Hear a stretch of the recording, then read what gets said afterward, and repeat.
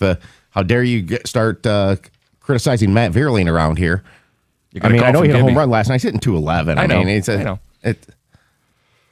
Torque's bombing. There's a clear factor that they're missing a couple of bats due to injury, but they're just not a good enough lineup right now in general. And that is on roster construction. I would argue right now, if Torque was performing more like last year, that this team would probably have 3-4 more wins. Sure. And you take everything else as it's kind of what we thought it was. He's a minus 0.7 WAR. What are you doing last night hitting him behind Riley Green? So he's got a 907 OPS, and then Torque has a 671. Tom, someone has to bat fifth. Who would you have hit fifth yesterday? Maybe I would bat Riley Green third. No, but irrelevant. Torque hit fifth. Okay, you think he's bad? I got text bitching about him. Who's hitting fifth last night? I'll play the role of AJ. You tell me who's hitting fifth. He probably is the guy. The problem is, here's the criticism is to move up Green. Okay. Put him behind McGonigal so he can at least drum up a couple more runs. Put your 3 good hitters in a row. Yeah. Again, the issue is if you only have 3 good hitters, there's only so much you're going to be able to do. The issue is if you lead off with McGonigal and you go Dingler Green to split up the lefties, then you're left with what? Putting Colt Keith batting cleanup, who has yet to hit a home run? Yeah. There's not a Bible that says you can't hit 2 lefties in a row. I know, and AJ does. He hit 2 lefties in a row to start the game yesterday, Keith and McGonigal. Yeah, we'll put Green third. Do 3 in a row. Rewrite history. But what about the bullpen in the 7th inning when they go to their lefty? How about we get a lead first and we'll worry about it later? Get some professional batters can hit the same side pitcher. When will your station call out the president of baseball ops? Hasn't built a franchise with an identity. He's very below average at MLB talent evaluation and development. He is not the guy. Yeah, when will this radio station call out Scott Harris? Right, yeah. How many strikes have you given him? I mean, that happened within the first 6 months. I think he was here. I wish someone on this show would have called out Harris at some point in the last handful of years here. Anyway, let me just say, they have their hands tied with Spencer Torkelson, okay? And I know you could send him down at this point and try to get something worked out. Think about, okay, they were ready to move on from him last year, and then he performs. Yeah. What are you supposed to do? Oh, I get it. This is a spot where I know, you can criticize a general manager, but again, this town, can you criticize players? This guy is screwing this team over with his odd, even performance every other season. What are you supposed to do? Oh, we can criticize players. You heard how people talked about Green with his 200 strikeouts a year ago. You've heard how people have talked about Jalen Duren in this postseason. We can absolutely criticize players. But when it feels like it's more than one guy, and with the Tigers lineup, it's well more than one guy. Where do you put do we spend a segment on each one? Or do you say... No, we'll be here till Friday. Or do you say, I didn't see the offense contribute in the 24 or 25 playoffs. Am I supposed to be stunned it's not contributing in a meaningful way the very next year? Well, so the issue, there's many issues, but the pitching hasn't been what you paid for.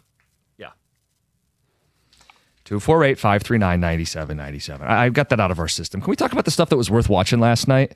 Sure. We'll do that next, and then we'll get to Jalen Duren, the updated reporting about his contract and the estimated price tag.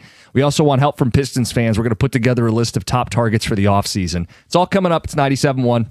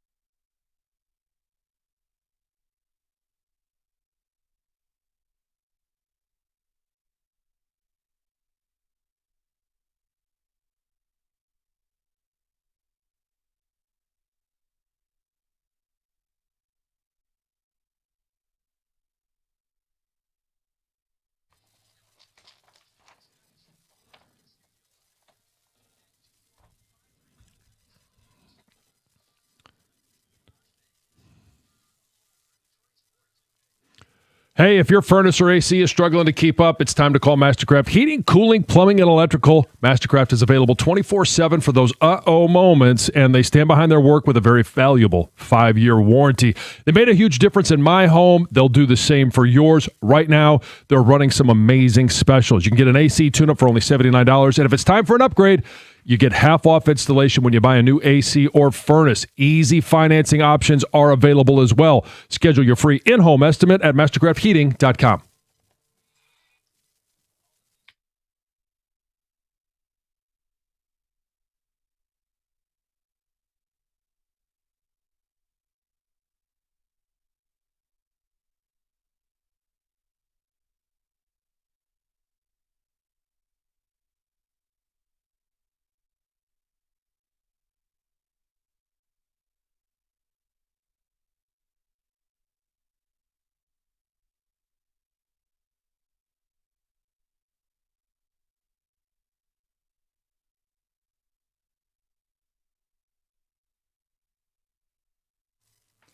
Playoff hockey, man.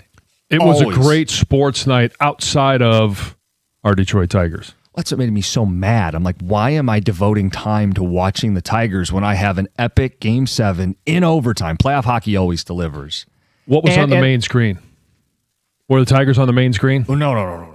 That was monitoring the Tiger. I had the Tiger broadcast MLB TV on my phone, and I had the Western Conference Finals going on, the NBA Finals going on between the Spurs and what a great and the game Thunder. that But yeah, was, I had too. the hockey. As soon as hockey went to OT, that became the big screen. And I just hate that I'm juggling Tiger baseball when there's such a dud, 2-11 since Scooble went down. Would love to talk a little hockey, a little basketball. What was the focus for you? Watching the Spurs and the Thunder. That was an epic battle. Mm-hmm. You mentioned it earlier. It was like watching a completely different sport. And let's go back maybe 5-6 years. It's like watching SEC football compared to everything else. Like, it's just a completely different sport. Now, the Big Ten, obviously, with the 3 national championships, they've caught up.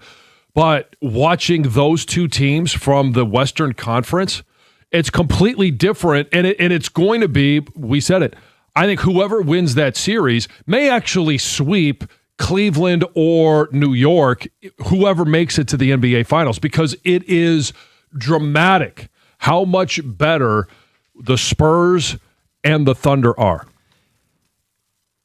The Spurs went into OKC, stole game 1 in double overtime, dramatic fashion, and Wembanyama had 41 points, 24 rebounds.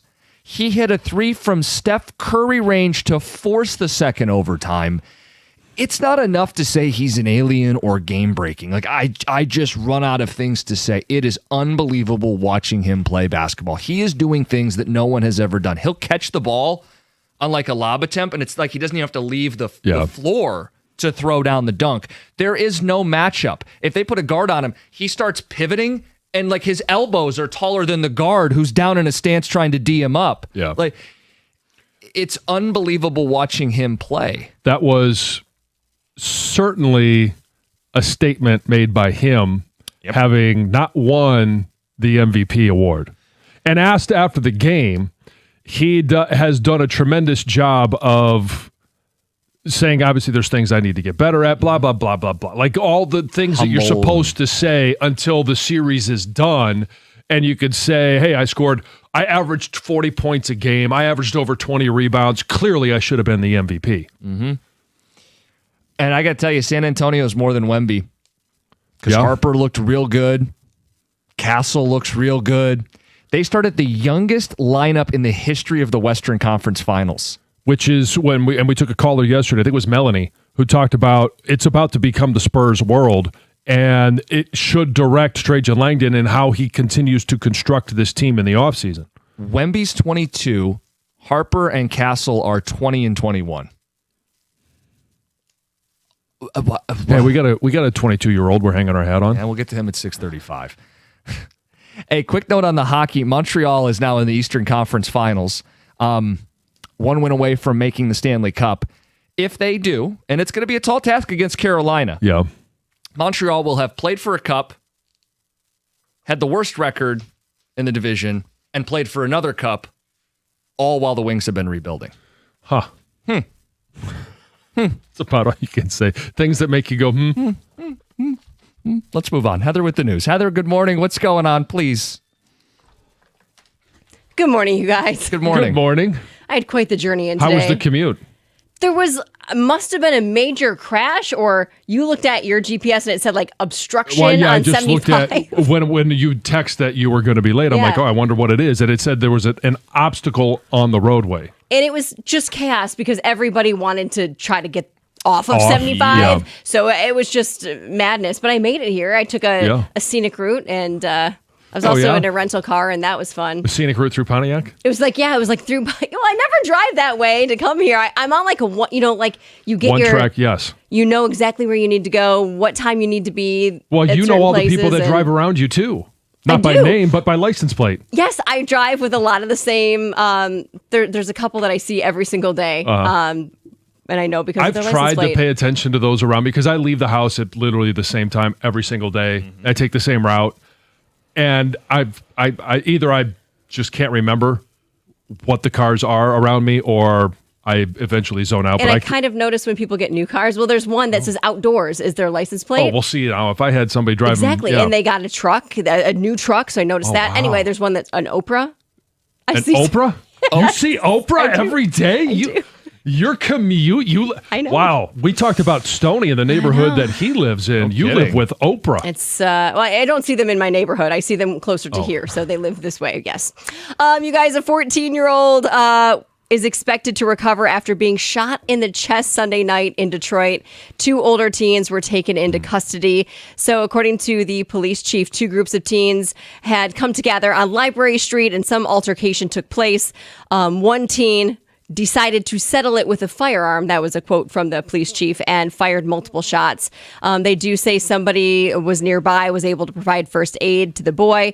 A weapon was recovered. A 16 and 17-year-old were detained. And the police chief says that the shooting comes as city officials ramp up efforts to just curb summer violence. And they also highlighted the city's curfew, 10 p.m. for youths under 15 and 11 p.m. for teens 16 to 17 years old. And also kind of shared a warning to parents. It says, we're going to hold parents accountable as well. You need to know where your children are. So parents, just have conversations with your kids. Be aware of what they're up to and where they are. This is pretty cool. If you're headed to the UP this summer, you better put Tequamanon Falls on your list of must-see if you haven't already seen it. This year, a brand new 1,100-foot accessible boardwalk is officially open. It's been 2 years in the making for this particular boardwalk. It now gives those using a wheelchair or other accessible devices a chance to see up-close views of the iconic waterfall. So pretty cool. Offers panoramic views of the Tequamanon River before, obviously, it rushes over the edge, drops 50 feet. You guys have both been there, right? Yes. Yeah, really cool. A must see for sure. This is neat. A Michigan college student is making history in the skilled trades. There's a 21-year-old from Dexter who will become the first woman ever to represent the United States in welding at the World Skills Competition. It's this big international event described as the Olympics of the skilled trades. So she earned her spot winning the USA Weld Trials in Alabama. She's a student at Washtenaw Community College, trains like all the time with a guidance and instructor. So the big competition, she's going to China. It takes place in Shanghai. Contestants from around the world will be judged on speed, precision, craftsmanship. And she says she hopes her achievements inspires more women to pursue careers in the trades. Long-term goals to earn a welding engineering degree from Wayne State, become a welding instructor herself. So very cool. Yeah, and her dating profile says she's willing to create great bonds. Aw. So That's cheesy. cute. Let's talk about No Mo May. It's become a really, kind of Polarizing? polarizing, but I was going to say popular, but I wouldn't call it that either. No, it's very unpopular. A trend that some people participate in, and obviously it encourages homeowners to skip mowing for the whole month of May to help the bees and other pollinators. But now Michigan experts say the benefits may be limited. So there is an expert from Michigan State University that says simply letting grass grow for a few weeks does not provide the long-term food and nesting habitats pollinators need to so now they're going to do it all summer long? No, instead they're recommending mow less often, use less pesticides, and plant native flowers. Right. Is what will really help. Isn't that what I said? Plant flowers? Yes. Yeah. Use your brains. So it sounds like some communities are going to shift away from that no mow May and just never do made like sense. mow less, plant flowers, things like that. I never understood the Make My Lawn Look Ugly campaign. Yeah, and then instead of doing the work for a month, I'd rather bale hay at the end of the month. Yeah, no kidding. It's Heather with the news. All right, Jalen Duren, what's it going to cost to keep him? We'll give you the latest from Pistons Insider, and then we need your help putting together a list of top targets. Trajan Langdon going to speak later today at 1 o'clock as the Pistons offseason is officially here. It's 97.1. Tell you about Shaner Roofing. Shaner's been doing roofs, now windows and siding, and it's a 30-year track record of trusted service. Shaner's a local company, and while their competitors are being bought out by investment firms, Shaner is local and committed to their Michigan customers. Family-owned, treat you like family. They answer to you, not private equity. And a great example of them making sure they keep that family atmosphere, the no-pressure promise. You can forget about your high-pressure sales pitches. Other places will try to get you and sign you up right away. You're going to get a true, honest assessment of your home's needs, and then you make the right decision. They stand by their work. They have a lifetime guarantee, lifetime transferable guarantee on roof installation. Check them out, mymichiganroof.com. That's Shaner Roofing, mymichiganroof.com.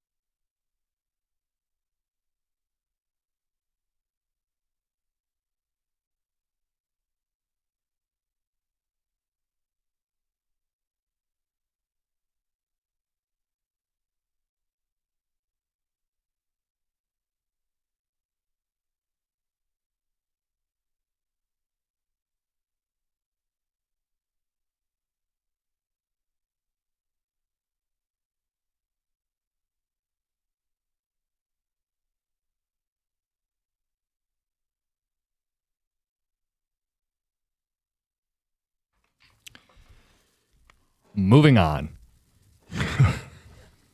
Good morning, 97.1. Jim Costa, John Jansen, Heather Park, Govern Greg behind the glass. 2 Grand Slam coming up at 7:25, less than an hour away. You could win some money with us. Jalen Duren is looking to get some big money. We got an update from one of the Pistons insiders on what it may come down to, how much it may cost for the Pistons to bring Duren back.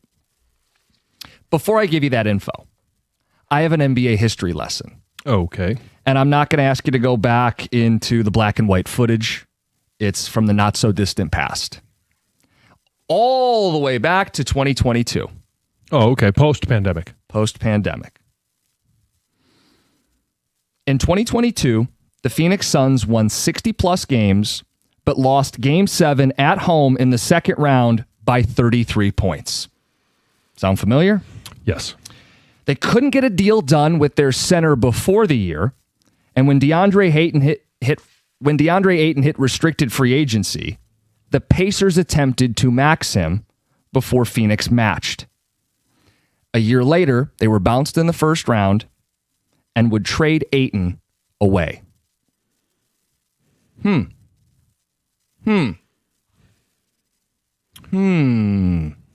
that a fair comparison?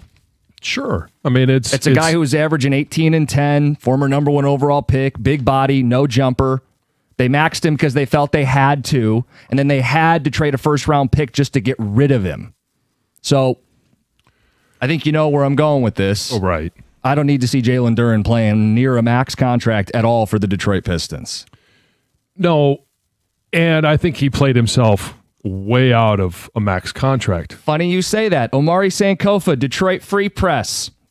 It's difficult to see the Pistons offering a max deal after an all-star season. Duren fell flat in the playoffs.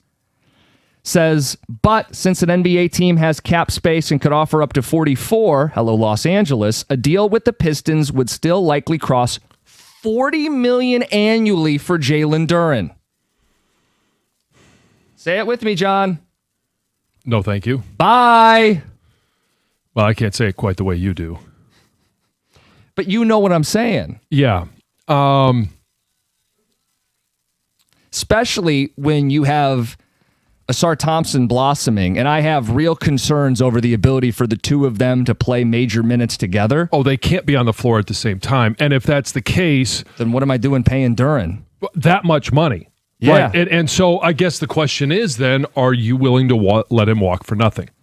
What can you get for him? How do you go about doing that? And things get really weird when you're talking about aprons and mid-level exceptions and who you trade for and who is even in the market to trade for somebody that is going to be in that type of salary. Yeah. So and my answer would be it's going to hurt, but if somebody offers him that, then you play the drop.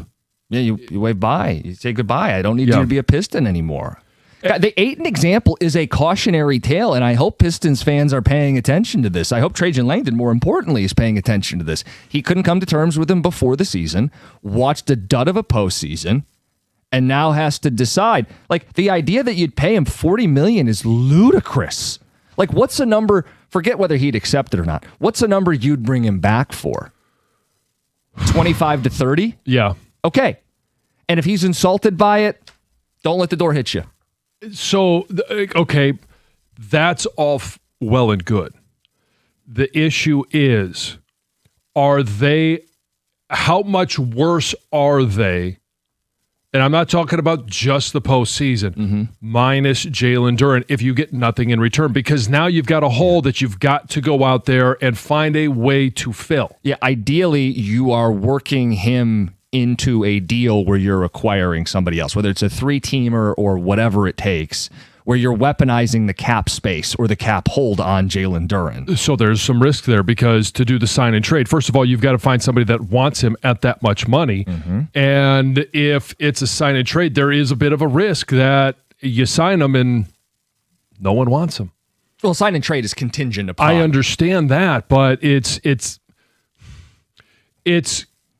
a little bit in the weeds, but you've got to have that deal in place. And if there's no takers, then you get them for the 25 to 30. But I think there's going to be somebody that says, we're going to pay him for what we believe we can make him. Not for what he's done, but he's 22 years old. We believe there's much more to tap into. Is there a team who's bad who can afford to roll the dice on a 22-year-old Jalen Duren because they don't have very many good players and they don't have a lot of commitments financially? Oh, sure. Sure. So those are the teams that you cozy up to and try to make something happen because, again, when I see $40 million from a Pistons insider, I cringe. Asar Thompson, we know, is a struggle offensively. Duren also is tethered to the paint. One of them's all defense. One of them's blowing up game plans. Right. We didn't play the audio yesterday, but we've got it. Kenny Atkinson just out and out said it. There is a player on the Pistons who effed up our game plan. This is what he said about Asar.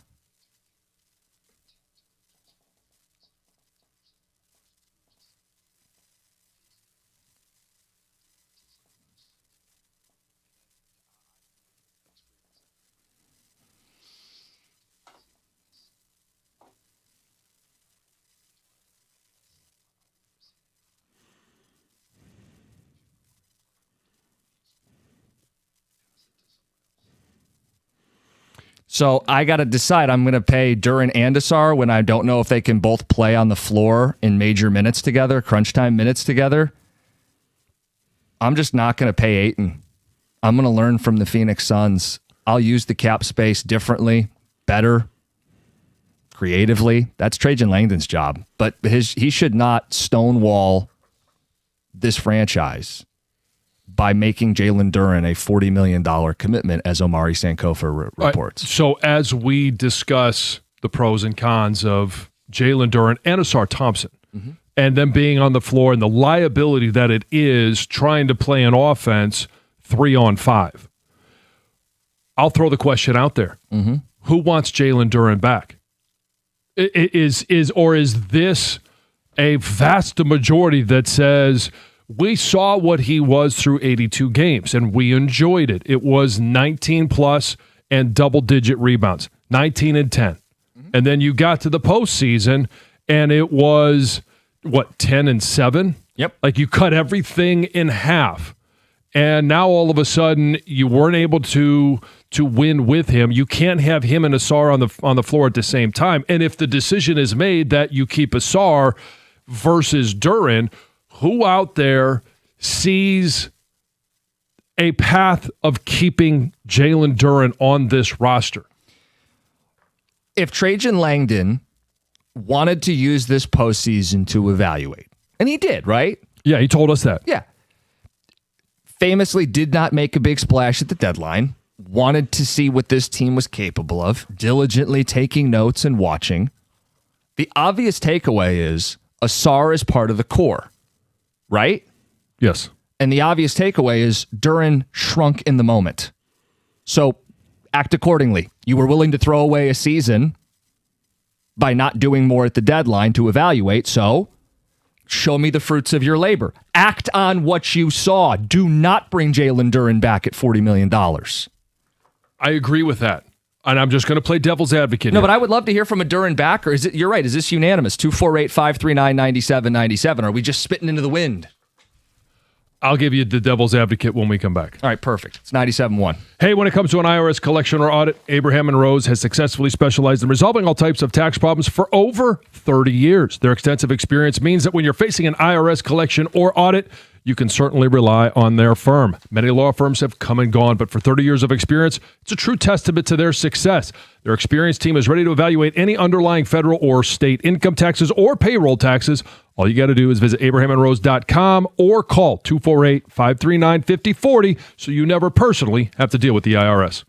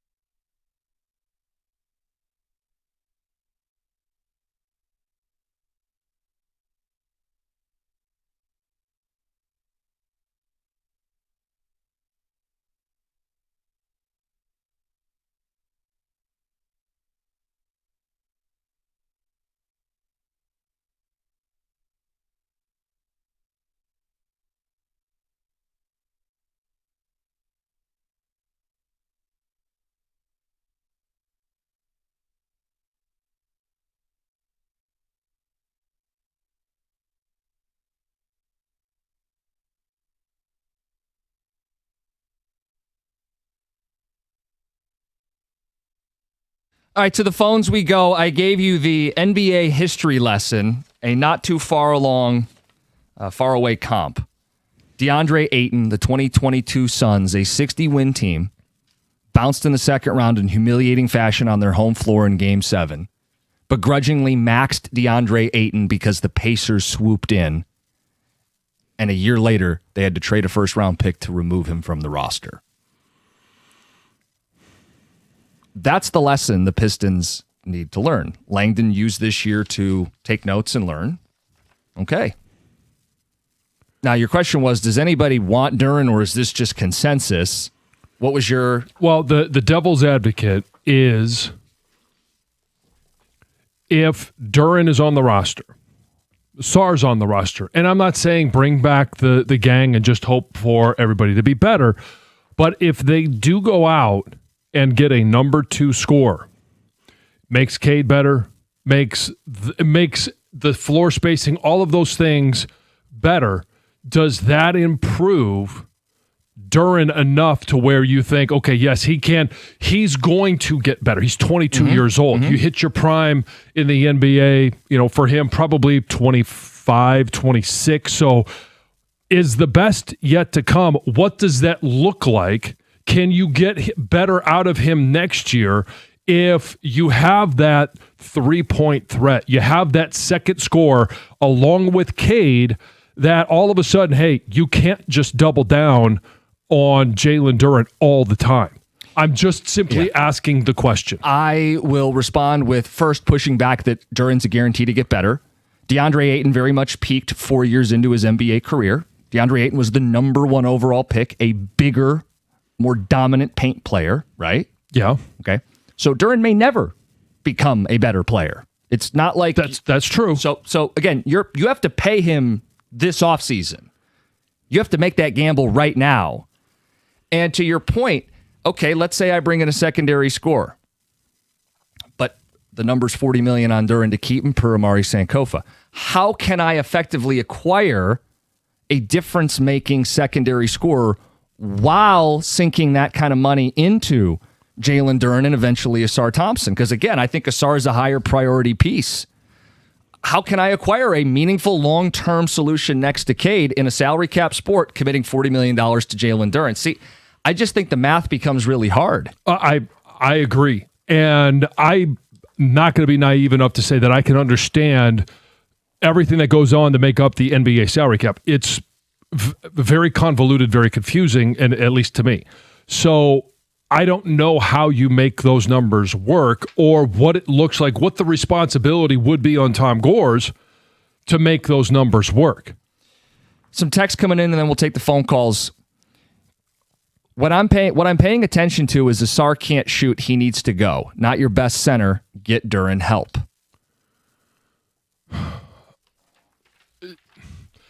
So the lesson this guy took from the playoffs was Asar is expendable, but Duren is someone we must pay $40 million to. Yeah, I'm not sure how you come to that conclusion. And we saw that Asar Thompson on offense is a liability. But at least on the other side of the floor, he is a difference maker. He is the biggest difference maker on defense there is outside of Wembanyama. You're obsessed with Duren. He isn't going anywhere. He'll be back for $35 to $40 million a year. Stop comparing him to bum-ass Ayton. He's going to be a Piston long-term, Jordan in a shop. Do you think the Ayton comparison's unfair? No, and you would have said the same thing about Ayton at the time that the Suns were deciding on him as well. Yeah. And then your history lesson is look what it got him. Yeah, where have they been since? I mean, basically they had to pull a Brock Osweiler trade and saddle a pick to get rid of him. Yeah, they have not made it any further since. Brock Osweiler. Yeah, you're right. I just didn't see that one coming. I mean, seriously, whenever you made a horrendous mistake when you have to sell off a player and add good compensation just for the other team to take the salary. Yeah. You have to be prepared to take a step back if you don't keep Duren. 22 years old, there has to be room for improvement. You can tell yourself that everyone's always going to get better. It's far from a given. Right, but you can't go in with the assumption that he's not. Why not? Oh, well, it's because it's the same assumption that you would have if he's going to get better. I'm just going to go on what he's done. Okay, but when you pay somebody, you're going to pay them for what you believe they are going to do, not what they've done. If I believe this is who he is moving forward. Okay. If that's your assumption that this is the best that Jalen Duren's ever going to be, I would somewhat disagree.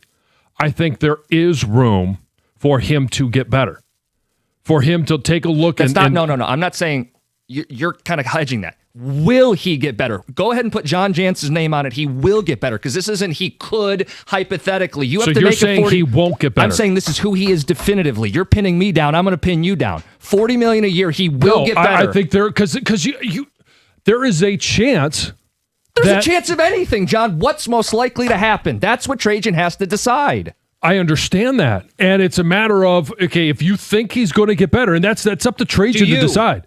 I'm not hosting a show with Trajan. Do you? I think the odds are that he gets better. Okay. So you think he gets better? Yeah, but I also don't think I'm not going to sit here and say I'm going to pay him $40 million. I don't think he gets that much better. Let's get to the phones. Let's get to Mike. You're on 97.1. Hey, how you guys doing this morning? Good. Hey, I got a trade idea. I know people are going to be throwing crazy things out there, but I'm not sure about how the numbers match up, but Jalen Duren, I thought about this even during the year. Jalen Duren, Ron Holland, I'll throw in definitely a first rounder, if not a second rounder, to Utah, because I think we need to go all in on the big boy out there and bring Markkanen to Detroit. He's big, he's lean, he can play D a little bit, but he can shoot. And I think that's a perfect complement with Cade. I think we need to go all in on a guy like that. I also believe that from a big man standpoint, filling in Duren's shoes, we can go after Bobby Portis Jr. The numbers kind of match up. I know Markkanen makes about 50, but I think it works. And if Goris is willing to pull the trigger, what do you guys think about something like that? So I see that as Duren and a first for Lauri Markkanen, because Ron Holland throwing that in there is just like, hey, we just want to get rid of the guy. He's not doing anything. We don't believe he's going to be anything. So I think you're going to have to give more. It's going to need to hurt more than just Duren and a first. You don't think that Utah would entertain that, being that Ron Holland's so young? He's not a star, but I think he's a good young player. They got the number 2 pick in the draft, which they could either going to take AJ or Darren Peterson from Kansas. I mean, they're going to be young, right? So if I'm Utah, I'm entertaining something I think like they that. would see a value in Ron Holland. I don't know if that deal gets it done. Maybe it's 2 firsts. Yeah, I was going to say, you're going to have multiple firsts in there, yeah. And maybe that's something you're willing to do. Yeah, because you're thinking these firsts are going to be outside the lottery, ideally deep into the 20s. And you think Lauri Markkanen fits more of where this team needs to go. They're the ones that just went and got Jaren Jackson, right? They did. They're going to, in theory, pair those two up. I don't know. So that's adding Lauri Markkanen sounds amazing. I would love that. I just don't understand what Utah is doing if they went out and got Jaren Jackson Jr. to pair with Lauri Markkanen, right? And then they trade Lauri Markkanen. Yeah. Look, I think it's a good transition because we got calls that we're going to take right away in the 7 o'clock hour on this Duren stuff. Omari Sankova of the Free Press says likely $40 million annually for Jalen Duren. Nauseating. I cringe when I hear it. I gave you the 8 in comp. We want to hear from you guys on the Duren stuff, but we also want participation on names. We're going to put together a list of names the Pistons could and should pursue, or at least should be in the conversation. Lauri Markkanen will make the honorary first name. Okay. But we want more. And you can text these in if you're busy this morning, but we'd love for you to pitch a guy on the phones. 248-539-9797. Who are names the Pistons need to target this offseason? We'll put together a list and do something with it later this week. Lot to discuss with this team. Trajan Langdon's going to speak at 1 o'clock later today, give his thoughts on the season and what's ahead. It's 97.1.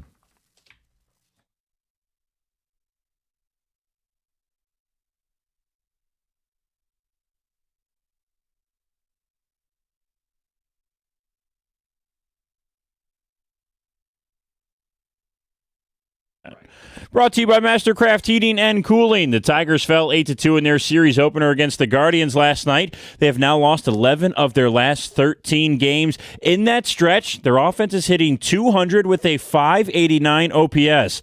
Both of those marks are bottom 3 in baseball. Their OPS is dead last in that stretch. A.J. Hinch said if his team is not already frustrated, then they're in trouble.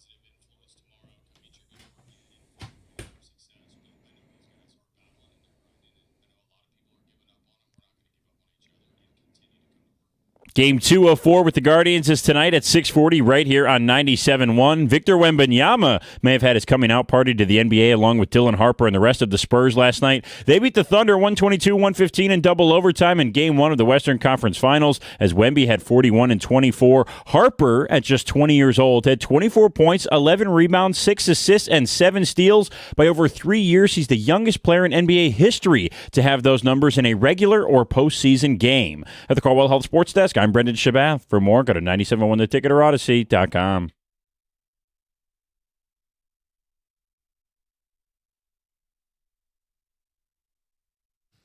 So we're putting together a list. Lauri Markkanen's first call we got on it. Names for the Pistons to consider this offseason. Lauri Markkanen's the first. We'll take calls on that. Plus Duren. Omari Sankofa of the Free Press says likely $40 million a year for Duren even after this postseason. Let's get to Ben and Monroe. Ben, good morning.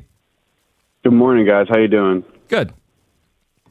All right. I got one that I think you guys are both going to hate, but it's just a thought. As a twin, I had to say this. I think we offload Jalen Duren and find a way to get Amin Thompson into the roster. What do we think? What are we thinking, guys? I don't think the Rockets are even answering our phone call on that.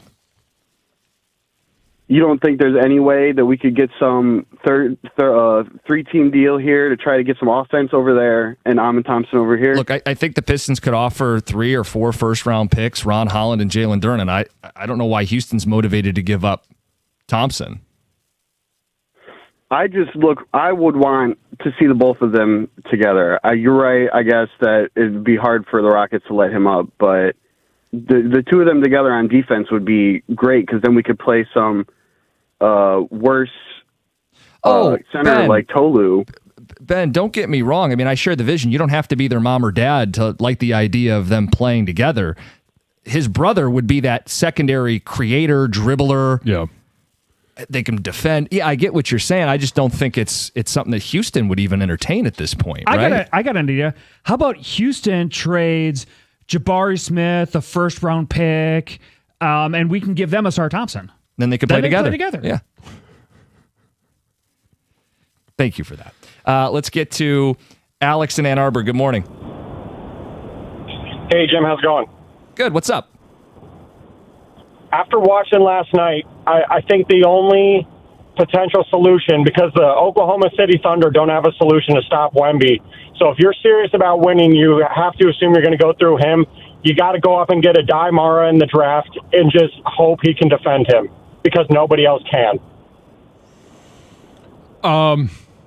I mean, kudos for creativity. But I don't think a Daimara is the answer to guard Victor Wembanyama, and I'm not sure that there actually is an answer other than he's going to get his. You're just going to have to find ways to outscore whether he gets 35 or 40 a game. It really is a coach's nightmare. Like, I know Bickerstaff has said you have to go at him to try to avoid blocks, as dumb as that sounds, to get in his chest. You probably need to get him in foul trouble. You need to throw different bodies at him and hope he turns the ball over. I don't. He is a nightmare to go against. Let me ask you this question. Oklahoma City has Chet Holmgren. Yeah. Is Chet Holmgren a better player than a Daimara? Yes. Okay, so if, quote unquote, they don't have anybody that can guard Victor Wembanyama, and Chet Holmgren did have a block, a big block at the end of regulation. why would you go out or trade up to get a lesser player that That's a great point. can't match what Chet Holmgren does? Chet finished second in Defensive Player of the Year voting behind only Wembanyama, one spot ahead of Asar Thompson. Also, like the Mara thing, first mock I pull up, he's going 14th. So the Pistons have to trade up. Right. So that's my point. Like, I don't think you're trading up to get him.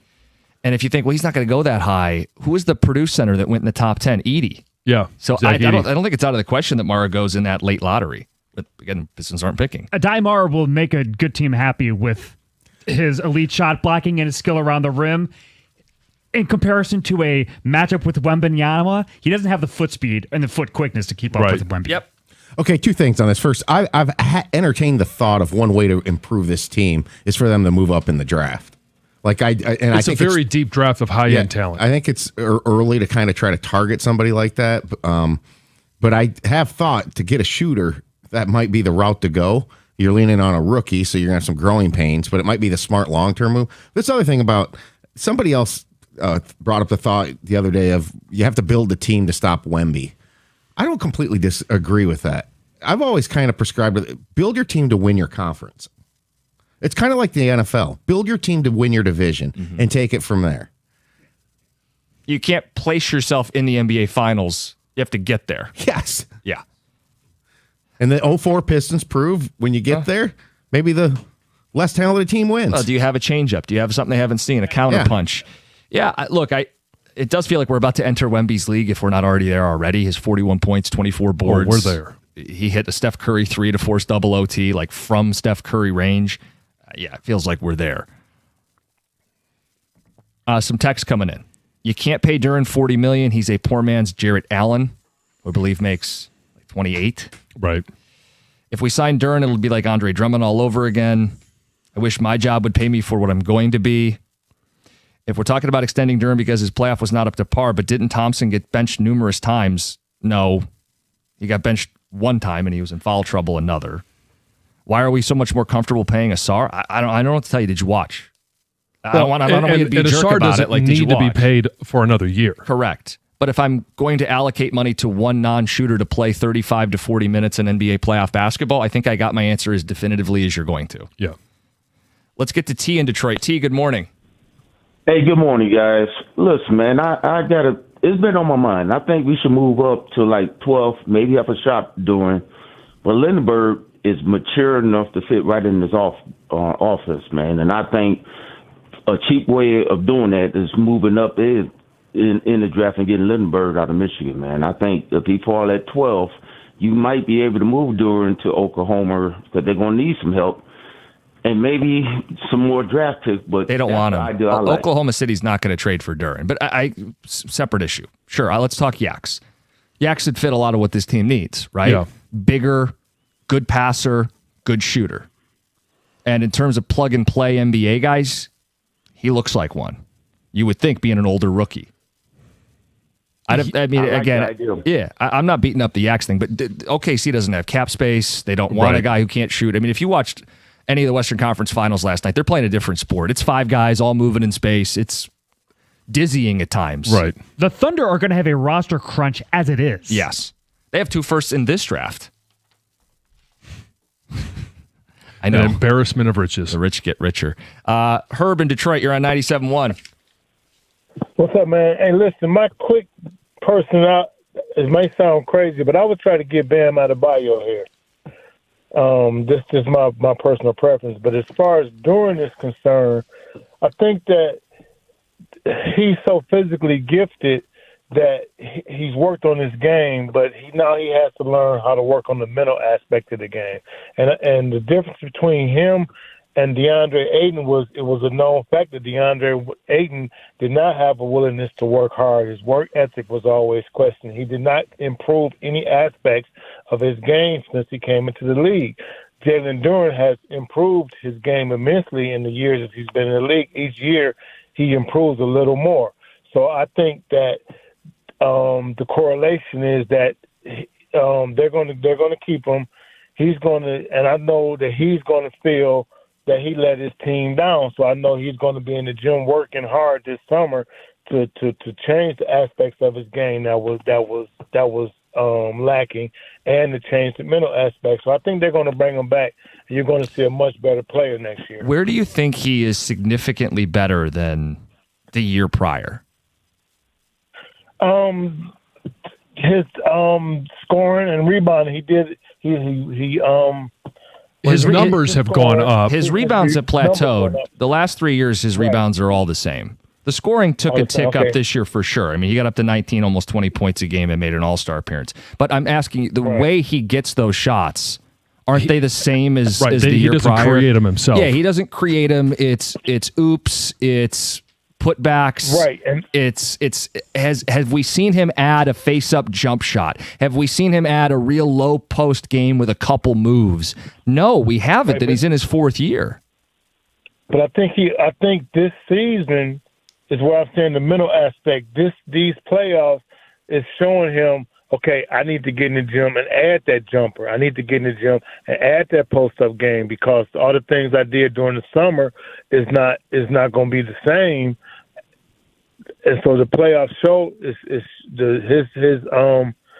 playoffs showed him that, I need to work on these things. I think he's going to be in the gym working on. Well, I don't doubt that he's. I mean, I think he probably has been in the gym. He's been a professional basketball player for 4 years. Just for comparison, as a 20-year-old, he averaged more rebounds and more assists per game, the same number of blocks, and shot better at the free throw line 2 years ago. This idea that the world is his oyster and he's going to work really hard. Okay. The big question is, and this will determine from Trajan Langdon, from JB, from all of the people that know basketball way more than we do. Why was there such a drop-off in the playoffs? Right. From what he was in the regular season? Was it some mental issue that he was having that he just couldn't find a way to get over through 14 games? And don't give me Angel Reese. No, I'm as funny as that was to needle you about it. I think it's a great question for Trajan. Some of it's probably mental, but I think another plausible answer is, well, I hope he's asked that today. But my point, though, is some of it might just be his skill set is easier to defend when you commit resources to it in a meaningful way in a 7-game series. And that, I mean, the easiest answer is probably the one that's the most right. Is he just easier to defend when teams actually defend? Do you think Lindenberg can be coached by Vickerstadt? Come on. Guys, I want to throw a curveball at you. Could Duren pull an Andre Drummond and sign a 1-year deal and bet on himself the following year in unrestricted free agency? I suppose. Package Duren to Utah for Markkanen. Go after LeBron. Find space for Reeves. This guy's trying to build a super team. That was my favorite one. Are we gonna add those two guys to the list? Yeah, so I have Austin Reeves and LeBron. Is there audio? Every team is going for LeBron. This is from Shams. Can we play that, Greg?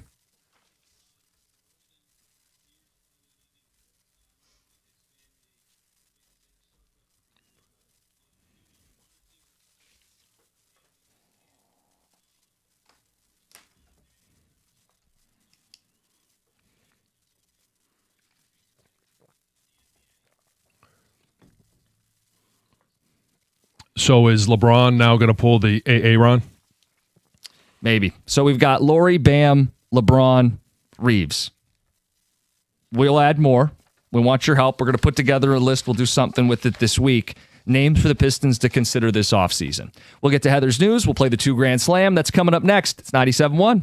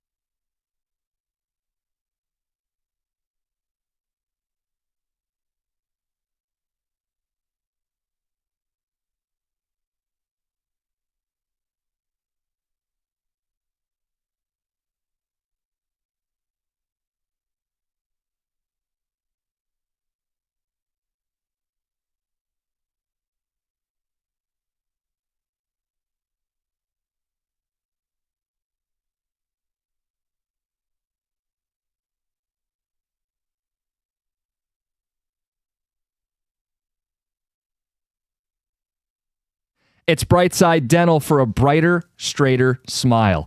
Get in this week and think of it like early smile prep for your summer. You got big plans, wedding seasons, graduations, all of it. You want to smile and be comfortable. Don't be self-conscious. $35 new patient special. They've got 9 locations across Metro Detroit. You can easily find an office right around the corner. If you have a little anxiety going to the dentist, that's normal. They get it, which is why it's all about a comfort-first approach. I go to Brightside for cleanings and fillings. I go to the Southfield location, and it truly is painless. 1-800-PAINLESS, BrightsideDental.com. That's Brightside Dental. No judgment, just care.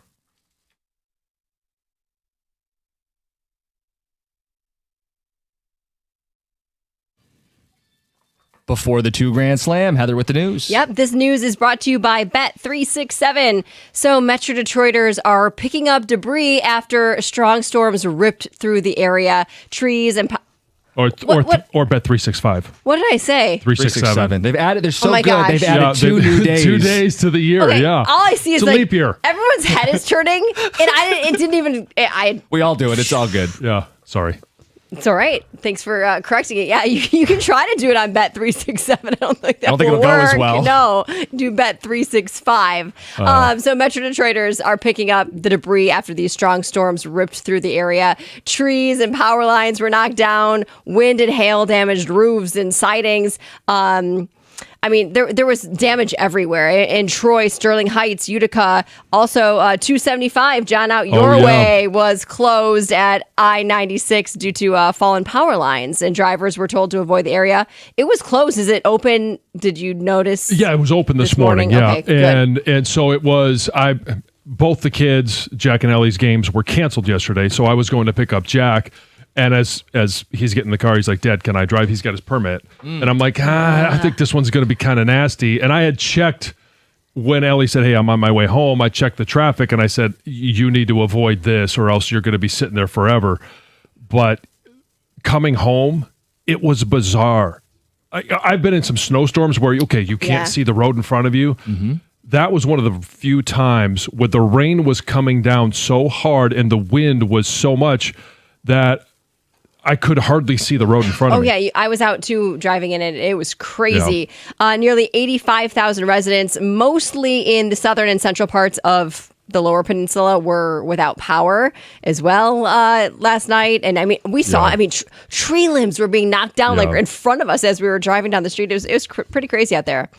Police in Clinton Township are investigating a shooting that stemmed over a dispute around a washing machine. So police say a shooting took place at the... What's her name? Oh, sorry. I shouldn't say that. John. Come on. Took place inside the Super Laundromat on Harper Avenue late Monday morning. A witness says that she was there with her son and they were doing laundry when another customer showed up and insisted that she use the same washing machine that they were already using. The woman said, hey, look around. There's plenty of other machines that are empty. But apparently that customer wanted that one particular washing machine. She called her own son to the laundromat, and then the 2 sons started fighting. One son pulled out a gun, shot the other one, hit him in the arm. So the injured son was taken to the hospital. The other son was taken to jail. Yes. 2 kayakers were rescued from waters between St. Ignace and Mackinac Island over the weekend. Mackinac Marine Rescue received an emergency call Saturday about 2 missing kayakers who paddled out, got tired, flipped over, and then were unable to get back into their kayak. So Coast Guard officials deployed a small boat. Thankfully, they were okay. They were found. They were brought into the boat as well as their kayaks. So now, if you are about to head out, the weather's getting warmer. If you're going to head out onto the water, make sure that your boat or kayak or canoe or whatever you're going out with has life jackets, fire extinguishers, obviously maybe not on a kayak, but on a boat. Right. And let somebody know that you're going. That's the next step. You should always leave a float plan with somebody on shore. You should also boat sober, obviously. Right. And also make sure you do have your boater safety. They say those born after June 30th, 1996 must complete a boater safety instruction course. So make sure you have that. Hey, if you want to win or your chance to win $2,000, give us a call now, 248-539-9797. Your chance to play the 2 Grand Slam. The top baby names in Michigan are out. Theodore and Charlotte were the most registered baby names in the state last year. Yes. So when it comes to the boys, the number 5, I'll just do that because it's easier than all of them. Most popular names in Michigan in 2025, Theodore, Noah, Oliver, Henry, and James. Great name. Yeah. I mean, there's a reason that most of these names you see a lot at the top of the list, even not in the state, but just nationally, because they're good names, right? Yes. They're great names. For classic. girls. Yeah, at least 4 of the 5 are. For girls, Charlotte, Amelia, Sophia, Eleanor, and Evelyn were the top 5. Those are good names. Yeah. Great names. I've got several in the family. Are we done with the whole Caden, Aiden, Braden trend that was going on? I don't think we're done with it, but I don't think that they're the most popular. Okay. And they've never been. While they seem to be popular, you hear them all the time. I don't think that they've ever actually been like in the top 5. Yeah. They're just I don't think those names go away. I just know that like it's Nothing a wrong with very those it's like names. a very generational name. They are. But there's nothing wrong with those names either. I didn't say there's anything wrong. I know. You just said, are we done with? Yeah. Are we moving past them? Did Yeah, they so have it was your tone. It's not what you say, it's how you say it. We also sometimes. don't have any more Gertrudes or Beatrices. Like everything's cyclical. Marge. Bertha. Large and big. Just what every woman wants to be named. Let's get to the 2 Grand Slam.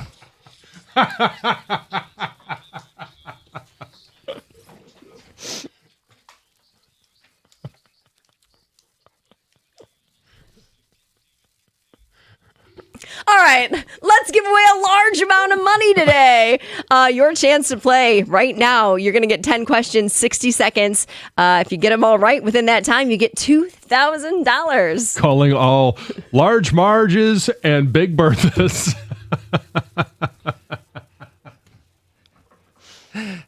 Our contestant is Chris in Harrison Township. Was Chris always the plan for your parents to name you? It's probably Christopher, right? Or is it just yeah, Chris? my name is Christopher, technically. Oh, okay. It's a great name. Solid. Solid name, yes. How you doing this morning, Chris? I'm good, man. How about you? We're doing all right. You ready to win $2,000? Gonna do my best. All right. All right, Chris, if there's one you don't know, feel free to say pass. If there is enough time, we'll get back to it. But your time is going to start right now. Victor Wembanyama was born in this country. France. Who wears jersey number 7 for the Detroit Tigers? Pass. Who are the Colorado Avalanche playing in the Western Conference Finals? Pass. This female singer had the 2006 hit SOS. Pass. Who is the manager of the Cleveland Guardians? Oh, Lord. Pass. What is the nickname of Tulane University? Tulane. Green Wave. Who played Jeff the Dude Lebowski in The Big Lebowski? Russell Crowe. The Detroit Lions opened the 2026 regular season against this team. Pass. The National Baseball Hall of Fame is located in this city. Canton. Who currently leads MLB in home runs this season?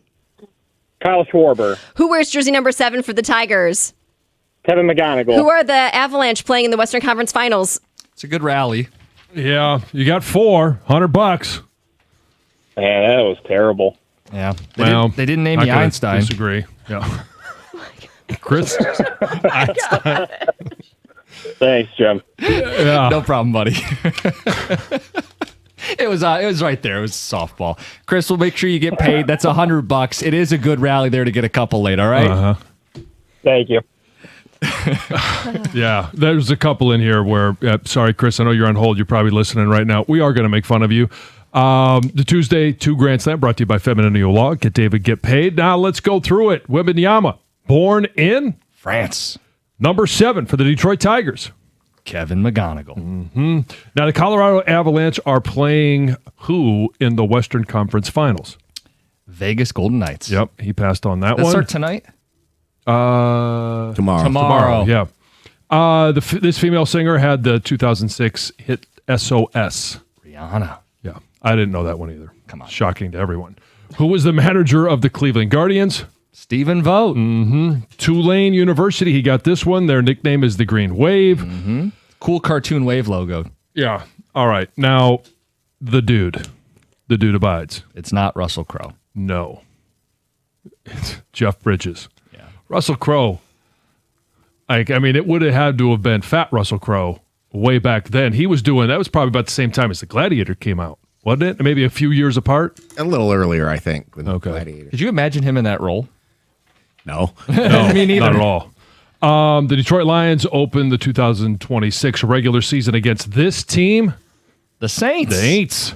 National Baseball Hall of Fame is located in this city. Now, this one I thought was You got to get a this. free space. And he said Canton.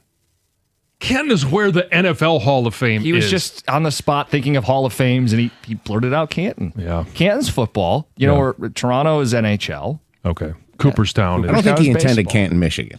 No, that's not what I assumed. I know, it I'm was. messing. Yes.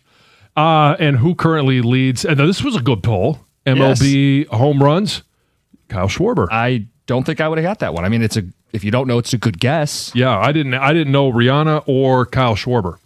So he's Chris from Monroe, and we famously always have Craig, or Chris from Harrison, and we always had Craig from Monroe. So Craig Monroe always, and we got Chris Harrison, Bachelor contestant. Can you do a Chris Harrison tease? Former Bachelor Yes. host. Yes, former. Well, in the spirit of that, the most exciting segment of radio Ever. Most dramatic ever. Ever. is coming up next. It's 97.1.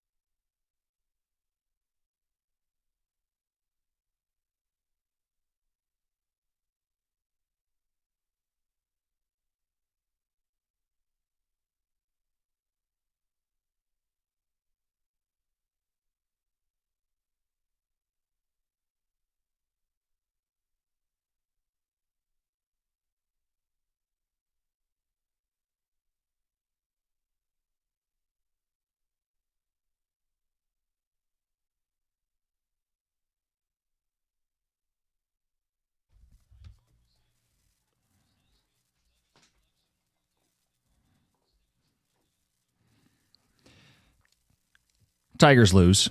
2-1 since the Scooble injury, averaging a whopping 2.5 runs per game. Last night, batters 5 through 9, a combined 1 of 17. And Valdez, who's stepping in to be the ace, leaking oil. 4 walks, 4 runs, and only 5 innings. And the bullpen wasn't any better. No. So AJ says people are giving up on us, but we're not going to give up on ourselves. What else am I going to say? No, I mean, it's just so frustrating.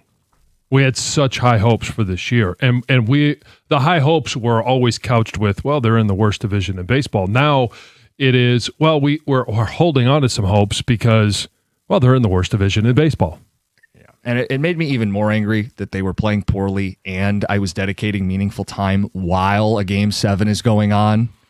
Buffalo tortured fans. Big comeback, OT hockey in the playoffs, and at the same time, the real NBA Finals are playing out, and it's a completely different speed. It's a completely different sport, and I'm dedicating my time, partially, it's 2026, you got multiple screens, but I'm dedicating meaningful time to the Tigers. It's frustrating, and I think everybody is frustrated. I wish that rain delay would have just kept going till July. Get everybody healthy, protect our peace. 3rd. Well, enough time to get Scooble back and see what we're doing. Which sounds like he's flying through this recovery. Yeah. I mean, is there a path where, I mean, I'm no doctor. Is he back by mid-June? Hey, look, if Boris, Mr. Nano Needle, gets his way, all his clients are going to do this. Blake Snell is now, I believe, considering the Nano Needle, the loose body surgery. Regardless. We have a couple texts I want to read, and then I think it's a conversation we need to hash out on the air. Mm-hmm. It's a settle this debate based on the Pistons Game 7. Some texts on names for the Pistons to consider this offseason. We've been collecting these. We want to put together a list of targets for the Pistons. So far, we have the following names. What did I do with the list? Oh, here it is. Lauri Markkanen, Bam Adebayo, LeBron James, Trey Murphy, Michael Porter Jr., and Austin Reeves. Add to that list, Zion. What? Don't shoot the messenger. Zion. Come on. And the Pistons need to add Alex Bregman. So we'll add him to the list as well. Haven't heard that one in a while. No. And this text, Chris's Grand Slam performance needs to be met with nothing but positivity. Anything else is unacceptable. Oh. You got $100. Mm-hmm. Thanks, JB. And what do you have 2 years ago? JB and the D. Thank you. All right. Sunday night was bad, but just how bad is the question?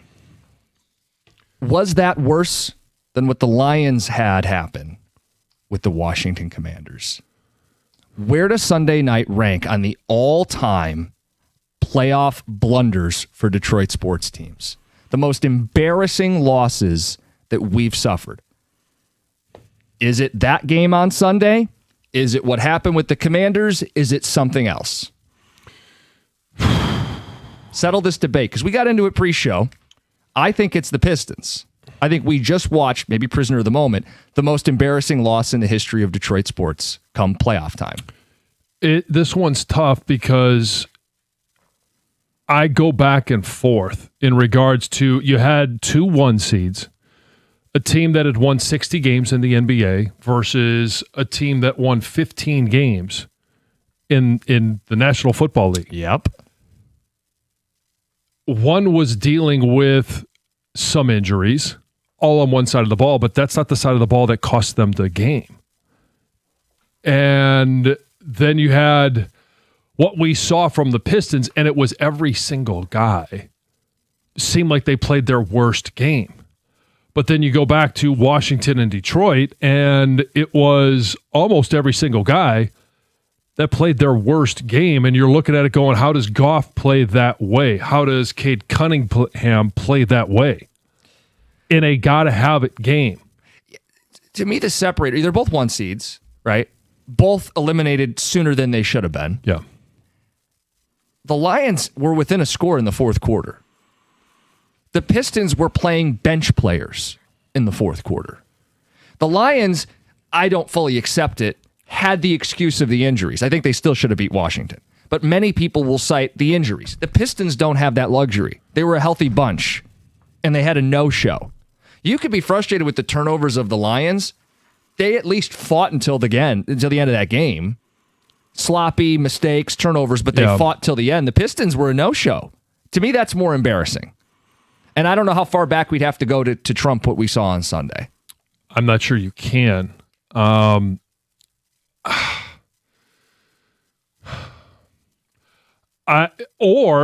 could say the 17-point lead that they had at halftime against the Niners, but it's not, and they blow that one.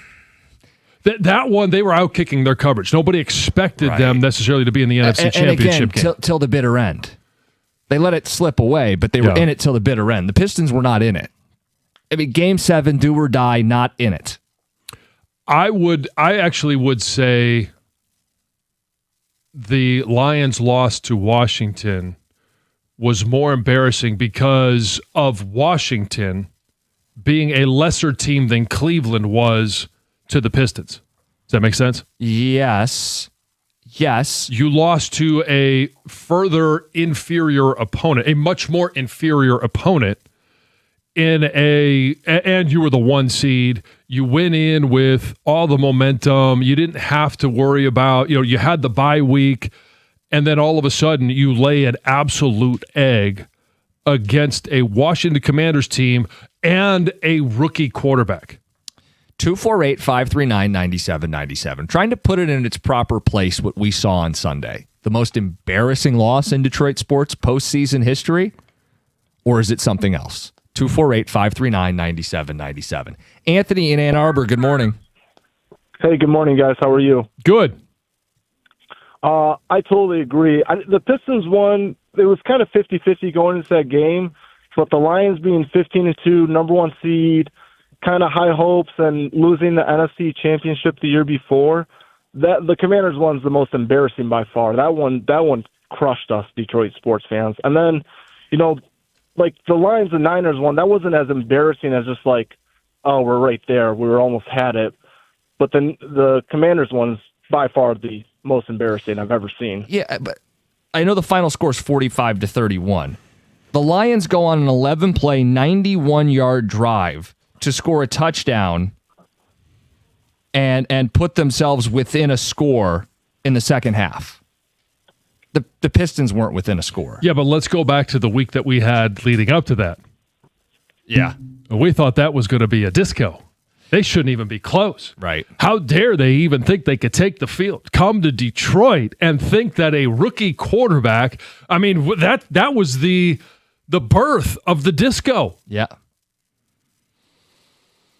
No, it was actually the Bills in the regular season. Okay, well, yeah, but it was overconfidence yet again. Yeah. Maybe it's the hangover I have. It was the most embarrassing for this show. Well, yeah. Look, and I don't think we were alone. I think a lot of fans went into that building, into that week. There's no chance. Yeah. Certainly felt like there was a chance the Pistons could have lost Game 7. Sure. See, I think the Pistons is probably the most embarrassing in quite a long time. Like, the word embarrassing. I was disappointed in the Lions, and they certainly should have. I think they still should have won that game in the mistakes. But you know what? They had a chance to win that game in the fourth quarter. One of the most criticized things of that game was the JMO pass. Yes. I mean, the Pistons weren't in it. And I'll say this about I think this at least breaks the deal. If we're using the word embarrassed, did anybody turn off the Lions game early? No. If they did, it was 5 minutes to go, 3 minutes to go. People were turned off the Pistons a lot at halftime. Oh, yes. Sure, I did. Most everybody at the third quarter. And maybe that's why I didn't witness the embarrassment of the second half. I think this is a good debate to have. Take it to the air. Take it to you guys. 248-539-9797. Was the Pistons' loss on Sunday the most embarrassing playoff game the Detroit sports team has ever played? It's 97-1. Hey, there's some great series going on right now, and if you want the best place, America's favorite place to watch all of them, it's at Stadium Swim, located at Circuit Resort and Casino. You can catch all the biggest games and moments at a viewing experience absolutely built for us, sports fans. Chill on one of the 6 pools on 3 different levels for a perfect view of their massive 40-foot tall high-definition screen located at Circa Resort and Casino in downtown Las Vegas, and it's right there on Fremont Street. Stadium Swim. Book your spot today at circalasvegas.com.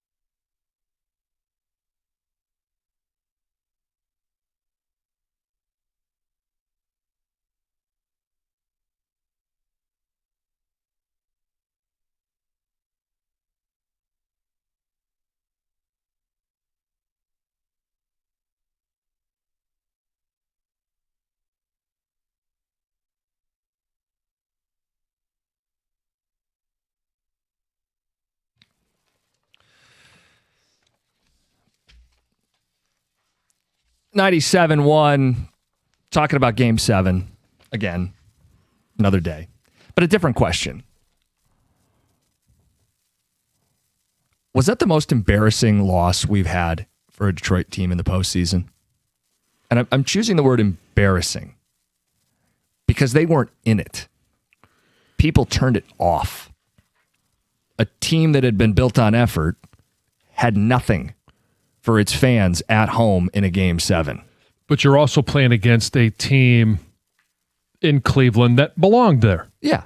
And I know what Washington did through the regular season. They were 12-5. They belonged in the postseason, but they didn't belong on the field with the Lions. This was a Lions team that walked through the division. They gave the greatest birthday present in Dallas to Jerry Jones he's ever gotten. They were 15-2, and I know that, hey, they lost handily to the Bills, even though it was 48-42. But you go all the way back to week 2, and it was, a turnover that cost you that game against Tampa Bay, and it was the fact that they couldn't run and they turned the ball over. This was a 15-2 Lions team that played against an inferior opponent and lost at home as the number 1 seed coming off a bye week. I get it, and it ended up being a disco the other way. They lost by double digits. My point is, fourth quarter, start of the fourth, 1-score game. Shouldn't have been. You're right. They should have been down more.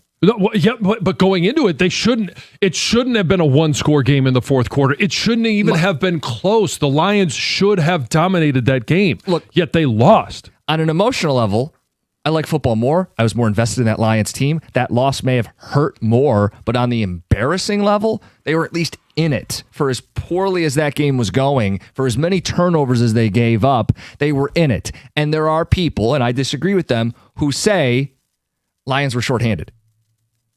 Yeah, that doesn't play into it for me. Therefore, it's more acceptable. The reality is there's no excuse for the Pistons. There's no hangover injury cloud. What if this guy hadn't rolled an ankle or blown out a knee? The Pistons were healthy and no-showed. Lions were injured and were in it in the fourth quarter. So I focus on the word embarrassment, and I thought that was more embarrassing. We may be hung up on the wrong comparison. If people have other games, we'll take them on the phones and the text 248-539-9797. Let me ask you this question. Going into the series with Cleveland, did you think it was going to go 6 or 7 games? Yeah, we talked about coin flip, torn, could go either way. So like versus like. If the Lions played a 7-game series against the Washington Commanders. Did you imagine how brutal that would be, by the way? You played a 7-game series against the same team. Yeah. But let's just say, physicality aside, how many games would it have taken the Lions to win that 7-game series? If you would have asked, this is purely hypothetical world where they're going to do this, I would have thought they had a chance to sweep them, or at the very least, gentlemen sweep them. Right. A 5-gamer. So this goes to my point of you had a team, they got blown out. It was embarrassing. That's certainly in the conversation. And if you're going to say that that's the most embarrassing loss, it's hard to argue. Yeah. But Washington was not in the same class as the Lions. You want to hear what other people think on this? Yeah. Okay. Text says most embarrassing postseason performance for a Detroit sports team, the Tigers being swept by the Orioles in 2014. Again, that's not a game, that's a series. That was a team, that was the last hurrah of that core. I mean, they added David Price. They had a lethal rotation. That's not the most embarrassing moment of that run. I think the debate was it getting swept by the Giants and Verlander getting completely shown up by Sandoval? Kung Fu Panda. And then the getting swept at home. And remember the remnants of Hurricane Sandy had moved in, and it was an awful raw night. Like it was depressing. Or this one hasn't been mentioned. I actually think for the Tigers, it was a Torrey Hunter moment going over into the bullpen. Oh, but hold on. We're doing two. I think that's heartbreaking. We're saying that's embarrassing?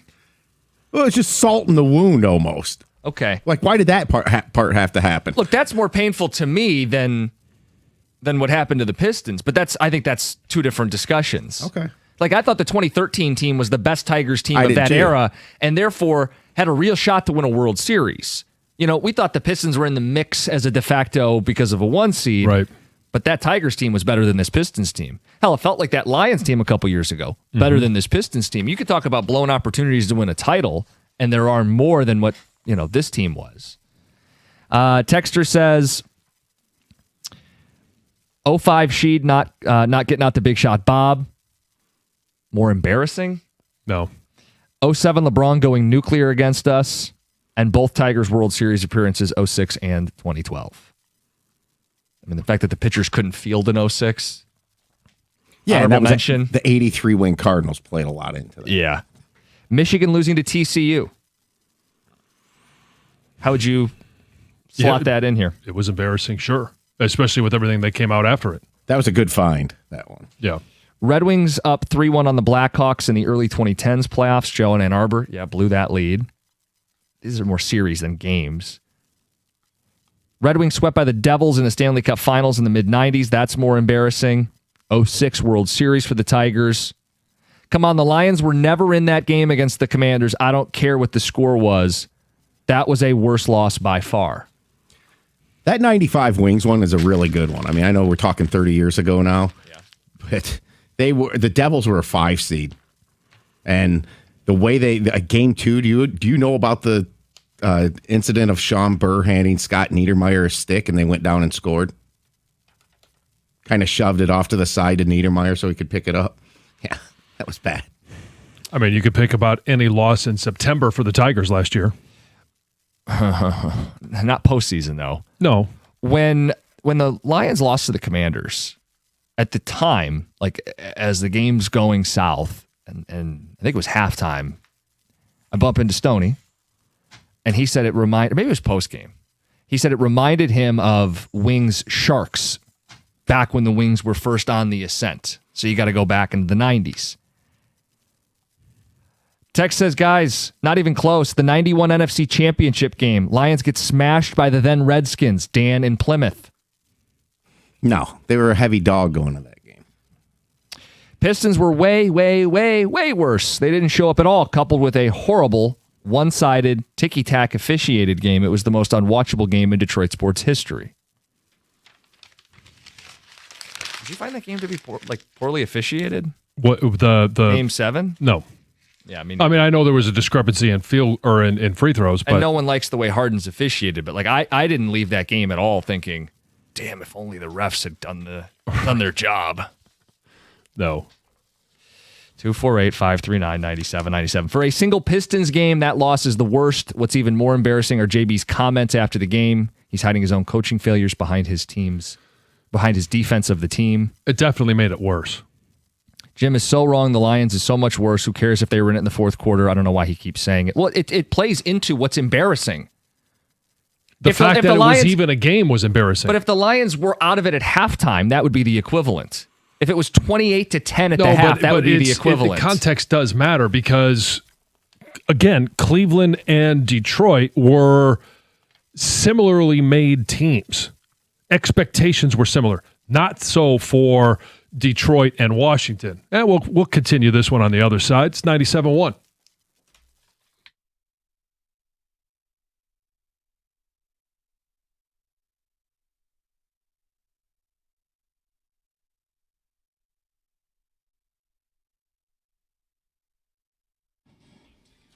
Brought to you by Hamilton Chevrolet. Another Detroit team was embarrassed by another Cleveland team last night as the Tigers lost 8-2 to the Guardians. Detroit was just 5 for 29 in the game, 0 for 4 with runners in scoring position, and total only 3 walks compared to 5 strikeouts.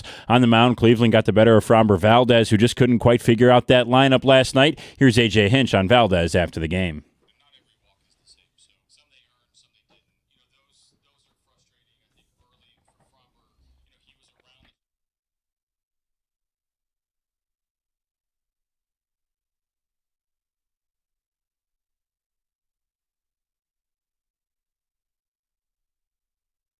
With a 2-11 record in the last 15 days, here's where the Tigers rank offensively in that stretch. 29th in runs, 29th in hits, 30th in home runs, 30th in RBIs, 23rd in strikeouts, 27th in average, 25th in on-base, 30th in slugging, and 30th in OPS. They're averaging 60 at-bats between home runs in the last 15 days. Detroit can try to turn things around at 6:40 tonight in Game 2 against the Guardians from Comerica Park. You can hear that one right here on 97.1. Last night in hockey, the Montreal Canadiens defeated the the Buffalo Sabres in overtime of Game 7 by a final score of 3-2. Habs get back to the conference finals for the first time since their Stanley Cup appearance back in 2021. At the Cornwall Health Sports Desk, I'm Brendan Shabath. For more, go to 97.1theticket or Odyssey.com.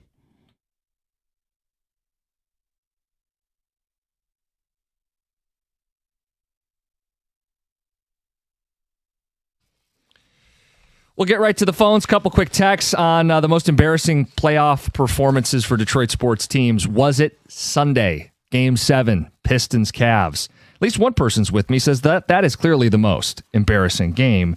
The fact that those teams were allegedly even, it should not have been a 40-point blowout. No, I get that, but the fact that it went 7 games, it was 3-3 going in. I'm just talking one game. No, I know. But those teams were more like each other than Washington was supposed to be to the Lions. Lions in 95 against the Eagles in the playoffs.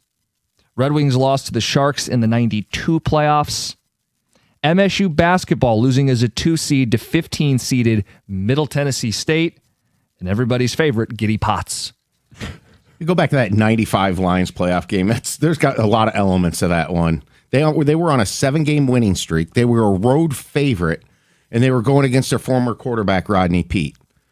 And Lomas guaranteed the win, and they proceeded to be down, I believe, 45-7 at half with Pete throwing a Hail Mary at the end of the half. A vintage SOL moment. Who would ever guarantee a Lions playoff win? Lomas. As a player. Mayor of Allen Park. Come on, man. Like, I have no room to judge. Tim in Rochester, you're on 97.1. Hey, guys.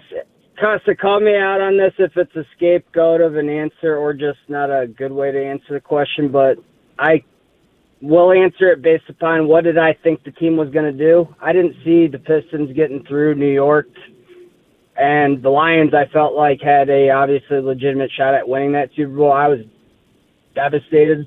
Yeah. After that game, Game 7, I was happy to turn it off at halftime because did I think they'd lose by 50? No, but it was almost validating in a lot of what you guys talked about yesterday. So okay, so like it's one of those deals.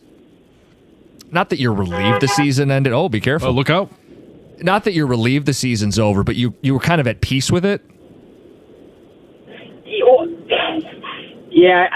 It was something where I thought the Pistons winning 60 games was a flash in the pan, and just I don't want to beat a dead horse, but one versus the other, one was a legitimate team, one was fake, in my view. I don't think there's like a wrong answer on this. This is just where you stand as a Detroit sports fan.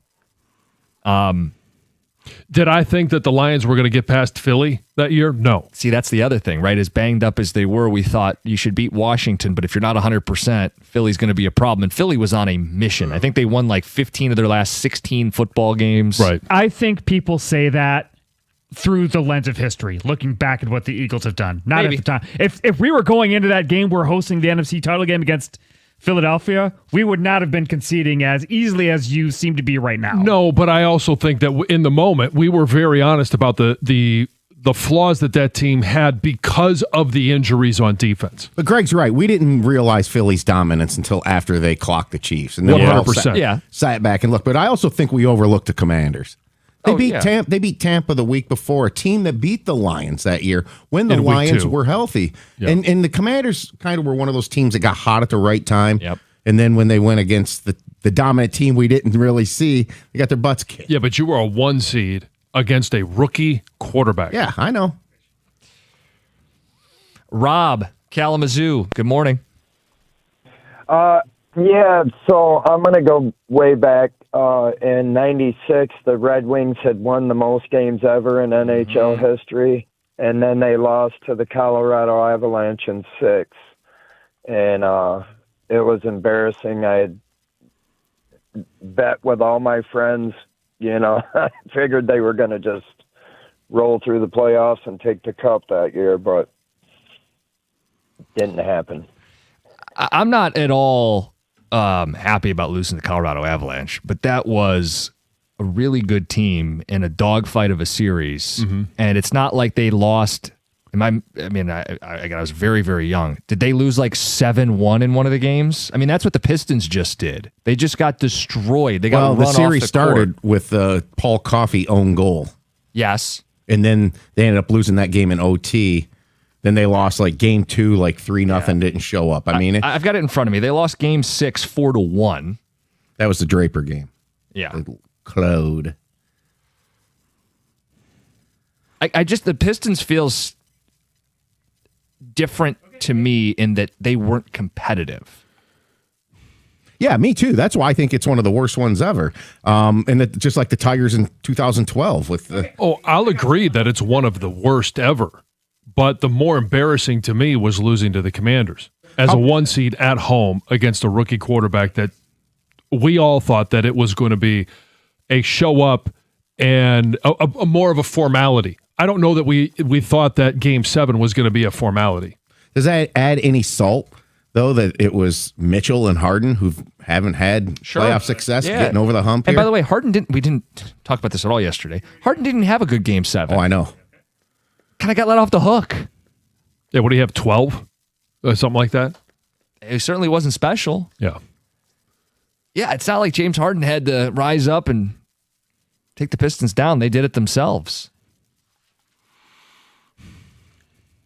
I just go back to what was the expectation going into the series for the Pistons, and we thought it was going to be a 6 or a 7 game series. They were slight favorites, and some of that was the fact that they had Game 7 on their home floor, right, where they were going to show up as they did all year with effort and defense, right. How doesn't it factor in, though, like for you, John, at least, if this is the 3rd worst Game 7 home loss in NBA history?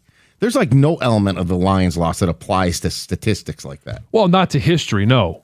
And there are number 1 seeds that have lost that game before. But I just felt like the Lions, even though they had the injuries on defense, they were so dominant offensively that they were going to hand it to the Washington Commanders, that the defense wasn't going to be a factor until they got to the next round. Well, maybe they should have ran it on 3rd and 1 up 7-3. Yeah. I mean, and the whole JMO pass, like all of that stuff. When you feel like you are relegated to those type of trick plays in moments like that, that's embarrassing. Chris in Rochester Hills, good morning. Hey, how's it going? I'm going a little bit back as well, but I was going to say Red Wings, too many men on the ice against Pittsburgh. I feel like that changed the trajectory of them for the last 17 years. You're talking in the 2009 Cup Finals? Yes. Yeah. Greg, you made a gesture back there. Changed the trajectory for the last 17 years? Oh, yeah. I mean, there's no way you could take that Eisenman seriously. can talk about that. Yeah. Guys, the too many men. It's hard to overcome. Even to this day. Mm-hmm. Text says MSU college football playoff game, truly embarrassing. Shane and Whitmore Lake. That was the Bama game, right? Yeah. Yeah, that was ugly. Yeah, I think the fact they didn't lose like 38-17. No, it was 38-0. Yeah, shut out. Bad. Jaden Daniels wasn't just a rookie quarterback. He was a mobile quarterback. You know, the Lions' kryptonite from an unnamed texter. Right, yes. Yeah, and golf is not. While it wasn't a playoff... Down that road again. Here you go. While it wasn't a playoff game, it had national title implications. App State beating Michigan in the Big House. Tony in a Jeep. No, that was embarrassing, yeah. Number 1 team going into the season. Thanks for the uplifting topic. That text just came. Hey.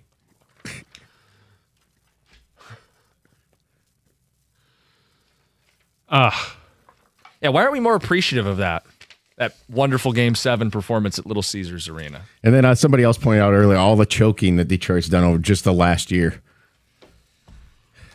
At least we're winning some. Hey, you want to go back to 2000? No. How about this? I'll a treat for that texter.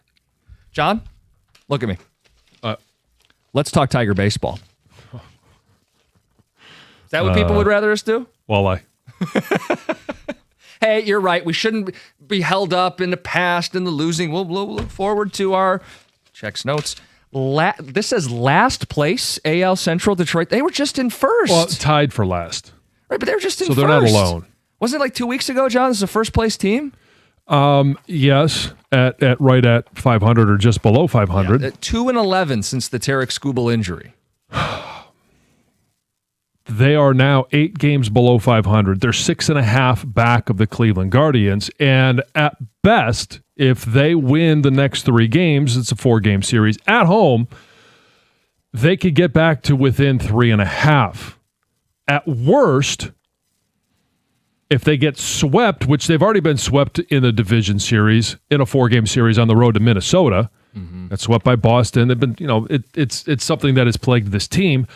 They would be 9.5 back, almost double digits back of the division leaders in the worst division in baseball in May. Oof. Yeah. Okay. They were in first place and are now in last place, 2-11 since the Tarek Skubal injury. In that time, they're scoring 2.5 runs a game. Valdez is the ace in Skubal's absence. Mm-hmm. Valdez is having the worst year of his professional career since 2019. He's got an ERA of 4.5, a whip of 1.4. Last night, he was handing out free passes and didn't get past the 5th inning. He's due. Are we going to play that game like we did with Duren? He's due. He's just not getting swing and miss, lowest whiff rate of his career. Can I ask if they should have allocated his money to the bats? So we went through this mental exercise when they signed him. We liked the signing. Mm-hmm. It's the insurance for Skubal, more for next year, but we found out it was supposed to be for this year as well. But, hey, this team in this division, the bats will be enough to be able to, they'll learn more what they need by the trade deadline. They'll be in it. They'll be, hey, a couple of games here and there. Maybe they're up one, maybe they're down a couple, but they'll know what they've got to do and they'll go by at the deadline. Yep. If they continue this trajectory, they're going to be selling at the deadline. And it's not going to be a matter of, hey, well, which bat do we want to go and try and get to make a push for a pennant or for the world to take a shot at the Dodgers in the World Series? It's just going to be, well, what's life look like without Tarek Skubal? You get the excuse that Torres is hurt. You get the excuse that Kerry Carpenter's hurt. You don't get the excuse that Torque's terrible. You know what I'm saying? Their lineup 5 through 9 was 1 of 17 yesterday. You want Torque's numbers since in the 2-11 streak? Yeah. I got him here. Okay. He's 5 of 46. Oh, God. 0 homers, 3 RBI, 23 strikeouts. Strikes out half of his at-bats. Mm. And is Zach McKinstry an all-star this year? No. Okay. But they count on Torque. They count on McKinstry. He was an all-star last year. They told us all up and down last year about how good he was, and we can't possibly. I'm not going to swim in your smarmy pool, right? Yeah. Where's the smarm alarm? We know Torkelson was supposed to be kind of the secondary key part of their lineup this year, and he is failing them miserably. Mm-hmm. The funny thing is, he had the one walk-off hit, and he actually helped win one. I know on the Friday night against Toronto. I wonder, their playoff lives ended because they couldn't hit in 24 and 25. And their big expenditure was on a pitcher. And if Valdez isn't a special arm, he's making record-setting money per season for a left-handed pitcher. I think you can ask the question if that was a wise investment or if they would have been better served adding a bat. Can we not? Can we ask that question? You can ask any question you want. Okay, John. I appreciate your approval. We're going to talk about what you could have been watching instead last night because there was a great game in hockey and there was a phenomenal game in the NBA. A couple quick notes on those games. We'll get to Heather's news. And then there is the latest on Jalen Duren's price tag from one of the insiders surrounding the Pistons. We'll get to that at 8:35. It's 97.1. Your home is likely your biggest investment. Certainly it is for me. And is it working as hard as it could for you? Whether you're looking to lower your monthly payment, fund a major renovation, or consolidate high-interest debt, First Merchants Bank is here to help you navigate the refinance process with ease. The market is moving fast, but their local team moves faster. They offer free refinance consultations to look at your unique situation and find the best path forward. Leverage your home's equity with a team that values personal, attentive service over everything else. They've been a dependable personal partner of mine for a number of years now and a pillar of the community since 1893. And their reputation for excellence is backed by Forbes and Newsweek. Don't settle for a faceless online lender. Talk to someone local, just like I did, who understands your goals. Start your refinance journey today with my friends at First Merchants Bank. First Merchants Bank, helping you prosper. Member FDIC, equal housing lender. Visit firstmerchants.com to learn more.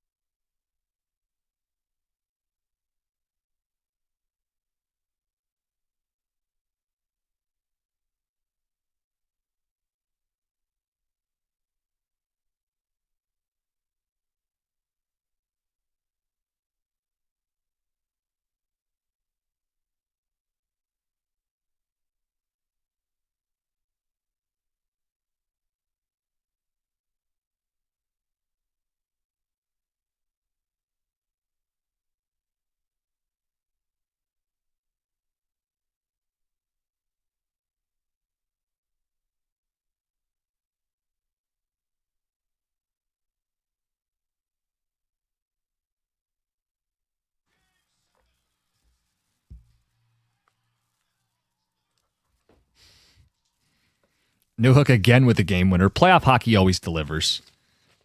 Made me resent the Tigers even more that my attention was divided last night because that was a great game. Buffalo's had a great season. It's on their home ice. They come all the way back, and they lose in overtime. Montreal advances. Montreal played for the Cup in 21, bottomed out, and they could be playing for the Cup again this year, all during Yzerman's tenure, proving that rebuilds don't have to take this long. The real regret, though, is that I couldn't give full attention to the Western Conference, scratch that, NBA Finals last night. Right. Double OT. You were mesmerized watching it, too. Oh, I was. And I didn't make it all the way to the end just simply because it's a later game.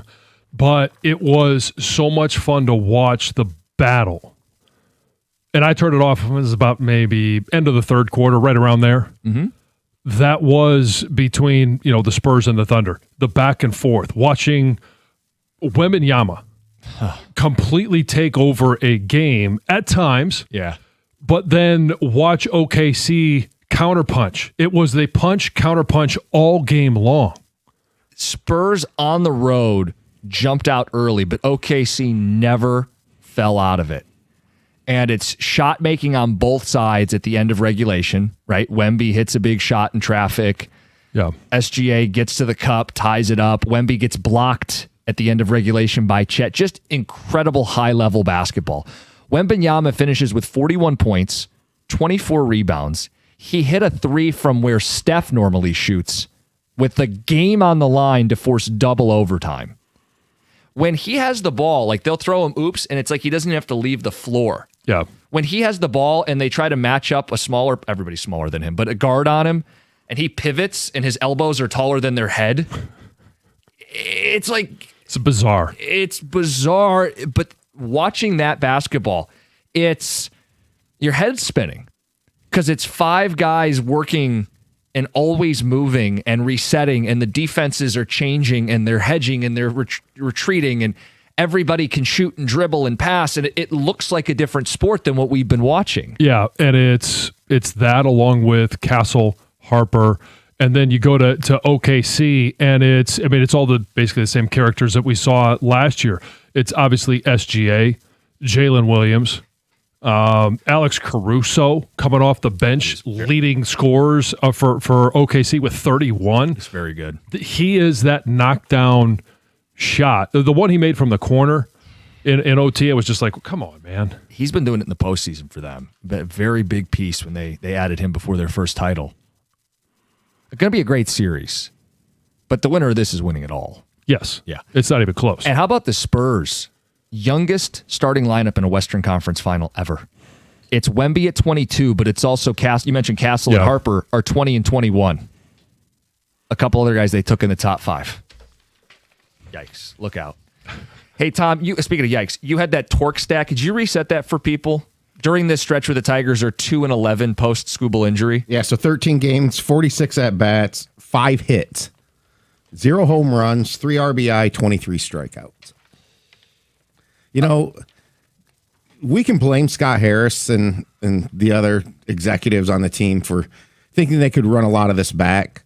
And I would question McKinstry as an all-star and all that stuff from last year, but torque is screwing them. They were ready to move on last year at the beginning of the year, and then out of necessity, they had to play him and keep him up. Yeah. And he performed like he did the 2 years before, and they're thinking, well, 2 out of 3 years, he had a bad year, he got it right. Now he's completely reverted back almost to what he was. He's a negative .7 WAR player. Yeah, look, I think it was defensible to have him as your opening day first baseman. I also have a hard time, AJ's hit him as low as 8, but last night, look who was in that lineup. Someone had to bat 5th. Right, exactly. But yeah. I think the team thought he was part of the future based on his performance 2 out of the last 3 years. I'm not really holding torque against him. It's more of a collective, right? Yeah. It's more of a collective. Their money was spent on pitching and not hitting, when hitting has been a recurring issue that they have denied and fought against because so many of these guys are better than we think. And I think time has shown us they're not. Exactly. It's collective more than it is individual. A couple quick texts. Someone compile Torque's numbers outside of the 5 homers in 5 games. I'm sure those would be pretty ugly. His OPS would be under 400 probably. Why has Torque started 45 of 48 games? We're wasting a Riley Green legacy season. Guy is on a heater, top 5 in baseball. He's hitting 327. He walks. His OPS over 900. It's crazy. And you have Torque hit behind him last night. Who would have thunk it? Harris' idea of running back the same lineup without drastic improvement didn't work. Bunch of 4A bargain bin players doesn't work for an entire lineup. The lineup wasn't good before injury, so I don't need that excuse. Ryan in a car. Sorry, JB. Somebody on text wants you to play that and then the Jared Goff one. Oh, we could do a little remix.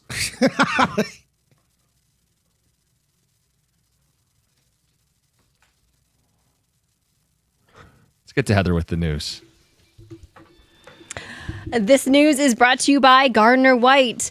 Well, I have some sad news out of Canton. A man died in a house fire early this morning after running back inside to try to find a pet. Officials say the fire broke out right around 1 a.m. and when they got to the scene, contact was made with 2 adults who had made it out of the home safely. Then they say a third adult, this 44-year-old man, ran back inside and was found dead by fire personnel on the second floor. The cause of the fire remains under investigation. That's so you terrible. Imagine what happens, right? The guy gets out of the house. Where's Fluffy? Where's the Fido, Fluffy, or whatever, and thinks I can get in and out. I'm 44. I'm say good shape or whatever. Or maybe when he got out of the house, it wasn't so bad, and he thought, okay, I can get back in. But I mean, it sounds like it was a pretty massive fire and very, very tragic for sure. A Lincoln Park man who is just tired of watching drivers speed past his home decided to take matters into his own hands, and he tried to slow them down by building his own speed bump. Oh. Yeah, he went to the store, bought, the cement and went out there. And unfortunately for him, it lasted less than an hour before police were knocking on his door telling him he had to try to remove this. Happened on Sunday afternoon. Dale Wells spread the asphalt across Moran Avenue. He says he just constantly sees drivers racing down the streets, blowing through stop signs, and it's very dangerous. And other neighbors agree with him, saying, he's not wrong. This street is dangerous. We keep our kids inside the house because we don't want them to get hit by a car. It does sound like his efforts are helping because the local news station got involved, and the police chief did say currently there are no speed bumps anywhere in the city, but that could change if neighbors file formal complaints with the police. And now there is an officer kind of like station monitoring that street, so that's good news for them. A handcrafted dream catcher made with a monkey skull and python bones was intercepted by Customs and Border Protection at the Detroit Metro Airport. So officials are saying that the items was seized from, an incoming traveler. They didn't know where this person was coming from or who it was. But because both animals are protected species that require specific permits, whether they're dead or alive, that item was detained. Confiscated. Yeah, yes. sure. What happens to those items? That's a good question. I was curious. Well, I was looking at a picture of this. I mean, it's an extensive dream catcher, right? Like, what kind of dreams you catching with that one? What happens with the stuff that's taken? I don't know. Is it destroyed? Is it hanging up in somebody else's bedroom? Like, because it's not like a lost and found. Like whose it is. Yeah. Maybe it's just. Maybe they are given time to find or file the right paperwork. Yeah, there's probably like a process. What happens to the dreams you catch? Right. Yeah. Do they stay in the monkey skull? Maybe. Rory McIlroy let his frustration show during the final round of the PGA Championship. McIlroy, who began the day at just 3 shots off the lead, was in contention until a costly mistake on the 16th hole. So after hitting from the rough, he appeared to respond quite angrily to a fan who was shouting, USA, or some sort of USA chant. And he went up to the heckler basically and said, shut the F up, right? Like, don't, I didn't use some nice language there.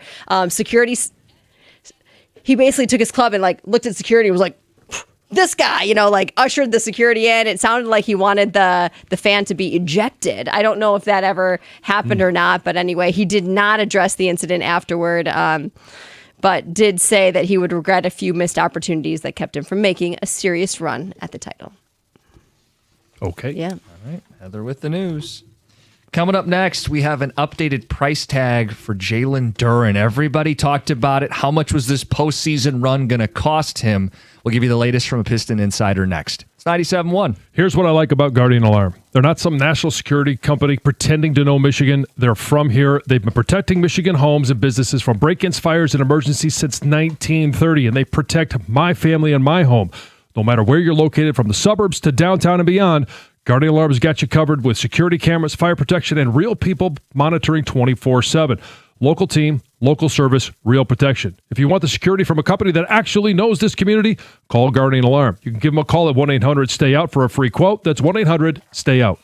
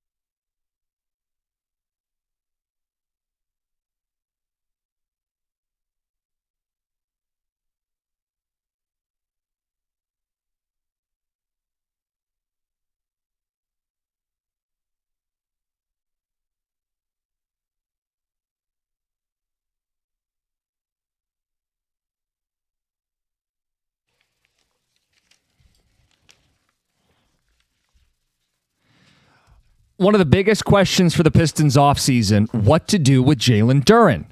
Omari Sankofa, Detroit Free Press, has a price tag. How much money did he cost himself?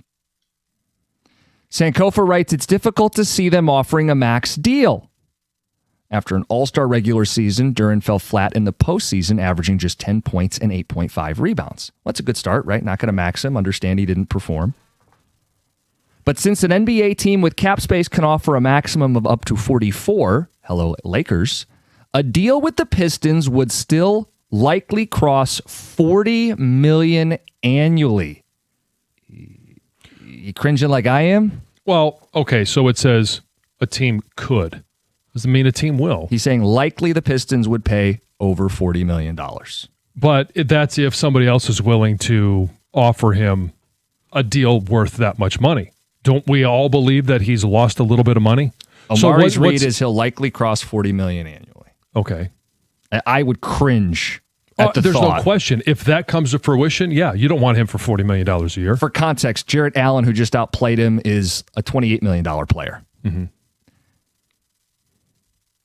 If you use this postseason to evaluate the long-term, core of this team, you saw Asar Thompson make a strong case to be part of it, and you saw Jalen Duren make a case not to be. And I have some concerns about the two of them operating in the same spots of the offense, and one of them's an all-NBA defender, and the other shriveled up in big moments. So I think being anywhere near $40 million would be catastrophic to pay Jalen Duren. And I will offer you an NBA history lesson. When we consider Jalen Duren, I want you to go in the way back, all the way back to 2022, the not-so-distant NBA past. The Phoenix Suns were a 60-win team. They lost in the second round at home in a Game 7, embarrassing by 33 points. That offseason, DeAndre Ayton was a restricted free agent. They couldn't get a deal done with him before the year, wanted to see how it would play out. That offseason rolled around and someone else, the Pacers, offered him a max. And the Suns matched. The Suns would advance no further in the playoffs with DeAndre Ayton, and 1 year later, they had to trade him with a first to get him off the roster. Makes you think. Sure, there's a lot of things that'll make you think. Most importantly is the performance by Jalen Duren in the postseason. Now, I think the biggest question is, why was there such a big drop-off? Why did he go from almost 20 points a game, 19 and change, to 10 a game? Mm-hmm. Why did he go from double-digit rebounds to right around 7 a game? Yeah, and my answer, some of it's probably mental, right? People speculate, I don't know. Some of it is his skill set is easier to take away in a 7-game series with more sophisticated defenses. He is, quote, only 22, but it's his 4th year in the league, and he does not have a polished postgame, a face-up jumper, or any ability to stretch the floor. He has to catch oops and drive to the hoop and dunk. So is that not a skill set that is replaceable, easier to defend? You become a player who can't create. You are dependent on what the defense gives you. That's not a player that I'm locking in at mega money, because then, John, how do they acquire these secondary scorers and necessary pieces while also paying Cade and Asar and some of the guys they have? Duren becomes a roadblock. He gets in the way. And for anybody who doesn't like the Ayton comp, DeAndre Ayton was a guy who'd get you 15 and 10 in the postseason. It was good for 18 and 11 at his peak in the NBA. He was a former number 1 overall pick. And Phoenix couldn't fathom letting him walk for nothing. You can't. Guys, I'm not asking you to go back to like Bill Russell black and white footage. This was like 3-4 years ago. It literally just played out. A 60-win team, embarrassed at home. Max is out there big, limited player, regrets it immediately. Trajan Langdon, if you're going to opt out of making meaningful moves for a year to evaluate, can I just ask that you make the right evaluation? Like, don't shortchange the team and then ignore what we all learned in the postseason and pay the guy anyway. Well, Jim, it's not a max. It would be $40 million is damn near a max.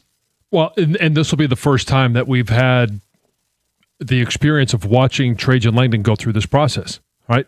He told us, like, we don't know what we have. We're trying to learn. Okay. And all right, now you take all the data you have, and what does that mean when you are forced or you're faced with the decision of, do I let him walk because somebody else is going to give him a max? If somebody else gives him a max, to me, the decision is easy. You let him walk. Yeah. And he's not a max player.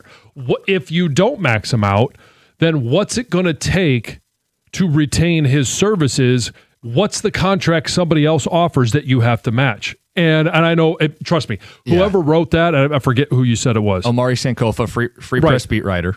Knows more about this than certainly I do. So I'm not going to challenge him on his, how he came to that number.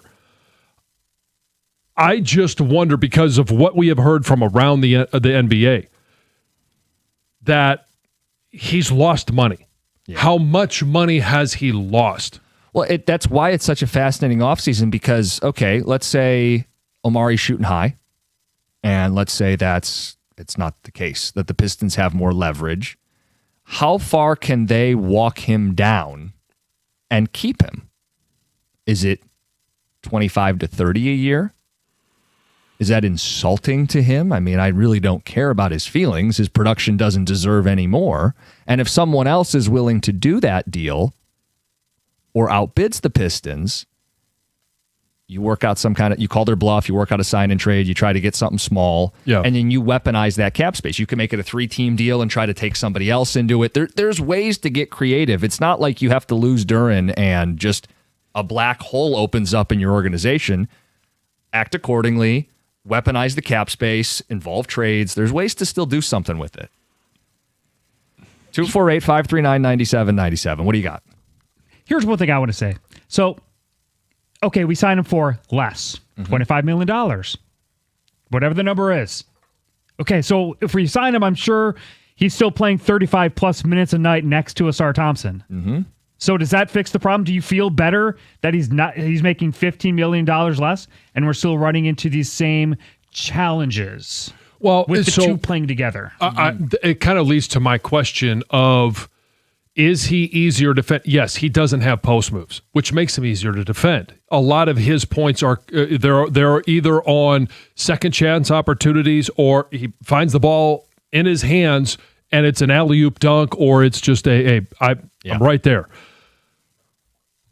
If he's easier to guard because of that, isn't it true that because of the warts that the Pistons had, they were an easier team to defend in the postseason because they didn't have that second shooter, that second playmaker, that second guy that they could go to score? Yeah, I mean, to your point, if they had that guy, would they have advanced past Cleveland with Duren's struggles? Yes. But would it also make Duren better? Yeah, I mean, if I think they had that guy, because we talk about it makes Cade better. There's no doubt. It's just the ability to get that kind of player becomes more difficult the more you pay Duren. There's a salary cap. So, yeah, to Greg's point, okay, if the number is lower, could you deal with it? It'd still be an issue. Yeah, but now I'd have more money to round out the roster and be at peace with it and, make a run at this. Yeah. Speaking of that player, we want help from you guys. We're putting together a list. It's kind of ongoing throughout the show today.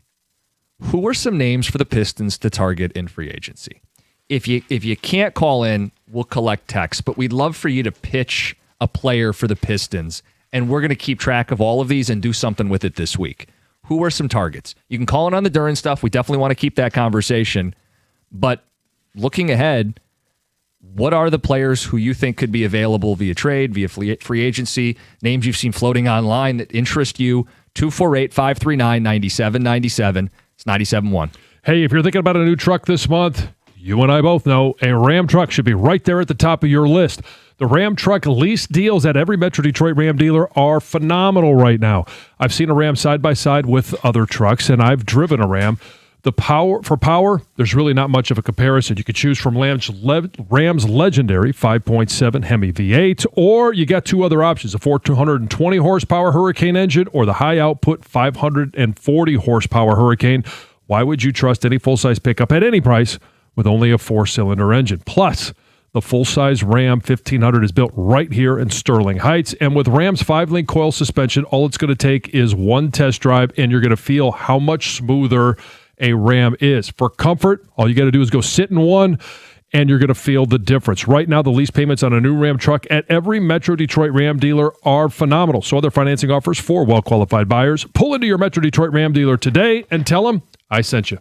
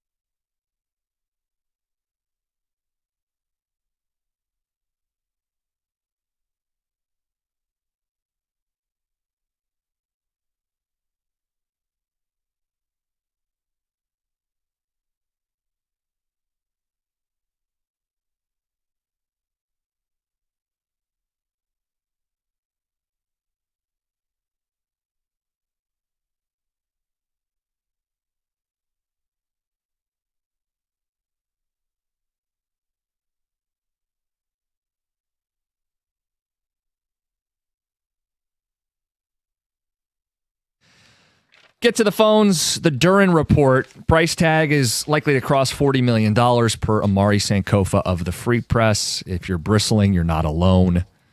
Gave you the Ayton comp from 2022. Suns, eerily similar situation. Regretted it almost immediately and had to trade a first with him. 3-team deal to ship him out of town.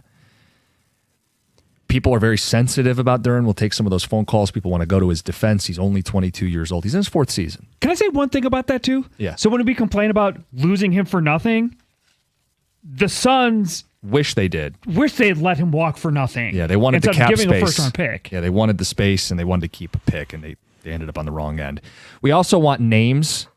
We're collecting a list of people the Pistons should pursue this offseason, just some that have been called in and texted in. Lauri Markkanen, Bam Adebayo, LeBron James, if you can believe it, Michael Porter Jr., Trey Murphy, Alex Bregman, Max Crosby, Devin Booker. Twitch comment says Giannis. They say Yaxel Lendeborg, some draft options as well. We'll keep collecting those, and we'd like you to call in and make a pitch for somebody. But we're putting together a list first, and then we'll go from there. Let's get to Lamar. You're on night. Oh. Hung up. Tom, you're next up in Battle Creek. You're on 97.1. Hey, how you guys doing this morning? Good. Yourself? Yep, I'm hanging in there. I appreciate that. Just on the Duren controversy, couple of points, and I think you guys have already made these points, but I would like to say that against the Knicks last season in a high-pressure first-round playoff game, the guy averaged, with a year less experience than he's got this year, a double-double. And he was a big part of why that series was so competitive. Now, the head-scratcher is why this season he didn't really show up in either playoff game, either against Orlando or Cleveland. And I think you guys made the point that the opposing teams put together limited his production, based on Duren's, limited offensive skill set. They knew how to prevent him from not only scoring, but also from rebounding. And what he needs to do to become a more polished player, and you guys have said this too, develop a post game, for crying out loud, learn how to play with your back to the basket, and develop a short-range jumper. And my question if you do that, the sky's the limit. When is it reasonable to expect it? Because the people defending him will say he's only 22. To which I will say it is 4 years of professional basketball. And I'd want specifics on where he's gotten better. Because at 20 years old, 2 years ago, he actually averaged more rebounds and more assists per game. Right, but he was at 13.8 points per game. Last year was 11.8. This year was at 19.5. Well, he's shooting more. He's shooting about the same percentage. He's just shooting more. And he's great at the rim. They're all at the rim. So what? He's just shooting more at the rim. His game isn't rounding out, right? Well, his production is up. So he's the same player at 20, but he's shooting more. He's the same player he was 2 years ago, but he's shooting 2 to 3 times more per game. And that's a guy who's going to hit the stratosphere as soon as we give him life-changing hundreds of millions of dollars. I'm just giving you stats. Yeah. Like you are. And do I think he's a max player? No. What is another team going to offer him that the Pistons either have to match or let him walk? Yeah. And I know that, that number is being reported as somewhere around $40 million. And I don't think he's worth that much. No. I mean, look at Cleveland, right? So Cleveland has a core four, whatever. Jared Allen is like a $28 million player. If Duren was that and you had 3 other dudes, you had a Mitchell and a Mobley, and I don't want James Harden, but a guy making Harden money. All right, yeah, we got a little bit of a nucleus. But if I pay Duren 40, am I able to put people around Cade and Asar, who Asar will get paid too at some point, not this offseason? Well, he could, but they don't have to. And this is Trajan Langdon's job, but who do you replace him with? If he is not on your roster, and let's just say somebody does offer him 42, and he walks, how do you fill that void? Because it's not going to be somebody that you draft. Can I trade for DeAndre Ayton? He makes $8 million a year. You know what I mean? Like, that's what that skill set's getting paid on another team. But you got to have somebody that's available and that you can sign to come in and give you a double-double on average. Let's get to the phones. We got Chris in White Lake. Chris, you're on 97.1. I think people forget the guy over that side of Milwaukee, Miles Turner, and a team-friendly $20 million per on 4. You could probably throw 2 or 3 picks, and maybe a Ron Holland. He's a stretch forward. He fits perfect, and they're going to deconstruct that team this year. That Milwaukee's going to tear that team apart looking for future picks. He fits perfect. You keep Paul, you keep Stewart, you let Duren go, and you sign yourself a nice quality 2, and I think you're doing fine. Miles Turner, we'll put him on the list. Yep. Big that can shoot a little bit, come cheaper. Yeah.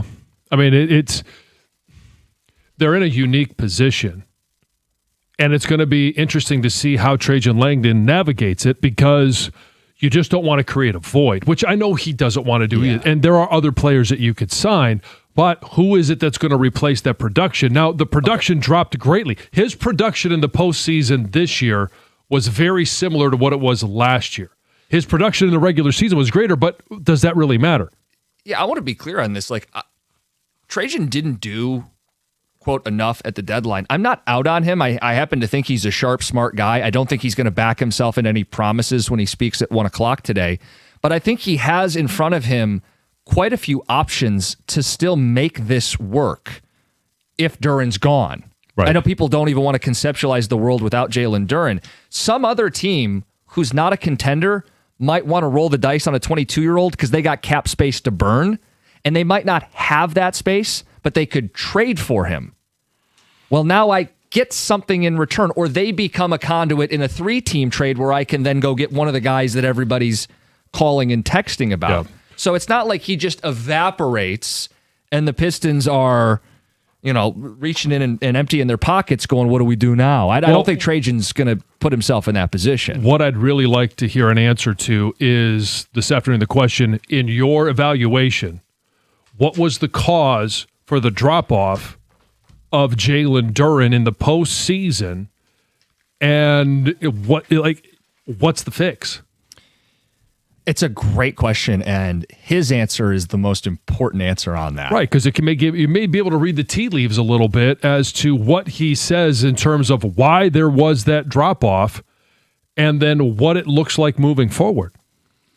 We can explore a little bit of what people want to hear from Trajan Langdon, because I think this will be a press conference people dissect. Mm-hmm. I think knowing, listening to him in the past, he's not going to promise anything today. No. But knowing that you've been more patient, does that change? Are you motivated to push this a little further?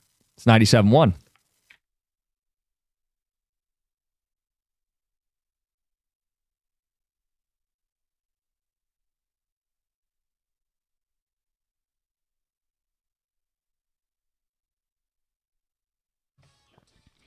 Brought to you by Guardian Alarm. The Tigers lost their 11th game of the last 13 last night to open their 4-game series with the Guardians. Detroit has struggled both at the plate and on the mound and in the training room. The Tigers have 13 players on the injured list right now, which is tied for the second most in baseball. Since Tarek Skubal's injury, Detroit has won just 2 games. However, yesterday, Skubal said he's symptom-free since his surgery and progressing towards returning, quote, hopefully sooner rather than later. He might be able to return sooner than expected, due in part to the nano needle used on him for the surgery. Yesterday, he said going with the minimally invasive needle with a shorter recovery time was practically a no-brainer.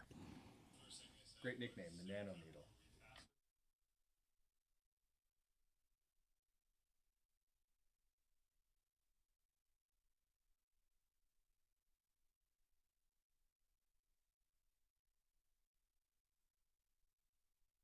Skubal was still not able to give a definitive timeline for return, though. The Tigers host the Guardians for Game 2 tonight at 6:40, pregame at 6:15, right here on 97.1. After a surprising double OT win for the Spurs in Game 1 of the Western Conference Finals, the least desirable playoff series in recent Pistons history starts tonight. Game 1 of the Eastern Conference Finals between the Knicks and Cavs tips off at 8 o'clock tonight. NHL is off today. Their conference finals start tomorrow in the West with Vegas and Colorado. At the Corwell Health Sports Desk, I'm Brendan Shabath. For more, go to 97.1 The Ticket or Odyssey.com.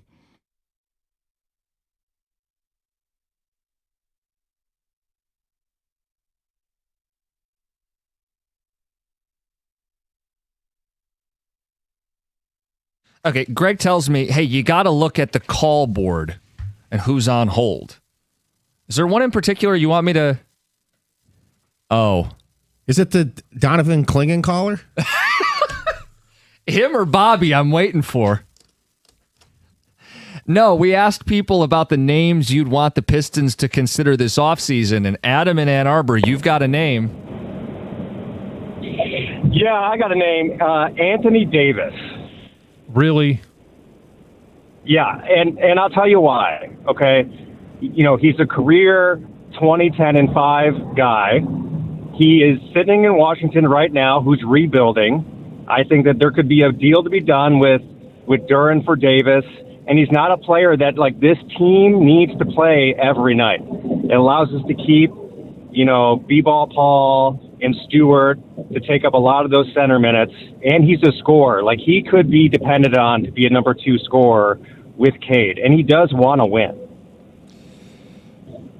Oh, boy. Okay, his nickname is Street Clothes. Yeah, I get it, and that's the thing. Like, we could really actually manage his minutes and get it to the playoffs where, you know, he can perform. He can be that guy. If we could play this on NBA 2K and turn the injuries off. Yeah, put him in bubble wrap. A big who can defend the rim and shoot the three and was on an NBA championship team with the Lakers. Hell yeah. Problem is, this isn't 2K. Injuries aren't off, and the guy struggles to stay healthy.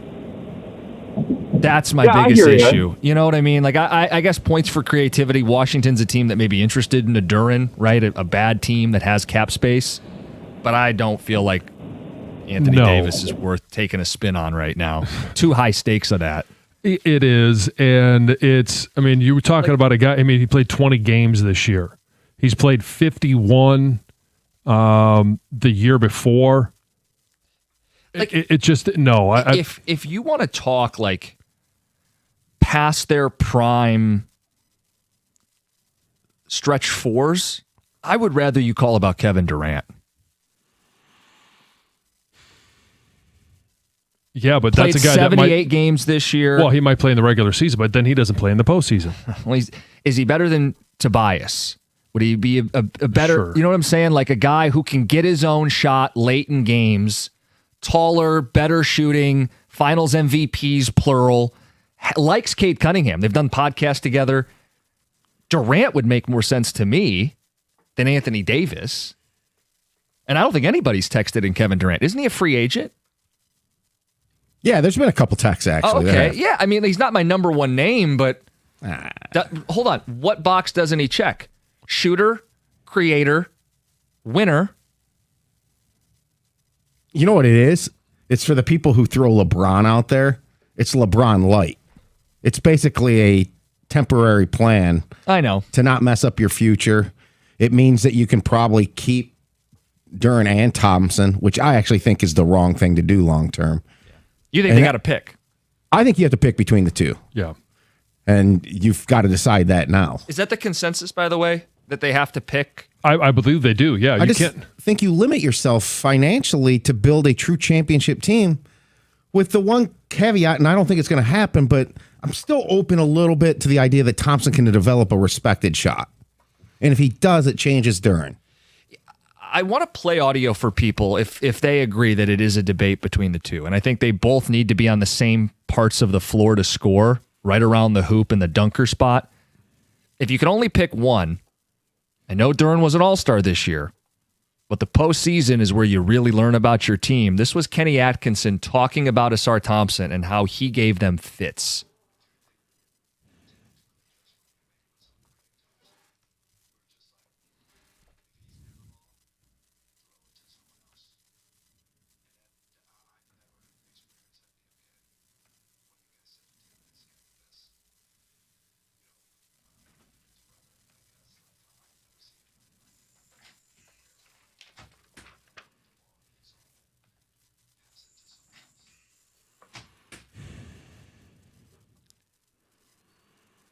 And we watched it. If he's on ball, he was hounding you. He'd get steals.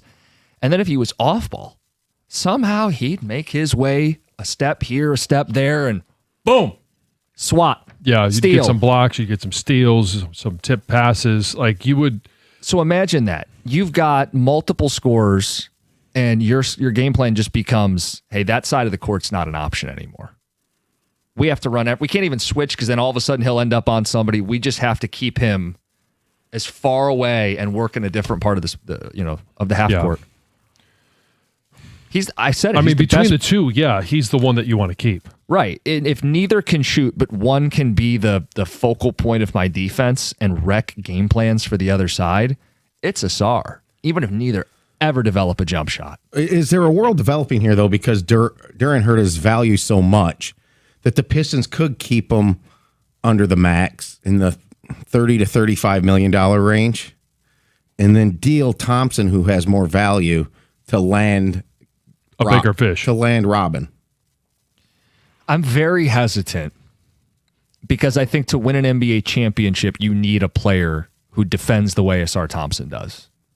I mean, the Spurs have the number one defense in the NBA, and Oklahoma City has been right there with them all year. Right. They've got the 1 and 2, and Asar Thompson was 3 in terms of Defensive Player of the Year voting. As much shot making as there was last night in the Western Finals, there's also a lot of defense.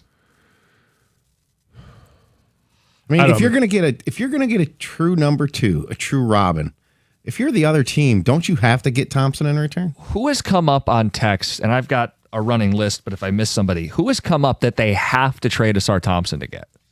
Probably Booker. And here's the deal with Booker. His cap hit's going to be $70 million. It's... What's it going to take to get Markkanen out of Utah? Because they just went and got Jaren Jackson Jr. to pair with Markkanen. It feels like they wouldn't want to trade. If I was them, I'm not sure why his name keeps coming up by people other than us. I got who'd they take last year? Ace Bailey. Yeah. And now they have the number 2 pick, and maybe they can angle to get number 1 or do some kind of trade. And they've got these 2 twin towers who can shoot threes and block shots. That's my core. Right. I mean, no offense. Like, I don't want Ron Holland and 2 Piston firsts and Jalen Duren's contract. Right.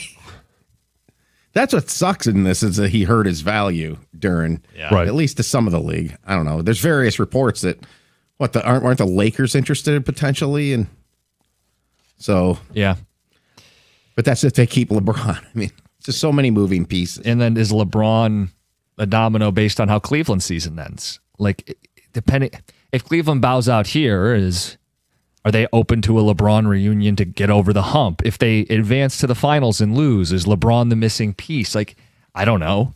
So this is why I like your Trey Murphy idea so much, is that I think you can get him and you don't have to give up Thompson. And I think you could financially still fit Duren if that's something, because I know fans don't like the idea, the uncertainty of losing him. Trey Murphy has 3 years left at $28 a year. Shoots the 3. He's 6'8", 20 points a game last year. You throw him in this offense and you keep everything else kind of together besides what you'd have to give up to get him, which is probably including a Holland. A Holland and some firsts. Yeah. And I don't know what else. But then you see what that does and how it opens up things for Thompson and Duren, but also what it does for Cade, which is the most important thing. And now I think the knock on Trey Murphy, forgive me, I didn't watch 50 Pelicans games this year, is he is not a guy who's creating his own shot. So that would still be probably a secondary addition that they make this offseason if they add Trey Murphy. Tex says, Duren and a first for Zion, John. No, thank you. I mean, I'm not going to go in depth on that one, but no. I mean, Zion has been as unreliable as you can imagine. We got the call on Anthony Davis. This text says, what's Greg Oden up to? I don't know, 7'1". He was a dude that looked like he was 40 when he was 20. Right. I don't even know what he looks like today. How old is Greg Oden? Probably looks like old man Bill Russell. Let's see. Greg Oden. 40-ish? Greg Oden. Greg Oden, 7 foot. He is 38. Damn near 40. Yep. What's he doing? If Thompson can shoot, Duren becomes a much different player. All series, Cleveland was allowed to clog and leave 2 bigs in the paint. I don't think I can remember a 22-year-old all-star being thrown away like garbage because of a poor playoff performance against tough frontline bigs. Wild to hear fans nuke Jalen Duren like this.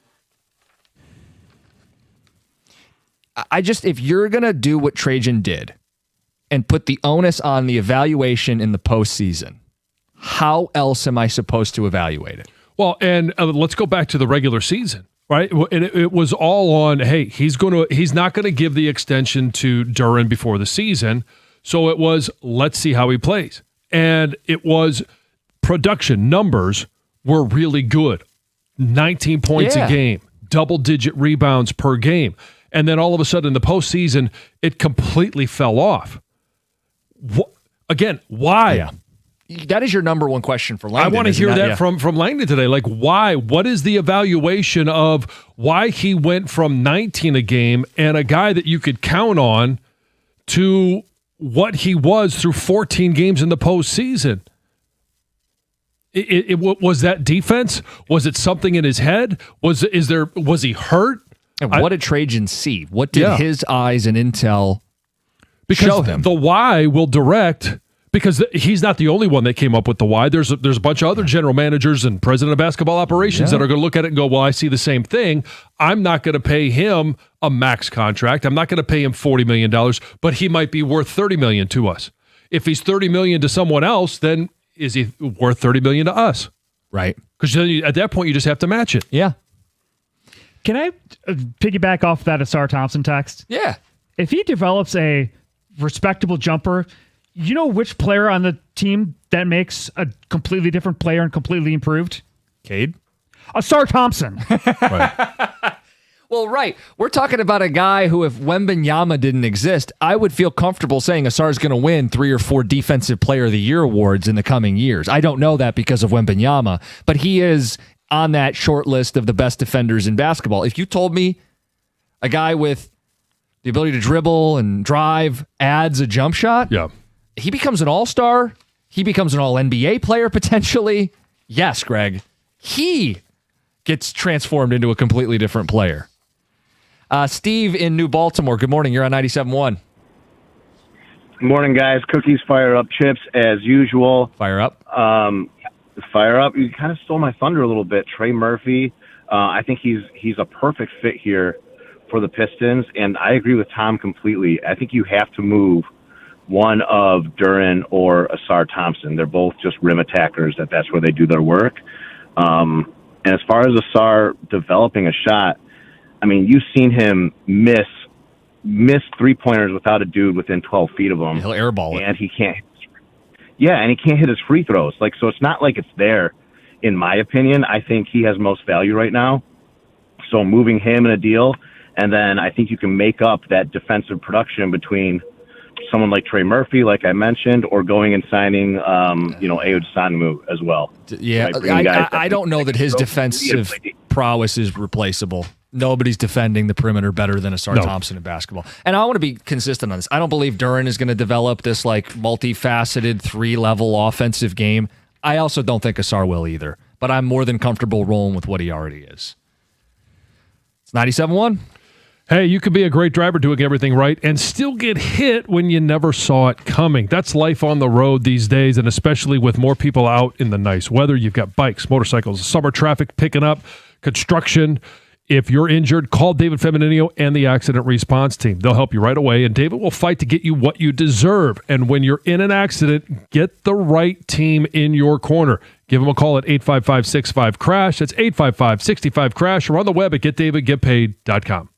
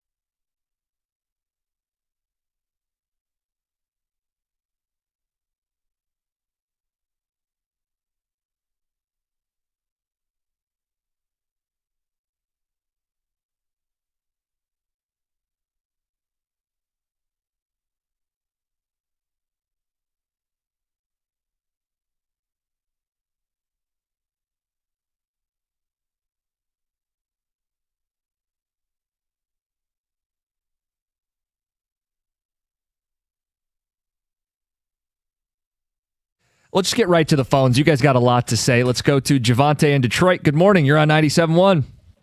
Good morning. How you doing? Good. Yeah, I wanted to say, I don't know if Tyler Hero contract is up or not, or if he's going to be a free agent, but I believe that's not pay Duren and Mac. Let's keep Duren and Thompson, and let's go try to get Tyler Hero. He'll be a perfect fit over there. So what you like about Tyler Hero is he can handle the basketball and he can shoot. The two things that we keep saying this team needs. Yeah? Yep, space the floor and everything for K. So you just let you guys know what you guys know about that. Think about that. Yeah, I think we may have gotten a text on him, but we should definitely have him as part of this conversation. What would it take to get him? I think it's a great question. He's in the final year of his contract. Mm-hmm. He's got 1 year left at $33 million. Yep. Feels doable. What does Miami want? Are they comfortable hitting a reset here? I mean, they're a play-in team. They're not exactly this NBA title contender. What are they hanging on for? No, and they lost, in the play-in. Right. So what's that deal? And you always have to do the exercise from Miami's standpoint. We're sitting here foaming at the mouth as Pistons fans. Right. Going, What do they want in return? We'll give you pick 21 and a future for. If you're Miami, what would you want back? Is Ron Holland part of this deal? Well, I feel like he's a part of most of these deals. Yeah, you can put, but he's more of a throw-in. He's a former top 5 pick who defends. No, he's not a headliner, but I think he's a piece most rebuilders will want in return. So if you're another team looking at him, here's two different ways to look at it. Red flag. Why didn't he get minutes in the playoffs? Why was he benched? Why was he DMPs?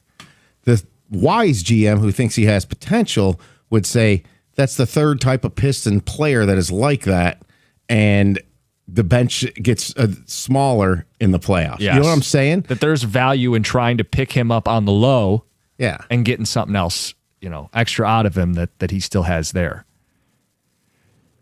So, but what's the deal? I mean, it's you got to match salary, so it's like a LeVert type of thing, plus Holland, plus multiple firsts, and we're starting the conversation there, probably not finishing it there. Right. And then the question is, do you want to do that for a player who could only be here for 1 year? I mean, I'm assuming part of a deal with him would be an extension. You're going to work out an extension. So then the question becomes, is that enough? If your roster is Cade, Hero, Asar, is Tobias coming back in this scenario, and Duren? That probably gets you to the Eastern Conference Finals. Does it win you an NBA title? Probably not. Yeah, but you're also okay. You're if you get to the Eastern Conference Finals, like Tom mentioned, you got to build a team to win your division, win your conference. If you're talking about a team that's going to compete, against San Antonio right now in the near future or Oklahoma City, that's a completely different level. Yeah, they're a buzzsaw. So you're right. Which ultimately is the goal. Yeah. If you're just tuning in, we brought up Jalen Duren. $40 million is the number from Amari Sankofa. Believed it will cross $40 million a year to keep him this offseason. And that's without the max. That's correct. I think the max is 47 or 48, and it's even higher if he makes all NBA. So the, quote, discount at 40 is something I bristle at, and I brought up DeAndre Ayton's comp from 3 years ago. Not 30 years ago, but 3 years ago. But beyond Duren, we've been asking bigger roster questions, putting a list together of names you want the Pistons to pursue or at least consider this offseason. And just a quick reset, Lauri Markkanen, Bam Adebayo, now his teammate Tyler Hero, LeBron, his teammate Reeves, Michael Porter Jr., Trey Murphy, Alex Bregman, Max Crosby, Giannis and Booker have also come up as well. Miles Turner, Anthony Davis, and Yaxel. Did I say Yaxel Lendenberg? Yeah. Yax. As if you're going to the draft to get that extra piece of offense. Yeah. I think them trading up is an interesting way to improve this team. I know we got to get closer to the draft and kind of see how mocks play out a little bit more, but I mean, they could address a pretty significant need by giving up future capital to move up and get somebody right now. And then they're cheap. Nathan, you got a theory I haven't heard. You're on 97.1. Nathan, good morning. Good morning. How are you? Good. Look, the day before the playoffs, either it was the day before the game before the playoffs or 2 games before the playoffs, Duren didn't play because of his knees. Now, when the playoffs started, Duren was on the injured day to day, maybe. And if you notice, every time he sat on the sideline, him and Stu, they had ice on their knees. Duren had bad knees. His knees was messed up. And it happened before the playoffs. So which leads me to say that they might not even get rid of him, because once his knees get back, he might get back to himself. Whoa, you're talking about investing big money in a guy with bad knees? Yeah, I thought about that too. I say, then maybe they might just will, because it's hard to come back from knee when your knee's messed up. Right. And I also don't know if this is anything. Like, they sat some guys at the end of the regular season because they had everything locked up, right? Like, Cade missed a game in there too. Yeah. I hadn't heard this because I don't know that there's much to it. I mean, I'm totally willing to admit if I'm missing something here, but I don't think he has a chronic knee issue. I just think he underperformed in the postseason. And the injury reports are something that all of the professional leagues police pretty tightly because of the investment that a lot of the gambling, sites have placed in these professional leagues. Like I said, I don't know. I know when the season ends in hockey, you find out guys were playing with like lacerated spleens and punctured lungs and all kinds of weird stuff. Yeah. Not typically the case in the NBA. No. Where's that Chipotle guy? Yeah, if we need to figure out if he's walking with a limp when he gets his burrito bowl. Kyle and Novi, you're on 97.1. Yes, hi. With our Asar Thompson, he's definitely the best on-ball defender in the league. The problem with him sometimes is off the ball, he tends to leave his man, and they use back picks on him, and he gives up a lot of corner threes because he can't recover. And also, I think part of Duren's problem was Asar Thompson not being able to score the ball. So, hey, I got two guys on me because we don't have to check Thompson on defense. And here's a name for you. You guys let me know what you think. P.J. Washington in Dallas, he's a stretch four. Yeah. I think he can help them, but Asar Thompson definitely has to work on his offensive game. I think Duren is injured a bit, so I think he'll be okay, but I don't know about maxing him out though. Yeah, again, to be fair, I don't feel like a max is on the table. No. Even by team reporters, a max isn't on the table, but 40 is pretty close to 47 a year, and we're talking about a major commitment. And when both those guys are on the court at the same time, offensively, you are playing 3-on-5. Right. So you have to decide. I mean, you can hope they both develop wonderful, flourishing offensive skill sets that allow them to step out and shoot jumper. I am not of the belief that you can bank on that, especially as you're about to make those kind of commitments. Duren now and Asar, I feel like you can as soon as this offseason, but he's not up.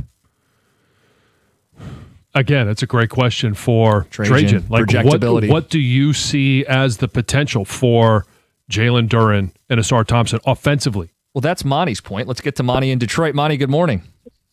Good morning.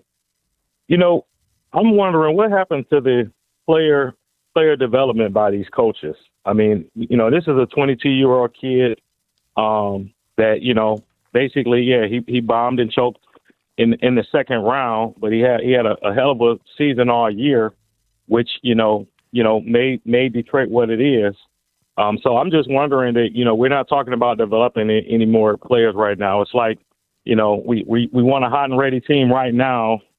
And so what's the point of drafting these guys? Just go after all these vets out here, which doesn't seem to be working as well. I mean, I could speak to that. I think you're seeing player development. Like Oklahoma City has done this largely through player development. It's still super important. I think we're feeling an urgency because you have a player in Cade entering his prime, and you don't want to be making $200 million commitments on guys who haven't rounded out their game. Right, fully developed. And you start locking them in and anchoring them to the roster with no escape hatch.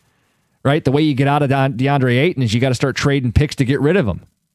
So that's what's on the line here. It's not that we don't want to give players a chance to develop. It's time's running out when they're a free agent.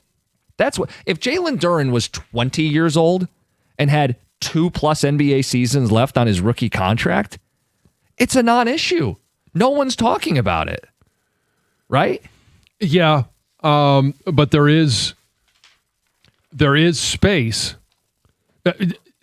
to bank on everyone getting better. We're watching that with the Tigers right now. You can't bank on that. Mm-hmm. So does Trajan Langdon bank on Jalen Duren getting better, Asar Thompson getting better offensively? I think some of the challenge of being in these spots, these general manager chairs, is you have to pick which horses to back. Because it isn't just a blanket statement that all young players get better forever and ever. Amen. It's picking which horses to back. Who is most likely to get better? And I don't know. I feel like if you use the postseason to judge, I'll beat a dead horse. Asar showed you there's more there than there is with Duren. And Duren is up and Asar is not. All right, tell you about Moran Chevrolet. If you're thinking about upgrading your ride before the summer, check out Moran, Michigan's #1 selling Chevy dealer. That's 2 years in a row. You can find out for yourself. Right now, GM employees and immediate family members can lease the 2026 Silverado. That's just $179 a month with $19.99 due at signing. Get that right, $179 a month with $19.99 due at signing. Great deals. Shop anytime, MoranExpress.com, or stop by. Do a test drive. They're on Gratiot, just north of 15 Mile in Clinton Township. That's Moran Chevrolet, where you always get the best price, period. Chevrolet, together, let's drive.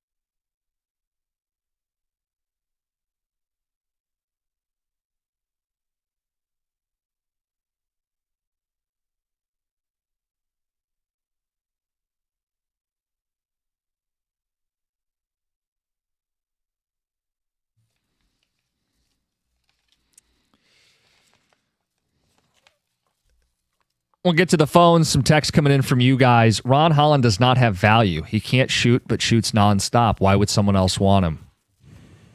I mean, that's how I feel about him. I just, does everyone else in the NBA feel the same?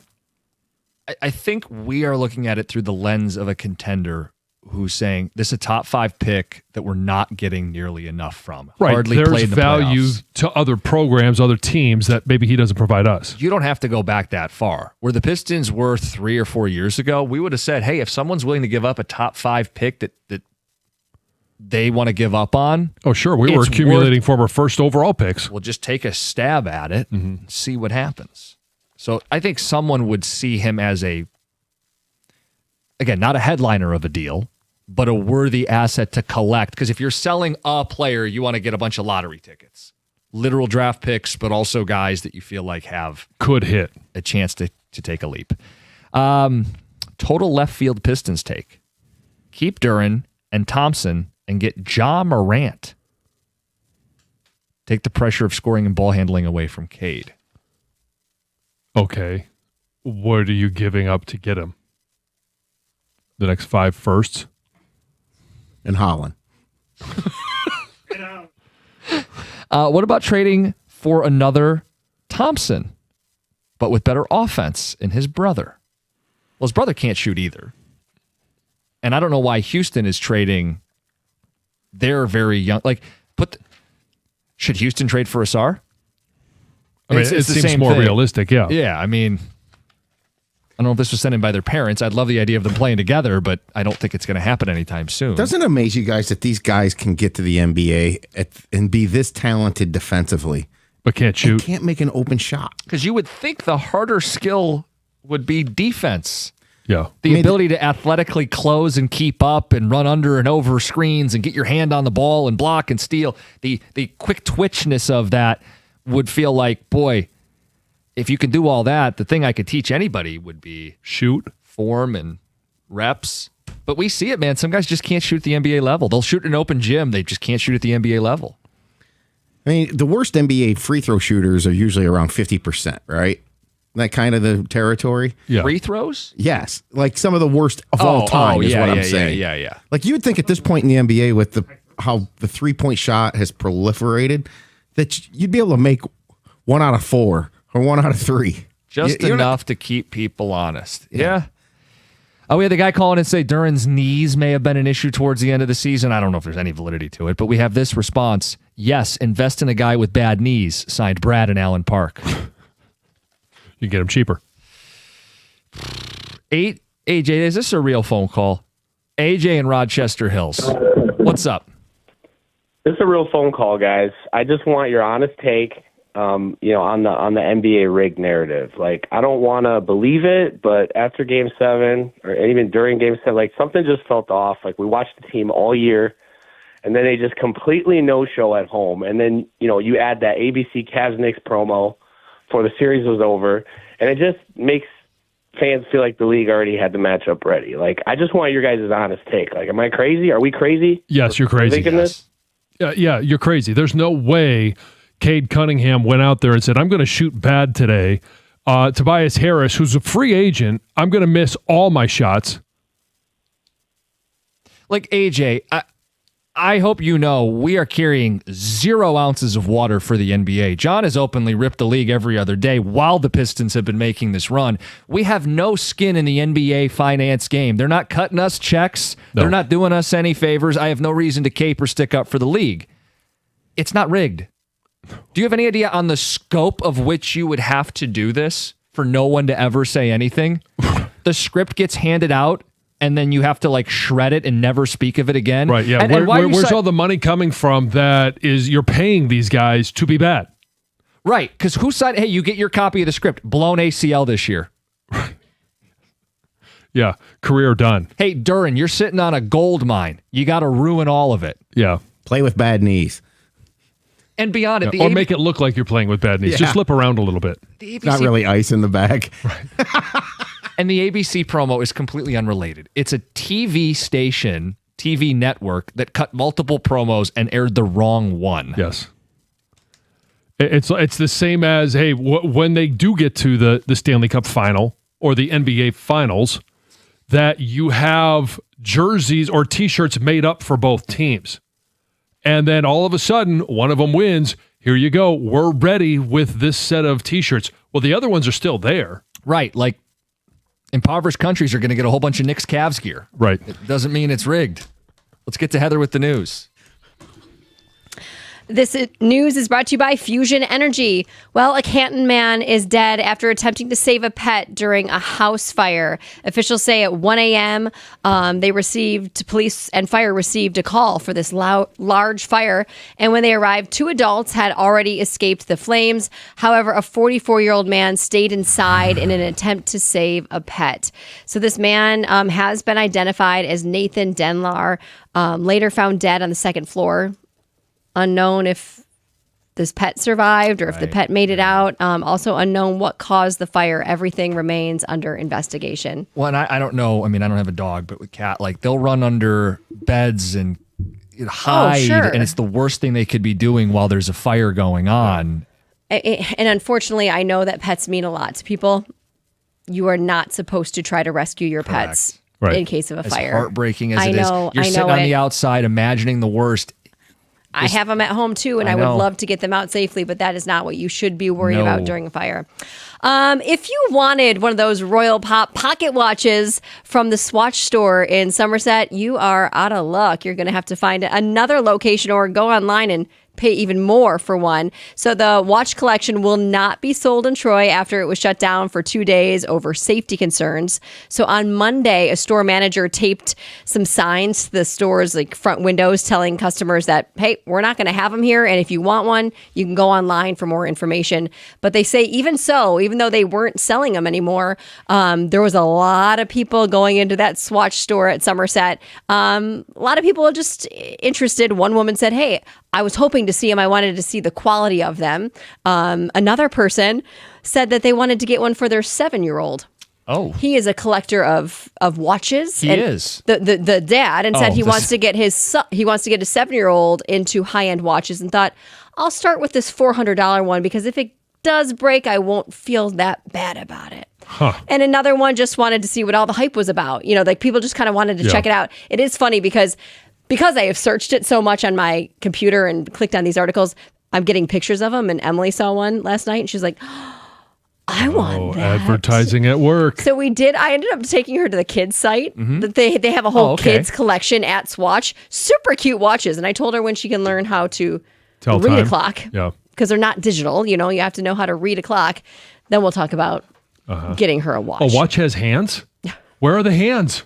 When you can count to how much this watch costs, you can buy it. Yeah. The kids' watches aren't that outrageous. They're like $45, $50. Okay. I mean, they're not.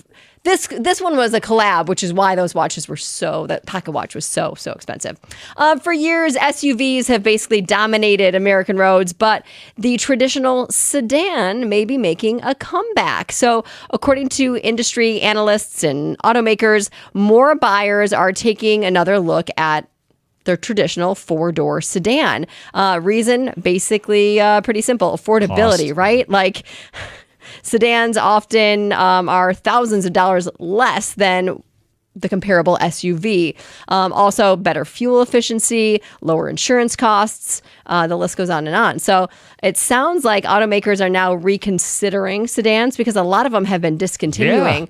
I, up until basically a couple of years ago, always drove a sedan, and the ones that I drove are no longer being made by the company that I was driving. So we'll see. They'll maybe new models also looking at making them more electric or hybrid vehicles. Why did they go away from them initially? Because so many people wanted those small SUVs or bigger SUVs. Sightline, it's safety. Yeah. I mean, they're just people, the demand. Usefulness. Yeah, people don't want them. Yeah. Store more stuff. All right, Heather with the news. 97.1.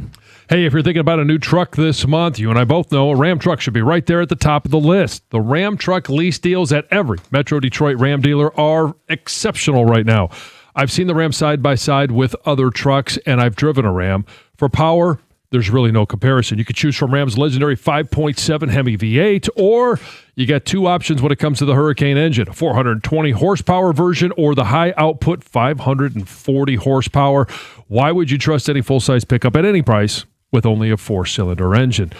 Plus, the full-size Ram 1500 is built right here in Sterling Heights, and Ram has a 5-link coil suspension. All it's going to take is one test drive, and you're going to feel how much smoother a Ram is.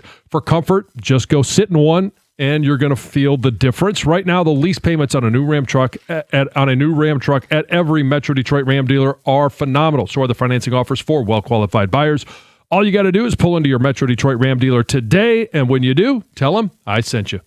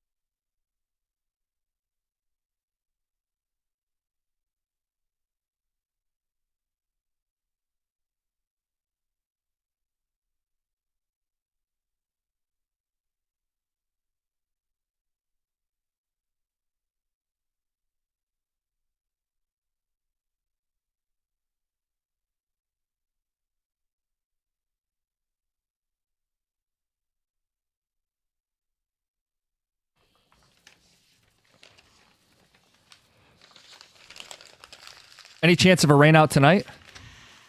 I know it's raining now in some parts. I thought there were supposed to be thunderstorms later, but I think they'll actually be able to play the game. You get Montero your ace started. is on the mound. Guider Montero. He's been their ace, right? He's been their most consistent pitcher. Yeah. Didn't have to pay him $37 million a season. Nope. Yeah. This series, I mean, you laid it out. I mean, it's May, so how big can a series be? But if this goes the way it's been going, they're going to drift farther and farther out of this division. They're 6.5 back after a loss last night. Tigers could be as many as 9.5 out. Yep, 9.5 by Friday morning. Or, hey, they find their winning ways again, 3.5. And you start that road to recovery. See if you can hold on until Skubal comes back. It's painful because it's not even just one thing. It's like everything. Yeah. And there's some built-in injury excuse, but there's also just a frustration and like it's not getting any better. It's every night pain. Yeah, and it's the lineup where you got 3 legitimate bats in McGonigal, Dingler, and Green. Mm-hmm. And then you finish it off with Torque, who's been awful all season long, except for that 5-game stretch where he hit 5 home runs. McKinstry, Vierling, Perez, Zach Short, who has yet to get a hit. And Colt Keith has put bat the ball, so I'm not going to put him in the same category as those guys. But I just want to illustrate something with Colt Keith. You're right. What's his batting average on the year? .293. Right. Which traditional baseball guy is going to say, hey, that's a good hitter. Torque is having a bad year, yes? Yes. What's Torque's OPS?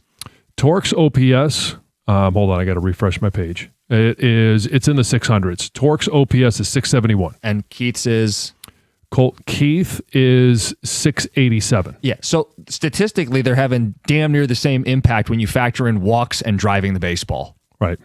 So Keith having a good year at the plate, Torque having a bad year at the plate. That's why OPS is a better measure, and both of them are below average. Right, and so it seems weird to say this, but Torque's OPS at 671 is inflated because of the 5-game stretch that he had. Yeah, if you look at his numbers outside of that 5-game stretch, it's atrocious all season. I think the difference between these two is, first off, if you want to get excited about Keith's numbers, Jim is right, but even more so, he's a 0-WAR player exactly. Right. Wow. So he's not making a difference in wins and losses, really, right? Torque's a minus 0.9.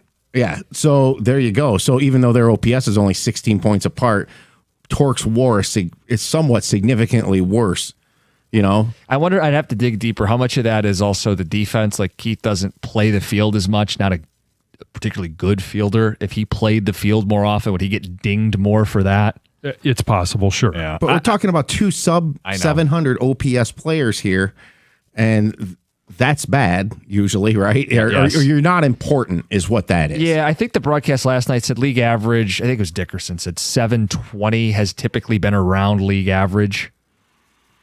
But like Keith isn't really helping them or hurting them, but Torque is hurting them. Sure. Yeah. Yeah, and you had Torque's numbers since that 5-game stretch. I don't know if you still have those. Well, the last 13 games. So since Skubal got hurt in the 2-11 stretch, he's 5 of 46. 0 homers, 3 RBI, 23 strikeouts. So half the at-bats are strikeouts. That's awful. That's yeah, abysmal. Tex says, AJ Hinch is always pinch hitting Colt Keith.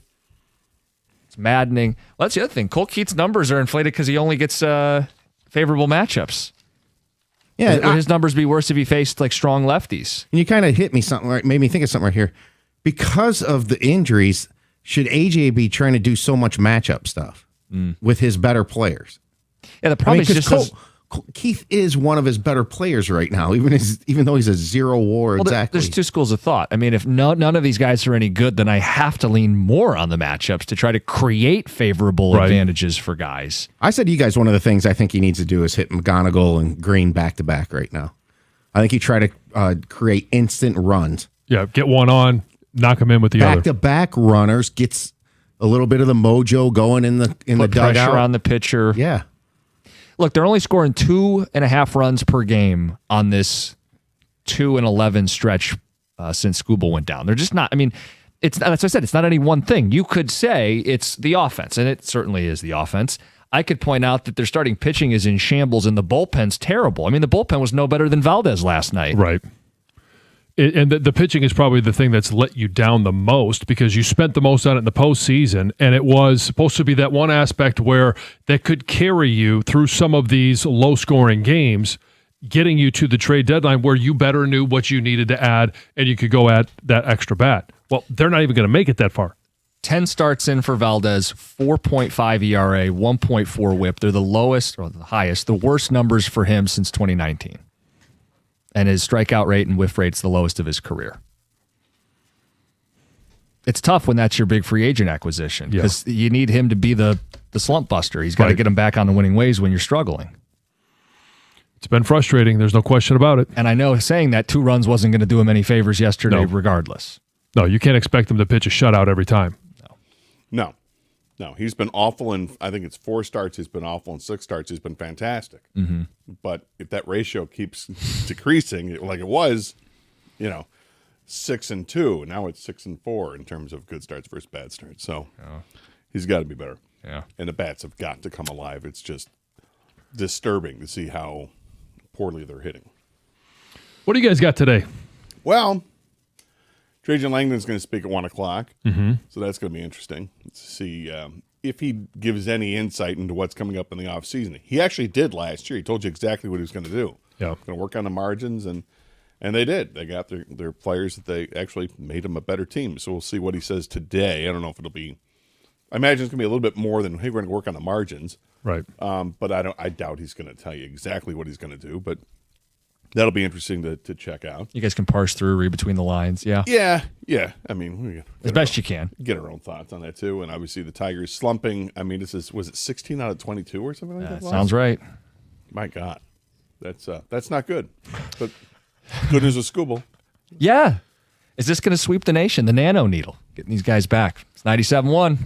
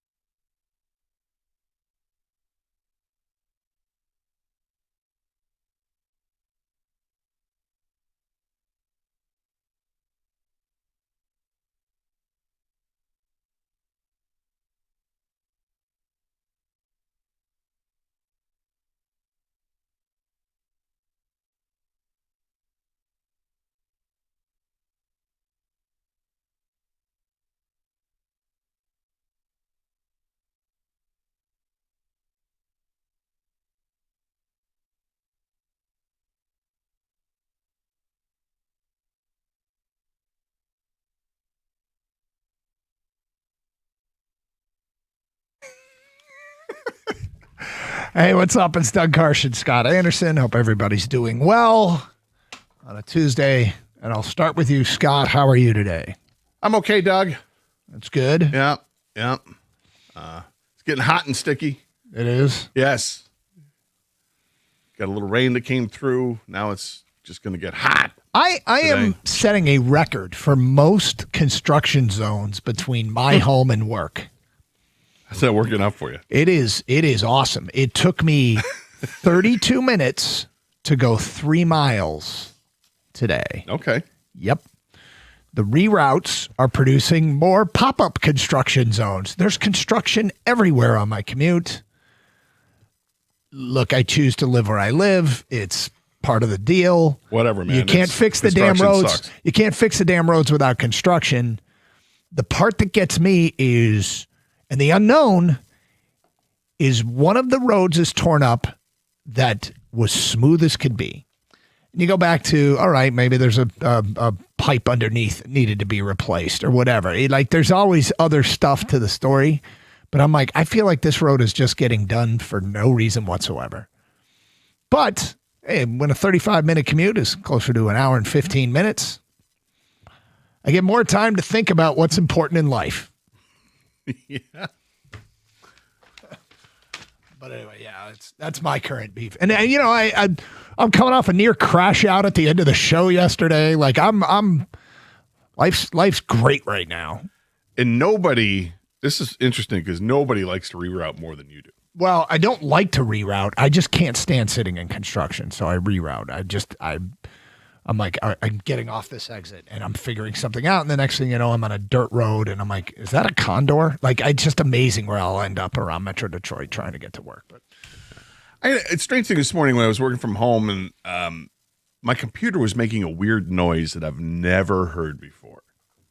Oh, yeah? And it was like, okay, you could hear maybe faintly the fan is starting to come on, and then there would be this noise. It was a digital noise that would go. Really? And every 15 seconds. What did you do? Which F key did you accidentally hit? I hit? have no idea what it was. I'm like, stupid F keys. You hit an F key, and the next thing you know, your whole computer's screwed up. So I did what you're supposed to do. You unplugged it and plugged it back in. Yeah, sure. I turned it off and waited 30 seconds and turned it back on. I was thinking about doing that with America. Yeah, we do that. We just hit the pause button. No, unplug it and plug it. Wait 30 seconds and plug it back in. Yeah, not pause, right. But I don't know what the hell that noise is. And did it go away when you powered down? Nope. Rebooted? It came back eventually, and now I'm concerned. There's some sort of tracking device or a bomb. Yeah. Your bank accounts are going to be emptied by the end of the day. Yeah, or that Anton Chigurh is going to be showing up on my doorstep because he's been following the transponder where they have my case of money. Thump.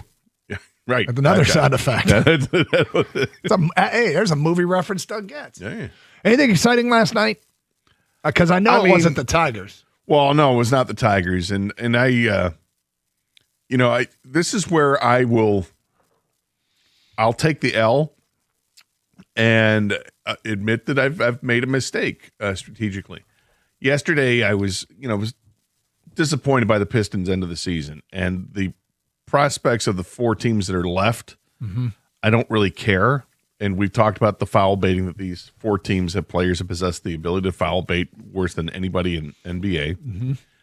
Mm-hmm. So by the time I flipped on the San Antonio game, I think there were 7 minutes to go in regulation. And I started watching. I'm like, okay, it was actually a decent game here. Now I'm like, now I want to see, is SGA going to foul bait? Is Wemby going to be bad at this? And as I'm watching it, they weren't. They were playing basketball.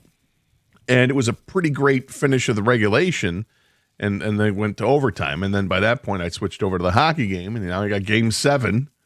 Right. And, Montreal ties things up, and it's 2-2, and it's, okay, here we go, end of regulation, watching that. And then when that went to overtime, I watched that overtime over watching the NBA and didn't realize it was a double overtime finish. So I missed all of the overtime for the NBA, but I did get to see Montreal score in their overtime to advance to the Eastern Conference Finals. So it was a sports night, and one that I probably should have appreciated more. And you were.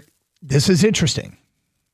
So you were watching those things instead of the Tigers. No, I watched the Tigers was over when you started. That's when I started watching it, and so it's shame on me to continue to watch. I think the fourth time Stephen Kwan got on base, I'm like, that's it. And he was hitting 206 or something. I know, dude. I know. But the Tigers can't hit, can't pitch. Other than that, they're fine. Other than that, they're going to be great. Yeah. But they'll get some help pitching-wise coming on the horizon. Look, soon, Will Vest coming, and you got other pitchers coming. But, there's some stuff. But the batting lineup. But if you're only going to score 2 runs a game, if that, that was a luxury last night to score 2. You got problems, and you're waiting on guys to get out of slumps. Players that are better. Well, And at the same time, you're losing patience with the players that you know are better, so you're automatically going punitive. Get rid of this guy, get rid of that guy. And that's not the right thing to do. But I just feel like they're in this situation. I don't know if this analogy works, but like that, hey, we'll do the surgery when the swelling goes down. Is like you hear that when a player, yeah. The Tiger's swelling is not going down. No, and it's so they still can't. swollen. Yeah, they're still swollen, and the surgery comes when everybody's back, and so we're just sitting here watching this product, which is. There's guys that are currently wearing the Tigers uniform, and those guys right now that are currently wearing the Tigers uniform collectively are not very good. There's a whole bunch of guys that are going to be wearing the Tiger uniform that should be back that collectively will be better than this. Yeah. I don't know how good they're going to be, but they'll be better than this. yeah, there are guys that you look on this roster and say, all right, well, they shouldn't be on this roster anyway. And then there are guys around this roster that are struggling, and you're like, well, they shouldn't be struggling this bad. When's a correction coming?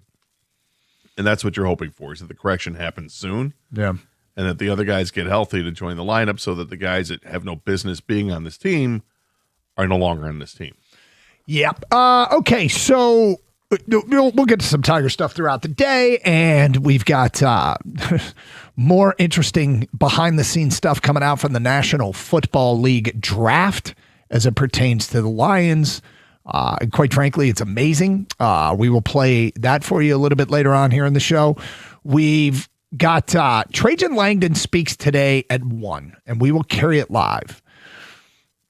We read a quote from him yesterday from last June where he essentially said that they were going to focus on development, growth from within, and that the goal, if they made moves, it'd be on the margins. If they have moves on the margins, it could help them. And that was his quote last June. Well, here we are in mid to late May, and he's going to speak again, and we got a Piston team that needs some changes. I don't think they need tweaks, and I don't think they need moves on the margins, right? They need stuff, man, and it'll be intriguing. Trajan's he's not a brash guy that's going to make a whole lot of bold proclamations in my estimation. I assume you believe that as well. But will he admit that there's maybe a little bit more than moves on the margins? And that's what I'm interested to hear today at 1. Yeah, because he can't say the same thing he did last year. I mean, moves on the margins, what, to make you marginally better? I mean, you made a huge leap last year. The moves on the margins got you from 44 to 60, which was remarkable when you think about it. But now that we've all gotten a taste of real playoff basketball, and then the heartbreak that was Game 7, because it's not even Game 7 wasn't even heartbreaking. Losing Game 7, it feels like 99 out of 100 times is heartbreaking. That wasn't. That was maddening what we saw, because it was just nothing from the Pistons that was competitive in that game. And so that's why it almost feels like the fan base wants to be a little punitive with this, with retaliation against the players that just didn't show up. And this is a good basketball team that needs to be better. And okay, sure, we all agree they have to get better. So it's going to be something more than just the margins. It's the same thing that people argued about all year long. Need somebody else to be a scoring threat alongside Cade Cunningham, more consistency, and because Duren wasn't that guy in the playoffs, even though he was in the regular season. Tobias was that guy in the playoffs until he wasn't that guy in the playoffs. So they need to find that consistent person. I specifically, but both of us really have pushed back at a common criticism of Trajan Langdon, and it is something that I think probably frustrates our audience a little bit. I do not think that Trajan Langdon is beyond criticism. In fact, after much thought here and looking at the roster, Scott, I have got the swing and miss move from Trajan, where this team wasn't good enough.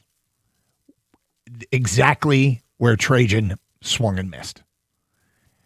Potentially. But it really feels like if I'm going to pinpoint one thing, this is a criticism I will have of Trajan Langdon.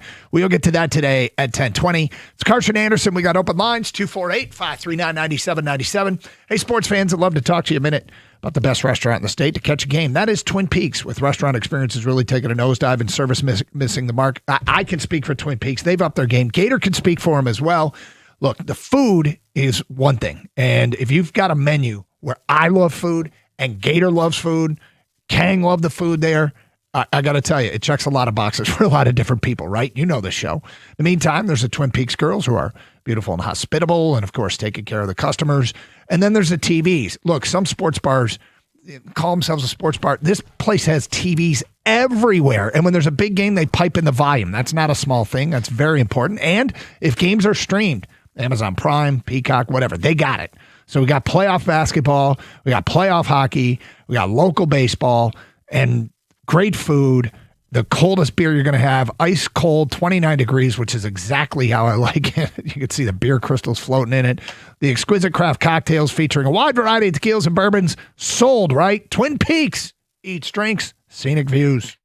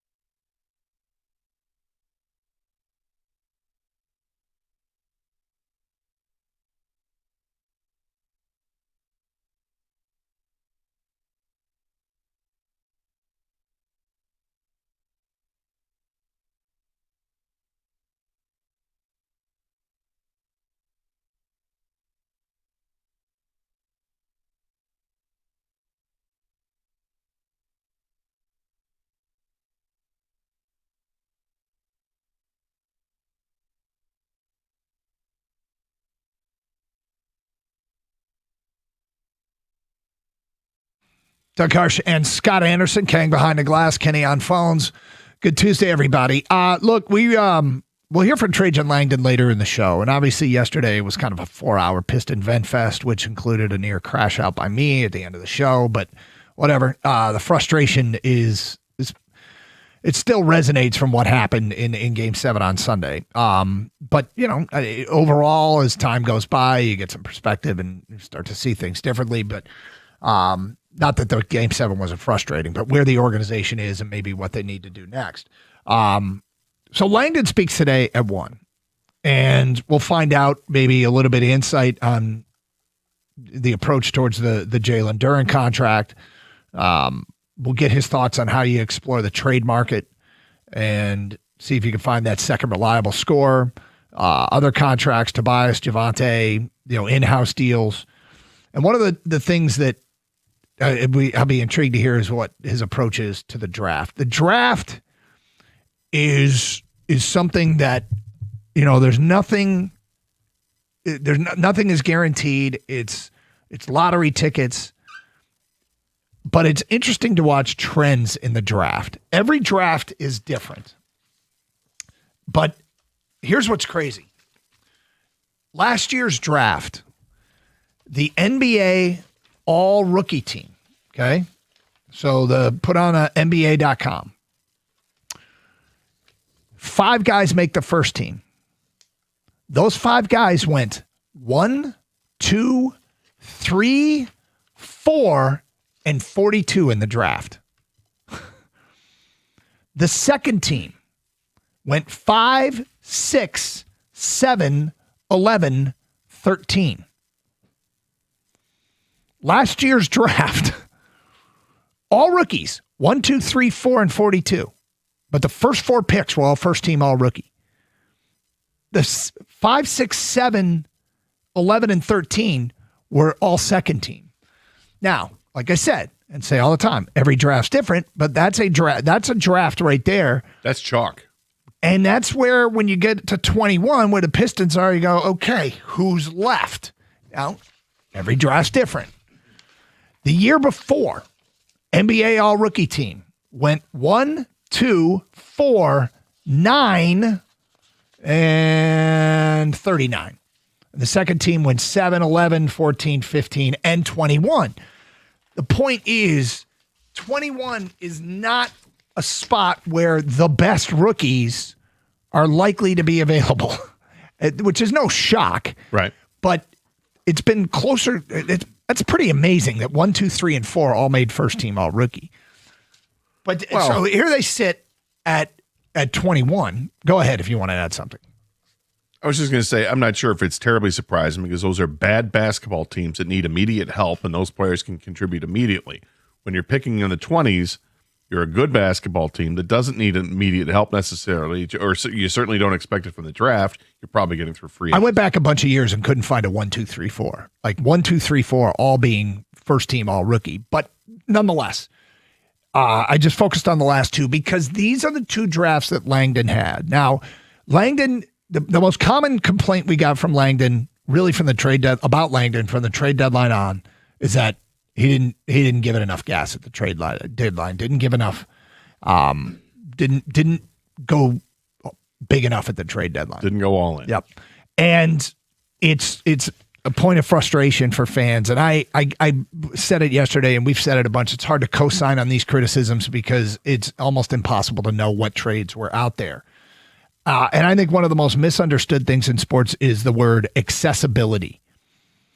Like we had a guy called up and said, I just disappointed. The trade deadline came and went. Pistons should have went and got Cole Knippel. Cole Knippel, who's been a great draft pick for the Charlotte Hornets, first team all rookie. There's really wasn't a reasonable way to go get him at the trade deadline. They're not going to trade away a guy that they're building around who's right. Yeah, I mean, another one, Lauri Markkanen, like the Lauri Markkanen and Michael Porter Jr. and Trey Murphy talk is awesome, but it'd be stunning if those didn't cut into a core that was helping the Pistons win. I mean, if you think about if you're in those towns, you're asking for a star. Like you're asking. That's what you're now. Yeah. If you weren't before. Yeah. So, but here's an accessibility thing where I'll be critical of Trajan Langdon. The Pistons had a resource a couple years ago they might not have for a long time, and that's the pick at number 5. And remember, the last couple of drafts, the predictability of those drafts and how a lot of the top teams nailed it. I think if I'm going to be critical of Trajan Langdon right now about one of the reasons why they came up short, it's the pick of Ron Holland. Ron Holland has potential, and I'm rooting for Ron Holland, and I hope Ron Holland lives up to said potential. But Ron Holland's kind of a redundant piece on this roster. And if you think about what this team needs, I'm going to go all Stoney here. I'm going to go full Stoney. Wow. But Matas Bazelis or Bud Carrington, who are on the board there at 5, are guys that, score in double figures and can shoot it, and really would be, in many ways, where they have developed here in Detroit, we don't know.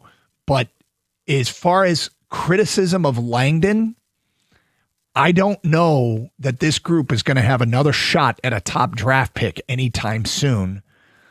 And Ron Holland, as a developmental piece, it could happen for him. But, I mean, how good would Matas Bazelis seem to fit with this team? How good would Bud Carrington seem to fit with this team? And so I guess as far as what I think is fair criticism, I'm going to focus on that. And I hope Holland turns out to be worth it in the end. But that's where my criticism of Langdon is more focused on. No, I get it. And I'm a huge Ron Holland fan, but I don't think I envision Ron Holland in the future here of being a guy who's going to be potentially a 20-point scorer. I think he's a guy that really helps you out defensively. And you need those players, and hopefully he can develop a shot, and maybe he's a 3-and-D guy down the road. But he can be explosive because he's so quick and fast. I was really disappointed. It's probably my biggest disappointment with the Pistons, aside of failing in Game 7. But just from a personnel standpoint, my biggest disappointment in the playoffs is that they didn't use Ron Holland. That your brand is defensive basketball, and they just didn't use him. And I was really pissed after seeing him thrown at the end of that game. It was Game 5, and he was just locking down. Mm-hmm. On Donovan Mitchell when things got, Pistons were making a furious comeback at the end. They put the starters back out there for Cleveland. He locked in on Mitchell, and he wasn't giving him a millimeter.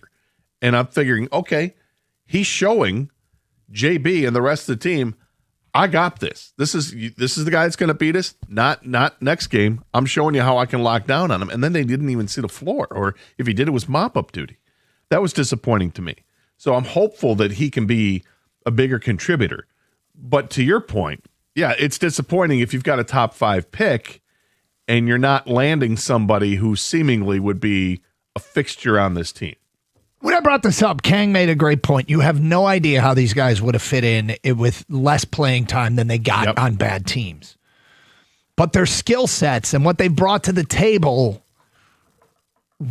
it feels like almost exactly what this team needed, especially Bazelis especially. But what they needed, honestly, here when it comes down to it, it's not Ron Holland. What they needed was a healthy Jaden Ivey. That's what they needed. If Jaden Ivey hadn't torn up his leg in 2 different ways, whether it was breaking the leg or the knee injury that he suffered, I mean, that was your guy. That was the guy who was going to ride along with Cade Cunningham, score 20 points a game, be that consistent player. He's obviously got talent to shoot beyond the arc, but he got hurt, and then they were able to spin. Well, they traded him, didn't get much in return, but in fairness, he wasn't offering the Bulls anything either, and they've released him. So I don't know what his future is in the NBA, but that's also it's a misstep in hindsight because of his injuries. But what would have been like if he never got hurt? Would this be would we be talking about a team know. In the offseason right now? It's a great question, and I'm kind of focused on all Trajan's decisions. And because that's not a Trajan. And Trajan's our guy, and I think this is a huge offseason for him. And I'm not saying, look, Trajan's a bad GM and I'd move on from him. I'm just saying when it comes to the criticisms of why this team came up short and Trajan's culpability in it, I'm more focused on getting kind of nothing in the Cleveland series out of the pick at number 5 from 2 years ago, more so than I am what he did or didn't do at the trade deadline. Well, when you're looking at building your core group of players, you would think that someone you take at 5 is going to be part of your core, and I'm not sure the Pistons think that at all, based on how they used him. Kang, I want your thoughts on this. In a minute, we'll get to your phone calls and feedback. 248-539-9797. It's Carson Anderson, 97.1. Summer is right around the corner, and there's never been a better time to drive home a brand new Chevrolet from Sarah Chevrolet of Southfield. Right now, lease the all-new 2026 Chevrolet Silverado for just $189 a month. Need something sporty and versatile? How about this? You can get the 2026 Chevy Trailblazer for only $219 a month. Or cruise in the summer in a stylish 2026 Chevy Trax for just $249 a month. And every one of these incredible offers comes with only $19.99 down. So whether you need a tough truck, a family SUV, or the perfect everyday ride, Sarah Chevrolet of Southfield has your summer savings waiting right now. Hurry in today or shop online at sarahchevrolet.com. Sarah Chevrolet of Southfield, where the great deals and great service come together at 696 and Telegraph in Southfield. Open every Saturday, dealer fees extra, offers subject to approval and availability. See dealer for complete details. And together, let's drive.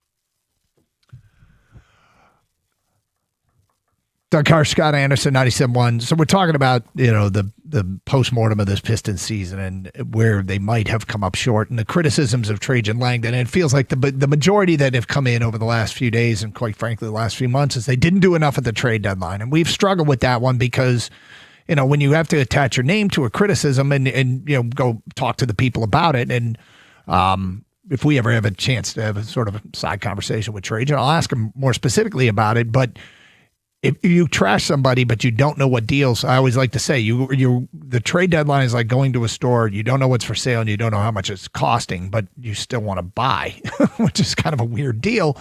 But at the end of the day, if I'm going to be critical of them, the one thing where they came up short is they're getting almost nothing out of their pick at number 5 from 2 drafts ago. When the drafts have been relatively speaking predictable, and you look at the players that have excelled, have gone at the tops of the draft, and at 21, it's going to be hard. It's going to be very hard to find a player, and maybe they do have to move up, and I would probably co-sign on a move like that, given the way the drafts typically play out. And this is considered to be a pretty deep draft. But with that said, they pick Ron Holland at 5. I don't know when they're getting back in the top 5. You look at the players that were available that year, which is a full-on Stoney topic, but that's where my criticism of Trajan is getting almost nothing out of a resource that I don't know that they're going to have anytime soon, which is a high draft pick. Yeah, the only way that you see that anytime soon is if there's an injury, right? To Cade, the long-term type. You could trade up. Well, trading up is so hard to do. Yep. It is. I mean, it's really hard to trade up that high. Or I guess the other way is you trade for somebody's first-round pick that isn't protected, and all of a sudden they have an issue, and now you find yourself in the top 5. Kang, what do you make of this? I think you're trying to cope with this loss. I love you, man. I respect you. I know a lot of work goes into your opinions. You don't just throw them out there. And you did the research, but I think it went too deep with the dive. And the Pistons lost to the Cavs, and it sucked. And maybe the better team just won. The better roster just won. Of course, if Ron Holland had brought more to the table, they would give the Pistons a better chance of winning that Game 7 in the series. Or Jalen Duren could have played better, or at least like he did during the regular season, and they would have beat the Cavs. The story on Ron Holland isn't written yet. And I don't think they drafted, Ron Holland to beat the Cavs in the second round 2 years later. They drafted Ron Holland because they had a vision for him. I don't know if he'll ever get to that vision they had for him, but I think it was more offense for sure, not just defense. Because he is like a Sar Thompson light at this point, right? Yep. But he was like the number 1 rated high school player. At one point, they projected he could be the number 1 player drafted in the NBA. He has offensive ability. He has athletic ability.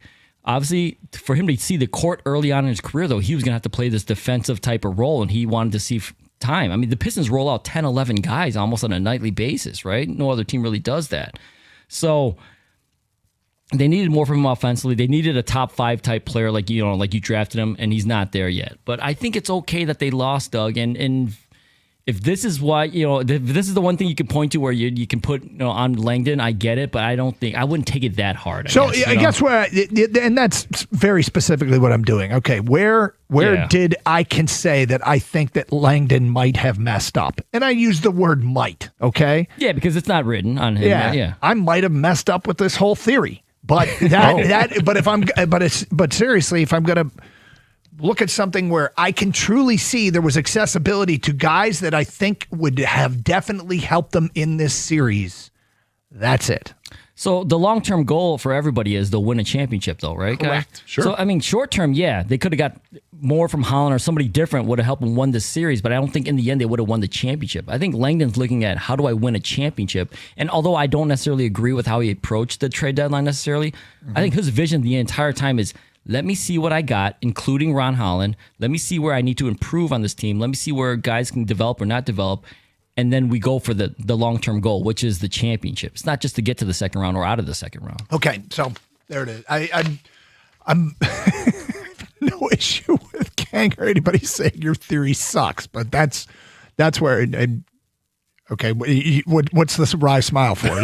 It's always fun when Ken calls one of us out. No, that's not it. I'm just saying.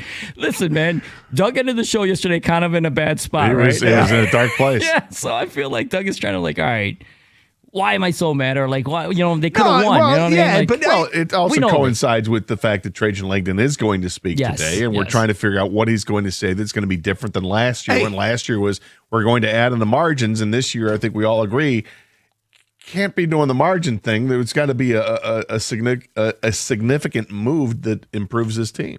248-539-9797. Let's go to Thomas in Detroit. Hello, Thomas. Hey, how you guys doing? What's up? I'm sitting here listening to all the comments and stuff about Duren, Asar, Holland, even Cade. A lot of these guys came in at 18, 19 years old, which a lot of these guys still have to develop NBA bodies and really develop their game. And Asar, like I said, I was telling a friend of mine, I'm like, Asar has to learn to be a little bit more aggressive, going to the basket and develop a jump shot, because his brother has to do the same thing. But his brother's a little bit ahead of him right now. Even Holland, he has to develop his game. Jalen Duren, he has potential to his game, and he really should look to work with somebody like Akeem Olajuwon to work on post moves and stuff like that, to really make his game a little bit more well-rounded, so they can't sit back and collapse on him and be like, okay, we're going to take this away from him because all he do is catch live. I think Duren is so close to unlocking himself. I mean, you watched even in the playoffs, right? He'd get the ball in the post. And he's more than willing to try to do something. He's spinning to the basket, and he just couldn't finish. It's to him, it's work on finishing. It's absolutely there. He's got the talent to get it done. He's got to learn how to finish. And once he does that, you're unlocking something great. But unfortunately, he did not unlock it, and he averaged 9 points a game or 10 points a game in the playoffs. Right. Because I even noticed with Cade when they went 14 when they won 14 games that year. I sat back and watched and paid a lot of attention to his game, looking at his footwork. Because I went to a game where they played, I think DeMar DeRozan was in Chicago at the time. And their games were similar as far as footwork, the way they could hit that midi, the way they could just come up and just pull up and change speeds or directions or whatever. So I'm like, it's going to take time, but they're in a great position right now. But we definitely need a shooter. We really need a 3 and a point guard. Well, that's why I go back to what they could have had at the number 5 pick. But with that said, your point is way more accurate than inaccurate. They're a young core, and giving them time to develop together doesn't sound foolish at all to me. Now, do I want to see them get a little bit more aggressive? Yes, but even if Holland does feel like he's got some redundancy to him, that he can be a piece that can be had, but I'm not sure what you're actually going to get for him. But I don't hate the idea of them making him a part of a trade with draft picks to try and go nab somebody that is a really reliable second scorer. And, the names that get thrown out there literally were the leading scorers for their teams that people think that there's accessibility to, and I really hope there is. I hope they can get Trey Murphy or Michael Porter Jr. or Lauri Markkanen. And if they can, and some make more sense than others, but if they can, that's a reliable second score. But this young core, we should still be super enthusiastic about it because players aren't defined at these ages. Yeah. Even Cade. And look, the free agent class this year isn't spectacular. The free agent class next year is actually pretty good. And I doubt that he's going to say this, but it might be a strategy. Is what they might just do is wait to add that big piece at the trade deadline, which then you get a whole can of worms of, what was offered, what was available. But there's going to be lots of players ready to hit free agency that some teams are just going to say, I got to get something for him before I lose him for nothing. And they might end up as a Piston. If you send a text, there's a good chance we're going to read it coming up. 248-539-9797. And we will hear from Trajan himself at the 1 o'clock hour. Gator, you've got some ideas how to improve the Tigers' hitting that you've been workshopping. I'll be interested to get into that a little bit as the show goes on. And there is more behind the scenes stuff from the NFL draft, which is fascinating. As the Lions, that phone was Brad Holmes was working the phone. He was working the phone. We'll get to that in the 11 o'clock hour here on Carson Anderson on 97.1.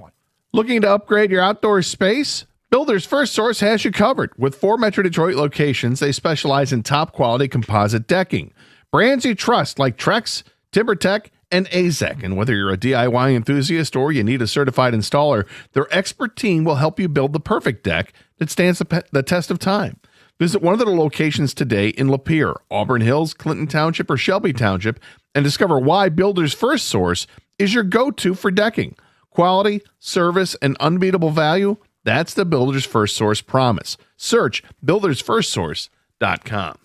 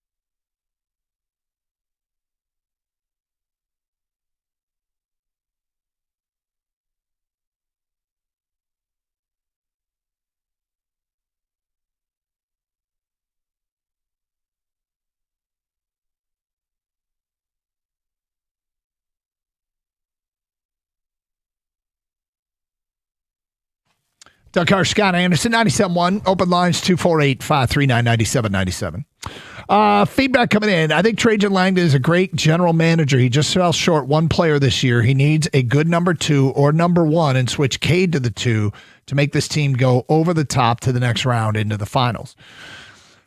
Yeah, I mean, one of the things we have to keep in mind is that is a massive addition. Like, what you just suggested, he just suggested that Trajan go out and get somebody better than Cade.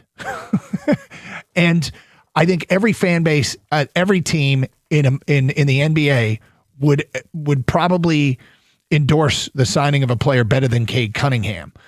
But I remember criticisms, hearing people in Oakland saying the A's are just as good as the Tigers. The only difference is the Tigers have Justin Verlander. That's a big difference. That's a huge difference, Yeah. and it made a difference. Those were when the Tigers kept beating the A's in the playoffs. Getting somebody that's a legitimate second option is a big move. It's a huge move. Getting somebody better than Cade is, I don't know if it's really even possible. Well, Giannis. Yeah, Giannis is interesting because Giannis is available because Giannis is probably a depreciating asset in terms of health. But if you get lucky, and I'm not against, I think sometimes you have to take a risk here and there. Rashid was a huge risk. Rashid was a risk, but it put him over the top because they got mostly all good Rashid. But, the fact of the matter is he had been a mess in Portland and those were some good Portland teams he played on, and he got in their way of winning with some of the stuff he did. Comes to Detroit, and it was a far smaller factor. That was a risk. Giannis is a risk, and if you're right on that, and he stays healthy and gives you a couple of good years, wow. Well, that's a guy that you can trade for, and what's the cost in the trade? I mean, obviously it's going to be a ton of draft capital, but I mean, in terms of players that you'd give up to acquire him, but that's where the pain comes in. I like our guys' text, but I think the idea of getting somebody better than Cade is kind of far-fetched. Oh, it's insane. Does he realize Cade is a top 10 player in the league right now? It's like saying Hutchinson should be the number 2 defensive end on this team. We got to get someone better than him so he doesn't have to, all the pressure's not on him. I'm not sure we didn't get that call. Yeah, but the realistic, and we just got a text on Cade. My point is, it's not possible. It's not feasible, and Giannis is probably the only one that's even in that realm, and that's not happening. If he stayed healthy.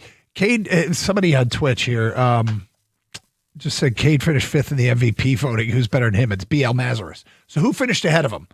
Shai Gilgeous-Alexander, Victor Wembanyama, Jokic, and I think Luka maybe. Yeah, just go get one of them. Yeah. Well, apparently you don't have to give up much to get Luka. Yeah, right. That's a good point. We just got to trade for Anthony Davis so we can trade them. Right. GMs around the league are cursing that trade because it's created insane expectation. Next text. This is probably way too pragmatic of a take, but I honestly believe that the best way for this team to take a step forward is to develop in-house. If Asar can develop any type of offensive game, he's basically Scottie Pippen. Holland and Duren can get much better offensively as well. There's still work to be done on the roster, but it would be more realistic to build a championship team through Asar's growth than acquiring top talent without deconstruction. It's not illogical. It's not illogical. If you can acquire top talent without deconstruction, which is a good way to put it, whoever wrote this, I wish you signed it because I love the way you wrote that. And you know what top talent is without deconstruction? We're trading 4 first-round picks for. Right. That's where you keep the roster together. You're mortgaging some future assets. Well, what are we talking about with the roster that we want to keep together? I mean, that's the first thing you have to do if you're Trajan Langdon is identify who your core is and build around that core. And say, because your core are guys you're not getting rid of, right? Yep. So you have Cade. We think Asar is probably part of that core. And then what? Is Duren part of the core? Probably is, yeah. I think he is too. So then everybody else is available. Well, who's marketable? And who's going to have some juice? Does Ron Howland have juice after they didn't play him in the playoffs? Even though they played him all but 12 games the last 2 years in the regular season? Another player that feels like a depreciating asset because of the way he got used. Yeah, and then you've got other guys who would be throw-ins in a deal, even though I think they're good. Like Karis LeVert's a good player, but he's signed, I think, through next year. But But do they have anybody you say, we can't part with him outside of those three guys? No. So I mean, you could start packaging together a whole bunch of players with draft picks and sell somebody on Holland, Chaz Lanier, Danis. I was going to say, does Danis have value because he comes in so cheap? Instant offense and a bunch of draft picks. But again, that's not cutting into the core, and that's what the caller's talking about. If you can add a secondary scorer without roster deconstruction, great. If you can't do that, he's endorsing just trying to develop from within. And remember, you could offer 4 first-round picks. And Utah could say no, or New Orleans could say no, or Brooklyn could say no. Or Milwaukee could say no. Milwaukee could say no, yeah. My take on Game 7, to sum it up, it sure looked like the Cavaliers were on a 4-on-5 power play the whole game. That's from Jill in Pearl Beach, Michigan. You ever heard of Pearl Beach? I have not. Pearl Beach, Michigan. But I will agree with them. It did feel like they were shorthanded against the Cavs. I mean, there were times it looked like it was 3-on-5. I mean, Asar isn't Pearl Beach isn't that far away. It's New Baltimore and keep going. Oh, up there. Yeah.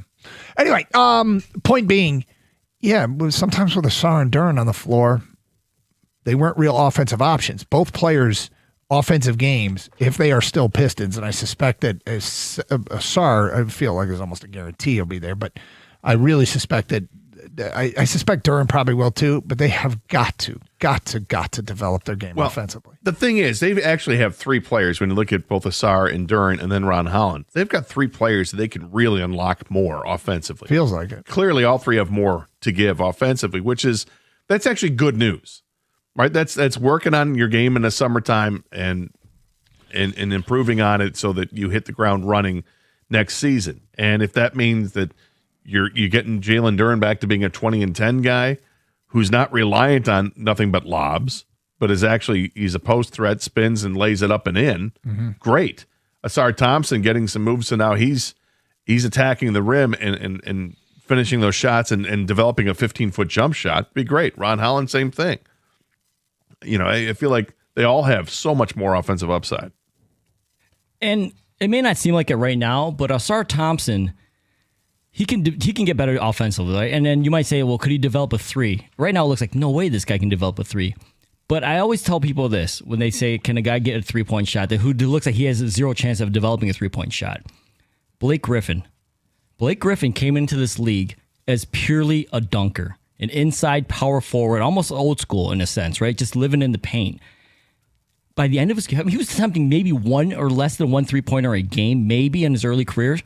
Later on in his career, my man was attempting 5, 6, 7 3-pointers a game, and he was hitting them on a pretty decent rate. Blake Griffin, no one would have ever believed you had you told him that the rookie Blake Griffin would develop into a decent 3-point shooter, and it did happen. So Asar, I don't know if he's going to become a 3-point shooter, but he definitely can develop a more offensive game than he has right now. He's so damn athletic. Get in the paint. He jumps so high, it's almost not even a floater anymore for him, so he can get better offensively. And for Blake Griffin, it happened overnight, really. The first 6 years of his career, he was averaging less than 1 3-point attempt per game. Then it jumped up to 1.9 when he was 27. And when he was 28, it jumped up to 5.6. And then he became this guy who was shooting, 35, 36% from 3. But at the beginning of his career, he was shooting like 15%. He did nothing. Well, not even the percentage. Yeah. He only launched less than 1 a game. It was every other game he would launch a 3-point shot. Mm-hmm. Alan Jackson says, one thing that makes me mad about the playoffs is not playing Ron Holland. JB should have said, Holland and Asar, you both suck at offense.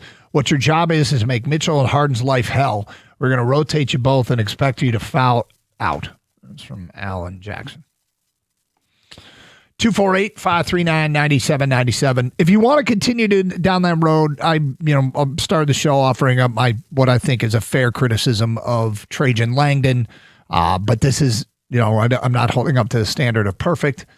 I think that's something that I hope they don't rue the day that they got nothing out of that number 5 pick. And maybe they won't, because maybe Ron Holland will develop. But some of the guys that were on the board, that they would have really seemed to check some boxes.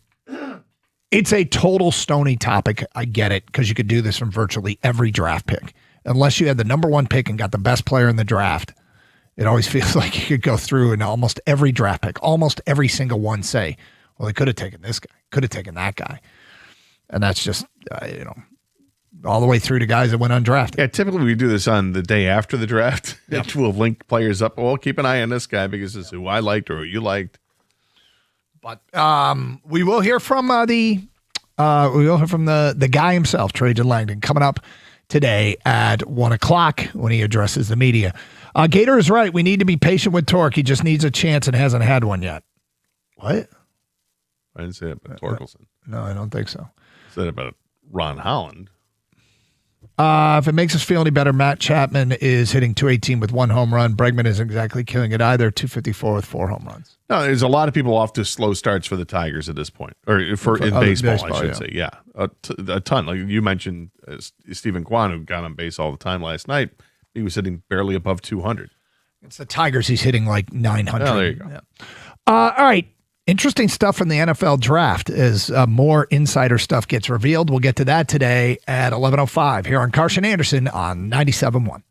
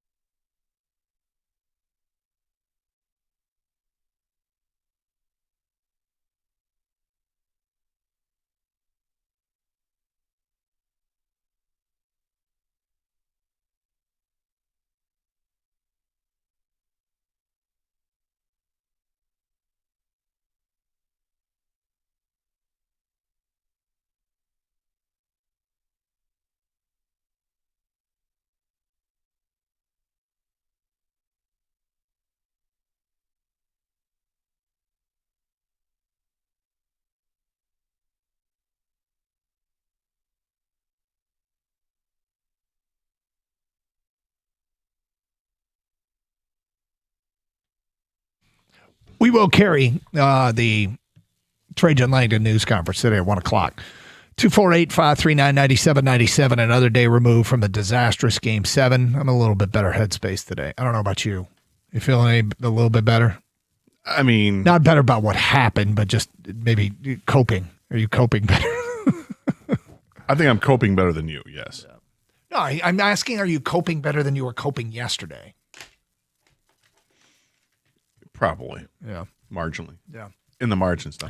It's probably going to hurt more when we see the, Cleveland Cavaliers theatrical troupe take on the New York Knicks theatrical troupe tonight in the Eastern Conference Finals, but it is what it is. Okay. So remember a couple of weeks ago, the New York Giants released a video where the Lions, it was inside their war room video. And I don't remember if they even used the Lions name, but they just said that the team at 50 was looking to move up 13 spots to 37, and they were going to give up 2 fourths and a fifth. Remember that came out, and we talked about it. Yeah. Well, now the Ravens have released one, and it's about their first round pick at 14. And we're going to play this for you. It might be hard to hear exactly what is said, but we'll interpret it for you. But this is actual sound inside the Ravens room. Their GM is Eric DaCosta, and apparently the Lions at 17 called about the Ravens pick at 14, and here's how it sounded.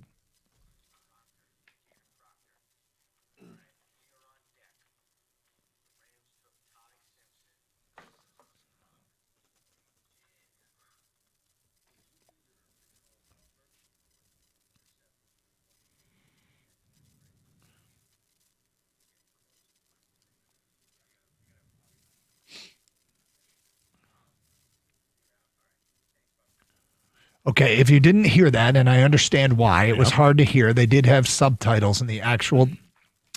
They were talking about Proctor going 12, Ty Simpson going 13.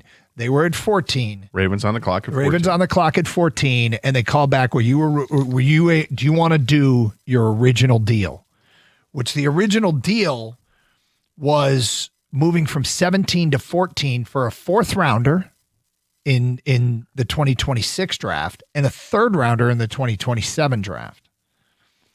The Lions tried to move up 3 spots.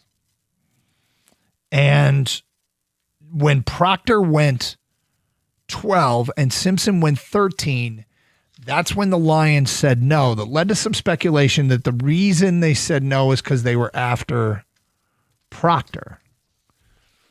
But when the draft was over, question came into Brad about were they going to sit there at 17 or are they actually going to move up and maybe go after Blake Miller? And here's what he said.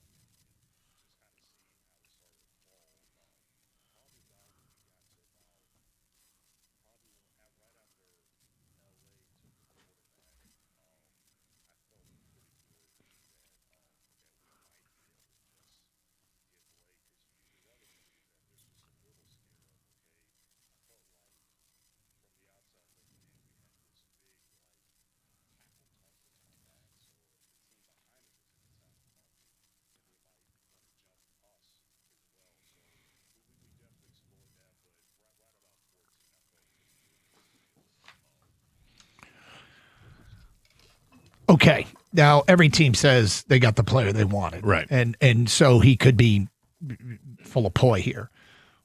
But the way he frames that, okay, we talked to teams. They talked to Baltimore, 3 picks ahead of them. How it fell once LA took the quarterback, they didn't think that anybody else, which was Baltimore, Tampa, or the Jets, who had 14, 15, and 16, would take a tackle and would take Blake Miller.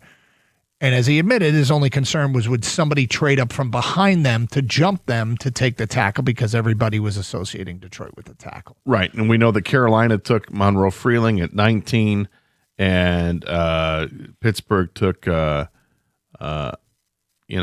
at 21. Yep.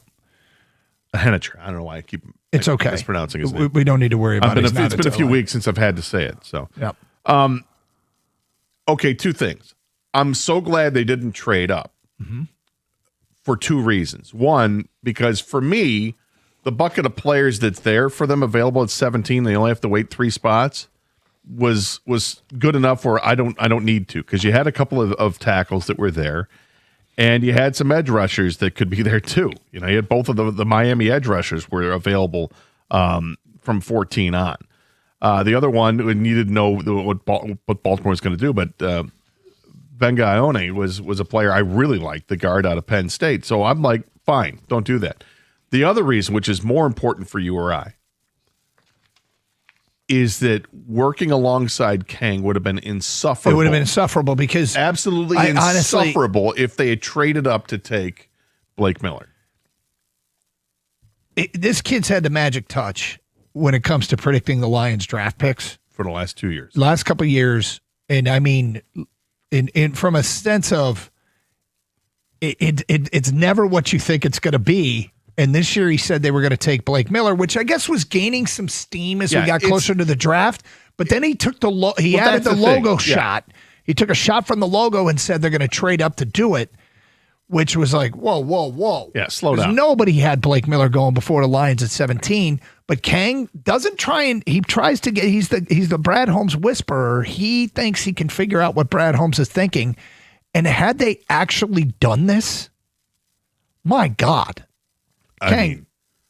I think I would have had to something weird. It's just got weird, right? That's not even. I don't even think I can applaud that. But like, why did you just do the exact thing I thought you were gonna do? That's weird. Coming up on middays with Kang and friends. But Gator, listening to that soundbite of the behind the scenes with the Ravens, and then listening back to what Brad Holmes said at the post draft presser. Were they going to trade up for Blake Miller? It sounds like they were going to trade up for Blake Miller. I mean, like I said, there was a bucket of players that I would have liked. But no, it sounds like there was definite conviction because as it played out, they had their choice of 3 tackles, and they took Blake Miller. They passed on Monroe Freeling. They passed on Ihenacher. Let me be clear here. I think there is a Proctor factor here as well. And what I mean by that is that maybe they like Caden Proctor a lot. I think they liked Caden Proctor and Blake Miller. And what made them make the call was because they thought they both might be gone. And when Proctor went and they got to Baltimore, I think that's when they felt safe. When Ty Simpson got taken by the Rams. Yes, sorry. When Ty Simpson, and he said as much, my bad. So by the time they got to Baltimore, they thought, okay, one or the other. Because I don't think they would have called. I think their concern was that Proctor and Blake Miller were going to be gone before Baltimore picked. It doesn't disclose when they first made contact, right? At what point in the draft. So, I mean, when you look at the players that were taken that like start to slip, right?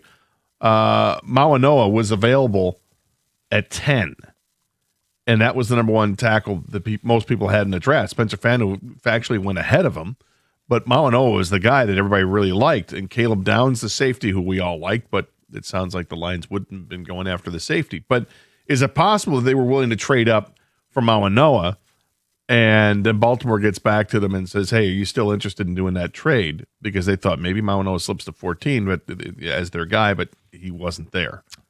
Interesting to hear.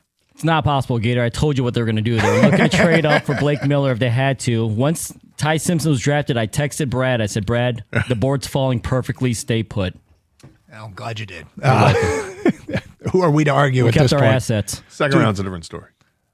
Yeah, we had fuzzy signaled on the second day. That's what it was. You break it up. Yeah. Take your off speaker. It's a trade up, but for Miller. What are you doing more? Turn your radio down and take your off speaker, Keg. Is that what Brad said? 248-539-9797. It's Carson Anderson. We got open lines if you want to respond to that. Also, Vegas has now done point spreads for every game.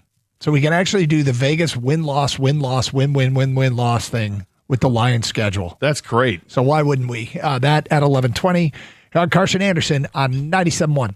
Hey, when your garage door stops working, which ours did yesterday in our house, I didn't have to call call center 3 states away. I called my friends at M&M Garage Door, and they had somebody out there within 90 minutes.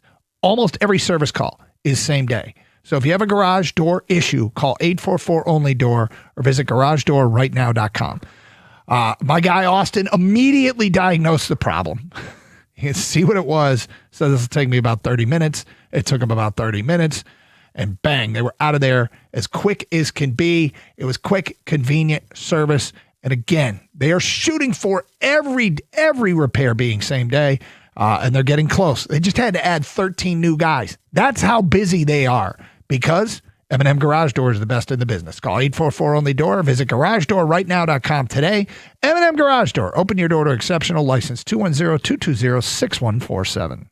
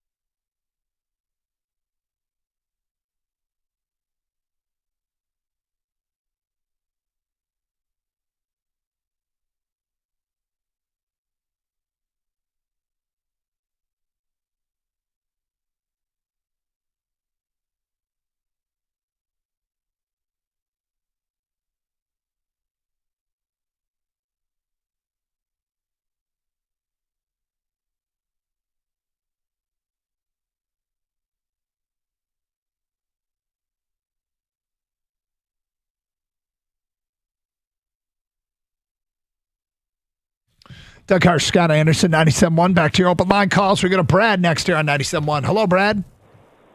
Hey, how are you guys? What's up? Comment about the Pistons.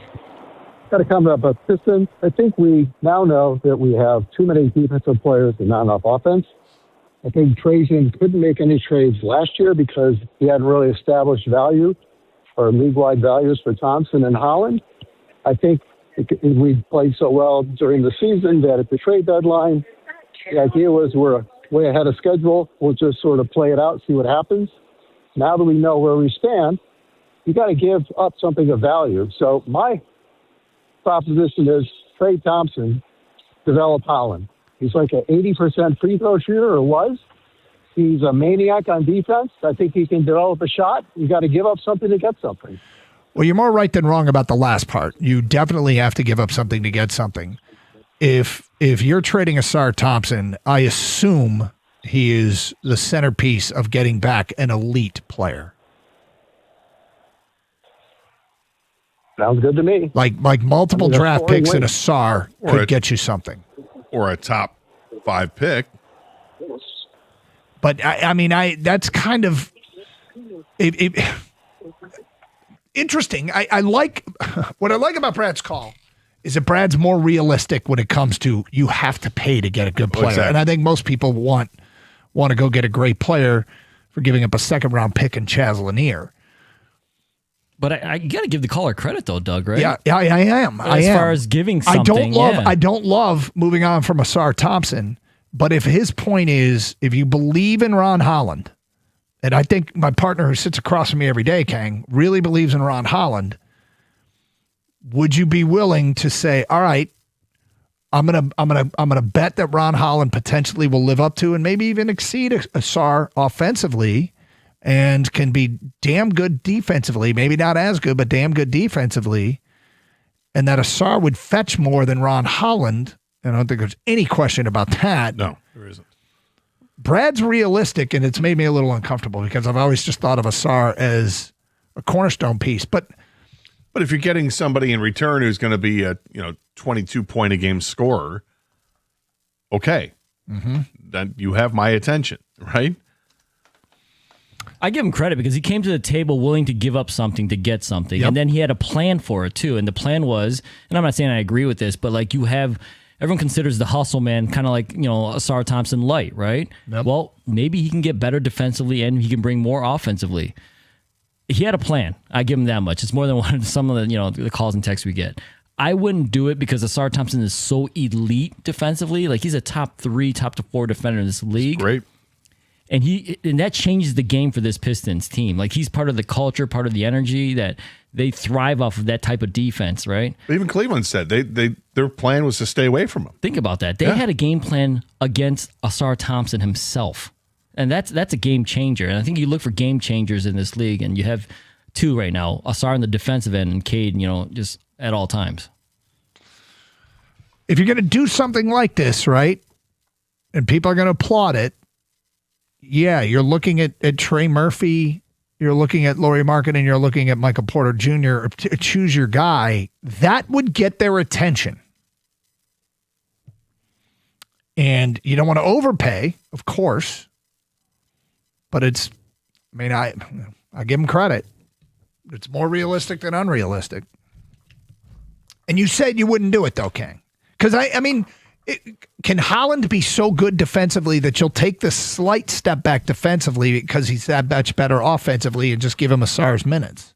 Like, obviously it depends on the return. You know what I mean? But I don't think you're going to get the return that's worth giving up Asar Thompson. And I think this team probably values Asar Thompson more than anyone here. I think you're right. I think they think he is a foundational piece of this team moving forward, and they can still develop him offensively. So I don't think they would do that. But he's not untouchable in my mind, Doug. But he's as close to he's the next guy after Cade that they probably wouldn't trade. I'm sure there's a lot of people screaming no on Asar, but the thing with the difference when he and Holland defensively, is Asar is more advanced defensively, obviously, than Ron Holland. He's also bigger, and that matters. Yeah.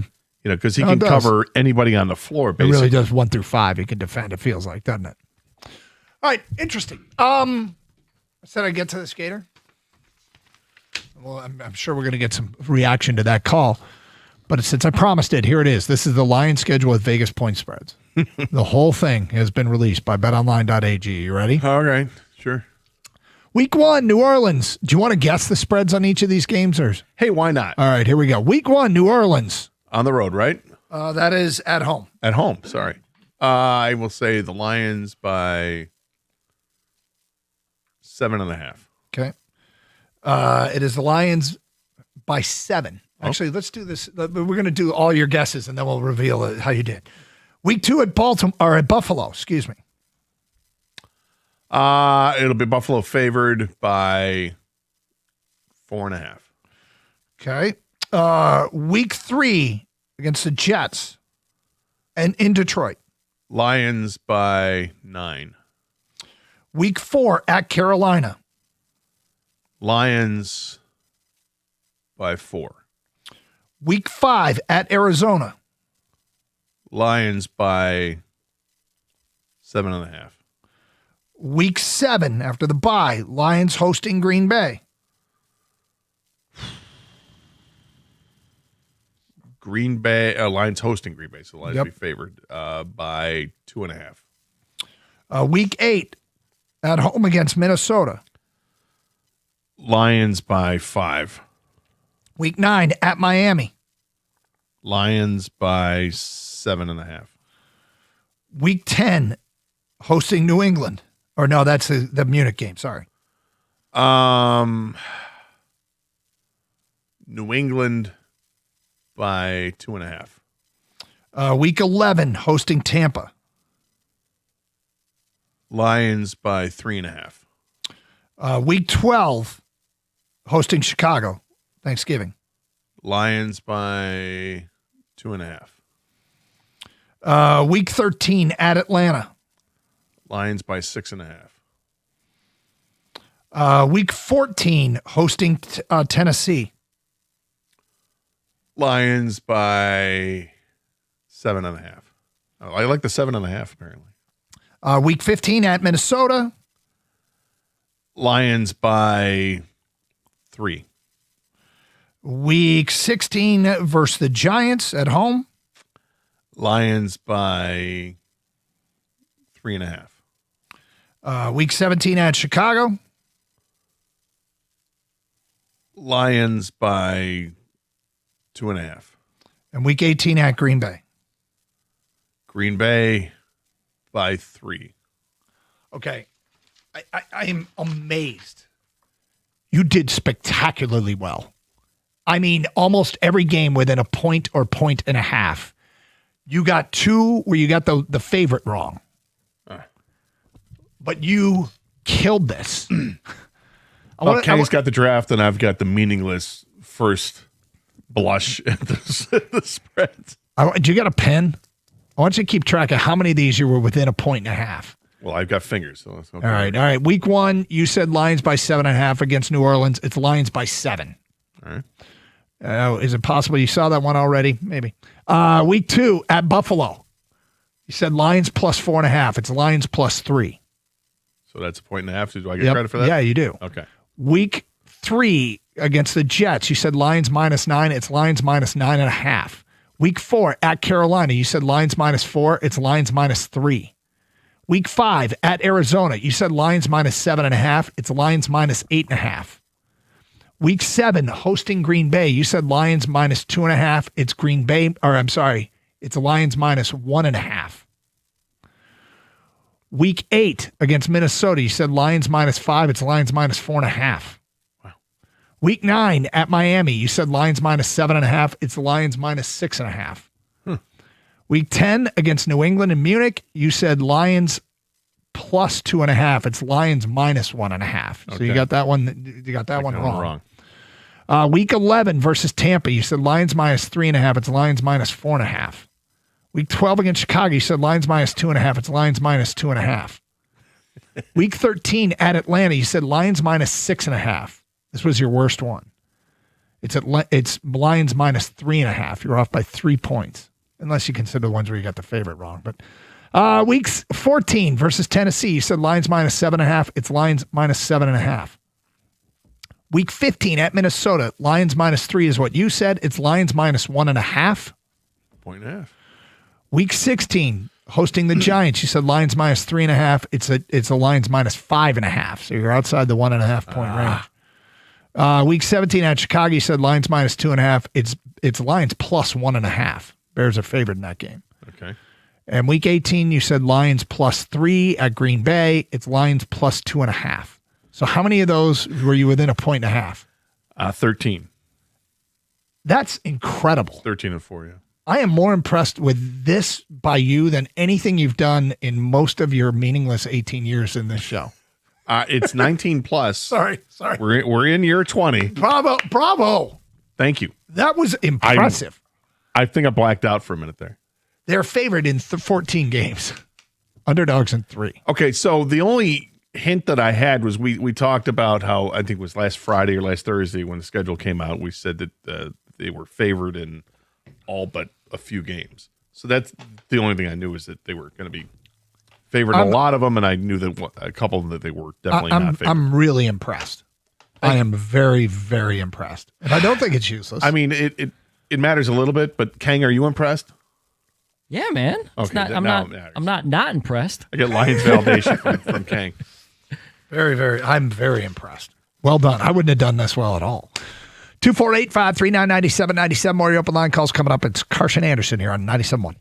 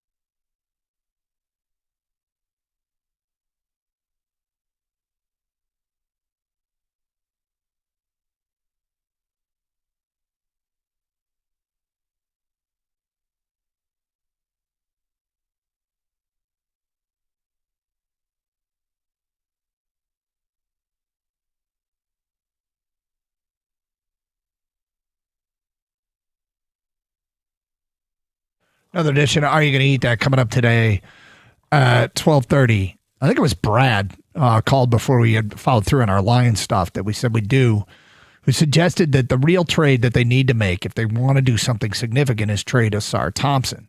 His theory is you got to give up something to get something, and he is way more right than wrong.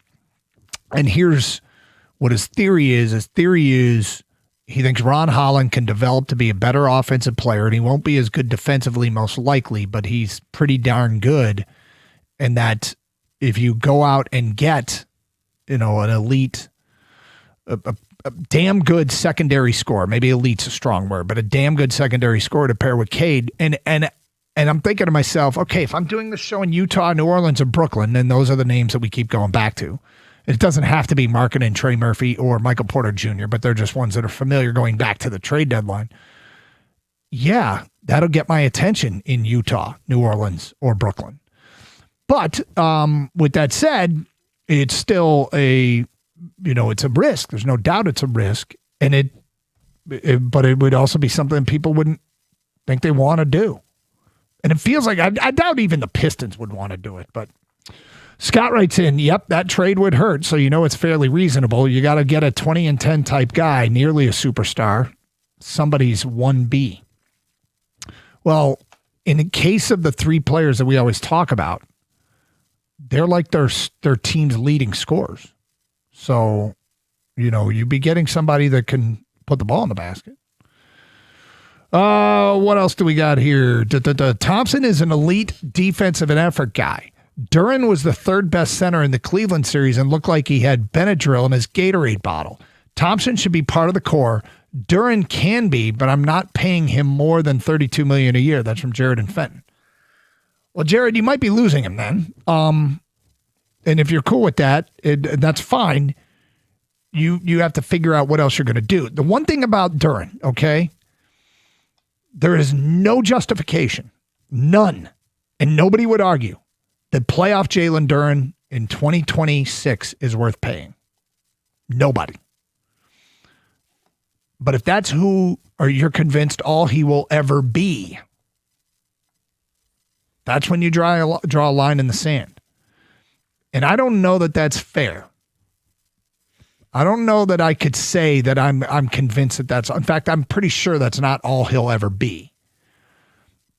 But I kind of feel like in the long run, this may help the Pistons in that he could develop and be the guy he was during the regular season that might make an all-NBA team.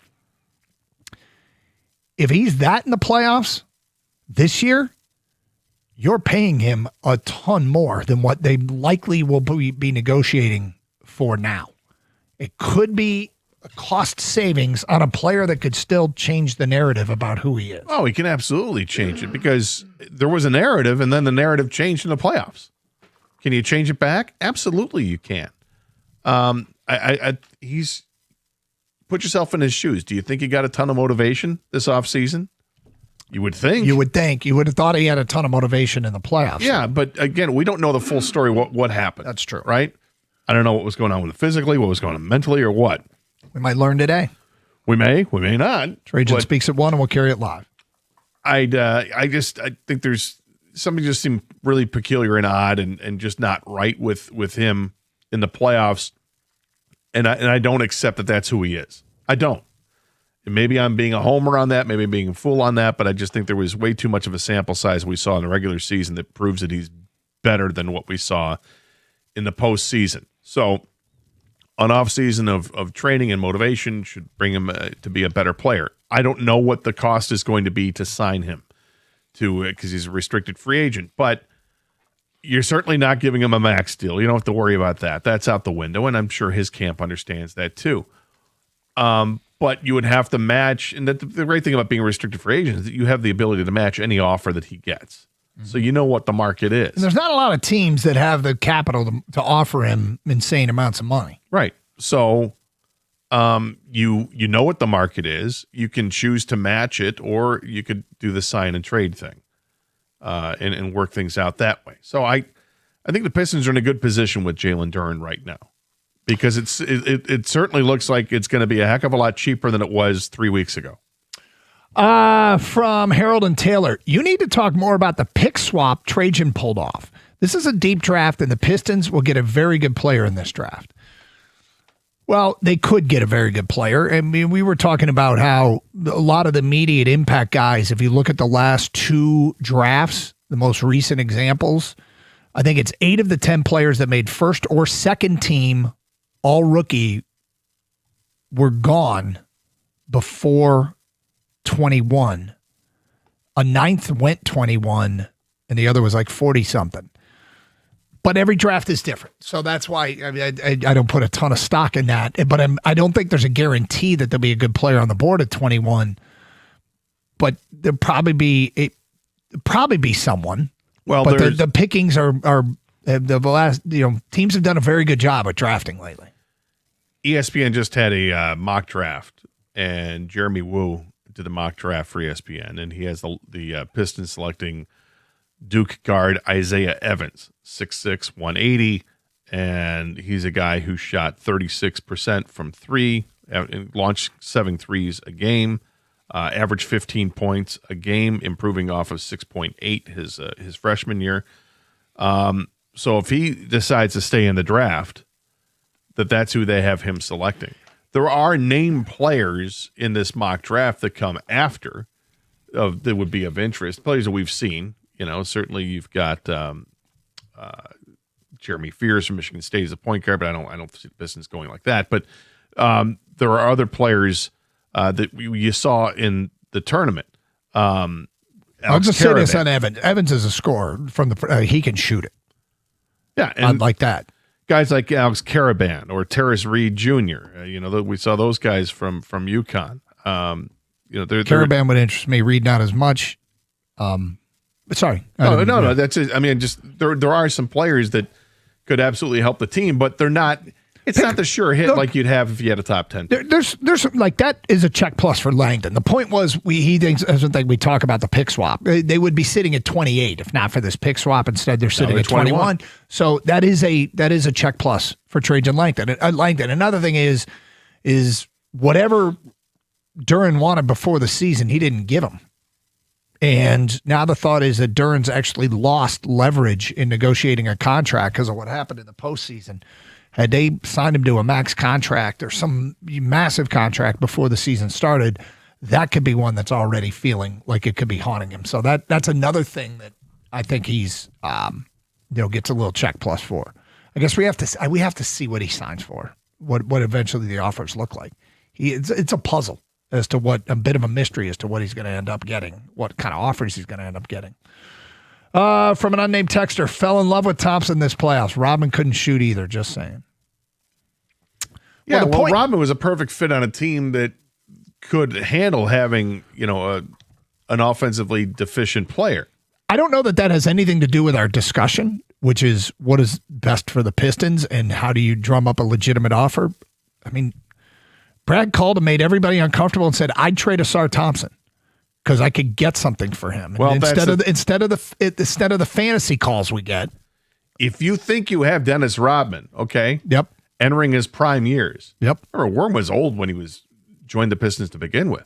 But if you got somebody that you think is that same type of player who's going to be in his early to mid 20s here, imagine what that could fetch on that market. And when we talk about positional redundancy, though, we talk about how similar Asar and Holland are. Asar is ahead of Holland, but okay, if you've got a guy that can do a lot of the same things and maybe even be better offensively, and you move Asar, get something really good back, Holland gets a lot of those minutes. I don't know. From an unnamed texter, Thompson, the Cavs coach, literally said they game planned around Thompson. A 23-year-old player and a team is going to be game planning around him. No one is game planning around Holland. The argument isn't that Holland is as good as Thompson. Okay? That's not the argument. Nobody is arguing that. The argument is if you give up Asar Thompson, you're getting something back, something really good back. And that Holland can do some of the same things. He can play that role. He will not be as good at it.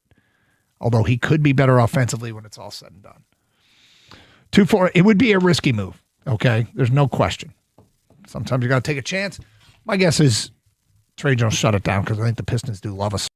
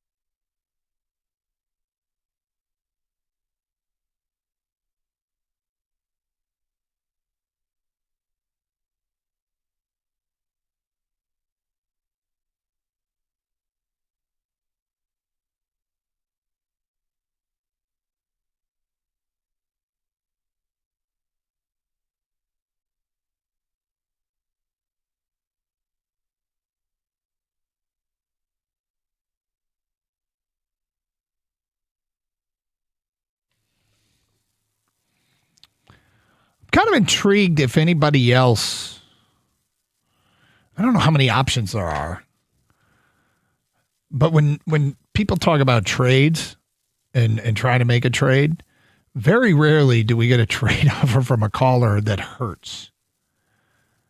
You know what I mean? That they offer up something. Yeah. And so that's an interesting one that it probably isn't going to happen, and I don't even know should happen. Probably not. But at the end of the day, at least he was speaking in real terms. I like it. 248-539-9797. It is going to be an interesting offseason. And the more we talk about it, the more I think it's going to be fun. Because, I mean, we'll find out a little bit from Langdon today, when he speaks. I doubt he's going to say, probably just moves on the margins, guys. Develop from within. I think now that they've kind of had a chance to, and it's fair. Okay, we got this young core that secured the 1 seed. Let's see what they're capable of. And, didn't want to break up the core at the trade deadline, which is cool. Fine, I got no problem with that. But now that you've seen it in the postseason and seen the shortcomings, and what's your next move to sort of make the roster that much better, right? What's your next move to enhance this team? So I think it's gonna be a fun offseason. Well, I think it's going to be interesting. I'm not sure if it's going to be fun or not because we always talk about the trades. I mean, you have to have a team that's willing to trade a piece that you want to acquire. Mm-hmm. And I'm not sure if that's going to present itself or not. Free agency looks to be I'll be very cautiously optimistic about this, I guess, because I think the bigger move could happen at the trade deadline next year when teams are looking at the prospects of their upcoming offseason and realizing they're hanging on to a free agent to be that isn't helping you out at this point. So they're going to trade those guys. Yeah. Well, we'll be paying attention for sure. 248-539-9797. So we've got a Tiger team that is taking on water. But it doesn't feel like it's the boat they're supposed to be riding in, if that makes any sense.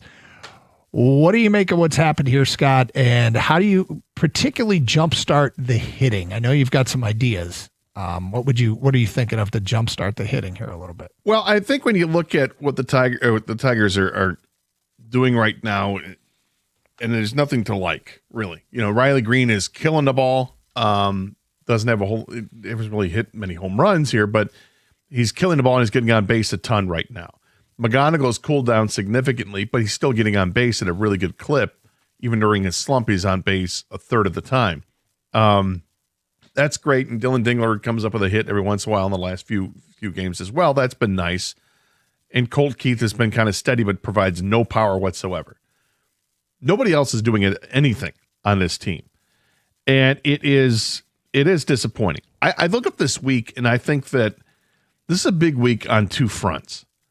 From the major league front, I think it's a big week for guys like Zach Short, Wenzel Perez, and Jahmai Jones, and maybe even possibly Zach McKinstry to throw him in the mix as well, or Spencer Torkelson. I think it's a big week because there are guys that are playing at AAA right now that are hitting well and deserve a chance. Guys like Chase Young and Malgary and Anderson and Julks. These are all players that are playing well at Toledo.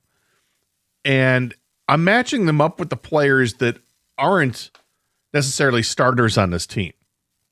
Matching them up with like Jones, Short, and Perez for the short term here. Wenzel Perez he started a lot of games actually for the Tigers because they need the outfielder. But he's not hitting. When you're a switch hitter, and you're not able to hit from either side above the Mendoza line, right? That's not good. That doesn't show a skill set. It shows that you're just struggling. And Jahmai Jones, who's on this team specifically to hit left-handed pitching, and he's not hitting left-handed pitching, that's a problem because you're one of the last guys on the roster. And then when you are literally the last guy on the roster, Zach Short, which I still don't know why he's even on the roster, I think the writing's on the wall for you. So that's why I brought up these other names. But this doesn't exonerate Torkelson or McKinstry or other guys that are really struggling right now to figure it out. And with Torkelson, it's maddening because you're a first baseman. That's a position of power in Major League Baseball. And I think maybe the only thing that's saving him right now is that there is a struggle to hit in Major League Baseball currently. Everybody. Yeah, it's a slow start for a lot of players. And I think that saves somebody who's been a starter in the league for a number of years, who has a couple of 30 home run seasons under his belt. And that can get hot in a moment's notice, like when he went 5 straight games with a home run earlier this year, just a few weeks ago. So maybe he's further down the road to examine. But I think those 3 players that I mentioned, Jones, Short, and Perez, I just think it's a big week. They're going to have to produce this week. Because if the team keeps losing and these guys continue to not produce, then Scott Harris has no other recourse but to try. He got to improve the roster. And if you're not going to do it through trades, you got to promote from within. And I understand that there's a 40-man roster you have to worry about, and there are guys on that. Well, you know what? Some guys don't belong on there anymore, okay? You're giving them enough of an opportunity, or they're, vagabond-type players, guys that go from team to team and, try to latch on for a roster spot. And there's a place for those guys. But at some point, time comes to an end, and you end up going on to another team. So I don't think there should be any worry about, do we have to create space for this guy? Yeah, okay, go ahead and waive this guy. And I'm trying not to get terribly frustrated with it. But given the circumstance. But it's hard not to. Two of their top 5 OPS guys that are above the average in Major League Baseball are out. Gleyber Torres and Gary Carpenter. People can say they were frustrated with Carp or whatever, and maybe you were. Off to a slow start, but he was still above average in terms of OPS. And your point about OPS, this is a 5-year low for Major League Baseball for OPS so far. So it's what's the average right now? Do you know? 708. Ooh, and I think it was 706 in 2022. So in between it's been between 711 and 734. So it is. I was going to say like 715. I think it was in the last couple of years. Anyway, the point is, offense is down. Tigers are no different. It gets exacerbated by 2 of their top 5 guys being out. Yeah. Obviously, they need those players. And Javi Baez is out as well, which some people might roll their eyes at. But this time last year, Javi was having an all-star season. He was off to a decent start this year. Mm-hmm. He wasn't a liability. I think the aforementioned 3 players right now, Jones, Short, and Perez, I think they're liabilities at the plate right now. They're getting no production from the bottom part of the order. And Torkelson has found himself in the bottom part of the order as well from time to time, although yesterday I think was hitting 5th. But there is a lack of hitting from this team, and yes, there's a lack of hitting throughout Major League Baseball. But I think there are moves that can be made shortly if guys continue to struggle and slump. And guys like Young, Malgary, Anderson, and Julks continue to hit and provide a spark for their team down at Toledo. Jace Young, when he was here with the Tigers for his limited at-bats, did not look out of place. Right. I like it, and they do need something to inject some life. Dan in Ann Arbor, you're on 97.1. Hello, Dan. Doug, are we climbing Mount Holly, or are we climbing another mountain here based upon how Cleveland's doing and Kansas City looks in the White Sox, right? I still think it's going to be Mount Holly. I still think it's going to be Mount Holly when it's all said. That's your favorite line, right? I don't know if I've used it once, but I like it. So you've used it a lot. Have I? So last Tigers season, I remember going, and I think I was listening to you guys, and I bought tickets to the game, and Tarek Strubal's Sunday start before Memorial Day was the best start he ever made, right? That was how he put himself on the path, right? And threw a damn near perfect game through 6 innings. And he's got to, Jose Quintana is not getting any cheaper at this point of the year. Gator, you've sort of gone on this. You got about 15 seconds. So what is the point? Do we want a starting pitcher or do we another bat? And what do you guys think? I think it's a bat because I think the pitching is getting healthy in a hurry here. We're going to get a bunch of guys coming back real soon. I mean, the bullpen's getting healthier with Will Vest coming back. Looks like Troy Melton could be back by the end of the month. Verlander will be back by the end of the month. Casey Mize just came back. And Tarek Skubal looks like it'll be a matter of weeks, not months. I concur with all of that. 248-539-9797. Carson Anderson, 97.1.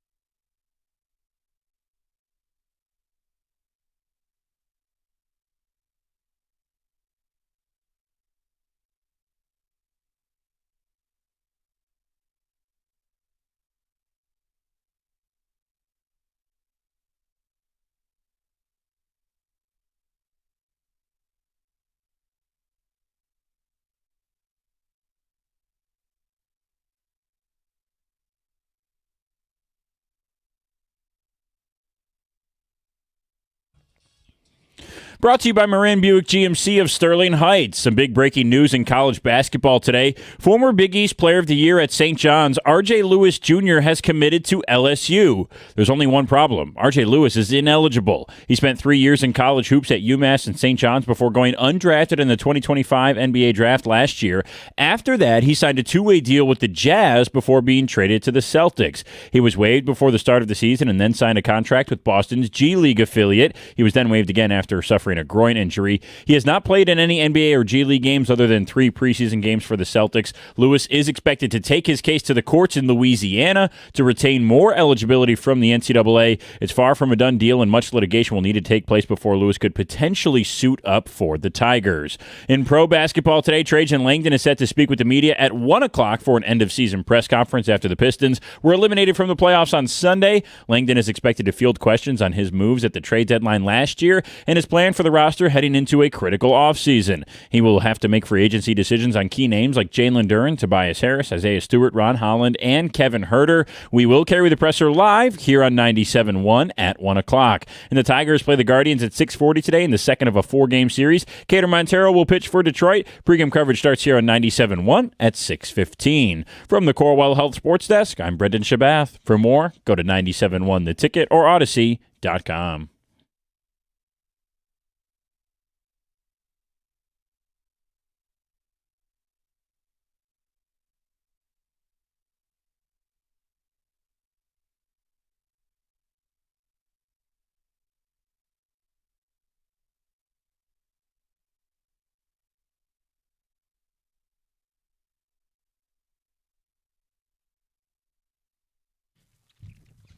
Just a little tidbit I wanted to share with you. When we were talking Pistons earlier, Yeah. and Kangan mentioned about Blake Griffin and how he was a terrible three-point shooter, didn't even shoot three-pointers, really, the first 5-6 years of his career. This came up in the context of can players develop? Yes. And then developed into a pretty good three-point shooter. Actually had his best scoring season of his career with the Pistons when he averaged 24.5 points and was an all-star. Mm-hmm. Part of the trade that went to the Clippers when the Pistons acquired Blake Griffin, do you know what the pick ended up being? They sent him a first-round pick. No. Who the second-round pick ended up being? Miles Bridges. Really? Yeah. Interesting. And was that Clippers? Who made the pick? The Clippers. They did make the pick? Yeah. So this is wild when you look at the player who was taken right ahead of him.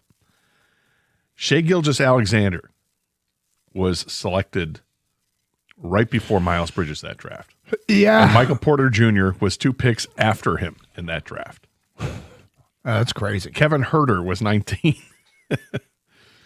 Just kind of crazy how things go. Yeah. You know, they're down the road, years later, you look back at drafts, it could be pretty darn wild.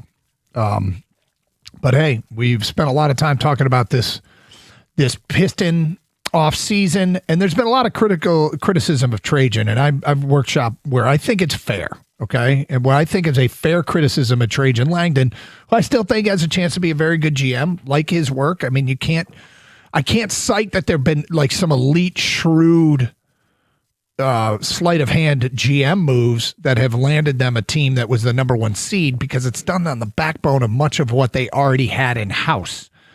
But he didn't screw that up, although some people think he screwed up the trade deadline. But we will circle back to what I think is a fair criticism of Trajan Langdon coming up, and we'll hear from him in just under an hour's time as he will address the media, and we'll carry it live here on 97.1. Let's go to Keith in Oxford. You're on 97.1. Hello, Keith.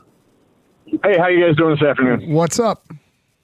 Hey, so you were talking about the Tigers, and I've been thinking about this for a while. I've been watching the games very closely, and there's a list of guys. They're all hitting under 200. Karp, Torque, Jones, Perez, McKinstry, all these guys. One, watch them bat. First pitch, divas. You can see when they'd say, you can see it. They don't want the first pitch. They stop, they relax. My opinion, take that entire list, send them down to Toledo and bring up a bunch of rookies. It's not going to change anything that's going on in this team, but the rookies are going to get that experience. Because these guys are just, you can see it. And it's like ever since Torque got hurt, they quit. But watch them bat. First pitch, they don't want to swing. I mean, They Tarek, stop, not they Torque. relax before that pitch even hits the plate.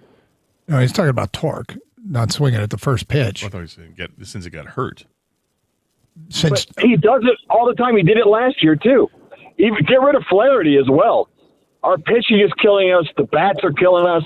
Well, you can't get rid of Flaherty right now because they don't have Yeah, other it's alternatives. contract. I got it. No, it's they not don't have enough contract. starters. It's just they just don't have enough players at this point. I was saying to Doug off the air, I think it's going to be interesting here in say 6 weeks. When you get Skubal coming back, and then you have Melton and Verlander back on this in this rotation as well, perhaps. That what does it mean for a guy like Jack Flaherty? Does Jack Flaherty can he pitch his way to stay in the rotation, or does he have to think about repurposing? Everybody talks about Verlander, and let's repurpose Verlander and make him the closer, make him a bullpen arm. What about Flaherty? Because Flaherty's a guy he still has a really good strikeout rate. Oh, I agree. Put him middle rotation guy. Put him middle innings. Give him 3-4 innings. And, yeah, I agree with you completely on that. Keith, Just there's business restrictions essentially and roster restrictions on what you want to do. Some guys can't be set down without being released first. Others that you want to call up aren't on the 40-man roster, which means you have to clear a spot, which means make players designated for assignment, and they could end up on another roster. Kerry Carpenter has above average OPS in this league, and not the average OPS is 708, and he's at 750. I don't think they need to send down Carp. They just need Carp to get healthy and get back to the form he showed last year. Now, his batting average isn't great, but his on-base percentage and some of the power he's providing is something this team doesn't have. Yeah. Well, I agree with you on Carp maybe. Give him the opportunity based off of him being hurt. I got that. But for over half of this starting lineup, they can't hit. Well, no, that's why I brought up. That's why the guys that I brought up were guys that are bottom of the roster players. That okay, if you have to find a room on the 40-man roster, the room would be from waiving one of those guys. And some of these guys are actual call-ups that are here because of players being hurt, and so sending them back to Toledo. Right now, Gage Workman deserves to still be here because he has hit. Yeah. But others you got to start thinking about. I mean, I'm not defending their production, but I am saying they've already had emergency break glass guys in the lineup that you want to get rid of for more emergency break glass guys, or they're the best they got until they get healthy is probably what the Tigers' thinking is. Because your frustration is valid. But sending everybody down to call up a bunch of rookies that's not wise. Yeah. But there might be a guy here and so there. Got a couple Workman's an guys, example. right? Yeah. Well, when I bring up Wenzel Perez, he's got 98 at bats, right? So 100 at bats is not a small sample size. He's hitting 163 with a 456 OPS. He's a switch hitter. And it's supposed to be to his advantage. And where did he start the year? Well, yeah, it started the year at Toledo because they held on to Jahmai Jones. Yep. Is why. And Jahmai Jones, what has he done? He's got 52 at bats under his belt. So it's not a huge sample size, but he's only hitting 192 on the year, and I don't believe has a hit against a right-handed pitcher. It's been a struggle. This is supposed to be the left-handed specialist, right? Hits lefties. Well, he's hitting 227 against lefties with a 686 OPS. It's well below the league average. He was supposed to be the Andy Ibanez, right? The Andy Ibanez was the guy who was the left-handed pitcher specialist to go against the lefties. And that has, they decided we're going to hang on to Jahmai Jones and let go of Andy Ibanez. And okay, some of these guys, it just doesn't make sense anymore. Zach Short never made sense, but it's not a necessity. They needed to have a shortstop at the time, but now McKinstry's back. Maybe you can afford to let go of Zach Short and bring up somebody else. I think you can. And, there's the Workman is an example of something that may work out. It may. It may not, but it may. Yep. And he's getting that opportunity. And, God, I just want, like I said, boats taking on water, but they're in the wrong boat. They're supposed to be in a completely different boat. In so many ways, with Skubal manning Skubal a starter, Vest coming out of the pen, Carpenter and Baez and Glaber all in the everyday lineup. Like there's just, it's just not who the Tigers are supposed to be. And so they're well below the expectation. Yeah. And they're killing time. And the 4 guys I suggested from Toledo, pick from those guys, they're all over 800 OPS guys. And 3 of the 4 are over 850 OPS guys. What's Max Clark been doing? You follow this stuff. He was in a slump, but he's still hitting. He's hitting 270 now with this, but his OPS is down to 708. Yeah. He's not playing every day, but seems to be playing 3 out of 4 days, something like that. I think he's a ways away. Which isn't a surprise. No, it's not a surprise at all, and it's fine. I mean, if he's at AAA right now, and he's, 21 years old? Yeah. 20 years old? So let him – he may end up riding up the whole season at AAA Toledo unless things click and he starts to hit the ball at all fields and with power and all that. Another edition of Are You Going to Eat That at 12:35. Trajan Langdon speaks at 1. We'll carry it live here on Carson Anderson on 97.1. Hey, it's Doug Karsh for Sarah Chevrolet in Sterling Heights. Take advantage of Memorial Day markdowns on demo vehicles all month long. Pay just $199 a month for 24 months on a Silverado 1500 Crew Cab LT 4x4 with $999 down. $199 a month. Go now to 17.5 in Van Dyke in Sterling Heights, 87-SAY-SARAH or saysarah.com. Together, let's drive. With GM Employee Discount, Chevy Lease Loyalty in the household, 10,000 miles per year. Demo vehicles may have up to 2,000 miles plus taxes and fees with approved credit. Offer ends at the end of the month.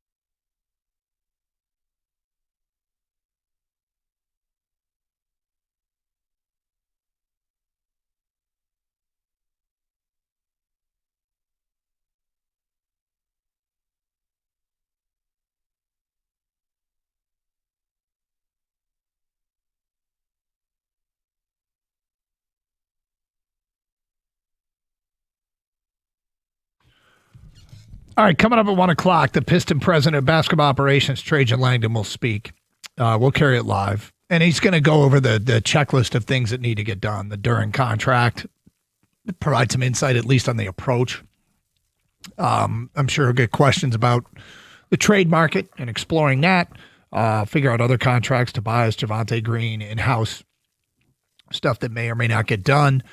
And I'm sure he'll get some early questions about the NBA draft. And, we've documented the draft and how, look, the best players are supposed to go at the top, but in the last couple of years, they really have. NBA's all-rookie team this past year on NBA.com had the first 1, 2, 3, and 4 from the draft all made it. And the Pistons sitting there at 21, nobody on the first, there have been 8 players on the first or second team each of the last couple of years, right? You get 5 first team players, all rookie in 2025, 5 second team all rookie players in 2025, 5 first team all rookie players in 2026, 5 second team all rookie team players in 2026, right? So that's 20 players in total. 17 went before the pick at 21. 1 went 21 and 2 went beyond 21. So there are guys that have excelled. Now, a very valid point. Those guys are being put on bad teams where they put up big numbers, which get them onto those teams. But it makes it tough at 21. Now, it's supposed to be a deeper draft, and all drafts aren't the same. But with that said, we've taken a lot of calls criticizing Langdon for his trade deadline moves. And he's been here for a couple of years, and he didn't go big, which is what people wanted. And we've say the same thing a lot until we know exactly what he turned down or what he couldn't drum up, what he wasn't able to come up with. It's hard for me to co-sign on those criticisms. Gator, you're kind of the same way. I think I'm more adamant about it, but we're both like, okay, yeah, it'd be great. Everybody would love to add great players at the trade deadline, but the asking price, I would guess for the players that were coveted, cut into the core of what got them to the 1 seed. Yeah, I would have to imagine that if teams were talking to the Pistons, I mean, one of the big assets you have going into a trade deadline is an expiring contract. So every team is going to ask for Tobias, and they were going to ask for a good player off your roster, which is probably a SAR. Yep. And probably a draft pick. So then you ask yourself, did Asar Thompson and Tobias Harris play big roles on this team? Yeah. Going into, with the regular season at 160 games, and obviously what they did in the playoffs was big too. They'd be completely different if they added like Lauri Markkanen and shipped out Tobias Asar at a first-round pick. But, if you could get him for less than that, great. But I always say, if I'm doing the show in Utah, and this is what I'm asking for. But anyway, the point is, if I were able to connect a straight line between a miss by Trajan Langdon for the purposes of this year, it might be Ron Holland at the 5th pick. They're not likely to get a 5th pick anytime soon. And while Holland could develop, he could. If they had taken Matas Bazelis with the Bulls, who can really shoot it and score, would that have helped them beat Cleveland?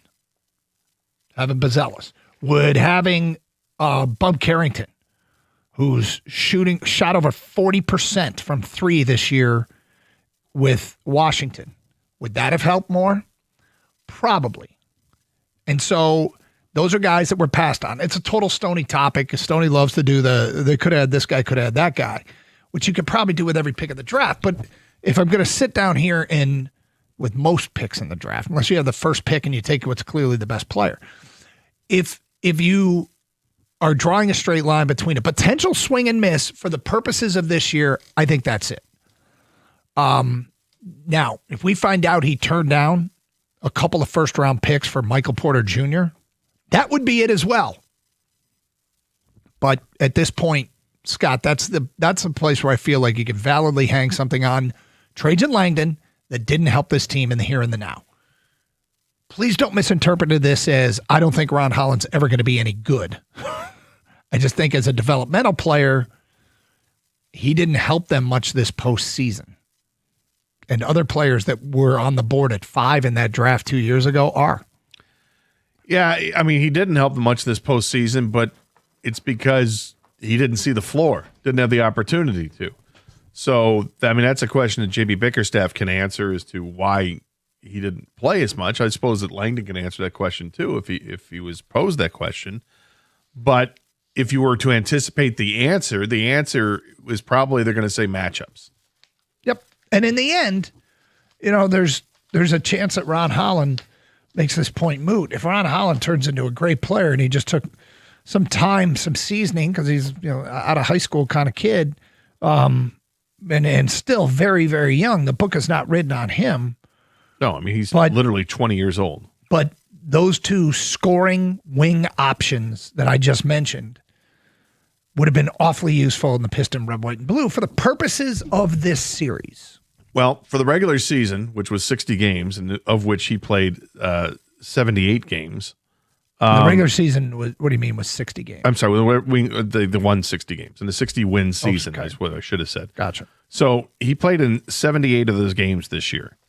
And he averaged 20 minutes a game, right? So that's playing every night, coming off the bench, being first option off the bench. Going from that to not coming off the bench at all in the playoffs, that's why I got questions. Well, and that'd be cool when Trajan speaks today. Look, I one thing that's for sure, the Piston organization, you have to be realistic about what you have in the house. And I suppose he's not going to, will we hear a full-throated, 100% plant your flag endorsement of what Ron Holland and Asar Thompson are going to be? Because these are going to be the kind of players that teams are going to ask for. So are we going to walk away from today thinking these guys are actually trade pieces or they are cornerstone pieces? And, Langdon isn't the kind of guy that he's not a hot take GM. He's not our conversations with him, he's very measured and look forward to hearing what he has to say. I also think he's pretty damn sharp. So I think he's a guy who is one who comes into a room, sits down in the room, and kind of just observes what's going on first. He doesn't come in hot. Doesn't come in hot. Does not come in hot. And kind of like a speak when spoken to kind of guy. Mm-hmm. And when he speaks, it carries some volume. So I like his approach. And I'm curious to see what he says today in less than an hour, because I think it could be very insightful. I mean, literally what he said last year at this time was exactly what happened. Exactly what he did. And that's why, we had that quote yesterday, and for people who missed it, it was, we're going to focus on development. If we can make some moves on the margins that can help us, we'll do that. But it was clear that they weren't planning a big off season. I don't know that the game plan is going to be stated as the same. I imagine it won't. I don't think it'll be some fully committed, we're going to make a massive move, guys. But it should be, this is not tweaking, this is changes. Well, I think part of the message is going to be the same, and that's going to be the development, because they still have young players. And I think that he'll bring up that they still have a young team. You look at the younger players in this team are 20, 21, 22, 23 years old. These are guys that are just starting to play together. They're starting to win together. And, go back to what JB Bickerstaff has said, he wants to keep that going, right? Mm-hmm. Okay. So it's still going to be talking about development, because there is still so much more upside offensively for the triumvirate of Duren, Thompson, and Holland. There's way more upside offensively with these guys. One would think.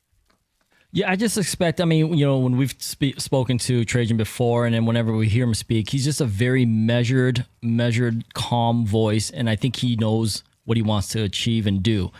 I think what we'll hear from him today is more of the same. But I think he'll admit today, I think that they were way ahead of schedule, that they didn't even see this coming. 60 wins is pretty ridiculous. 44 wins last year was a big jump from 14, obviously, but I think you could sell someone like, hey, we're going to get, Cade plays more, he develops, we're going to get better, we'll make the playoffs. 44 to 60 is quite the leap for not really dramatic changes. So I think he is going to preach the fact that they're going to continue to do the same, which is develop, but I don't think they can ignore that the growth, whether it was expected or unexpected, the growth that they had and the opportunity they have here to try to push this team forward to a championship level team. As much as we like to say number one seed, 60 wins, Vegas odds and all that stuff, whether you care about it or not, they didn't have them as one of the top teams that was going to contend for a title this year. Next year is different, and this is going to be a big offseason. Like I said, I don't think Trajan Langdon is going to say too much, but I'm going to try to read the tea leaves on the fact that he is going to do something to help this team get over the last hump, which is, I mean, the seventh game of round 2, pretty good, right? I mean, I don't think all of us would have expected that to start going the year. into the season. Going into the year. Yeah, getting out of the first round was a big goal. Sure. Having it come down to a game 7 in the second second round is probably something that everyone would say, I'll take that, without telling what happened in game 7, because what happened in game 7 was wildly discouraging. But yeah, and I do want to mention, because game 7 was so bad, it was just a terrible game, right, for the fans, for the players. We never got a chance to give the team and Bickerstaff their flowers for game 6. Game 6, 3-2 down on the road, and they did it again. They staved off elimination, and they had done it 3 more times before that. Yeah. This series. It was damn impressive, and it happened on a Friday night, and by the time we hit the air on Monday, all we were was deflated. Yeah, so I would say don't forget that, You're right. Meantime, I almost crashed out yesterday on the air. Happens, man. We've got Are You Going to Eat That coming up today at 12:35. It is Carson Anderson on 97.1.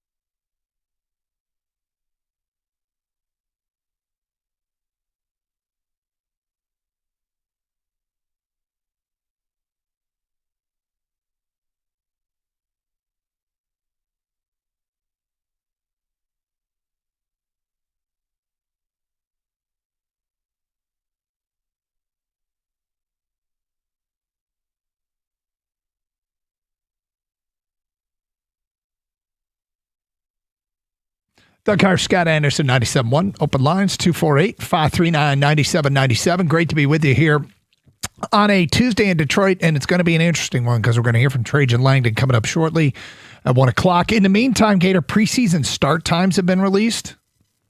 Preseason start times have been released and confirmed by the Detroit Lions. Do we have spreads on those too? We do not. Oh. Lions will open at home against the Bengals at 7 o'clock on Thursday, August 13th. So make your plans now. Thursday, August 13th. Game 2, week 2 of the preseason. That will be on a Saturday at noon at Washington. And game 3 will be the following Saturday, August 29th at 1 p.m. against the Colts. Okay, so they finalized the middle game while we've been on the air. Because I thought this morning they did not have. They just said it's going to be somewhere between the 20th and the 23rd. Mm-hmm. So that's all been now finalized. So Bengals, we get to see Cassius Howell was a player that we talked about a little bit with the Lions in terms of the rookies that we may see. Yeah, he was 41st overall. Mm-hmm. Washington, I don't know if anybody was on the Lions' radar that they ended up with. And they got Sonny Styles. Yeah, but we never thought the Lions had a shot at Sonny Styles. Sure did like him. Yeah. The Colts have A.J. Halsey, who was a player that stood out at the combine that we thought might make sense. And one of my draft crushes, Bryce Betcher, the linebacker from Oregon, who's also the center fielder for their baseball team, who was elite athlete. But anyway, so those things on the preseason schedule. Connor Lew, the center. That's he's with Cincinnati. Okay. That's one guy that I had mentioned. So what do we got? Is that like 90 days away, 65, 60, 70 days away, something like that? It's getting close, my friend. It's getting close. Closer, I guess. Maybe it's not close, but it's getting closer. Ready for another edition? Are you going to eat that? Oh, yeah. Here we go.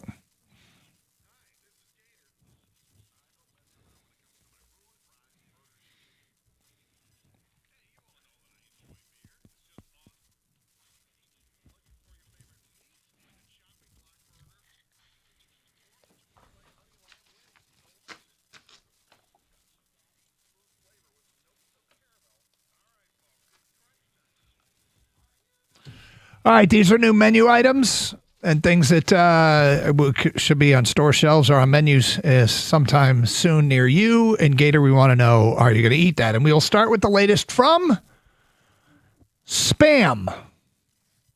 Okay. Spam has launched a new hot dog product called Spam Dogs. The canned meat brand is now making hot dogs. The company described the Spam Dog as reimagination of the classic hot dog, bringing the Spam flavor to a new format. The Spam Dog won't be available on store shelves, at least for now. Spam said the dogs are designed for food service corporations, including restaurants, convenience stores, and stadiums. The company said it plans to roll out the Spam Dog in additional locations and vendors throughout the summer. The Spam Dog, Gator. Are you going to eat that? Hell yes, I'm going to eat that. Want to try it out, see how it compares to other hot dogs. Spam's getting, dipping their toe in the water there. Let's go. Dipping their toe in the hot dog water? Yeah. Gang, what about you? Yeah, I'm eating that. Come on now. Listen, people, I think probably Doug, they have this idea of Spam that you just eat it out of the tin can or whatever it comes in. Which you can. You can, but no, most of the time Spam is fried or something or grilled. You know what I mean? You're going to. It's pork shoulder and ham, right? Yeah. Is that basically what it is? Yeah. I tried this, man, and I'm a big fan of hot dogs. This is a different kind of hot dog. What about Mr. Hot Dog Roller over there? Yeah. Would this go on the roller, Kenny? Oh, yeah, Kenny? Yeah, this is going on the roller. I'm giving it at least a shot. I'm not a huge Spam guy, but I'd try it. This is the most no ever. Not a I feel like this surprise to is one anyone. of those, instead of shoot the boot, you eat a Spam dog. Oh. Ooh, right, Gator? I'm never making a bet where if I lose, I have to eat a Spam dog. I love how Doug's thinks that Spam is so much worse than any other kind of hot dog. I'm just It actually might be an upgrade. Yeah. Depending on the hot dogs you eat, absolutely. What are you putting a pork shoulder and ham? That's it? Gator, next up is Coca-Cola. They've rolled out new flavors inspired by Star Wars The Mandalorian and Grogu. Is it Grogu or Grogu? Grogu. Grogu, the new movie that's coming out. Here are a couple of flavors. The Mandalorian,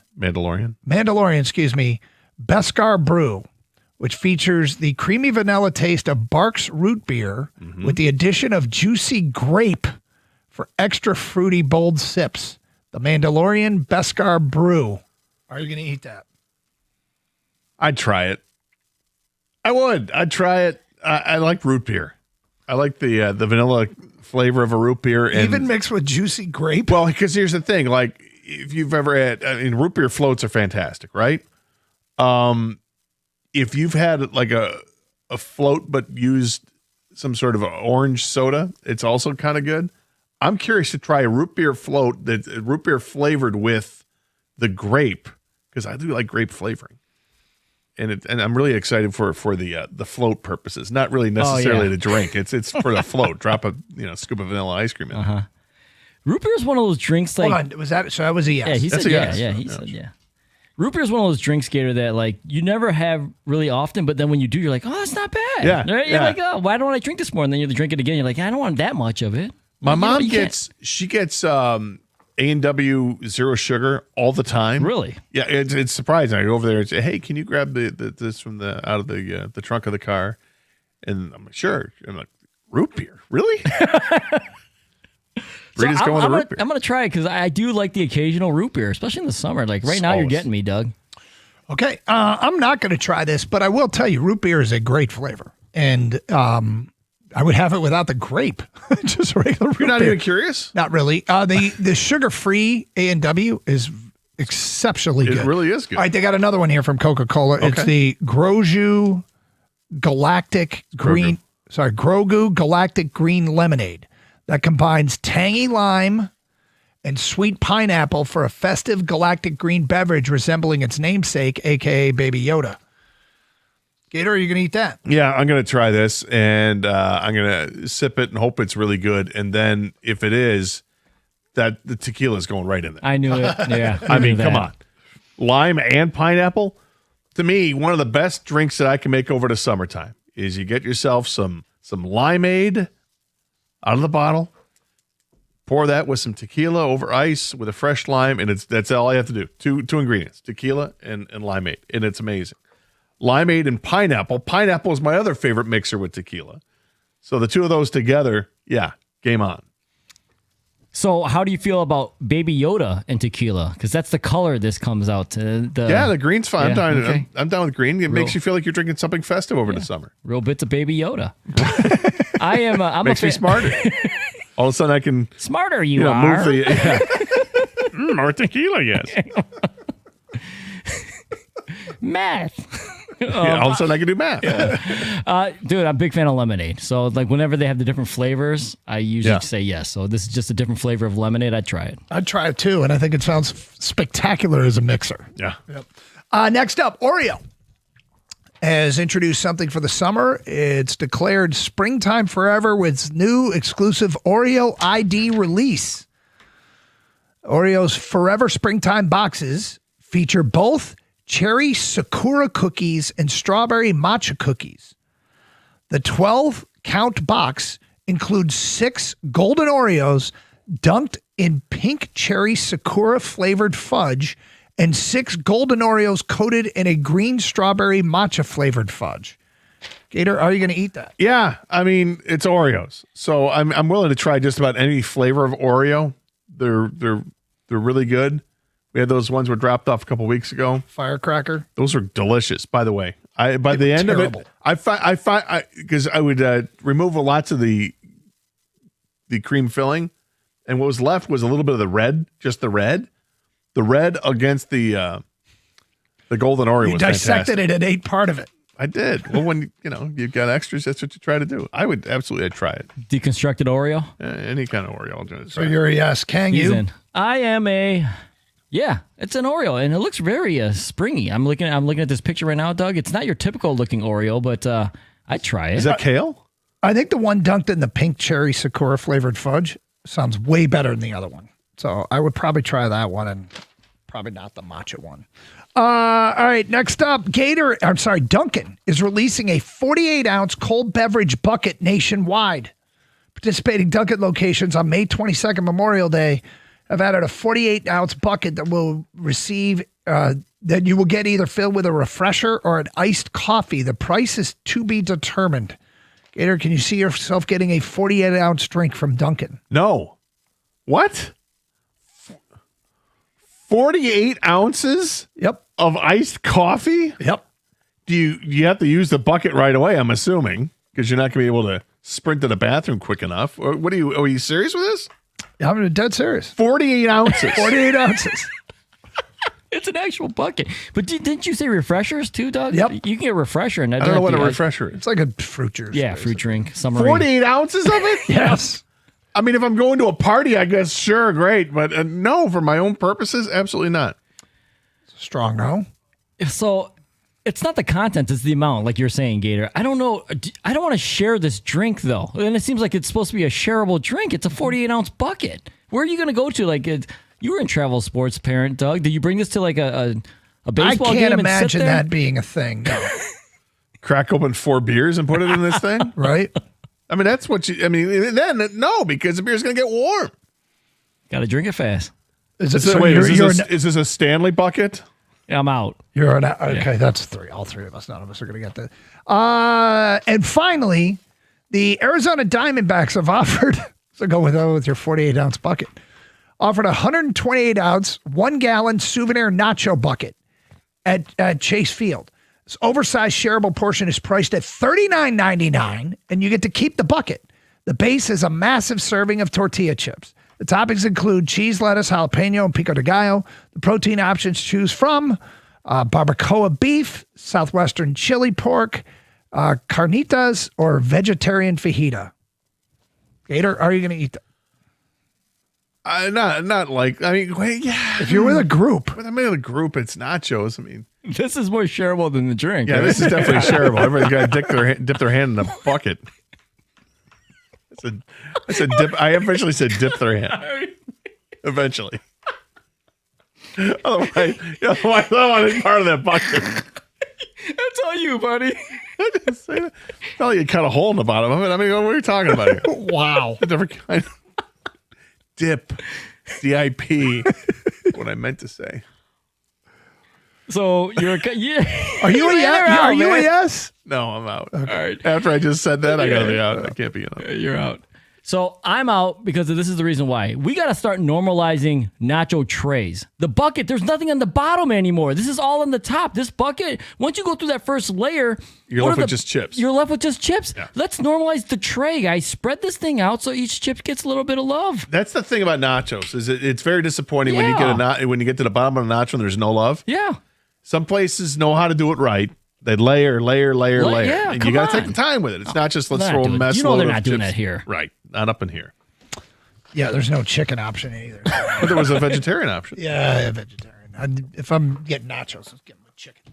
So, not that excited about the vegetarian. Not for $40. And that concludes another edition of Are You Going to Eat That? Trajan Langdon, 15 minutes away. We'll carry it live here on 97.1. Hey, we've all seen it lately. Local companies being bought out by big private equity firms from out of state, and suddenly you're just a number on a spreadsheet. But when it comes to your home, you deserve better than that. You deserve Shaner Roofing Windows and Siding. Shaner is truly family-owned, and they've been serving Michigan homeowners for over 30 years. And when they say that they treat you like family, well, they mean it, because they actually are one. They don't answer to distant investors. Instead, they answer to you.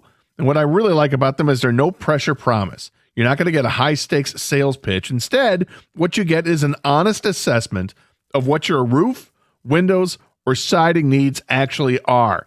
It's that integrity that's earned them a 4.9-star Google rating from thousands of your neighbors. Plus, you get total peace of mind with a lifetime transferable warranty on every roof installation. Don't settle for corporate middleman. Trust the name Michigan has ruled on and relied on for 3 decades. Shaner Roofing. Get your quote today at mymichiganroof.com. That's mymichiganroof.com.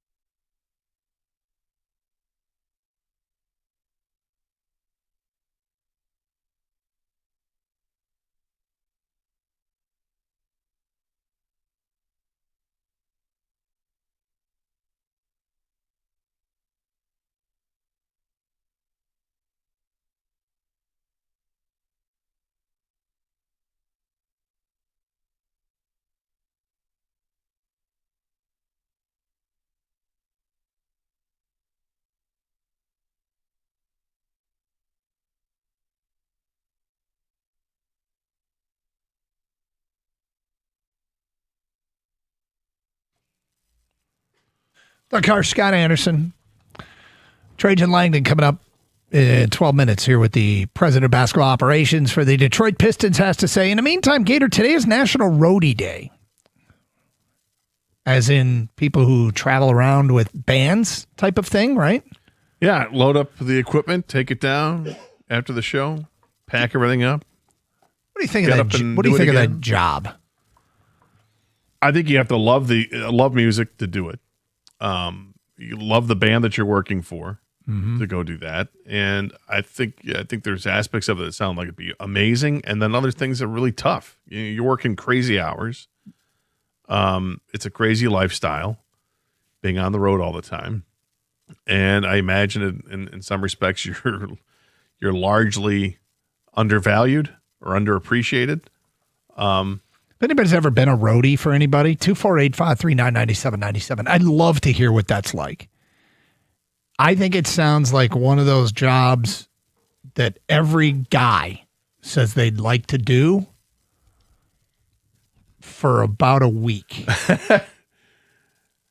Yeah, I mean, I imagine it gets old quickly doing the same thing every night. When your set list don't change much, so then you're like, how sick of the music are you going to get after seeing it night after night after night, for 6 months straight or whatever the tour is going to be. The upside is you get to see the world to a point, sort of, yep. But you're loading up and the whole time basically. So it's got to be tough, man. You got, like I said, you have to love it. And love who you're working with. If you were to do it, is there a band that you'd say I could do it the longest with ... It's interesting. Like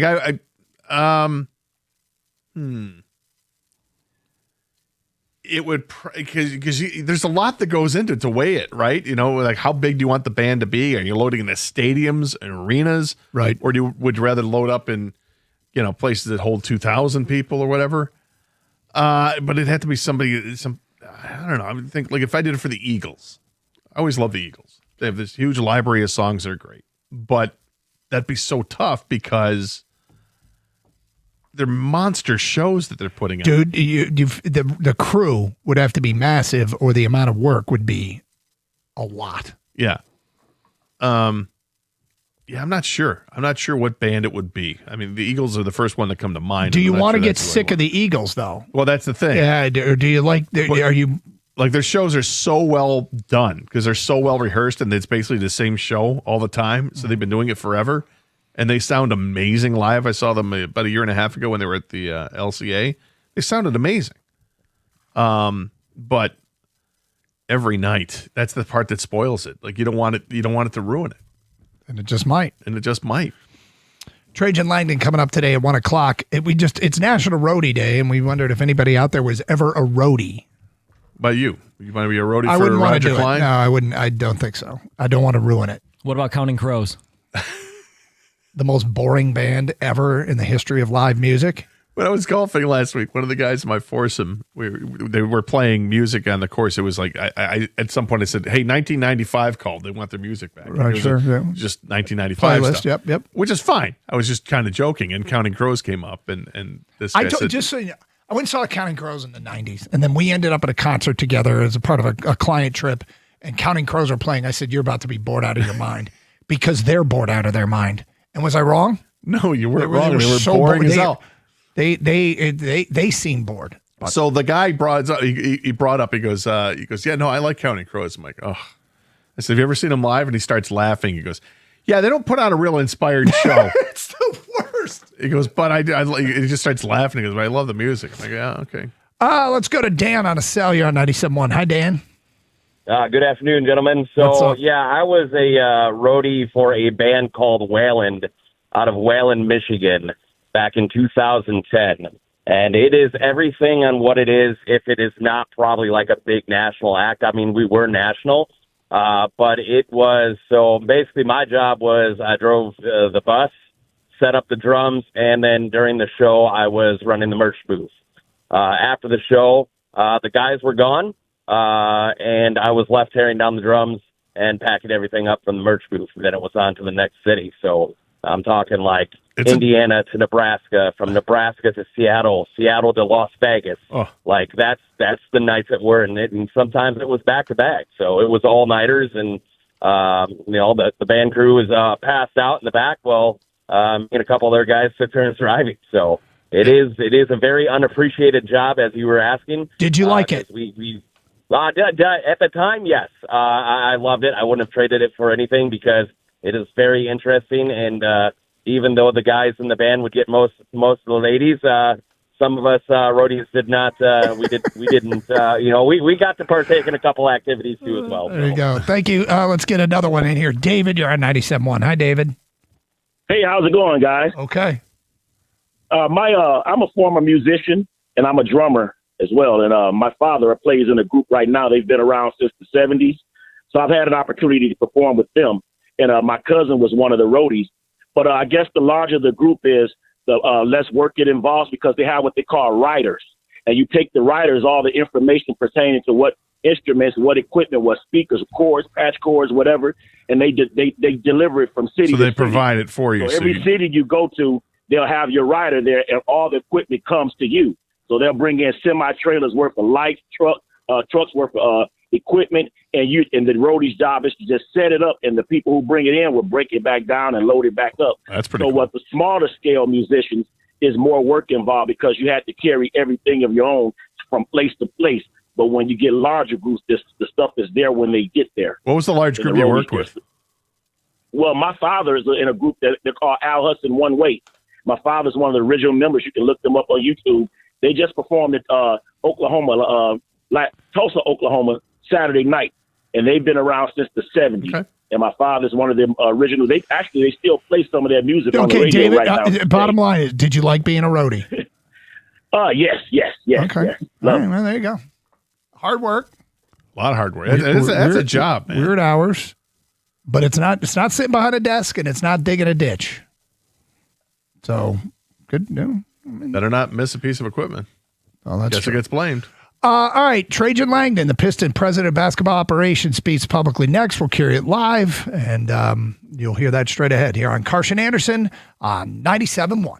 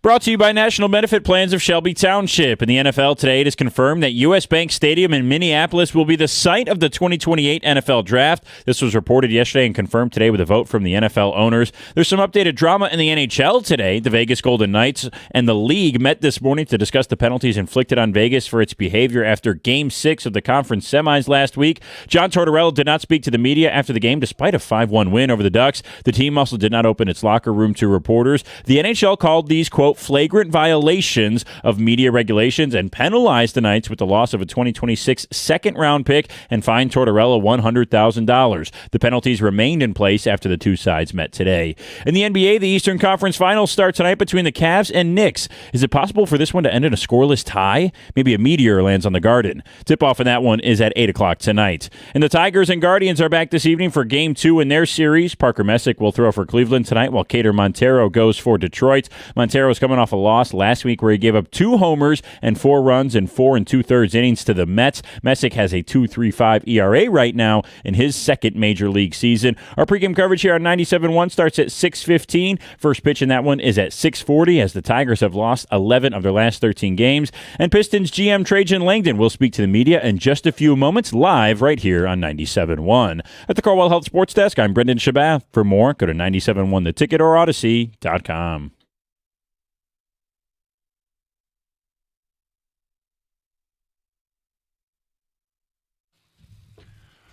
All right, we'll go down to the podium. We'll go right now for Piston President of Basketball Operations, Trajan Langdon.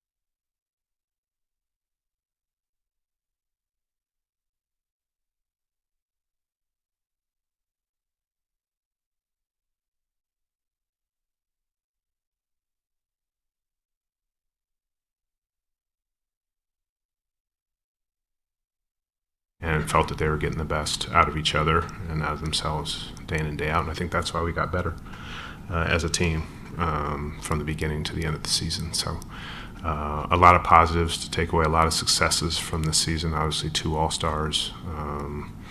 Asar having the defensive year that he had, being on that first team, and then JB having the year that he had in terms of the Coach of the Year votes that he got and being Coach of the Year from his peers. I thought it was a tremendous accomplishment and, worthy of note.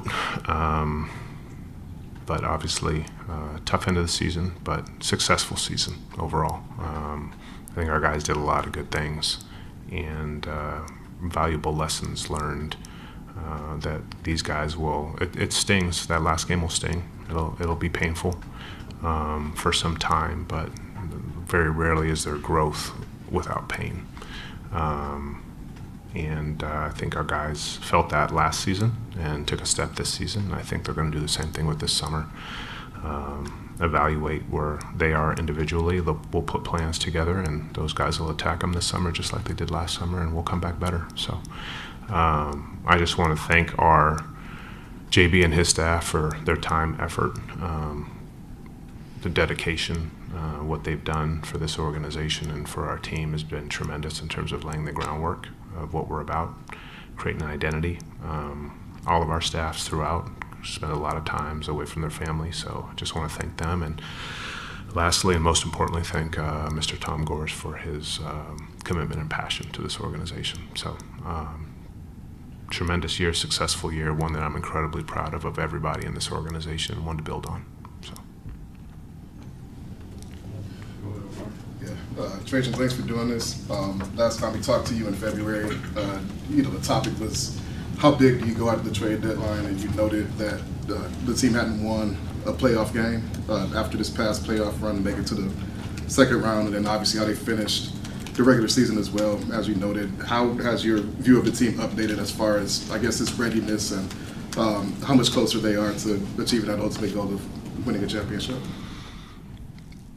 Yeah, I think you guys will have to look this up, but I think we were the youngest number 1 seed in the history of the NBA, or at least one of the youngest. So don't quote me on it, but I think that's pretty close. And so obviously we take all that into when we're thinking about everything, decisions to be made.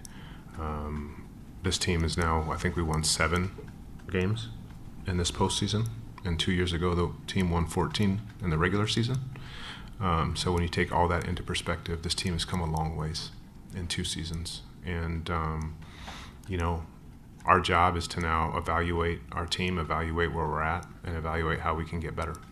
And that's what we're going to do. Trajan, getting back to the deadline, a lot of people thought you needed that second scorer to be with Cade.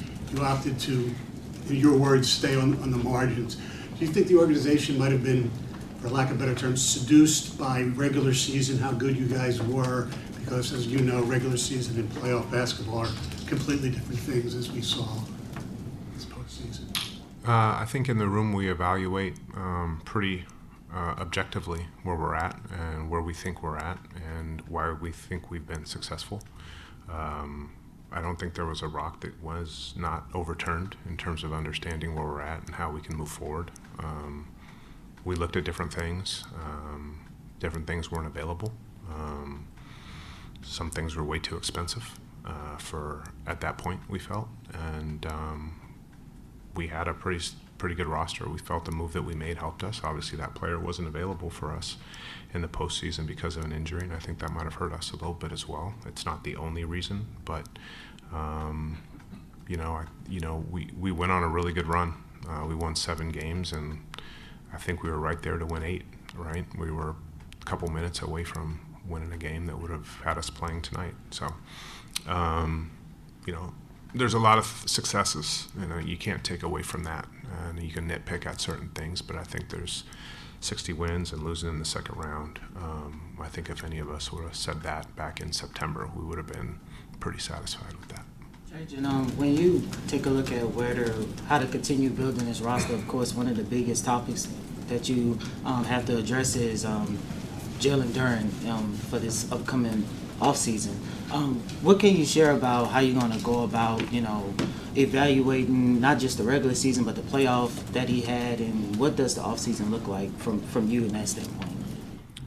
Well, first of all, JD had a fantastic season. All-star, one of the biggest contributors to us being the number 1 seed. Darn near 20 points and 10 rebounds per game.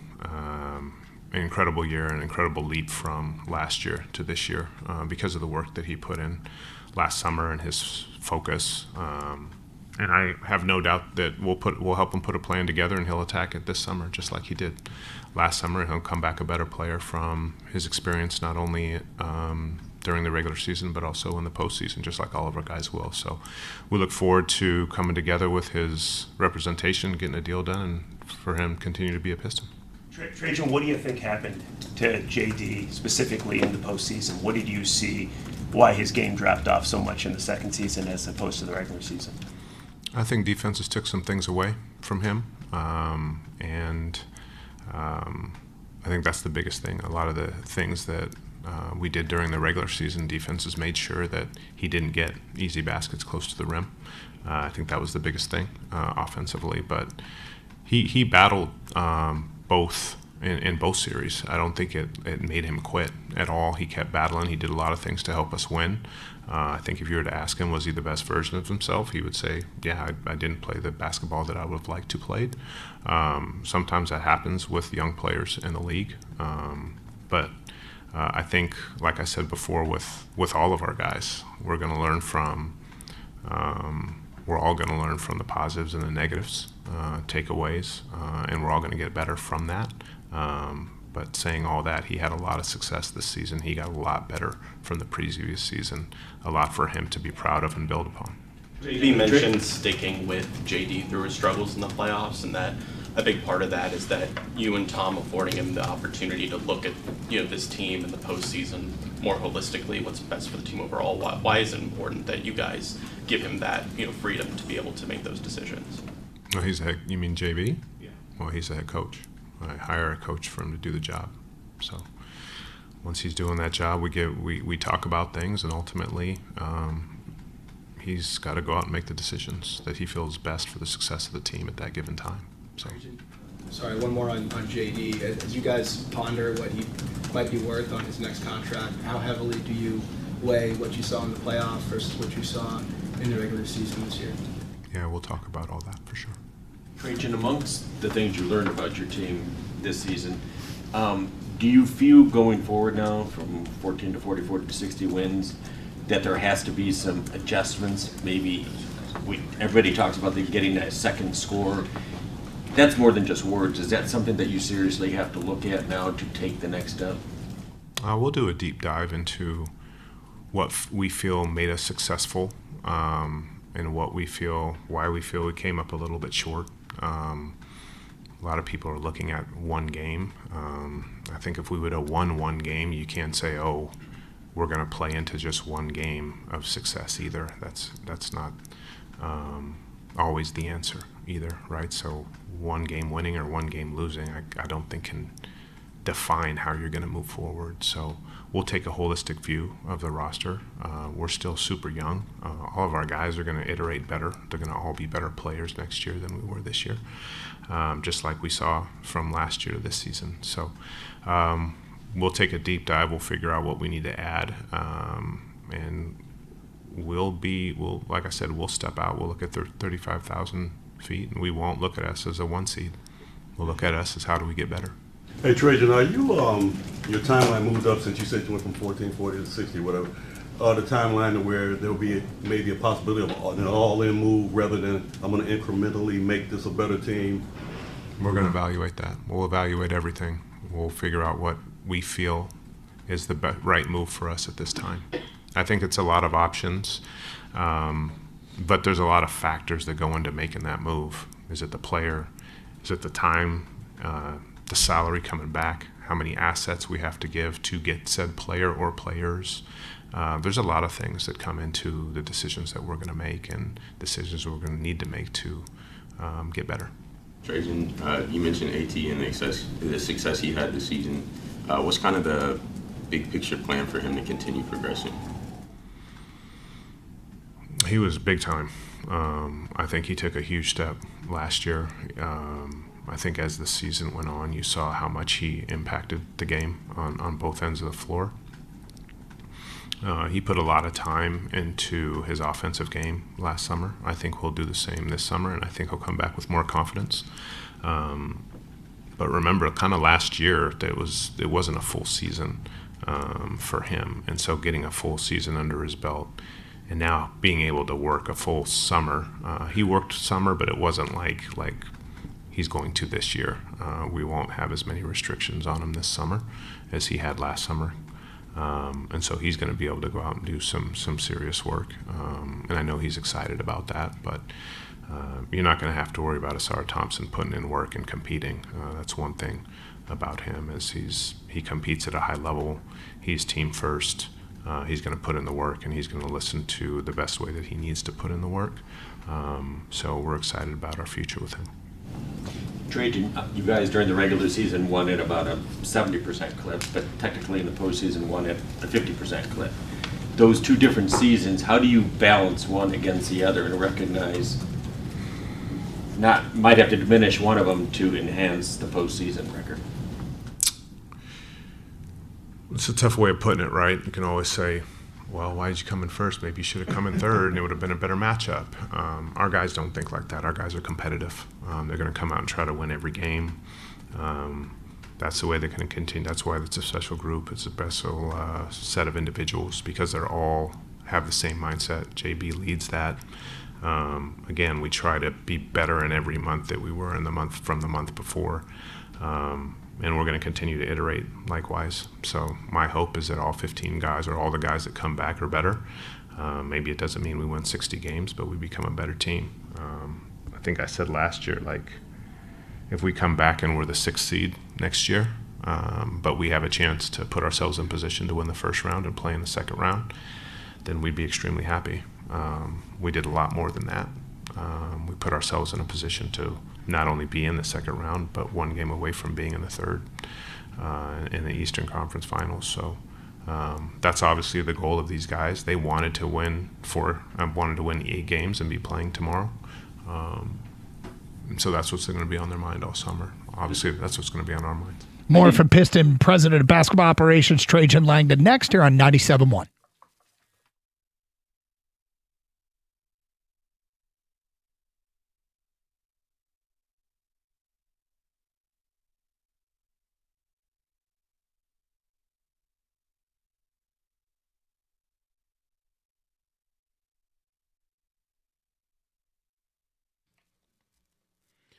May is here, folks, and you've got a decision to make. Do you want your home to be a sanctuary or a sauna?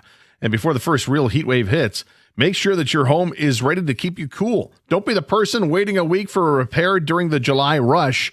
Do what I did. Call Birmingham Plumbing, Heating, and Cooling.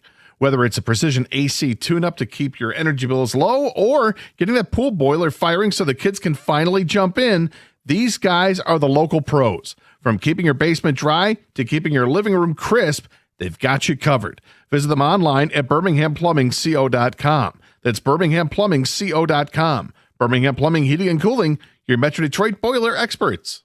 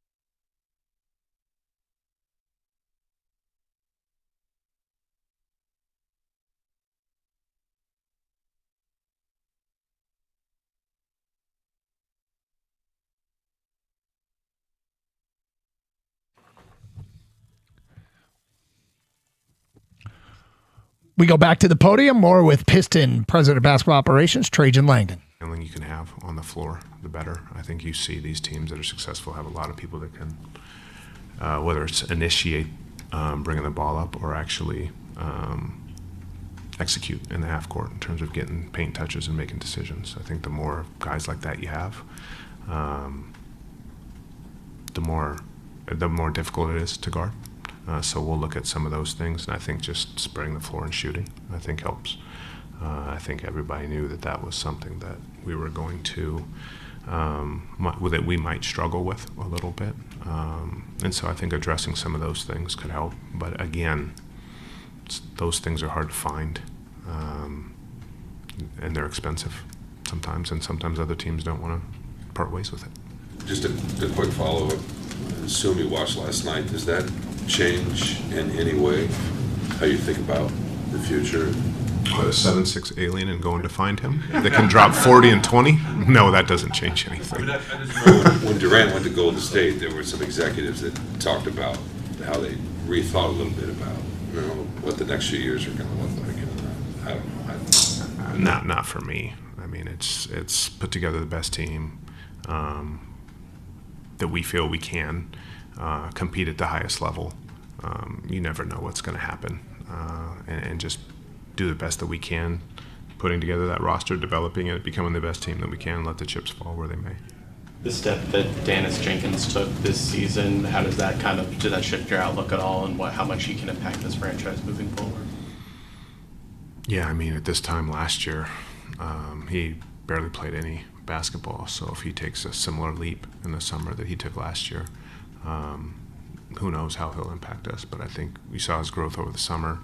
We had a really good summer league last season. You saw his growth over the course of this season and how he won us a lot of games, and then helped in our playoff run. So I think all that is big for his growth. He is a worker. He's determined. He's not scared. So I know he's going to have a big summer in terms of work and come back a better player when we come back here in the fall. At one point, Kate said he wasn't quite 100% during the playoffs. Where do you think he's at now? Do you think he wore down at all a little bit just because he wasn't able to have much of a ramp up in terms of conditioning for the playoffs? No, I'm glad you asked that question. I thought Cade was an absolute warrior. I certainly haven't gone through a collapsed lung. I can't imagine many people in this room have, and especially a collapsed lung and fractured ribs at the same time, and really getting no ramp up going into the most intense part of the season. He played 3 games, and when you have a collapsed lung, you can't do anything for 7 to 10 days. You're sitting on a couch and you're making sure that you're just relaxing, and so that deconditioning just happens, and it's deconditioning at the exact wrong time of the year when you're heading into playoffs, and especially with what we ask from him. So for him to get back to the place where he was playing at a high level and leading our team, both on and off the floor, and playing both ends, a lot was asked from him in a short amount of time. So for him to do what he did, he was an absolute warrior, and for that we're all appreciative. But what he did is not easy. Speaking of injuries, was Isaiah Stewart hurt? And if not, is there any explanation of how he lost some of his defensive effectiveness? Because it looked like he didn't have a lot of lift that he normally has, especially defensively. Yeah, no, Stu was not hurt. Again, I give Stu a ton of credit as well. I think he had, if I do the math right, he had the suspension going into All-Star.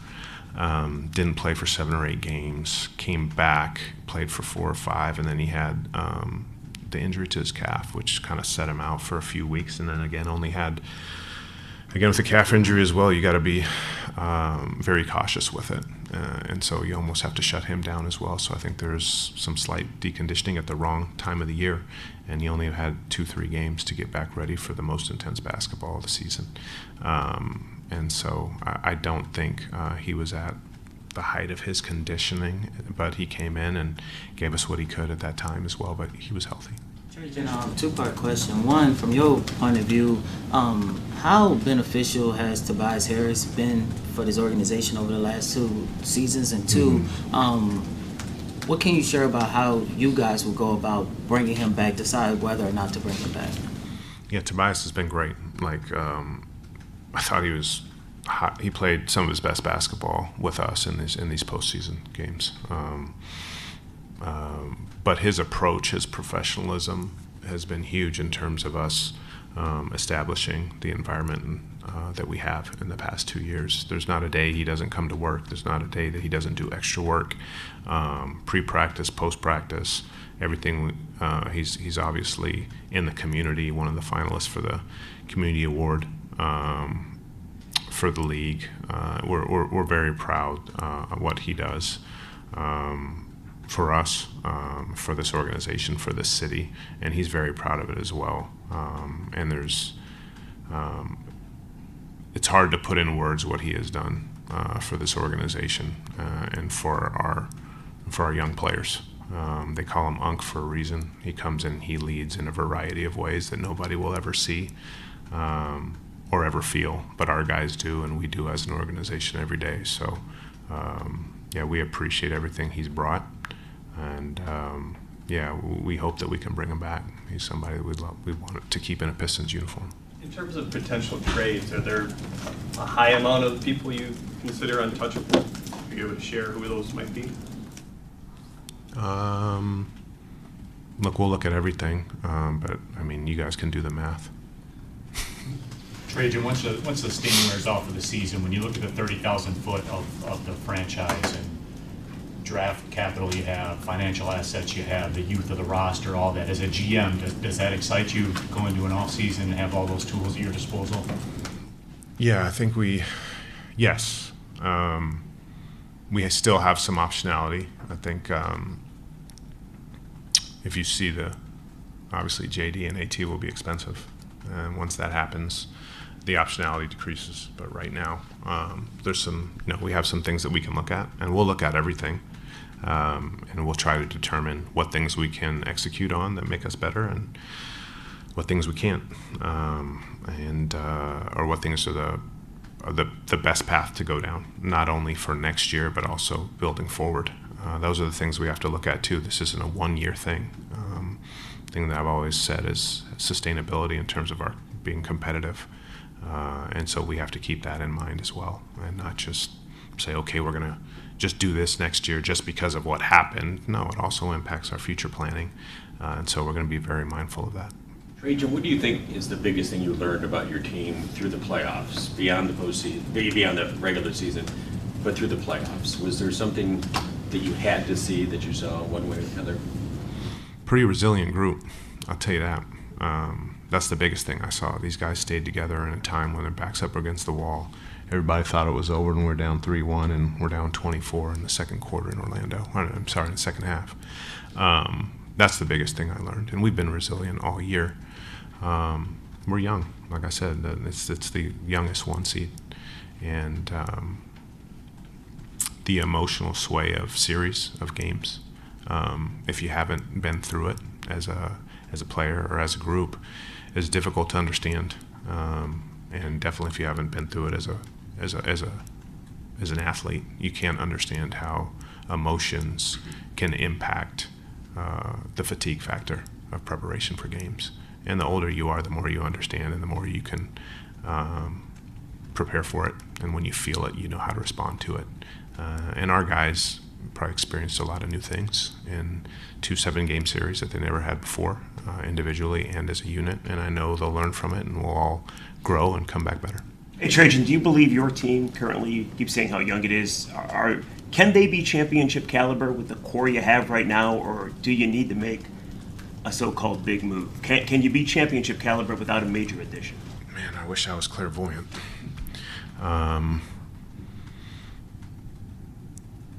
I think so. Yeah. I mean, look, you're always going to. I think you're always going to iterate your team a little bit every year to get better, right? No team is going to look exactly the same the next year that it did the previous year. Even if it's all 15 guys back, you're going to be different, right? For some reason, whether experience, whether there's an injury, whether somebody else got better and beat somebody else out. And so for us, it's always, if it's adding a person or just getting better internally, we're always going to feel like we get better, and that's the goal, is to be a championship contender. And so that's what we're always thinking. We didn't think it would come this fast, these questions about being a championship contender after year 2, and so we have to factor that in the equation as well. As like 2 years ago when I took the job, I didn't think, nobody in here thought I'd be getting championship contender questions 2 years later, but here we are. And it's just, again, I've always talked about skipping steps, and it's not, we always take that into factor too. We don't want to do that, and I don't think we have. And we'll look forward to what steps to take to continue to get better. And, you know, for our guys, which is the most important thing, is they're thinking about a championship. Hey, Cajun, one thing they were talking about, and a lot of people were talking about, was K's turnover rate in the playoffs or whatever. And some of the turnovers were just things that you normally wouldn't see him do. Was that a mental grind of the season? Was it like you said earlier, him physically getting back into the game, or was it a team thing where they were putting too much on him at that time? It's a good question that you'd have to ask him, to be honest with you. He gave a lot to this team on both sides of the floor all season. We put a lot on him, and he responded in an incredible way. So I don't really want to focus on the negatives.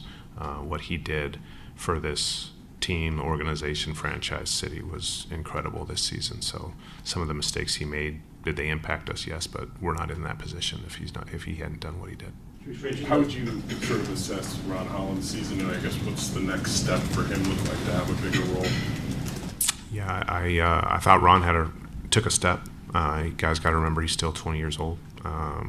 Not many fifth picks in the draft are playing at this level, where they're have to play a role. A lot of them just get thrown out and they get to succeed or fail kind of on the fly, and they don't get put in a box. And I think he has a particular role that he got a lot better in and excelled in rotationally on a 60-win team, which I think is going to be great for him going forward.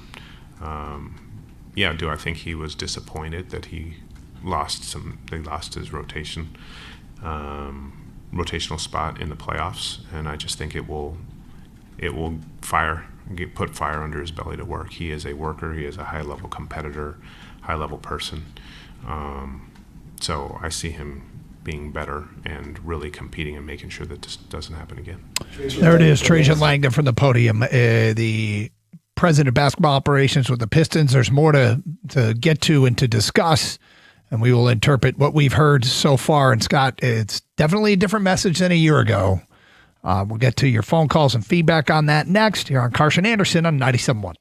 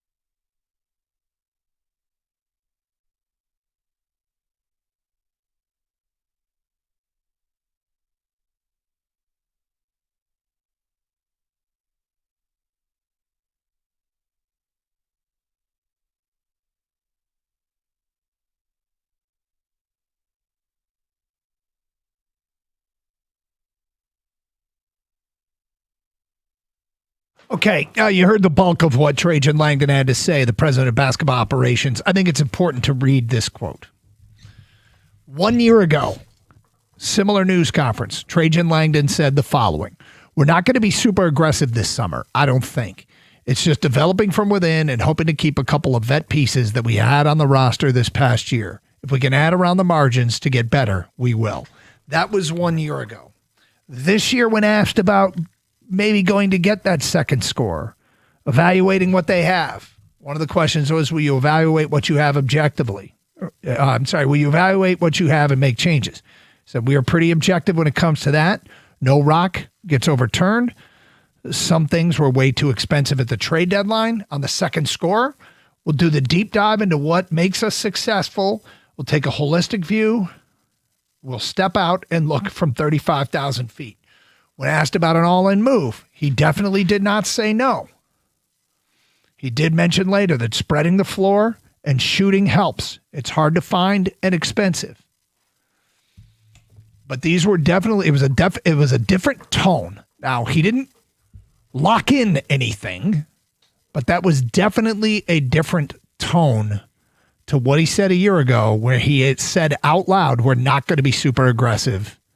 If we can add him around the margins to get better, we will. Yeah, one of the things that took out of it was that clearly he was trying to improve the team at the trade deadline. There's no doubt about that. And because he found out that the price was either too expensive or that just it was, or the players weren't available. Those are the two things he said about it. So I would imagine in the offseason, he's going to reach out to GMs and still try to acquire players that are going to make this team better, and not just better, but appreciably better, and be a major addition. Will he be able to pull it off? Depends on the pricing. If the price to pay is too heavy, then it's not going to happen. If players are unavailable, then it's not going to happen. I thought it was interesting that when asked about, can this be a championship team without a major addition, he thought that they still could be without a major addition. But I think also acknowledged at the same time that, they'd like to do something. But that the organization was caught off guard a little bit because they didn't think it would come this fast, that we'd be talking about being championship caliber, championship contending in 2 years. But yet this is where they're at. Yeah, and look, that's fine, but what do you do to make the next step? And he didn't shut the door. No, he didn't give away a playbook or a game plan either. And I think, but he mentioned a couple of times how expensive these things are. I mean, I think that's the reality of the situation. People want a lot for a little. And we hear from those people a lot on this radio program. Do you want a lot for a lot? Ask yourself that. Yeah. Because I don't think he's lying. No, not at all. And I think when somebody asked him about the core group and who was in that core, and he said, well, you guys can do the math. Okay, so if I'm doing the math on it, I think it's obvious Cade, I think Asar, and I think Jalen Duren. I mean, they expect to get something done with him that he comes back this year. Beyond that, I don't know if there's any commitment to anyone, including Ron Holland. I mean, he said he excelled as a rotational player on the 60-win team, but then found himself out of that rotation and said that he'll be fired up to get back into that rotation this summer. I don't know if that's screaming that he's part of the core or not, because it's the guy who fell out of the rotation. So I guess my follow-up would have been, why did he fall out of the rotation? Well, when that kind of came up at one point, he said that's JB's choice. Yeah. JB, He's the coach of the team. He makes those decisions, But I do think you're right. I mean, Duren was, one thing he said that we kind of forgot about was that, the summer work was a big part of what these guys can do to make themselves better. And in the case of Asar Thompson, there was an injury there. And then maybe cut back on his ability to get better in the summer. But Kang, what did you think overall of what he had to say? I think they're going to run it back, is what I think. And I think there's going to be changes, but they're not going to be the drastic splash big moves that people are clamoring for. It's not going to be Trey Murphy, Markkanen, Michael Porter Jr. I think it's going to be develop what you currently have, right? And then get the the pieces around you, like the more shooting. Like those are like the lesser names. Like CJ McCollum. I don't know. You know what I mean? Like something like that. Like a Malik Monk type. What about Tyler Hero? Is that it? Yeah, at best. But I'm saying that to me feels like a big move. Yeah, I don't even know if he goes there, but maybe lesser than that is what I would say. That's what it sounds like to me. I think they look what they just did. And I told you he was going to say there was even surprised himself how fast. They did do that. Yeah, and he said that. And I think that he thinks, well, don't skip steps, though. Still continue to do what we do. Look where we are now. And I think that is develop Asar Thompson's offensive game. Develop Ron Holland as a more complete player. Get more shooting besides Duncan Robinson. You know what I mean? I think that's the type of stuff I think we're going to be looking at in the offseason from Trajan. Well, the get more shooting is a big deal. Like, that is a big, big deal. And I guess, because I read a lot into the difference in the tone from a year ago, we're not going to do anything, which he basically admitted a year ago. You don't seem to read much difference into it. Because he didn't shut it down. He did not say no. I don't think it's like last year, but I just don't think it's like the door's wide open as maybe you think it might be. I don't know. I think that he's open to a trade or more active activity, but I don't think it's something like they're going to go out and get this true secondary scorer. I do like the fact that he mentioned they need more ball handlers. Mm-hmm. Like they need to get. It's almost like positionless basketball now in the NBA, right? You almost have to have like 1 through 4 be able to bring the ball up. Some guys have their centers are able to bring the ball up. That you just have. You need more guys that can do more. And I think that's a couple too many specialists, and they got to make up for it somehow. I just looked at a list of free agents, and I think he's going to have to go the free agent route as opposed to the trade route because it doesn't seem like he's going to part with somebody that another team's going to want. Like if Asar Thompson's not going to be if he's a part of the core, you're not moving him. Okay, then who else do you have left to move that's got value?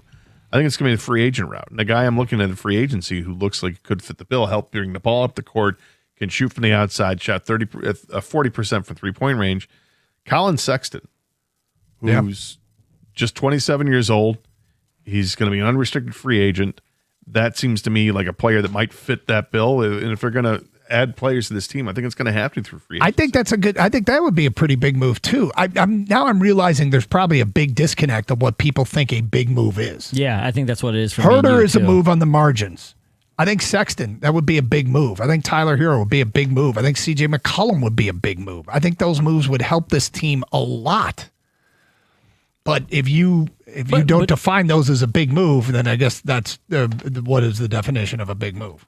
Well, I'm just going by what we get on a daily basis. You know what I mean? Those names don't come up on a daily basis to us. The names we get are the ones I mentioned: Trey Murphy, Michael Porter Jr., Markin, and whoever. Right? I guess that's what I don't know if people are expecting those moves, and I'm those kind of telling them bigger moves. Yeah, I think those are big moves. But I think when you look at the list of unrestricted free agents available, and based on the money that they made last year, number 2 guy on the list is CJ McCollum. So would that be a big move? Yes. But keep in mind, the number 5 on the list is Tobias Harris. Right. Based on how much he made last year, which was $26 million a I year. think they want Tobias back. I think they want him back, but it's clear they're not going to bring him back for 26. Probably not. And does Tobias want to be here? Well, where is he in his career financially? I mean, he seems extraordinarily happy in Detroit. Yeah. 248-539-9797. What'd you think? Trajan Langdon's thoughts addressing the media following this season. It's Carson Anderson, 97.1.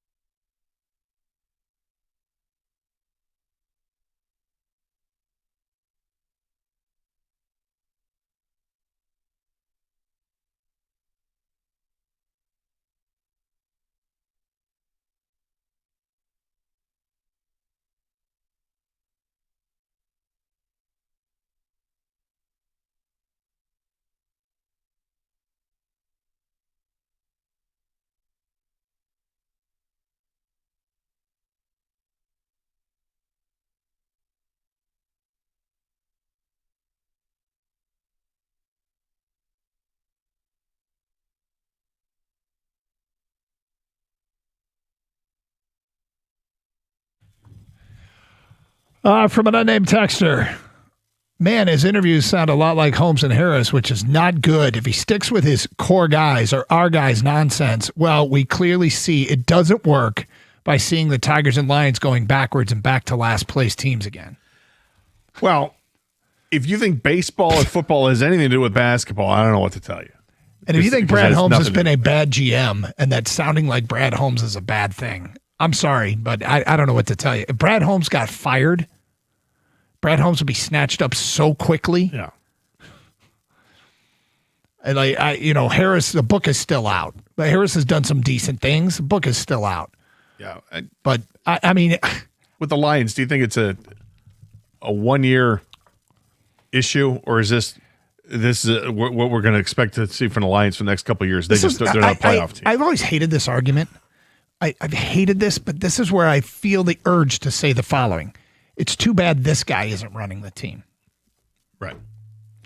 Next text. He also said in his opinion that he did bring in extra shooting and was disappointed he got hurt and could have provided what they thought, when in reality Kevin Huerter couldn't crack the lineup. He did get hurt. Right. And the last couple weeks of the season, the last, 10, 15 games or so, he was a much better player for the Pistons. I mean, but the negativity is flowing big time. Convinced all these GMs are the same listening to this press conference. We got another Scott Harris on our hands here. Wait for the kids to improve. Seriously, maybe it's our fault. Did you expect them to say, we're going to move Asar Thompson and 3 first-round picks for Trey Murphy? No, I didn't expect that. Like, if you listen to what he said, hold on, keep in mind, I'm sorry. Okay. Until you trade a guy, Doug's triggered 2 days in a row. I'm going to segment. get here, because until you trade a guy, hey, dummies, you're going to sound fully committed to that guy. Right. You're going to sound completely committed to that guy. You're not going to say, well, we're having real doubts about Ron Holland. I'm going to speak about it here publicly to diminish his trade value, and then I'm going to go out and try and trade him for the all-star player that the fans want me to get. No, you're going to sound completely committed to your guys until the moment you trade him. There is no more prudent way to do it than that. That being said, you don't think they're trading Asar? No. Okay. But when people say, oh, they're just going to run it back, yeah, they're going to sound very committed to their guys until they can move them for better players. And in fact, he said as much at the end of last season, and this time he didn't say the same thing. It was a much different tone. This is the same tone we had 24 hours ago, King. Are you kidding me with this? Here we go. Well, this is why I think that when me and Gator is saying, when you asked us, do you think they're going to make a big move? I think the fans want this big move. Of course they do. But hold on. They want Booker. They keep looping in other teams. They have nothing to do with one another. Nothing. It's not like Trajan Langdon is honestly taking his cues from Scott Harris. Or are you not seeing the obvious, which is that GMs are fully committed to guys on their roster until they aren't? What do you expect him to say? You have to read the subtleties. Here's what. Let me play the devil's advocate. There's no nuance with these people. Everything is crashing and burning. Okay. All right. Okay, I'm done. So to play devil's advocate, what I think that some people are, what they would say to that question is what they want out of it is they want to hear that the general manager says, yeah, look, what we did was good, but we need to go higher and we're going to have to make some changes it doesn't even say changes. What you can say is we need to have some additions to this team, have some get better players. It'll take us over the top, so we are a championship team. That's what the fans want to hear. I mean, you could say that. I have no issue with saying that. How many times do we say leading into this, Trajan's not a bold proclamation, hot take kind of guy? Well, I know that, but people don't like to hear that. They don't like the humdrum. Okay, here, just look down. Somebody posted, yes, Gator, too much resting on their laurels. Do you think that's what he was saying today? Do you think, is that what you got? I didn't get that. No. But what I did get, I mean, there's an undertone of that. There's an undertone of, hey, we actually became a really good team this year. We won 60 games. We didn't expect to be where we're at. And we did that by improving in the offseason with guys getting developed and guys growing. And with another season of offseason growth and development, that maybe they get into that championship caliber group. I think there's a fear that fans have that that's the take that they're going to have instead of going out and making a move like signing a Colin Sexton or McCollum or trying to trade for somebody that they think makes them a real contender. Because when you look at the teams that are in the playoffs right now, you see 1-2 combos all over the place, and the Pistons have a 1 combo. Yeah, I think giving away the farm at a press conference at the end of the season I understand. would be one of the I'm dumbest things right. to do. But you don't have to specifically say who's on the trading block or who you're targeting. You can simply say, and here's what he said. Stop for a second. I don't have any issue with what Langdon had to say. I'm trying to present the other side. Sure. Okay. And I think people wanted to hear from the general manager that, hey, this is a nice season. We're aiming for a bigger and better next season. We're going to have to make some additions. So, and this is where I say there's no subtlety. People aren't reading between the lines, the nuance. They're not seeing the nuance when he says we'll evaluate pretty objectively. No rock will be unturned. And we will take a holistic view. We'll look at it from 35,000 feet. And when he's asked about an all-in move, he doesn't say no specifically to that. Later talks about how much spreading the floor, ball handling, and shooting helps. Like that's what I don't know how else to interpret than that's what you would say when you're trying to be as subtle as possible without giving away the farm, which is, I think the exact move the exact approach you should take publicly. All this feedback we're getting, and everybody thinks that. Oh boy. I don't know. Maybe I should stop reading feedback. I'm going to log off some of this here and maybe stay off for a while. Because honestly. Well, I've told you this before, Doug. Fans want their players, coaches, and GMs to react how they would react, act how they would act.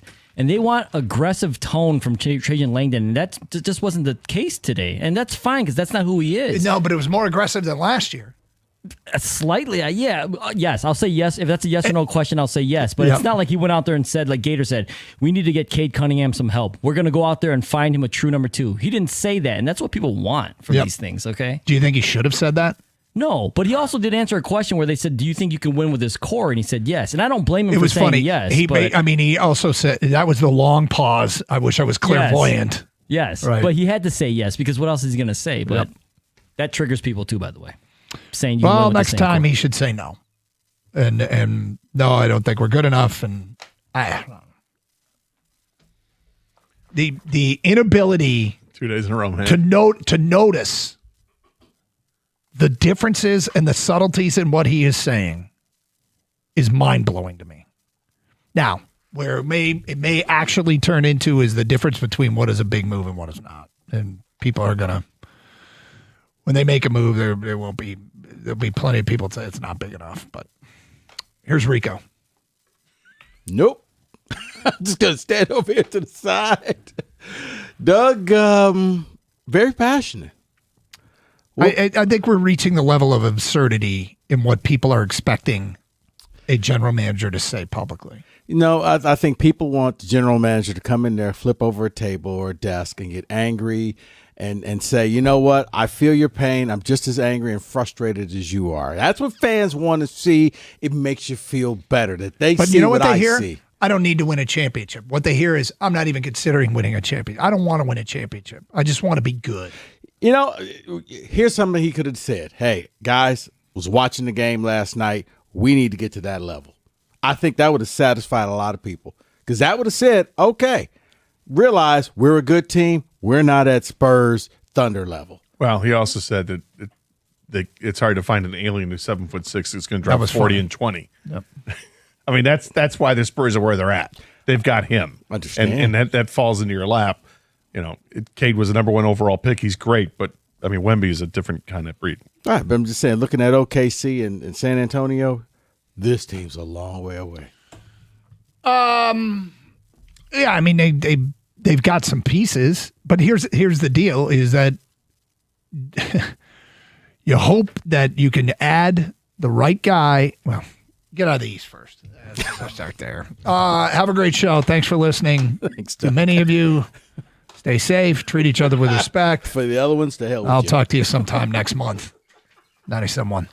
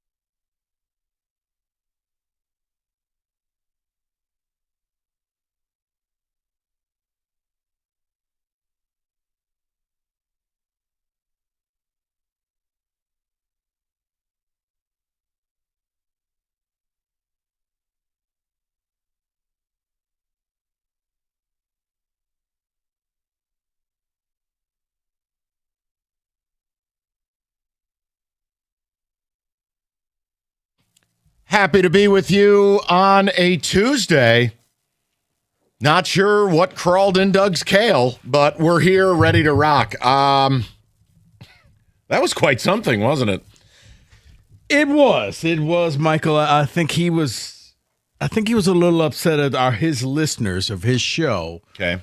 Because they weren't understanding that Trajan Langdon is not going to come out there and throw his team under the bus and say, we're going to trade this person, this person, this person. This person sucks, and we're just not good enough. And I think that's what upset him. There is a middle ground. And I think that's what's getting lost here. And I said, I think it also would be nice if Trajan would come out with a little more energy than an unsafe fart. I think fans want to hear the word championships. I think fans want to hear a GM go, look, nice season, but we are here to win championships, and I'm going to do everything it takes to get us one. That's what fans want. I think fans just want to know their teams are aspiring to the same thing they are. And when Trajan talks about these little almost cable news talking points, we were the youngest team. No, you weren't. The Thunder were. 23.9 years, you were 24.3. So automatically fact check that. Yeah, exactly. No one cares. Yeah. And 14, no one cares. You made the playoffs last year. You made it this year. So, when Doug has a Chernobyl, which, by the way, I love. It's good radio.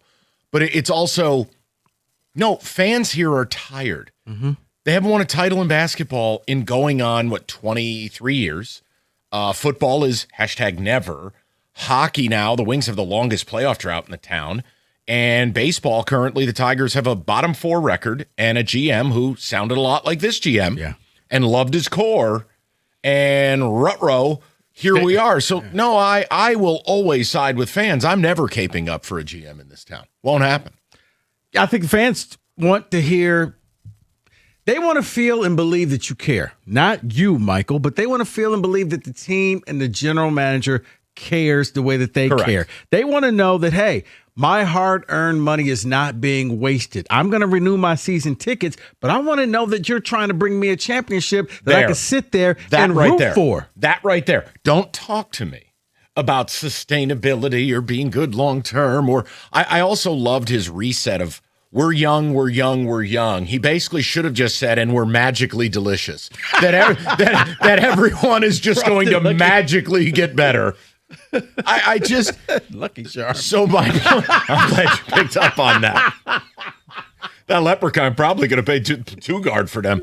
But I will side with fans. Is that fans want to hear first of all, my stance on this. While I don't think Trajan, and I'll agree with Doug, you're not going to come out and be like, yep, everyone's on the block. No, but I do think if you're going to be, for all intents and purposes, the CEO of a multi-billion-dollar corporation, you can't display this way. I think him, Harris, Holmes, Iserman, they all collectively get an F in this town for public speaking and messaging. Yeah. Trajan, honestly, buddy, here's a Red Bull. Here's a C4. It'll give you wings. I need you to go on stage and act like you're into this. Yeah. I don't need you to be Macho Man or Ted DiBiase and maybe rubbing your hands together with a money belt. No, we don't need that.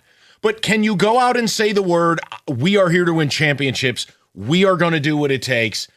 Blah-bitty-boo. Something.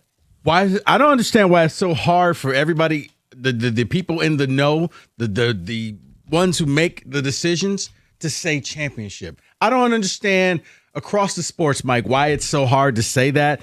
But hold on one second. I was waiting to get called on. Go ahead. No. I'll get to you in a minute, sir.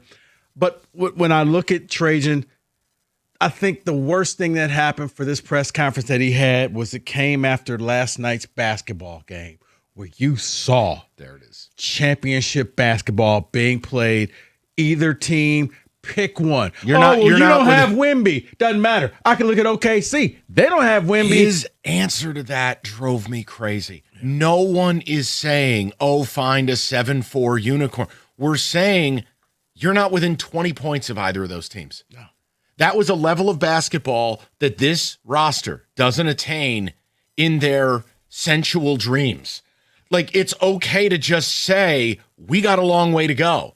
and I'm going to get us there. That's what fans want. That's the middle ground right there. I'm not throwing anybody under the bus, but I do realize that we're not quite up to stuff. Now, Mr. Valenti, I'm going to call on you, sir. Yes. Go ahead. Why is it that we can't say championship in this town? Because I don't think the teams in this town try. I think the Tigers gave you the best effort increasing payroll, but they did it in a flawed way where it was only pitching, and they didn't do anything to the lineup. But I don't think these teams really try for a championship. And I'm going to shout out my brother from another mother, Todd McClellan. I think he said it best when he was doing the exit interview with the Wings. I don't think these fans want a Stanley Cup. I just think they just want a team they're not embarrassed of. What teams made an all-in move? Tigers getting Valdez would be the closest. And the Tigers' payroll went up. Now, they didn't spend appropriately because it was all on pitching. All right. And the lineup is, in fact, morbid. Hashtag injuries. But it is what it is.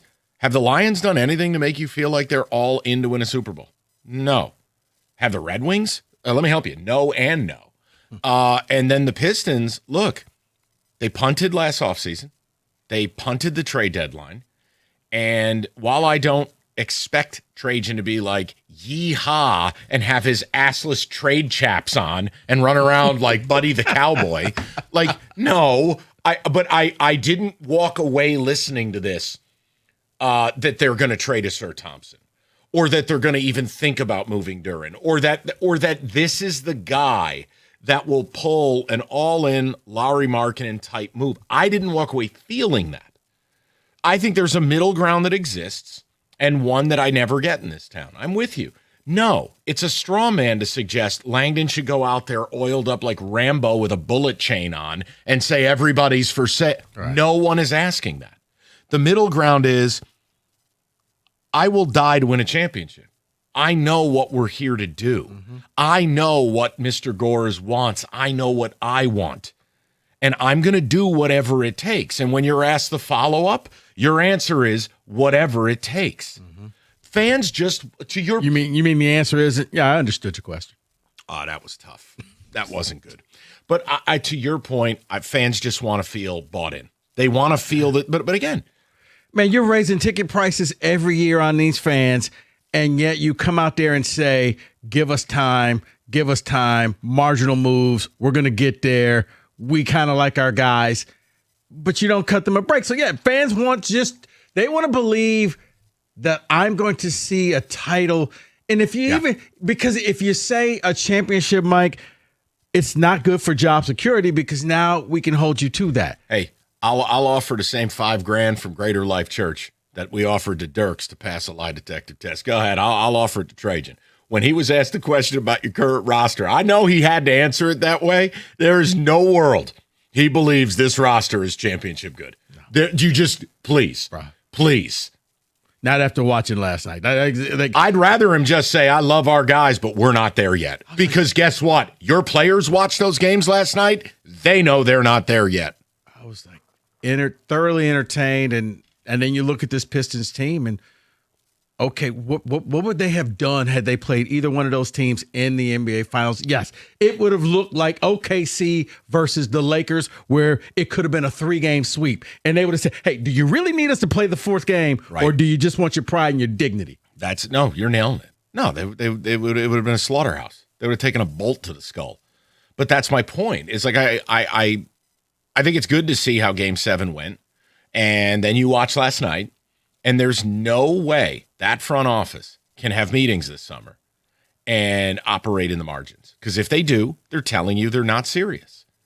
And I think that's okay as a fan to be angry. So if you want to be angry, don't be angry at Doug. Don't do that. Don't upset Doug's day. Be angry with us. We're fueled by it. We love it. Be as angry as you like. I think you have every right to be angry. It is grand slam or nothing for this franchise this summer. I don't want to hear about bums. All I heard was it was a collection of Kimbo Slice bum fights. Colin Sexton? Are you kidding me? Kimbo Slice and Lucky Charms. You owe one today. We're ready. You out of control. We're ready. You're going to be a problem. No, I'm not. I can't believe some of the names that get thrown out. The answer is, okay, I want to go old school for a second, or we could go new school. If you're the coach at the University of Michigan football, or back in the day, it was when D'Antonio was at State, if I'm recruiting a player, can you help me beat Ohio State? If yes, I'm going to recruit you. If no, you're not good enough. The only players the Pistons should be even targeting this summer, do I get closer to what I watched on TV last night? Yes or no? So, look, last night should be a reality check for the, play the song, wear the belt, goofball portion of this fan base, because if you thought you were close and Sunday night didn't quite push you over the edge, you watched last night. See, I don't You're nowhere close. I don't think a lot of them watched last night because their season ended and they kind of turned off basketball. Well, it would explain a lot of their takes. So, yeah, that probably makes sense. David, don't look at me that way. I want the bell. No, give me the bell. Oh, because you're right. I don't think they stayed up to watch that game, because when the Pistons lost, all right, basketball is over. Let me know who won the title. But give us your takeaways. I'm not going to replay the Langdon sound. That would be the equivalent of spraying melatonin out of the speakers of your vehicle. That's not good for anyone. Bueller. I'm sorry. I do think that's when what you it sounded like. No, when you run companies, and that's what these people are. I'm sorry. You need media training. It's not acceptable to take a microphone and present yourself as such. It's insanity. Yeah. But we exist in this world. Like, no offense, you're not a cardiologist, Trajan. You're not coming out to deliver the news that the 4-year-old you were operating on is dead on the table. Okay? You run a basketball team. You play fantasy basketball. You take a billionaire's money and you buy and sell players. It's not that real. If you want to have the tone he had today, come out after there's some ungodly attack or something, or you're part of CENTCOM and you're talking about war. Right. It's basketball. It's not that real. I've gotten to a point in my life, I actually find these people like comedians. I don't need Shane Gillis. I can just listen to our GMs in this town talk. How serious can you take yourself? Oh, wow. You buy and sell sports people for a living. Ooh. I mean, like, are you kidding me? You know what? David could play the ultimate meanest game of who said it. If he just with the GMs? With the GMs. I mean, look, you're hearing it. Because I'm like, I could have been all of them. It's a cable news talking point with the Pistons. We're young, Here, hold on. Let me give you another 3x5. Hey, we won very few games a couple of years ago. Hold on. Let me give you another 3x5 up there, Trajan. Our guys love coming to work. Oh, hold on. I'm running out of 3x5. Let me give you one more. Wait. Don't forget to tell him that JD's only 22. Got it. All right. Questions? Because I'm not answering those. 248-539-9797. I want to hear from you. You have every right to be angry, and you have every right to make a demand of your team. Let's talk about it. But what is the player? What is the move and your faith quotient that gets you into that discussion of what you watched last night, which was the game of the year in the NBA, double overtime? It was Rocky Balboa versus Clubber Lang. It was haymaker after haymaker, back and forth.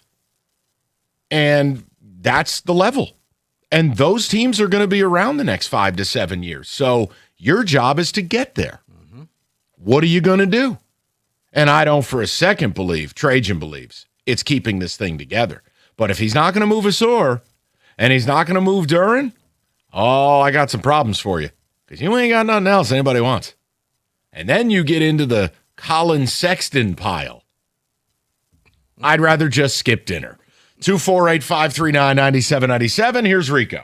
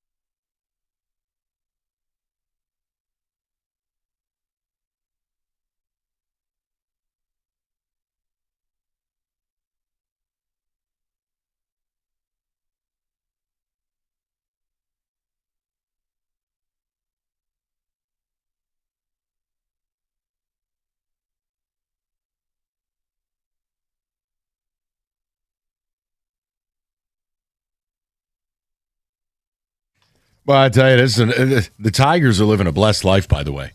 You had the Pistons running cover for you. And even today, I mean, 99% of people had no idea the Tigers played a game last night. You had Game 7, Buffalo and Montreal. You had Game 1 of the Western Conference Finals, and it was electric television. And the Tigers just went out and do what they do best, lost again in excruciating fashion. 2-11 since Skubal got hurt, one of the 4 worst records in the league. We're going to get to them later in the show because I'm offering a last idea that I have. And we'll talk about it. But look, it might not be late, but it ain't early. And they're digging quite a hole for themselves. We'll talk. David, text communications first, and then we'll get to the callers. And it's kind of an open-ended deal here. If you have thoughts about what Langdon said, that's one thing. And I don't want to get hung up in the semantics of it.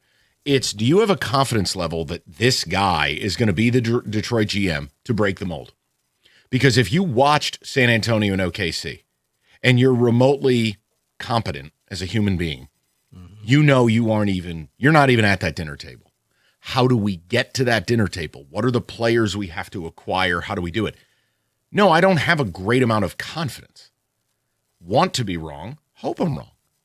But I don't get a sense from him talking about how young they are, touting the accomplishments, talking about where they came from.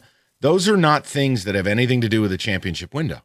Those are things you talk about when you believe you're still building. And if that's the case, then what is it all for? Right. So your take. David, your thoughts, and then obviously text on top of that. I'll give you my thoughts first before I give you the text because I've come out of this press conference disappointed because I really wanted to hear my GM say that the time is now, something like that, you know, we overachieved this year and that now I believe that the window is now to go and be aggressive and do things this offseason. Instead, I've come away not believing that they will do anything big this offseason, that it will just be status quo and they will continue to do what they do with the young players because he kept saying, we're young. And after looking at last night, I come away like, and I knew this, but it was just so there in my face. Like, we're nowhere close to any of those teams. Not OKC and definitely not the Spurs, who did what they did last night without De'Aaron Fox. Out there with a rookie controlling the tempo and Wemby just How being about Castle Wemby. being the 4th pick and Holland was the 5th? Yeah, but, you know, I guess we can't expect the 5th pick to contribute. It was just disappointing listening to that press conference. It really was, because I do want to hear championship. I do want to hear that we're going for something this offseason. Instead, it's just, you know, we'll talk to Duren and we expect to sign. I'm like, what are we doing, man? It's uninspired. That's how I would describe our general managers. And look, their job's not to go out there, tap dance, put on a show, and, you know, do a juggling act or anything. That's a straw man argument. Please don't call with that. It's about conveying a message of confidence, of competency, and of passion. I don't think you have to be the clown from Uncle Buck. It's just our GMs, and by the way, none of them really done it. What's the trade? Who's made the bold move in this town? And fans have every right to be annoyed because they don't have anything. They got nothing in this town. It's one of the great American sports cities. And I'll tell you, outside of a championship, I don't know why you watch sports. I don't know what any of this amounts to. So you tell me. Go ahead, David. What did the texter say? From Ryan says, GMs won't say the word championship because if they do, they might actually be held accountable instead of just demanding you consume the mediocre product. Correct. And it's also why these press engagements are a complete waste of time. And it's also why fans have a right to be angry. What do you mean you're not held accountable? The people you're reaching in people's pockets and asking for more and more. Those people are accountable at their job every day. Yep. And newsflash, their jobs are more important than these people. Scott Harris and Trajan Langdon and Brad Holmes, they're not important. We're not important. None of this is important. You're not a nurse. You're not a cop. You're not a firefighter. You're not important. You should be held accountable. And you should be chasing it. And it's okay to tell your customer base what you're chasing. Yeah. Seriously, it's not criminal to say it. It is. I think the Lions got the closest where they kind of skirted the line of talking Super Bowl once, but then they kind of backed away from Their that. actions didn't follow, though. No, and then they stopped talking about that. But yeah, you're right, Mike. In this town, Valdez, biggest move. And again, Darius Smith. The Tigers tried it with money, but it was Finnegan, it was Kenley, it was Drew Anderson, it was Verlander, it was Valdez. They didn't add to the one area that everybody still went, I like Valdez, but they didn't add a right-handed hitter. And when you watch this team, it's not laughable because it's upsetting, but it's terrible. Right. So I don't know, man. Look at the deadlines for Scott Harris. Look at the deadlines for Yzerman. Look at the off seasons. Go across the board. I mean, I don't know that anyone was thrilled with the Lions off season. I think the confidence with the Lions is based on the league they play in, volatility, and we know they've got dudes.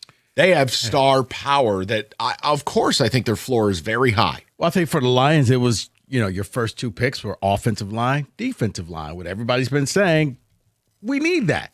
So you went out there and got it done. Go ahead, David. These GMs in our town seem to feel like I've made the playoffs. Therefore, I am the smartest person in the room, and they patronize the fans. In these press conferences, they don't even get asked a serious question. It's a joke in this town. He was asked several serious questions. I'm not putting this on the media or the people that are there. This is why these things are useless. Honestly, I'm to a point where I wish the media would no-show these things. Just let Trajan come out to an empty room. Let him talk to himself. Same thing for Steve, same thing for Scott, same thing for Brad. It's pointless. I mean, like when he fires back, I think it was at Wojo, and it was like, oh yeah, maybe I should just get a 7.4 French unicorn. It's like, that wasn't the question, and you know it. And then Wojo's like, that's not what I'm talking about. And he's like, no, I know what you're talking about. It's all ridiculous. It's a complete waste of energy. So yeah, that's why we're not going to play the cuts. It's pointless. And I don't want you crashing your car, falling asleep, listening to it. So yeah, Dude, that's just his personality. And I don't even think a PR person can fix that. That's almost when you let your assistant go out there and talk to the media. It's tough. This town, all four of them at the Coney, need some PR help. David, go ahead, and then we will go phones rest of the hour. I have zero shock face about what was said at the press conference. I'm used to it as a Detroit sports fan. Yeah. Well, look, all we can do is let's just hope he went out there and straight up is going to do the opposite. And what's the move? What puts you in the conversation with the teams last night? That's what you need to start thinking about. Because other than that, what's any of it for? You can't talk about making the playoffs. You can't talk about winning a home playoff game. You can't talk about winning a playoff series. And please spare me, well, we got to make the Eastern Conference final. Look, at this point, it's championship or bust. What's the point of any of it? And if he truly believes this roster is just going to magically get better, I'm sorry. Okay. They're going to give him a program to work over the summer, Mike. They're going to come back better. Got it. 248-539-9797. Your phone calls coming up next, 97.1. If you've been thinking about upgrading your ride before summer, Moran Chevrolet, Michigan's #1 selling Chevy dealer, 2 years in a row.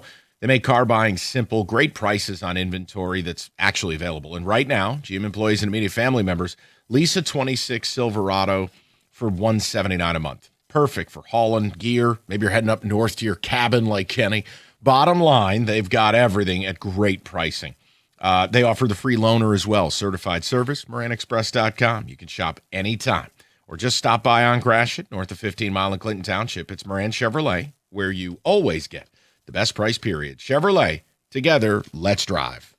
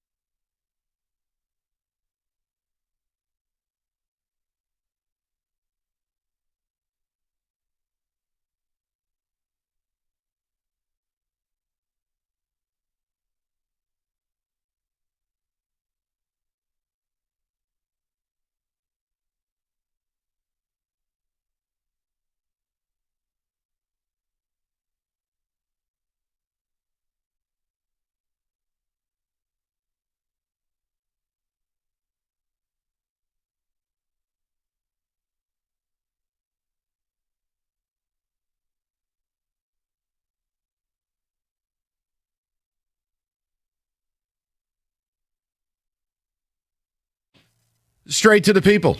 Your thoughts on Langdon, your thoughts on watching OKC in San Antonio and kind of, all right, we know we're not at that level. What gets you there? And really, it was a more wide-ranging discussion as Doug had a meltdown on the air, which I enjoyed. But look, as a city, I think people are tired of their GMs giving a certain style of presentation. I think that's okay. I don't expect the GM to go out and say, nope, this is exactly who I'm trading. No, that's a straw man. Stop that. But it's okay to go out and kind of be a little more aggressive.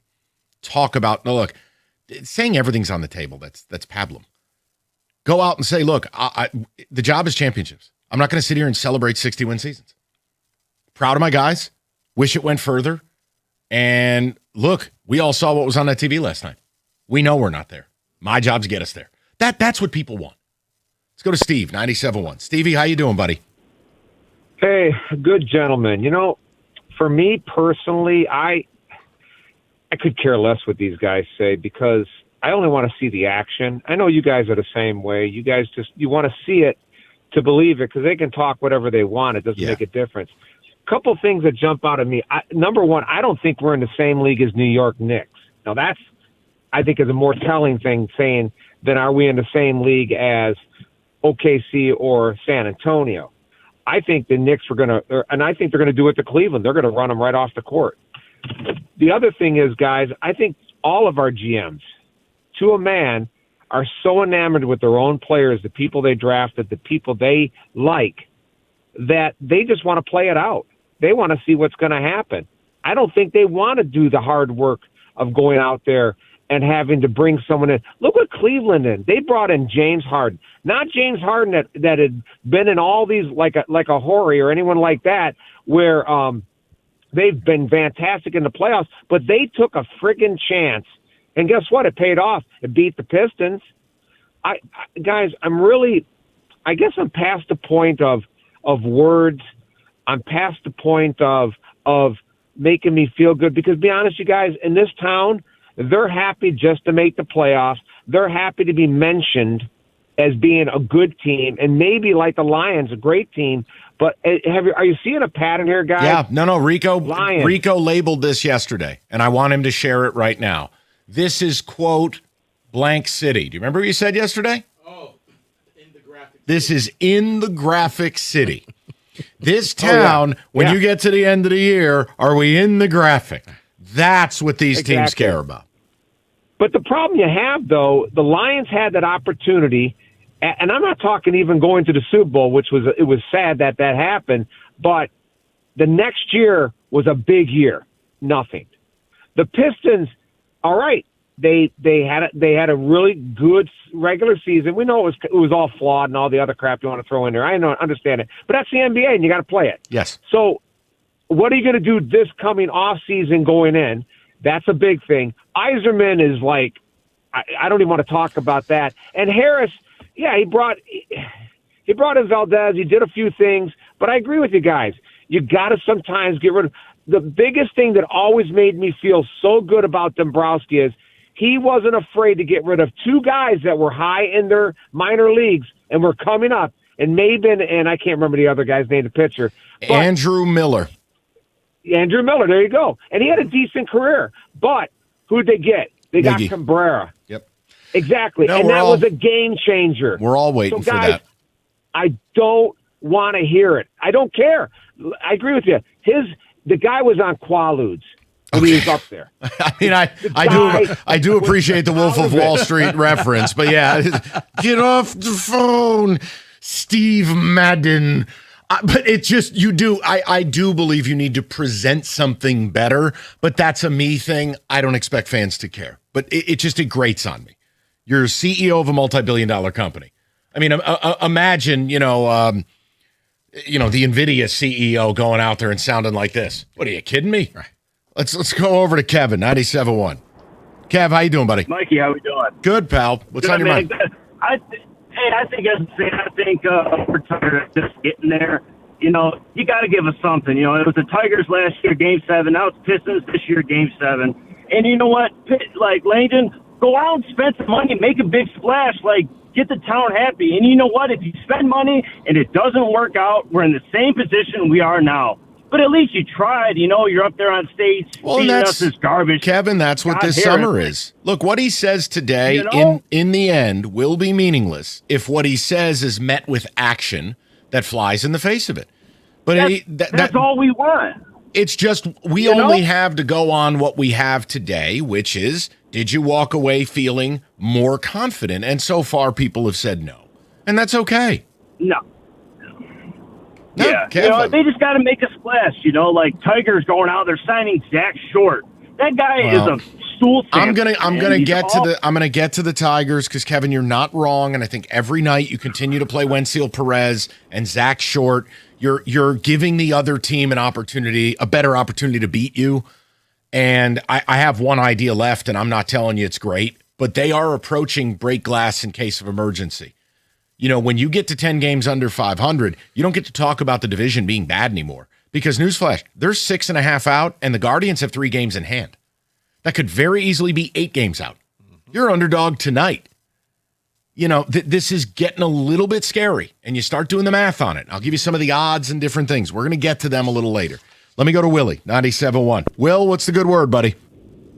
Man, I'm depressed. I feel disrespected. I think you guys need to have a separate show and discuss ownership of all 4 teams, because we can't sit up here, man, and criticize, the GMs, Brad, Scott, Eisman. We can't. If those guys were other teams, man, they would be making moves. Don't forget Steve Eisman came from Tampa. Okay, Tampa, when he was there, they won 2 Stanley Cups. So let's not act like Steve Eisman don't know how to do the job, all right? We all know, man, the Gores, the Ford family, the Illich family, we all know that, they pulling the strings, man. I mean, come on, fellas. Let's not let them off the hook. All right, good can well you just hold on? Hold on, Willie. I want to have a conversation because I disagree based on a couple of things. All right, first of all, I don't like any owner of any team of any sport, so you can let's start there. But what would Chris Illich have held Yzerman back from that we're in year 8 now with no playoffs? Or for instance, Tom Gores. Let's handle the Pistons. Did he or did he not pay $60 million for Monty Williams to get the hell out of Dodge? He did. What did he pay Cade? He did. Is he about to overpay for Duren? Yep. I think it's way too easy to blame ownership instead of blaming the guys who are actually shopping for the groceries. We don't have a single credible report of any of these GMs being told by any of these owners there's no money. The Tigers went out and just put a top 10 payroll out there. Did they spend correctly? Probably not. But Willie, I'm asking now. If you're going to say that, you got to give me an example. Well, thank you. Let me put this out there, and I'm glad you mentioned that. So let's take it back, because I'm 53 years old. Let me take it back. The Red Wings. Steve Eisman, our very own Steve Eisman, he was with Brendan Shanahan and Brett Hall and all the Hall of Famers. Right. Sergei Fedorov. There was no salary cap. Did the Red Wings spend money? Willie, I'm not being disrespectful. There was no salary cap.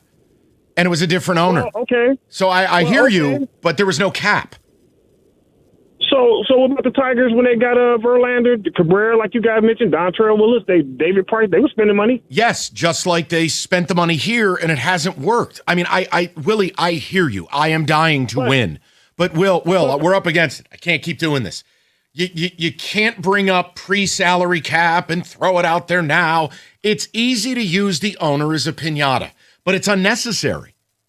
These owners have provided everything needed to make a move. It's the GMs who have these pathways. Now, if you want to blame ownership for one thing, you can blame them for how they want their team run. Where, hey, I want you to take a long approach, or I want to always be good, not great. We can have that convo. But when you go out and directly say, nope, none of the GMs, not their fault, this is all on ownership, I just disagree, and I don't think the facts are on your side. Yeah. And don't make me stand up for owners. I feel gross. I don't like any owners. Sound like a company?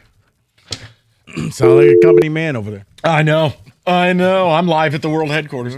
All right, listen, distracted driving's an epidemic. Look around. We've all seen it. Cars swerving around, people not paying attention. They're swiping left and right instead of looking at the road. If you don't have life insurance, not only are you at risk, your family is. Call Mike Pepper National Benefit Plans. For starters, Mike will shop over 70 different life insurance carriers nationwide. He'll guarantee you the best possible rate, and he's not going to deal with a phone jockey 6 states over. He's going to do the job, and he's got 30 years of experience to back up that statement. It's National Benefit Plans. Go to nbphealth.com. That's nbphealth.com. And remember, National Benefit Plans wants to be your health and life insurance agency for a lifetime.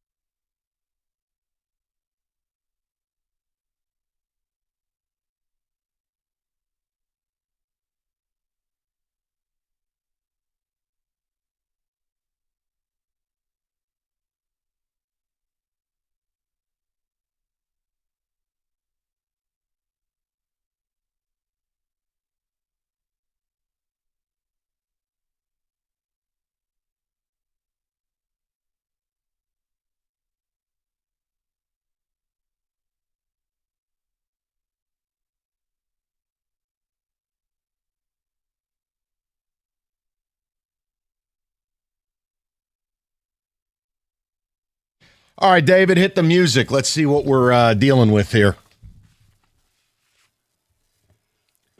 Oh boy, football. Can I ask a question? Yeah, you just can. to start football today. Let's go, man. I want to know if having your organization held hostage by Jacoby Brissett is grounds for your organization to be contracted. Have you been following this Arizona Cardinals Jacoby Brissett thing? Yeah, he's not Jacoby Brissett is showing up dressed as Patrick Mahomes for Halloween. Jacoby Brissett is holding you hostage for a contract.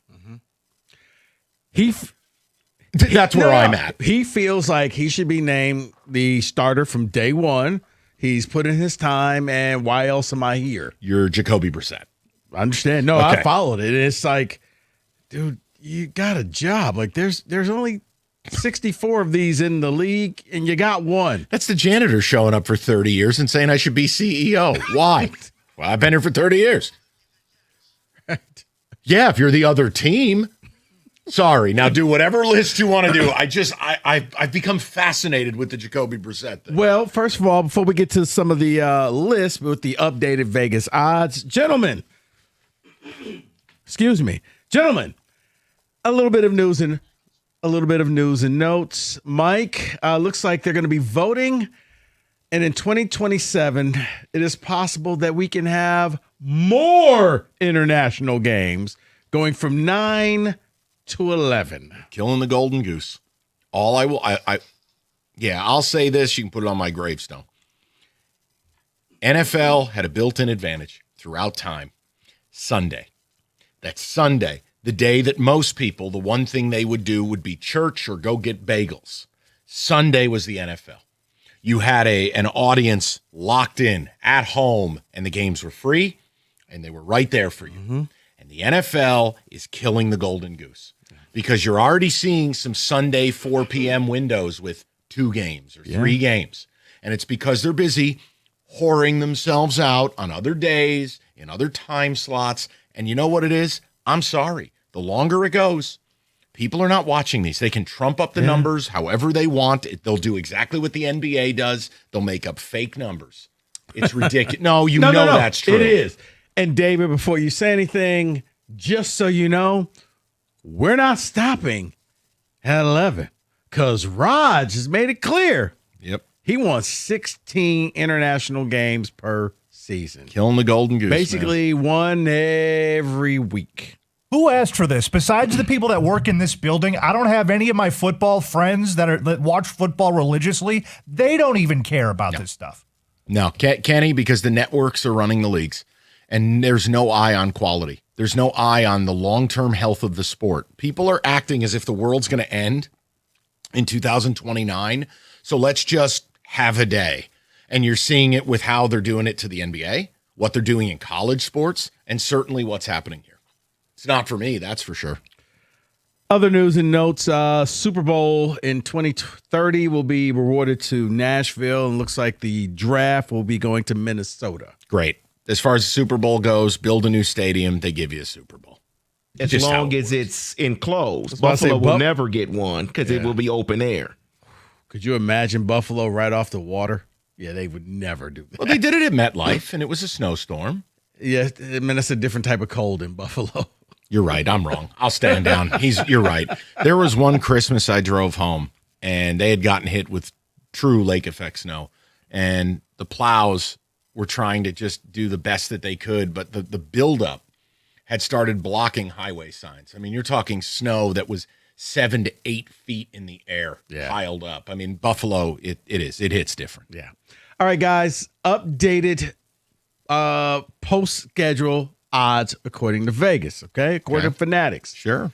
You want your Super Bowl odds, or would you like the NFC champion odds? I like NFC champion. NFC champion odds it is. Would you like to take a guess at who the favorite is? The Rams. You know what? For fun. Okay. They're always one of the most bet on teams. They're co-favored to win their division. We don't love the East. I think the West could be in flux. We talked about Seattle missing it. What about the Lions? The Lions are not. David was correct. David, the Rams at plus 390. Lions, Mike, you want them? Yeah, I do. Lions are at plus 900. Are they second, third choice? They are fifth. That surprises me. Where are just the because Niners? they have a reputation, they are a popular team to be bet on, and they have the star power. They are tied with the Packers at plus 900. Okay. Kenny, the Niners are tied with the Eagles at plus 850.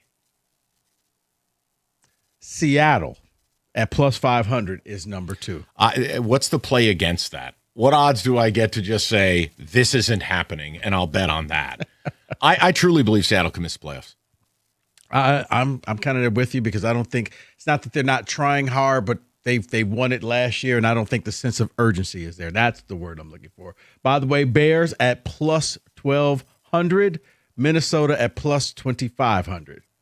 It feels right. Minnesota has to prove they have a quarterback. I mean, we can say, hey, it's Kevin O'Connell. Kyler Murray will get turned around. There's pedigree there. But he's got to prove it. And I'm okay with that. Like, you deserve to get paid 12-1 or whatever it is because that's like saying a Seward Thompson's going to learn how to shoot a 3. Well, you got to prove it. Mm-hmm. It doesn't, Kyler Murray's not going to magically get better. Oh, and by the way, my Cardinals are plus 20,000. You got to add a 0. That should be plus 2 million. Like, if you bet $100, you should win $2 million if the Cardinals win the NFC. Yes. Come on, man. Jacoby Brissett is holding you hostage.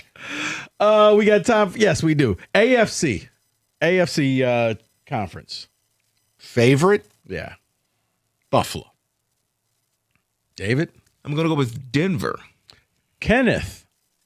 In the AFC, I was going to say Denver also, but to be different, I'll say Baltimore. Kenneth is correct. Wow. Huh. Good for you, Kenny. Not bad. Baltimore. No shot, of course, but good for you. Baltimore plus 475. Who said Buffalo? Me. Plus 500. You're not that far off. Where are my bolts? I'm all in on Jim Harbaugh and the LA Chargers this year. David, you said who? I said the Broncos. They're down on the list. They're plus 1,000. Wow, thank you. The Bolts, Mike, are tied with the Chiefs for third best odds. I love it. Plus 750. Patriots, a team that I think is going to fall off at plus 800. I agree. Plus, their coach may not be there. Now, this is the one that I think could be that sleeper pick in the AFC. The Houston Texans. Yeah, that defense alone, for sure. Comes down to quarterback play. The Houston Texans could do exactly what Seattle did last year and just say, don't turn ball over. That's right. Don't do anything stupid. And worst case, just punt the ball. We'll get it back to you. And as you know, Tank Dell will be back in 3 days. Well, maybe, but that's all they needed to do in the Patriots game in the playoffs. But C.J. Stroud just kept turning the ball over. Yep. Can't do it. Okay. Nice job. I like the conference odds. It's well done. Okay. Well, I have more odds. Do it a later. little bit later on in the show. Sounds like a plan, Stan. All right. That's football today.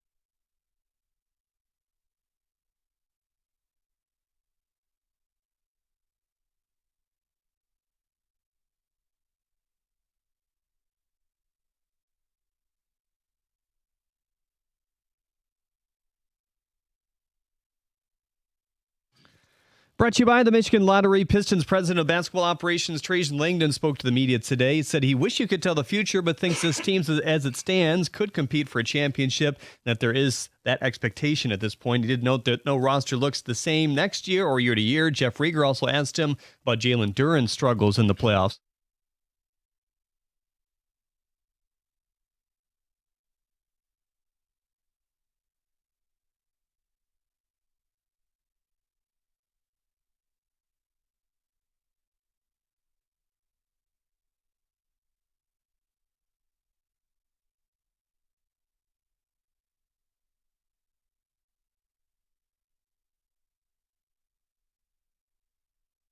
When asked how his playoff performance will impact his new deal as well, he said they'd talk about that. The Tigers back on the field tonight at Comerica Park after their 8-2 loss last night to the Cleveland Guardians. Heater Montero is starting for Detroit against Parker Messick. He's coming off a 6 2/3 inning outing where he gave up 2 earned runs against the Angels. You can hear the 6:40 first pitch right here on 97.1. There is rain in the forecast. It's darkening outside the studio here as we speak. The NFL has voted to approve the 2030 Super Bowl coming up in Nashville this year as well. At the Corwell Sports Desk, I'm Jeremy Otto. For more, go to 97.1 The Ticket or Odyssey.com.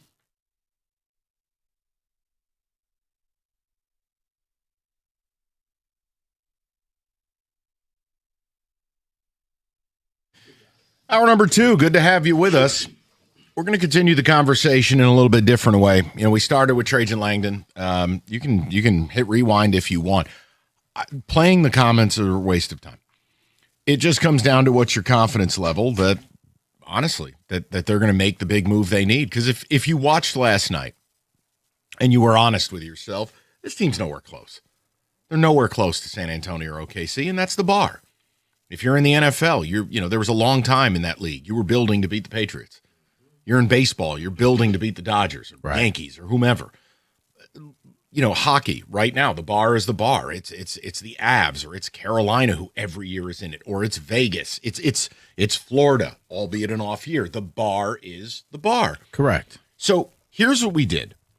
Let me give you just a list of players. I want to know, because it's one thing to say, look, Trajan needs to make a move. And whether you have confidence that he will, I think that is subjective. I think it all depends on, look, I don't have a great deal of confidence.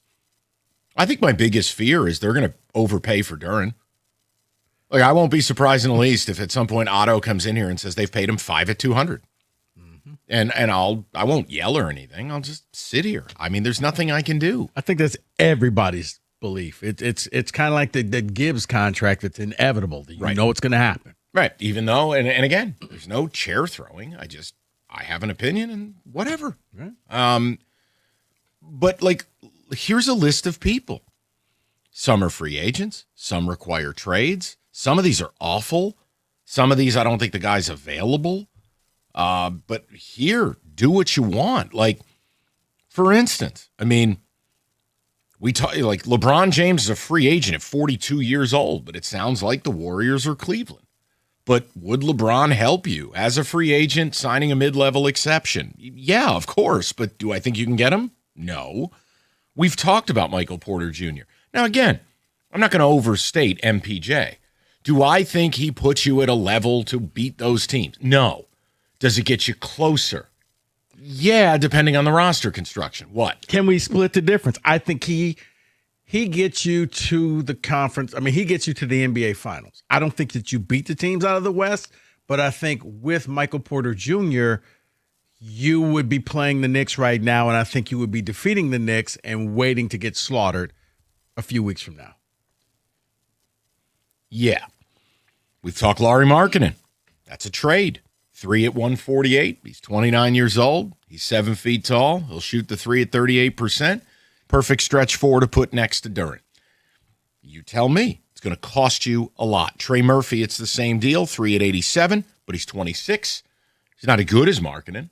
But he's proven to be a really good basketball player. The rest of the names, Kyrie Irving, like Jaylen Brown is probably getting dealt. Do you want any piece of 3 at 182? I'll tell you as a Celtics fan, I don't think you do. Is JB going to guard? Yes. Is JB a finals MVP? Yes. Can JB shoot? Also yes. Has he handled fourth quarter ball handle duties. Yeah, and I don't love it. The point is, I don't think he's going to be a Celtic much longer. I don't. You know, do you want Kevin Durant? Like, where are we going? Probably not Durant because he kills every team that he goes to. Correct. After he leaves, he just burns it Buddy, and I then don't make salts the news, ground. I just report it. I'm giving you the names because the free agent class is terrible. And when you inevitably are going to tell me Markkanen, which is where I'd be at, that is by far and away going to be the most expensive acquisition here. You know, let's play a little game, Michael. Sure. You know Jalen Brown more than anybody. What would it take for the Celtics to make that move? You're Celtics GM. Yeah, the Celtics, honestly, you could probably go straight up for Duren. They don't have the size. They have the shooting. They have all the shooting in the world. But look at what they had to do because of luxury tax. They had to get rid of KP. They had to get rid of Al Horford. They got rid of Robert Williams a couple of years ago, and their center combination was expiring Vooch, Neemias Queta, who's our version of Dennis Jenkins, just a hardo, and then the ghost of Luka Garza. The Celtics would trade for beef stew in a heartbeat. But you're talking about something where if it's beef stew plus what for Jalen Brown, that's where you don't have the stuff. Right. You know, do the Celtics need an Asur Thompson because they have enough shooting? Okay.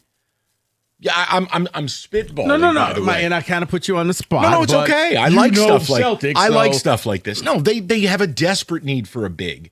And look, I think you can get it straight up. I think Jalen Duren for Austin Reeves is a straight up deal. The Lakers may even have to throw in a one there, just because one guy is going to make more money and one guy's a big. They're in short supply. Look, I think there's always moves to be made that aren't reported about names that aren't reported on. It's, do you believe Trajan Langdon has the chops to do this? Like, we've heard about Jalen Brown to the Pistons for a long time. Do you want to take a swing? Look, I don't want to villainize JB. I'm just tired of him. It's different when he's played for my team. No, but here's the thing. I'm thinking a lot of people are kind of done with Duren here. So maybe it's you take ours, we'll take yours. Except the team's not, but yeah. Right. But no, I think there'd be something there. And I look, the Markkanen thing is more complex. What are you offering Utah? They just acquired Jaren Jackson Jr. What are you offering that makes Utah better by getting rid of Lauri Markkanen? You see what I'm saying? Right. I mean, the only thing I can think for Utah is What? No, I mean, yeah, you're right. There's not a ton unless you send over some players that they can get rid of and free up cap space. Because I think Utah is about to make the power play to get the number 1 overall pick. Which Washington would be idiotic to do, but I hear you. Look, people, solve the puzzle. Let's have some fun for a minute. What is the name that gets you closer? And again, do I think anyone's beating OKC or San Antonio the next 2 to 3 years? No, I don't. Now, of course, injuries happen or team chemistry can change. The point is, you don't get to just sit it out and waste people's time. Your job's to get there and let's go play the damn games. Right. What name on that list? Now, I'm not good. I couldn't do this. I know someone put a name on here, and I don't even want to know who because it'll make me think less of them. Don't do it. Don't raise your hand. Don't even look at me funny. Somehow the name Drew Holiday got on this list. You may as well put Dick Clark on here. You can't put dead people on this list who make $32 million. I don't care. I put the name on there because it's for the fans. Because the fans are always looking for cheaper options and pieces that you don't have to give a lot for. So I threw the name on there for that reason. Not because I want them, but because it's an option for the fans. No, David said he put it on there and he said it with his chest. Michael Valente. But here's the thing, though. I always laugh when we need to go get player X. It's like, oh, what about this guy? No, not that guy. We need help, though. Okay, what about this? No, he sucks. No, I've told you that. It gets to the point where, yeah, you know what? I don't think that Wemby's available. Like, there's certain. I've heard that. Yeah, they're not going to be available. So if you're waiting for one of the top players, then that's not going to happen. So that's why I always laugh when people get, that guy, we don't need him here. Well, you need somebody here because this team's not going to win a title unless you make some moves. 248-539-9797. What's the name? What's the move? It's one thing to clamor for Trajan to make a move. Who's the player? Like, for me, it's been Lauri Markkanen for 2 years. I don't have a reason to change. I think he's perfect. He's absolutely perfect for what you need, and it'll open up Jalen Duren's ability to patrol the paint. I'm resigned to the fact they're keeping Duren, and they're going to spend more on him than I want. There's nothing I can do. But let me just tell you this. You acquire Lauri Markkanen, you're replacing Tobias Harris with him, okay? There's no world where Markkanen is going to average 8 points a game over the last 4 games of a playoff series. And second of all, no slander. No one could be worse defensively than Tobias was towards the end of that series. No one. And that also is the mindset shift that Piston fans need. Well, he's not a great defensive player. You have to score. Did you watch last night's game? There is no defense for the best players in this league. Right. Your job's to create that situation for Cade. Spacing. We haven't even seen the best of Cade. With good floor spacing, do you understand Cade could average 30 and do it pretty efficiently? Because he can get wherever he wants to go on the floor, very similar to Chris Paul in his prime, where he can negotiate space, rise up, take a 20-footer. Yeah. Done. Now, for me, I'm still more of the Michael Porter Jr. because I think that especially after listening to what Trajan Langdon had to say, Michael, they're keeping everybody. So I think that that's going to be the easier move, that you can make sure that you can keep Duren, you keep Asar, all the pieces will stay in place. You'll just add one more spot to this team. That's what I think. Now, you're still going to need more pieces, and maybe that's a trade deadline move down the line. But I think that move right there puts you back into one of the better teams in the East. That it won't be like last year where you beat up on a bunch of teams who were tanking and teams that didn't care. Mm-hmm. But you'll actually be a legitimate team in the East, I think, by just adding that one. And I think that's the safest move. I hate that I'm saying this. No, but you're saying it for a reason, and you're not trolling. You're saying you don't have the belief that this guy's got the you-know-whats to make a bigger move. Right. You're not. I don't think anyone has to apologize for any of these, because the one thing the Pistons... Holiday? That you would need to apologize for. That's laced with apology. But here are the few texts that came in, and the reason why I put that name on there, because these are the names they send.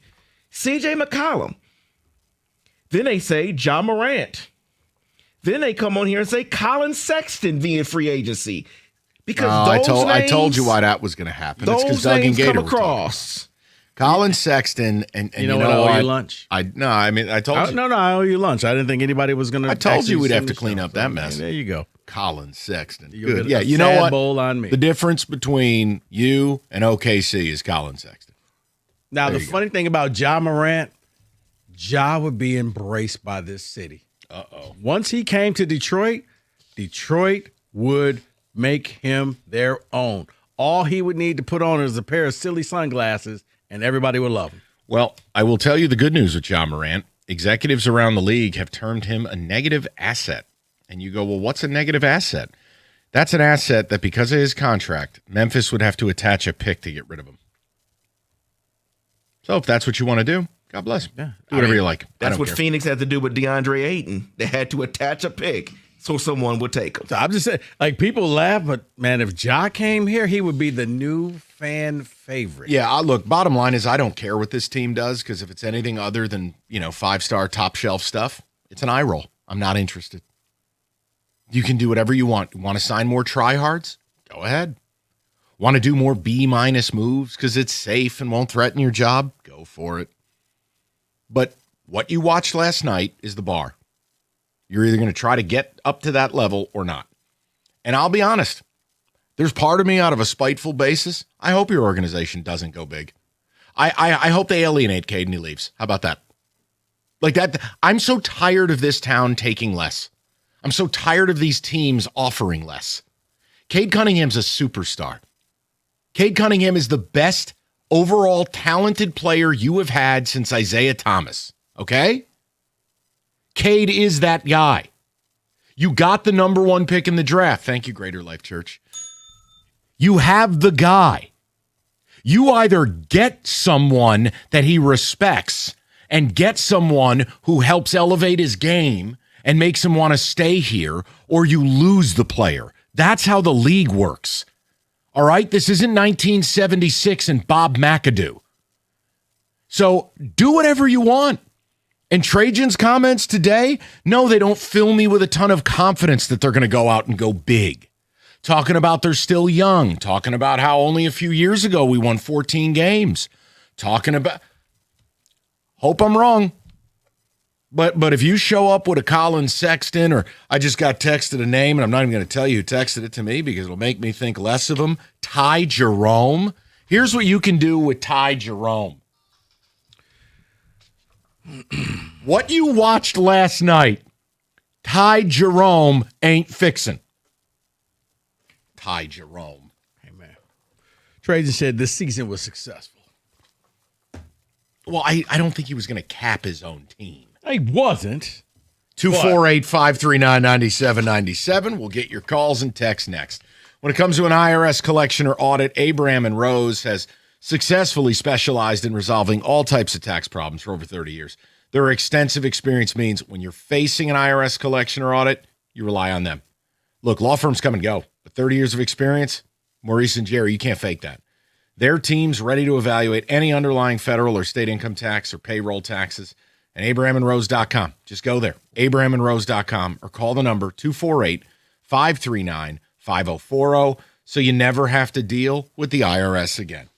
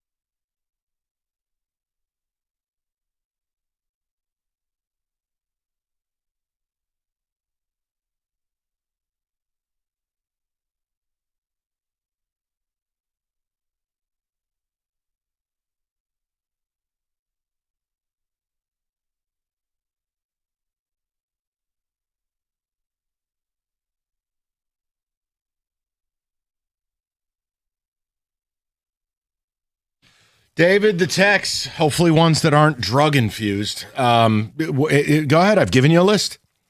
To me, it's Murphy or Markkanen. And the idea, Langdon worked in New Orleans. You're dealing with a couple of goofballs down there, including Troy Weaver. Maybe you get a deal done. New Orleans is incompetent. They are irrelevant. Maybe you can take advantage of them. But it's still going to sting. I mean, there's no world if you're holding on to a Sore Thompson that Murphy is anything less than Ron Holland plus, and then 3 draft picks. I mean, New Orleans has to show something to their ownership. And if you want Markkanen, there's, again, maybe the Jazz are high on opium and they don't ask for Duren and they don't ask for a Sir Thompson. Then what are you offering him? You going to do the Mikal Bridges? You going to give him 5 first-round picks plus Ron Holland plus, whatever, Bobby Meatballs? Like, guys, you got to give to get. Right. To me, you could do a deal that makes you better. You're just going to hate it. You could trade Duren for Austin Reeves. You could get that done. The Lakers can't keep Reeves, but the Lakers have bird rights where they could pay him more if he came back, only to be traded. The problem? Austin Reeves told you no on draft night years ago. You were going to take him. See, I wonder if that has changed, Mike. Maybe because of Cade. And because the team is good. Like, yeah, coming to Detroit was a death sentence then. Now it's like, wait a minute, you guys gotten better. I'll go to Detroit. David, what do you got? Nothing? I'll just go to the phones then. No, I have stuff. I'll read it. I would love for the Pistons to trade for either Trey Murphy or Zion Williamson. That would be a perfect stretch 4 for us. Someone did mention Duren for Austin Reeves. That's the one that's a 1v1, and you might pick up a first-round pick because the Lakers are dopey. You just got to ask the question, is Austin Reeves who you want to pair with Cade? And do you go Beef Stew, B-Ball Paul, plus rookie? That's your center core. Does it fix your power forward spot? No. But what if all of a sudden you brought back, because, again, you're not keeping Duren, and you swap out the money, you pay Tobias the mid-level exception, and you bring him back. Look, I'm not telling you this is what I want. I'm trying to be realistic about players that are available and might help you. What I want, I've laid out. I'm not just going to say Lauri Markkanen all summer. It's pointless. Lauri Markkanen. But you get my point. I'm just trying to give people suggestions. Michael Jordan. What am I supposed to say? Let's go to Michael, 97.1. Mike, how you doing, buddy? Hey, guys. Good afternoon. Afternoon. So I completely agree. I totally agree with you guys about Lauri Markkanen. Mark Porter Jr. is also a great example. Trey Murphy. Fantastic. The problem is we're in Detroit. They decided not to do any of these things. And I'm so happy that you guys are reading ticket text and highlighting some of those fans. That's my main problem, actually. The fact that they're just whiny babies. Whiny babies that accept anything that's spoon-fed to them. And it's so tiring to listen to. When you looked at that game last night, and that's my main problem, actually, with Trajan Langdon's conference that he just had, his presser. Sure. His analysis of Wemby, saying that, we don't have a 7'6" player. Sir, look at the cast around him. That's the problem. That's right. Right now, what the Pistons have right now is a Saturday morning cartoon titled Cade and Friends. That's what they have. It's Cade and Friends. That's it. No, seriously, Mike. No, it's a great line. It's a great line. No, and it's so frustrating to me because I have to look at this man taking spurts of rest throughout the playoffs, dying on the collect. I'm sorry, I'm shouting. My apologies. But like the fact that he's taking sprints of rest, and he can't even take 5 minutes, 7 minutes, whatever. He has to constantly be in the game because the offense stalls. There's nobody out there with him. That's the problem. We have a bunch of guys getting exercise out there. Like, what are we doing? Like, that's not the point. That is my main issue with them. I would love for them to go after Lauri. I love Asar. I think he's fantastic. I love Kenny Atkinson's points about how they had to shift their entire game plan based on where he was. Fantastic. But we don't live in 2004 anymore. And just for fans to know, we didn't go back-to-back for a reason. We needed a score. We needed another viable action. In this league, you need stars. And that's all I have to say. Thank you, guys. Yeah, no, and listen, I mean, I think the best case scenario, if I could give you a dream state, is you can complete a deal for Markkanen that doesn't include a sore somehow. And maybe it's 3 or 4 first-round picks. It's most assuredly Ron Holland. It's going to be assuredly a Duncan Robinson. Because money, Karis LeVert, same thing. But see, I think you would do that, Mike. In a heartbeat. Yeah, because your first round picks will be worthless. Why I said dream state. It'll be in the 20s. But if I'm the Jazz, I'm not. Sorry, the Jazz aren't your whore for the night. Like the Jazz aren't going to just say put the money on the lamp. Oh, you know what? You're right. Here. Rico's the Jazz. Stoop him for free, and take Markkanen home. Like that's not. What world are we living in? They just acquired Jaren Jackson. Okay, the only way that works, just using. And I'm sorry I turned you into Deuce Bigelow, male gigolo. I apologize. We'll talk about that later. But unless they are so hungover happy because they have pulled off the greatest con of this offseason in making that pick, because they made it known. They want the number one pick. They want DeBonza. They want to keep him in state. So you give them a bunch of first-round picks to add to their war chest. I mean, it's plausible, but you know my deal. I always try to put myself in the position of the other team. Right. Man, you're not giving me a Sore Thompson? Like, because in their mind, what? like, yeah, we're trying to get somebody else. So if you can add to this war chest to help us hand this over to the Wizards, this may work out for us. Using your scenario. I know. I'd love to see it, but good luck. All right, let's go. We'll go back to the phones. I mean, again, you guys got to tell me. You watched last night, or you didn't. You know we're close. And I'm going to disregard what Trajan said today, because if he truly means what he said today, we'll never win a thing. I'm gonna show him benefit of the doubt. He hasn't been here that long. But the idea, I don't want to hear about a sore and a great summer. I don't want to hear about Jalen Duren's extension. I don't want to hear about this is a young team. And by the way, he was incorrect when he said we were the youngest team to ever be a 1 seed. No, that was OKC. 23.9. You were 24.3. Don't let facts get in the way of a good flex. The point is, dude, you need a star. Everybody knows it. I know you can't say it at the press conference. So who's the guy?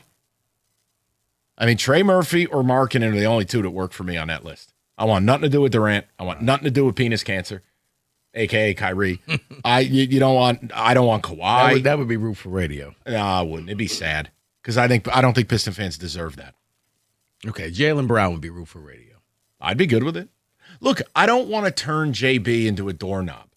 You're tired of it. No, I'm tired because ultimately it hasn't worked with them together because it's only resulted in one championship. I'm not a loser. I don't sit there and act like, well, we won one. No, it didn't work. That core was supposed to win 2 or 3 together. They blew a finals against Golden State, and they've had 3 horrendous playoff exits around a championship. What, you mean you and Big G aren't sitting around pulling up the DVR saying, let's watch the title? Decidedly not. He could really help the Pistons, but do I like the contract? No. Do I think JB is better as a number 2? Absolutely. His regular season was fake. When it goes to the playoffs, putting him next to Cade, where JB could be off ball, occasionally go ISO, it could work. And the Celtics' needs line up with what you have. Celtics probably need another defender, and they do need a big. They have the shooting. That's not the problem. Right. But I don't see a scenario you're moving Duren. Now, if you're willing to trade me a sore and beef stew, plus, we could have a conversation. I can see it. Beef stew works for me. Sir Thompson works for me. I just don't think that they listening to Trajan now, unless he was just the greatest poker player ever. Yeah, they're not trading. Doesn't sound like any move like that is going to happen. No, all we can do is take him at his word. 97-1. Hey, usually when something sounds way too good to be true, it is. Imagine somebody says you can cut your mobile bill in half. Sounds like a fantasy, right? But with Xfinity Mobile, it's the real deal, because when you have Xfinity Internet, you can cut your mobile bill in half, plus try Xfinity Mobile free for a year. No commitment. That's a lot of streaming and sharing and scrolling or whatever else it is you can do with your phone, all for half the price and none of the commitment. That means you can save big over Verizon, AT&T, and T-Mobile. Wow, right? Now, all you got to do is think about how much you're going to spend with all of that extra money that you're going to have. Go to XfinityMobile.com or visit your local Xfinity store today to switch. Xfinity, imagine that. Restrictions apply. Savings compared to one line of Xfinity Mobile Select to comparable plans of T-Mobile, Verizon, and AT&T as of 3/24/26. Taxes and fees extra. $30 monthly discount limited to new mobile customers only. After 12 months, regular rates apply.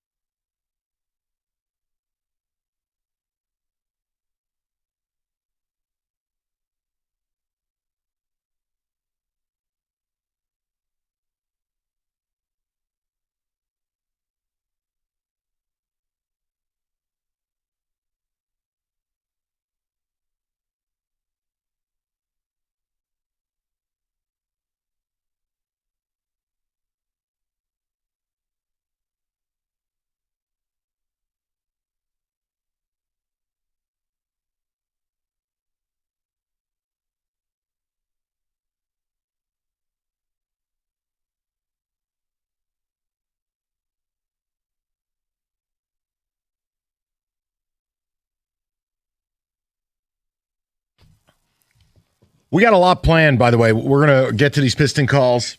We still have to talk about the Tigers, which I will. And in the 4 o'clock, I've got a couple of headlines.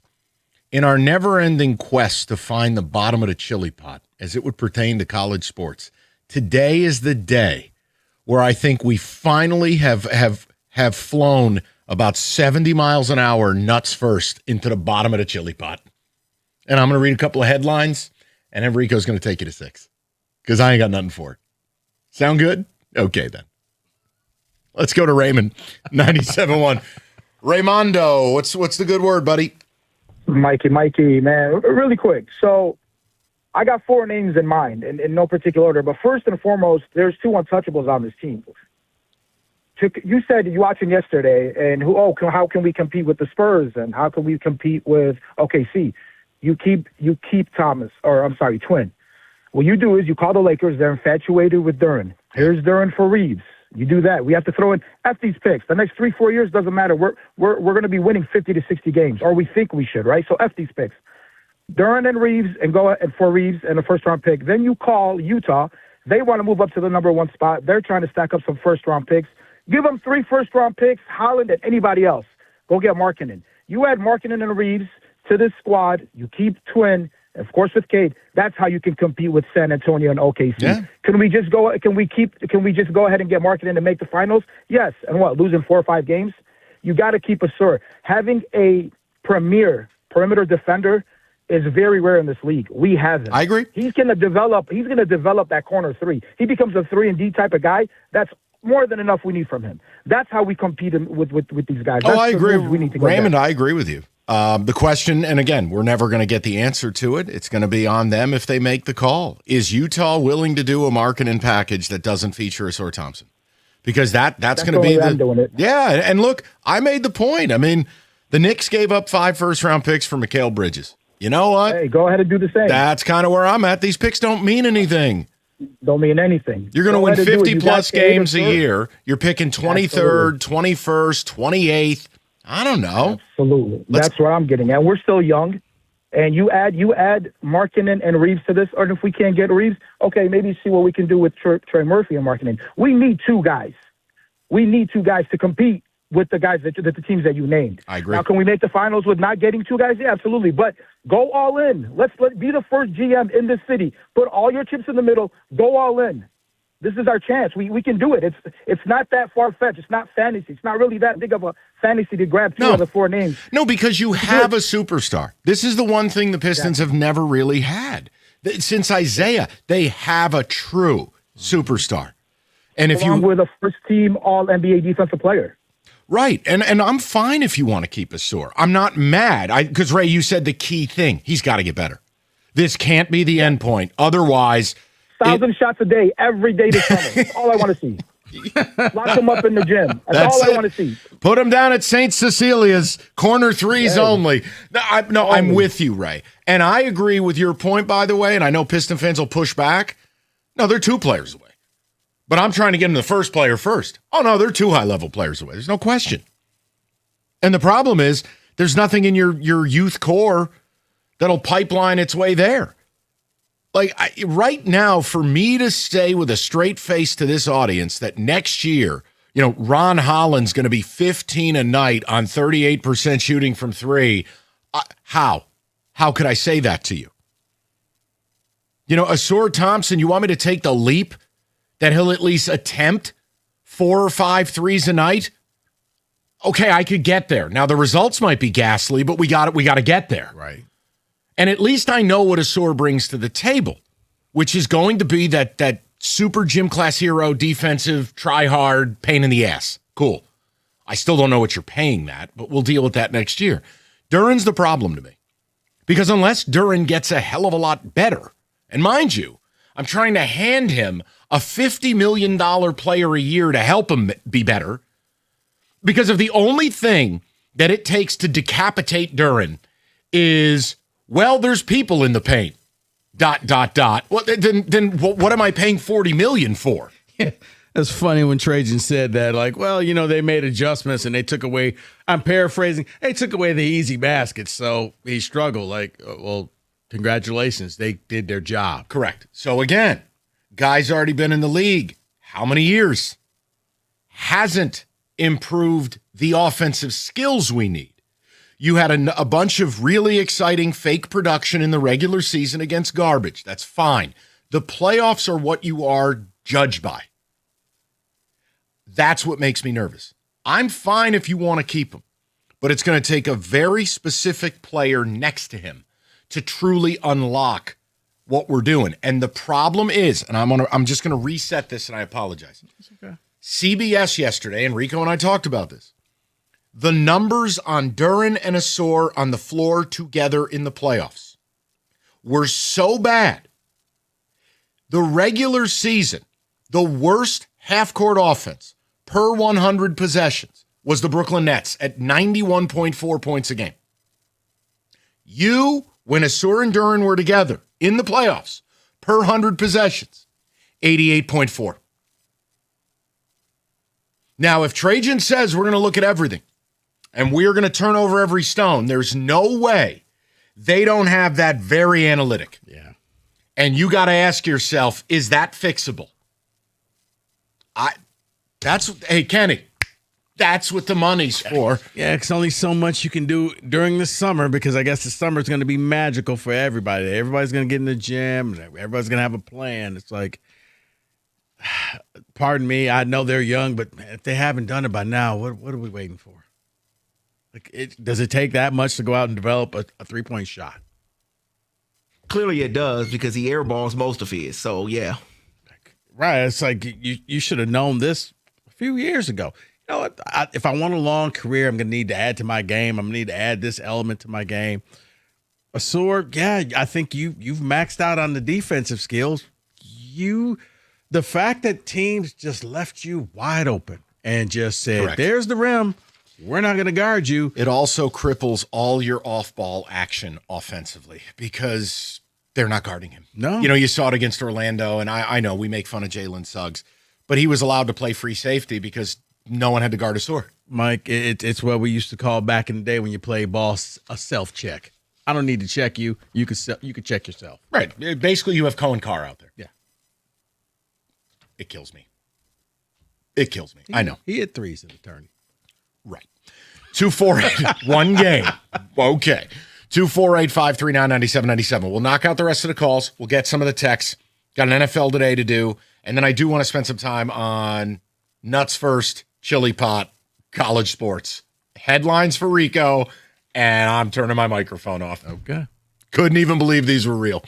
If you're thinking about upgrading your ride before summer, Moran Buick GMC. One of the biggest selections of Buick GMC vehicles in Michigan, including Denali's in stock right now. Lisa Sierra, 4-wheel drive, Elevation Crew Cab, $189 a month, 0 down.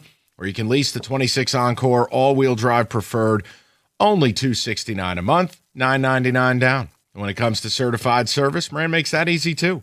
They offer free loaner cars when you schedule a certified service appointment, so your day keeps moving. You can start at Moran, get a great buying experience. It's Moran Buick GMC of Sterling Heights, where you always get the best price, period.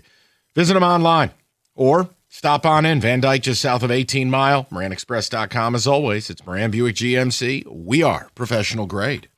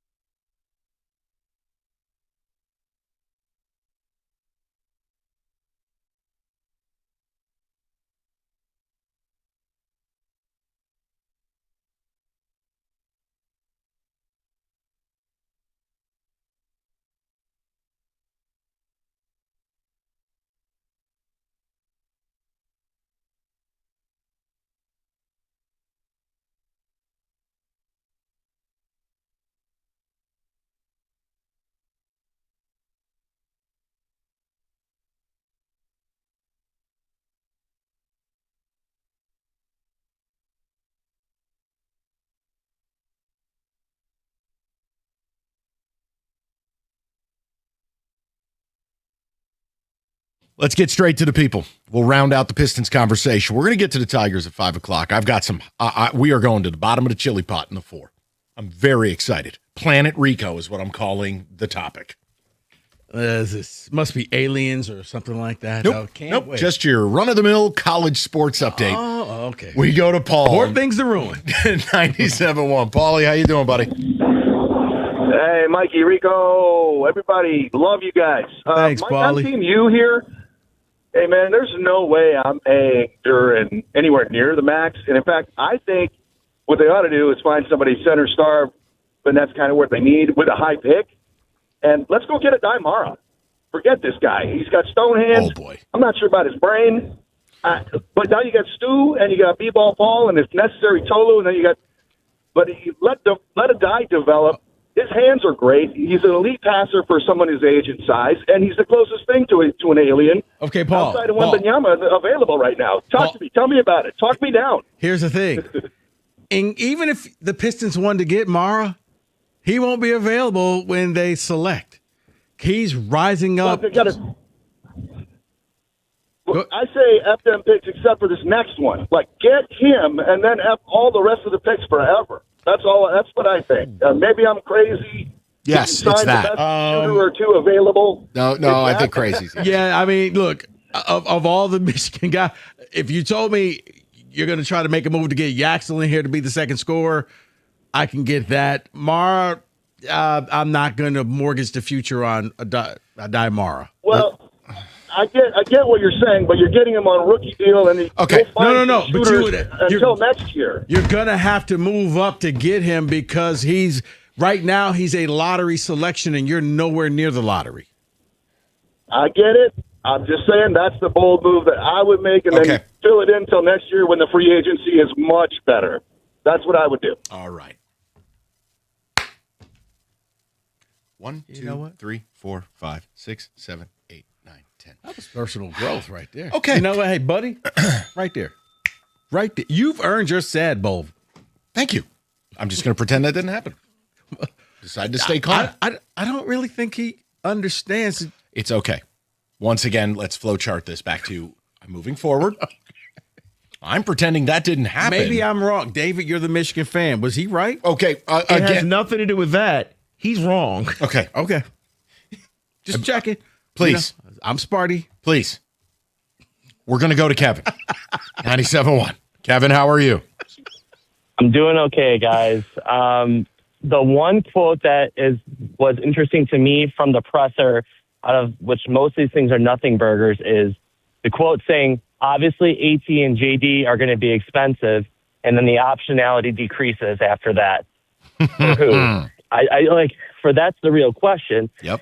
Trajan's a super smart guy, and I don't know what the other caller, you're not going to have 4 centers on this roster and tie up 80% of that. But look, you can create a ton of money, Kevin. This is the problem I had with that remark. And just work with me for a second. Duncan Robinson's only got $2 million guaranteed next year. You could save 13 right there. Getting rid of a Karis LeVert corpse, whether it's a part of a trade or you just want the money, that's not hard. You attach a couple of picks to a deadbeat franchise. You could trade Beef Stew at $16 million. If you're keeping Duren, then Beef Stew's probably at the end of his run. Plenty of teams need a rim protector who can play, 15, 20 minutes a night and be a physical presence. You could trade Beef Stew for draft capital. You are going to lose Tobias. I'm not bringing him back. If he wants the mid-level exception, maybe we could talk. But Kevin, I'm more concerned, and I'm glad you brought it up, this idea of, these players are expensive. And I'm like, right, the team that just took you out spent $158 million on their starting 5. That's the league. What are we doing? You can't pay Duren more than Şengün. You can't. We've had 2 playoffs of consequential basketball where he's been a traffic cone. Yes. And I don't want, yes, they are going to be expensive, but I don't want to be the person picking up the tab for that. I agree. And I like Duren. I like the idea of Duren on this roster, but not at the cost it's going to have. He's only going to be worth the money you extend him at if you get an elite stretch 4. And Assur can't be here. This is what nobody wants to say. And Kevin, I'm glad you couched it the way you did, because you're right. It's not about liking or disliking a guy. There's no opinion. They can't play together in the playoffs. So if you pay Duren, Asur's got to go. Or Asur has to become an elite corner pocket three-point shooter. I mean, that's the reality. Mike, how do you feel about bringing in CJ McCollum who's an unrestricted free agent in lieu of paying Duncan Robinson, who you signed initially to be your second unit shooting guard because you thought Ivy was going to be your one? I mean, look, here's what I'll say. You're not crazy or wrong. I'm not going to, you don't know ball. No, Kevin, just understand that doesn't move the needle to me.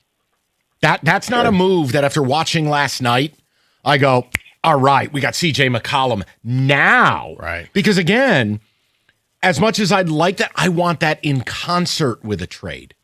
I want CJ McCollum absolutely. to be the maraschino cherry on top of the acquisition. Now, this is what high-level GMs have to do.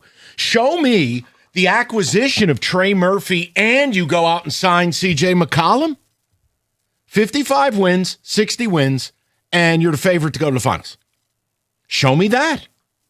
At a certain point, these jobs are supposed to be difficult. Whether you're Iserman, Harris, Holmes, or Langdon, this is not supposed to be easy. You want easy? Go operate the Blizzard machine at DQ. It's not hard. Look, I turned it upside down. It didn't fall on you. It's supposed to be difficult. Right. So sure, you could talk about all these, like we'll call them the Gator All-Stars. You know, those guys were talking about Colin Sexton left and right. That is like the third move you make this offseason. Well, no, Mike, but because the job is difficult, it goes back to what we've always said. Once you get the job, you don't want to lose it. So if you just go slow and steady, you're going to be here for a while. If you make bold moves and they don't work, you swing and miss, you're fired because, we trusted you and you said that this was going to work and it didn't. But if you just go in the margins and incremental pieces, you got job security. David, a couple of texts, or do you want me to just knock out the calls, brother? Just knock out these calls. David. I don't like these texters today. All right. I thought I upset David with my last statement. He rolls his eyes all the time. We'll go to Nick, 97.1. Nick, how you doing, buddy? Mike, Rico, what's up, fellas? What's the good word, pal? Man, time flies. The last time I talked to you was when we were mad about Desmond Bain and Jaren Jackson, huh? Yeah. I mean, Desmond Bain, listen, he's a real player, man. Yeah, simpler times. I'm a little up to speed. I know you guys are in on Markkanen. Sweet. I got to look into that one more. Danny Ainge is kind of a tough customer. So I got a couple of free agents for you guys. See what you guys think. Maybe help our scoring. Sure. Io Dosunmu. Oh, Rico's guy. You're getting Rico's Danderall. That's like catnip for Rico. I don't think he's married to Minnesota. I think he probably went through the worst. Yeah, worst playoff experience you could ask for. That sucks. I don't know how much Tari Eason you guys have watched. I feel like he was on a pretty chaotic roster. Maybe we could give him some minutes. Yeah, look, this is where great GMs rise up. Is Nick? If you want the perfect player who's in the perfect system and these winning games, he's not available. You do. You have to dumpster dive a little bit. You have to go to franchises that are broken. You have to almost rescue some of these players, like baby seals caught in an oil slick. Like that's how this works. I mean, look at what OKC did with Jared McCain. McCain really wasn't going anywhere in Philly. Philly got out of the Jared McCain business. They bring him into their system, albeit with a lot of talent around him. He's shooting 50% from three. He looks like a foundational piece for them on a rookie scale deal. That's Trajan's job. Go do it. It's just, that's what the money's for. 97.1.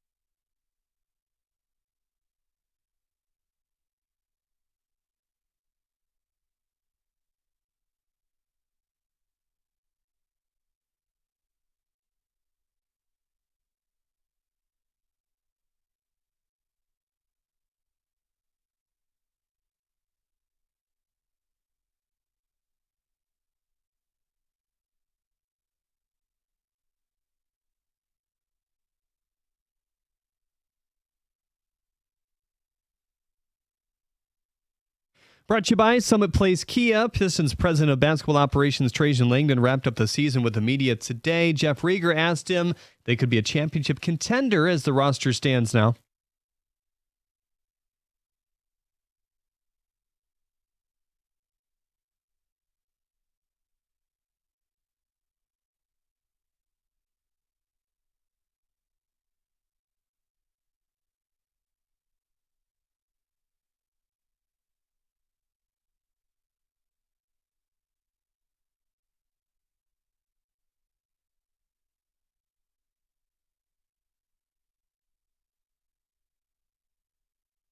He also said they'll talk about how Jalen Duren's playoff performance impacts his new contract as well. The Tigers have Game 2 against the Guardians tonight if the weather holds. Keter Montero will face Parker Messick on the mound. He has a .235 ERA. Montero lasted 4 2/3 innings, allowing 4 earned runs against the Mets last week as well. 6:40 the first pitch. You can hear it right here on 97.1. There is rain in the forecast. Rest of the lineup is in. Matt Vierling will lead off and play center. Kevin McGonigal hits second at third. Jahmai Jones in the 3-hole as he DHs. Dylan Dingler bats cleanup and catches. Riley Green will hit fifth and left. Spencer Torkelson batting sixth at first base. Wencel Perez in the 7-hole as he plays right. Hao-Yu Lee also bats eighth at second as well. At the Corwell House Sports Desk, I'm Jeremy Otto.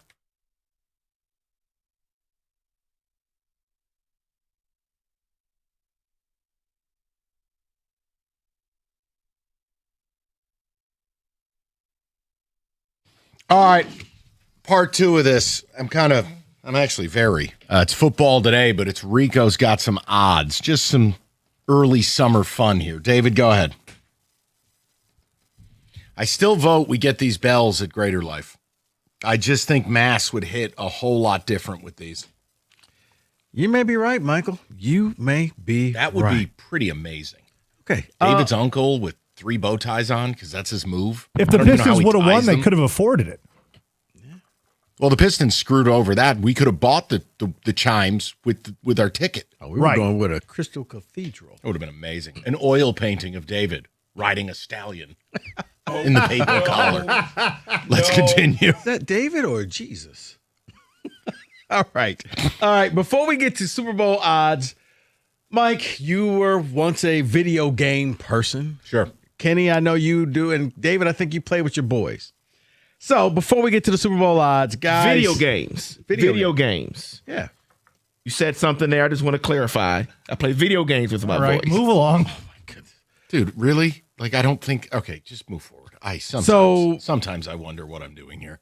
Yeah. The 5 people to be on the cover of the new Madden game. Well, this is the Madden curse. Correct. Basically, this means these people will be tank-delled by week 5. So, yes, there are no odds, but here's who the 5 people that they think will be the most likely. Now, one of these is going to die. This is what happens with Madden most years. You want to take a guess? Josh Allen. Josh Allen? No. Okay, then I'm done. Go ahead. There is a quarterback on there, though. Lamar? No. May. Guys, think West Coast. Think Justin Herbert? Used to be here. Stafford? Bing, bing, yes. Oh, man, the Rams are so effed. Another name. Stafford's going to lose his cane and not be able to walk. 2 running backs possibly could be on the cover. Don't say Jahmyr Gibbs. Gibbs is not. Thank God. Okay, 1,200 yards downloading. But his rival. Saquon? No. Have you seen him run? Bijan. Oh, no. Bad enough they got Tua at quarterback. Now Bijan's going to get hit by a bus. And then there's... Oh, man. Another running back came famous in the Super Bowl. Running back became famous in the Super Bowl. Kenneth Walker. Kenneth Walker. Career over. Okay, got it. And he did leave a system and a team where everything was perfect. And you go to a place where they don't really have a running game. Mm-hmm. It feels a little Alvin Harper-like. They got their quarterback killed last year. Mm-hmm. Also a wide receiver. Okay, Justin Jefferson. Walker's teammate. JSN? Yeah. Wow. Now we're guaranteed Seattle doesn't make the playoffs. And then the final name that they are saying, okay, defensive player. All right. Will Anderson? No, a little older. A lot older. Not that far from here. The Mistake by the Lake. Miles Garrett. Yeah. Miles Garrett. All right. Let's get to Do you some remember, numbers. though, when every year whoever was on the cover of Madden died? Yes. I mean, died. Oh, yes. It's like, oh, no, I'm going to be the one to break the curse. No, you're not. You won't. Yeah, No, Peyton you're not. Hillis, done. You had Calvin Johnson, I think, was dealing with stuff that year. Right. And then everyone was like, no, I'm going to be the one to break the curse. Like, guy, just no.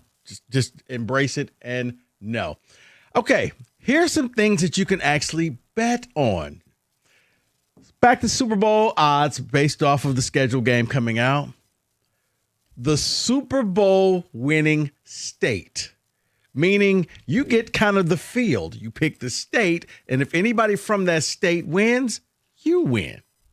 You want to take a guess? California. California, Kenny on the roll. Yeah, you get Chargers and Rams. That's a strong pull. Plus the Niners is an outside shot. Plus 335. That's a really good pull by Kenny. You want to take a guess who else? No, because he took the one state I'd want. Kenny wins, I lose. Well, yeah. If this were yes or no, I'd award Kenny 55 points. All right, I'll take it. But then I'll take it all the way because it's raining. Oh. I'll go to state of New York. Yes. Number 2. Oh, because of Buffalo? Yeah. Yeah.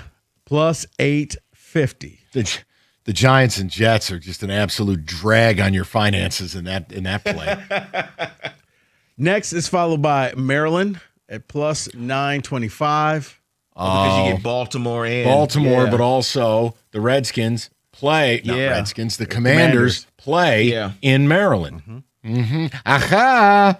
The state of Pennsylvania. David, No. I thought you would get that one. Why No. would you do that? No. Why would You they get- do that? You get Philly and you get Pittsburgh. You Do get you nothing. get Pittsburgh? Do you? You get nothing. And then there's the state of Texas. At Houston, yes. Plus 1,200. But no, I don't mind Texas. I think Dallas is going to be really good this year. I do. And Houston, we talked about it. That defense will carry them to 10 or 11. They'll get in the tournament. What CJ Stroud looks like, and again, are the weapons alive? Nico Collins dying in a playoff game didn't help. Dalton Schultz being banged up. Tank Dell being in a wheelchair. Like, they need some weapons there. Right. Or if you don't want to do that, you could take the field at minus 130. No, that's no fun. So I think the California one is awesome. I think the Chargers are legit. I think the Rams are legit. And the Niners, as much as I don't like Brock Purdy, they win. They have a system. And they're in a division where we know Seattle's going to fall off. We don't know if the Rams are going to be great. And Arizona's being held hostage by Jacoby Brissett. And it's the NFL. Everything can be wacky. There's multiple options. I think if you just go by volume alone, that's not a bad strategy. I love the pick. Thank I you. award you 100 points. All right. All right. How about this? Super Bowl winning division. You get the entire division. Wow. Okay, but let's reverse engineer. How many divisions have 2 Super Bowl? All right, NFC West would be my first choice. And Michael, that is the top pick. That is plus 265. Okay. Give me the NFC North. Packers and Lions. NFC North and Bears comes in third. Okay. At plus 410. Then it's the NFC East. NFC East, David, last is fifth at plus 640. I'm trying to think. It's not the AFC East. AFC East is fourth. Yeah. Plus 560. Who is second? Who are we missing here, boys? You've been talking about this team. The Chargers? Oh, the AFC West. Okay, all right. All right. With Denver and, the Chargers. Kansas City. Yeah, Kansas City, yeah. Everybody but Raiders. You get 3 bites at the apple. Okay, yes. Plus 400 to round out. NFC North, plus 680. AFC South, plus 740.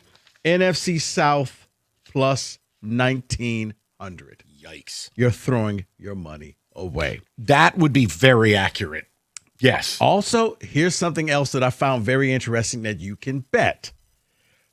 First time Super Bowl winner Either yes or no. Yes means that you believe in Cincinnati, Buffalo, Cleveland, Arizona, your Chargers, Atlanta, Jacksonville, Detroit, Carolina, Houston, Tennessee, Minnesota. You get all of those picks. But that's a bunch of junk. Plus 180. I don't want it. If you're saying no, won't be in it, but the Chargers. Okay. I'd rather just take the AFC West version. Okay. Better odds. You do? Yeah, you got plus 400 for that. You also get Kansas City. Yeah. So you may get Kelsey. Aren't we done with Kansas City? Can Kelsey just get married and bleep off? Like, and just go away? Like, can we be done? I think please? you know that's going to crash and burn. What? The Chiefs? Or No, Kelsey. That whole thing. Well, if they're going to do with him what they did with his brother, I mean, America's had enough of the Kelseys. I don't know. The whole Taylor Swift thing. Like, dude. Listen. Hey, man, you know what? It's like dating a Kardashian. If those two kids can't make it, there's no hope for the You're rest of us. dating a Kardashian who sings. It never ends well. Listen. For any athlete. Give love a chance. Okay? Their love is You different. know what? It's the modern day Madden cover. We're just going to take this full circle. Oh, my God. I was just saying I'm tired of Kelsey and his brother and, like, enough. Like, who's deciding that Jason Kelsey needs to be on the Masters coverage? Like, no one finds this guy entertaining. Who likes Jason Kelsey? Ever met someone who's like, hey, bro, did you see Jason Kelsey? Who? No. Who? No, he should have just tapped out with the soup commercials. At that point, No, it you just know what? gets That too was good much. enough. Right. Now it's just like, you want to throw him on one of these stupid desks on an off-brand football game? Let him sit there and do his thing? That's fine. Hey, he's everywhere. Who cares? He is. The only thing worse is this John Fanta. Get this guy off my planet. John Fanta's at the Kentucky Derby. Really? Somebody want to tailor a suit for John? We can see his balls. Guy sitting Indian style in the Kentucky Derby infield. his balls and brajol are out. How about you tailor a suit? And maybe if you're going to sit that way, John, it shouldn't be powder blue. Suit stopped fitting 3 sizes ago. Got the guy on national TV. I can't escape the guy. He's on Big Ten Saturday night. He's on NBA coverage. He's at the Derby. Why not just have John Fanta ride a horse at this point? bro, you lost. You lost me at Indian style. He was. What grown-ass man who's wearing a suit sits Indian style? And by the way, that suit didn't fit. You got no room for your twig and berries. You know what you're wearing, John. Guy was out there dressed like a character from Jumanji with a little safari hat on. You're at the Derby. It's called a European Cup. No, you know what it's called? Buffoonery. That guy's the Ice Spice of sports. He's an industry plant. Where did this guy come from? Guy's everywhere. Oh, hey, look, there's John Fanta in the bushes. He's everywhere. All right. Never again on horse racing. Never. Okay. Well, you know what? I'm gonna send a message to Tirico. No more. I'll just give you the Super Bowl odds. Get that guy a Taylor. The Rams best Super Bowl odds plus 750. I mean, you imagine.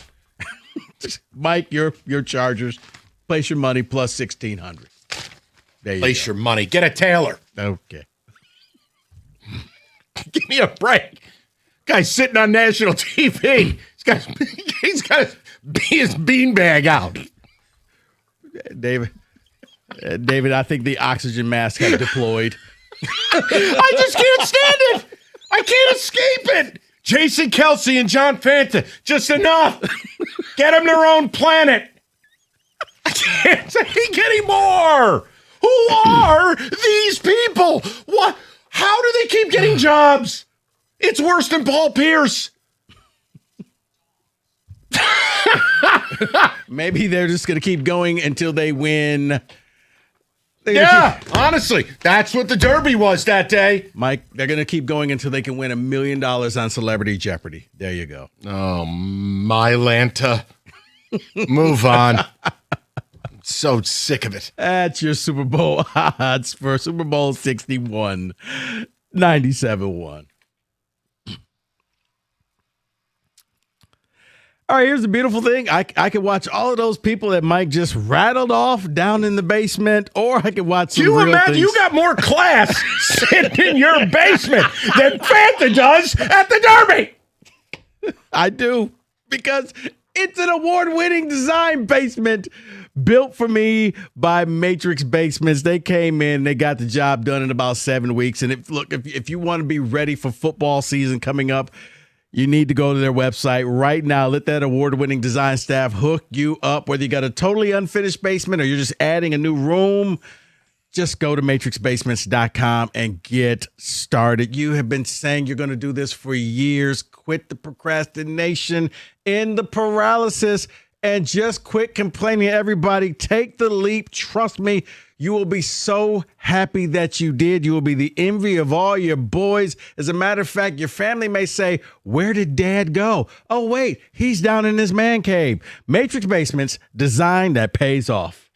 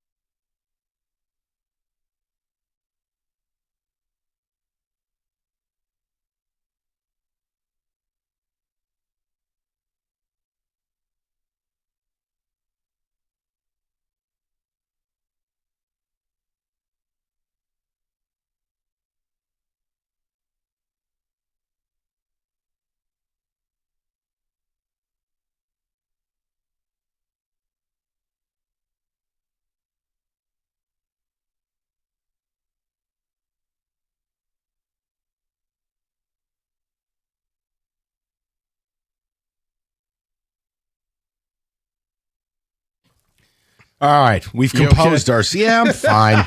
Just had it with industry plants. David, a couple of texts, and then we're going to Planet Rico because I have got headlines you won't believe, and I'm going to read them. And I am just going to turn it over to Rico to say, what do you want to do with it?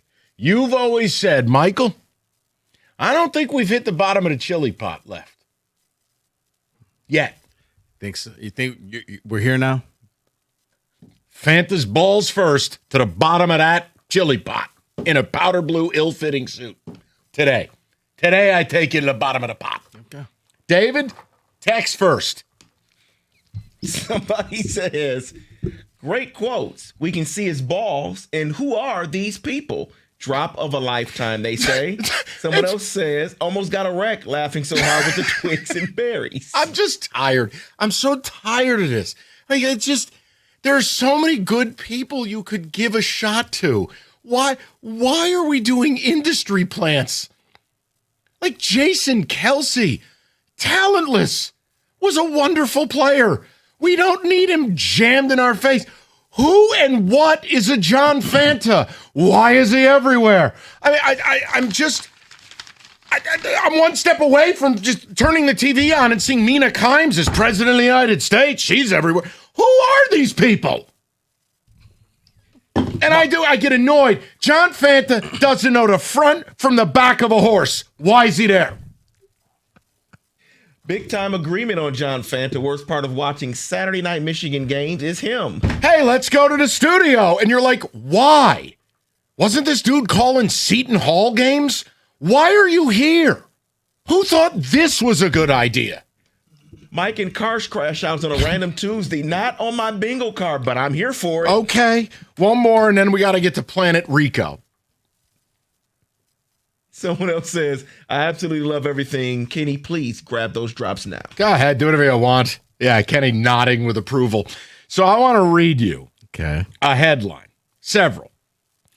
I am going to reserve all comments. Just let me get through 3 things. And then I'm turning my microphone off, and I want Rico, Kenny, David, and you, the audience, to tell me, is this the point of arrival? Is this where we have clanged off the bottom of the chili pot? Okay. Are you ready? I'm ready. Okay, here we go. Former St. John's basketball star R.J. Luis, the 2025 Big East Player of the Year, has committed to LSU. One problem. He declared for the NBA draft, went undrafted, and signed a 2-way contract and was traded. The NCAA has previously declared players ineligible in these situations. That's one. Number 2, former EuroLeague rising star Yam Madar reportedly has agreed to a deal with the LSU Tigers worth $5 million per season. Madar was drafted by the Celtics last year and is 26 years old.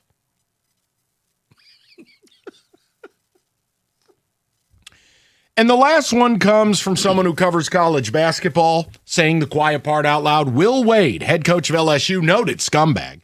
Will Wade intends to build the closest thing to a professional basketball team that college sports has ever seen and seriously push the bounds of NCAA rules in the process. Yep. You done?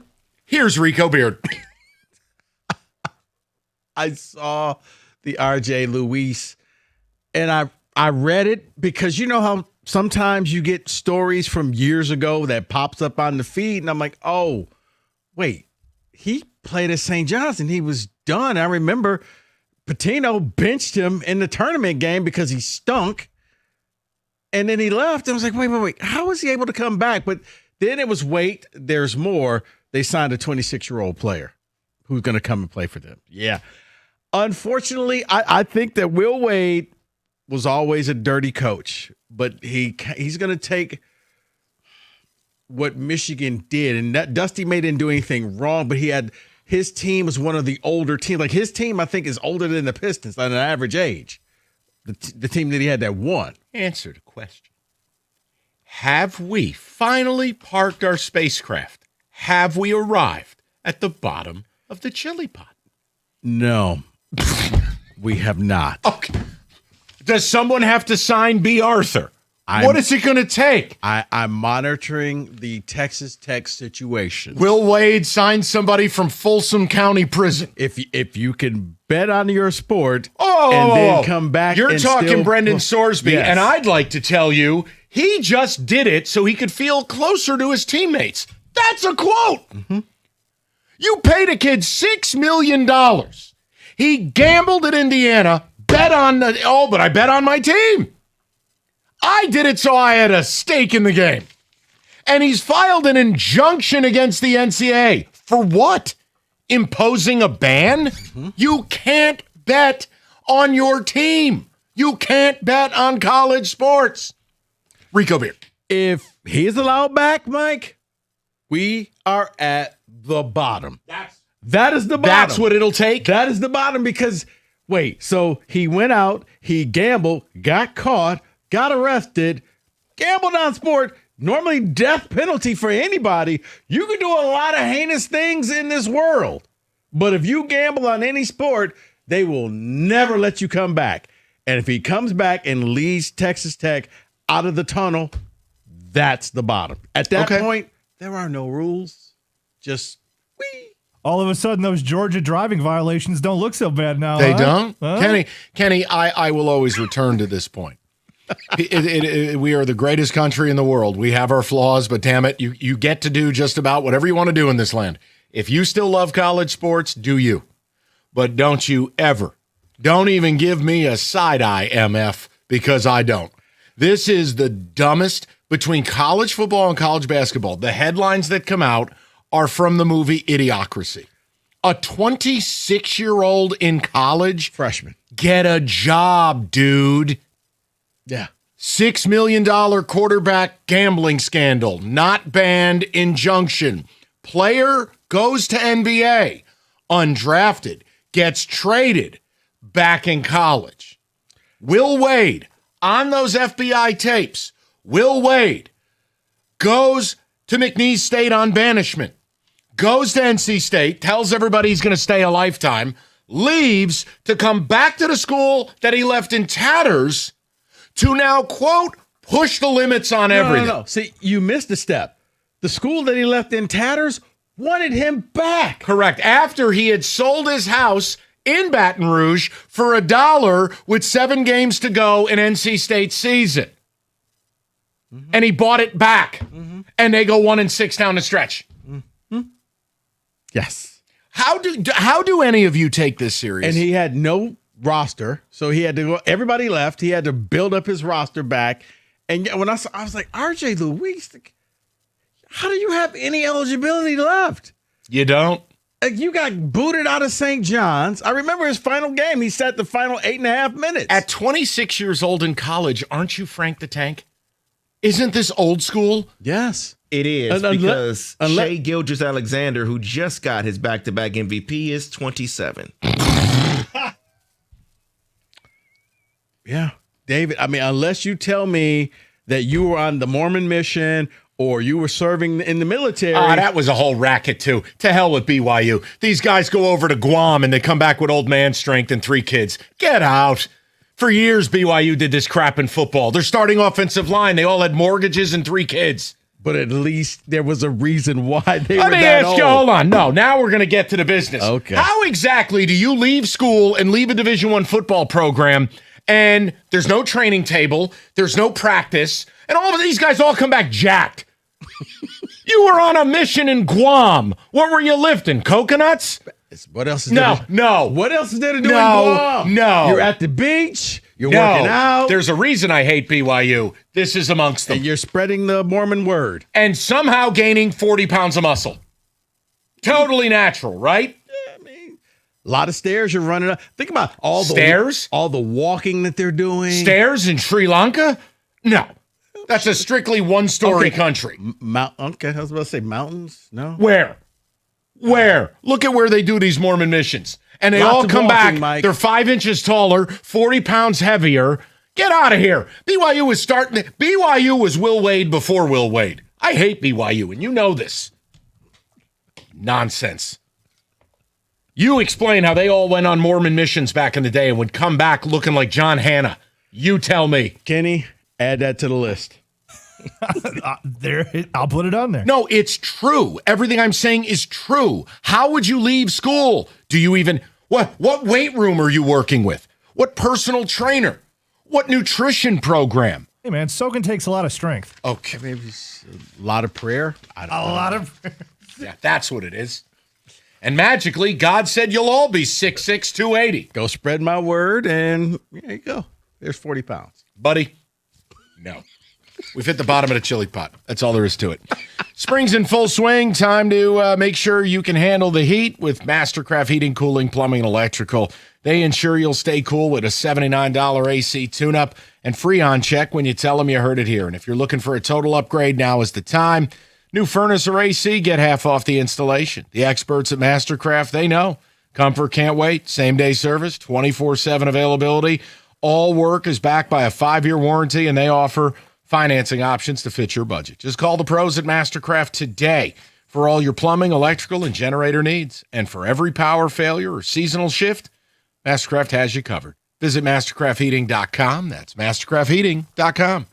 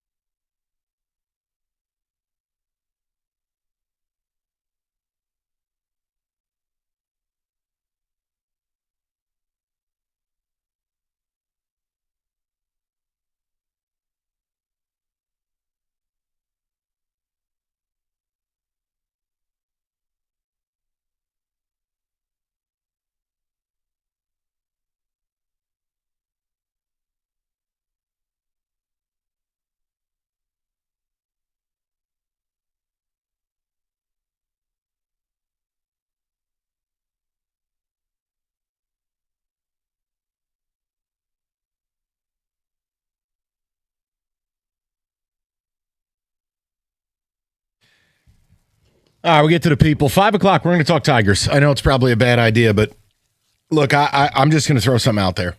And I don't know if you'll vibe with it or not. And I don't even know if you're paying attention. Let's be real. Game 7, Montreal and Buffalo last night. OKC and San Antonio. You're fresh off a playoff run with the Pistons. The Tigers are horrible. And what I'm not going to do is let him off the hook like other shows have.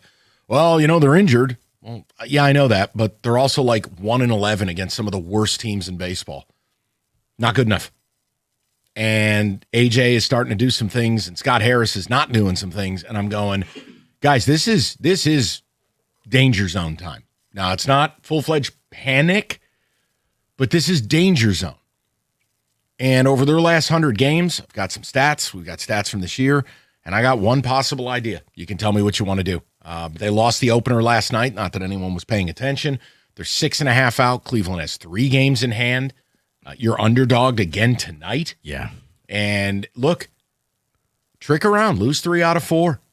Be 8.5 out with 3 games in hand. Be 10 games under 5. I'm telling you, you can only say the division's bad for so long until part of the reason the division is bad is you're in it. We'll get to it at 5 o'clock. We'll go to Doug, 97.1. Doug, go ahead, buddy. Hey, how's it going, Mike? Good. What's on your mind? Nothing. I know we're kind of past it, but I was calling because of the Pistons talk about happy to do the it. draft. Go ahead. Yeah. So as I watched the tournament, there was like one player I just thought was head and shoulders above everybody else, and that was that I don't know, first name LeBaron or something, Phylon from Alabama. Okay. Yeah. Well, so we're doing NBA draft here. Yeah. Well, because I don't know. I don't know. I've seen some like drafts or whatever, mock drafts, and they kind of have some people have them going, as high as like 10 or 11 or something like that. What do you? I don't know. I was kind of calling because I wanted. I don't think you're ever. Yeah, I don't think you're ever going to get him. I mean, he's everywhere I've seen. He's a top 12 pick. So I just don't think you're getting him. You're sitting at 21.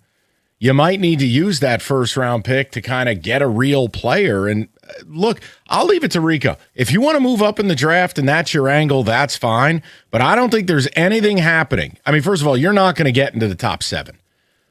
So anything get after that. Yeah, not top 7. But, right. I mean, get rid of some of these players we don't need. So much defense, and I don't know. I saw this dude. No one could stay in front of him. Like nobody. He had like a gear that I look. I want to say this. You're right in that the drafting has to get better from an offensive stand. You're right. It was when you look at, and this predates Langdon. The Pistons have never been able to identify or develop scores. Never. And whether it goes to Killian Hayes, who was a horrific offensive player, whether it goes to Asur Thompson, whether it goes to Jalen Duren, whether it went to Ivy, whether it goes to Ron Holland, keep going. Like, you're right. It has to get better because that's how Oklahoma City's done it. Kason Wallace, AJ Mitchell. Now, they traded for McCain, but they are able to draft players that fit what they do and can produce offensively. Yeah. But the problem is, I think we're having the wrong conversation, Doug. Why are we talking about drafting? How is that going to get you where you got to go to face what you saw last night between San Antonio and Oklahoma City? I mean, the draft is whatever. My preference, you're not picking. Because I need to get a really high-level player this offseason, and I have a hard time believing you're going to get to keep your pick to do it.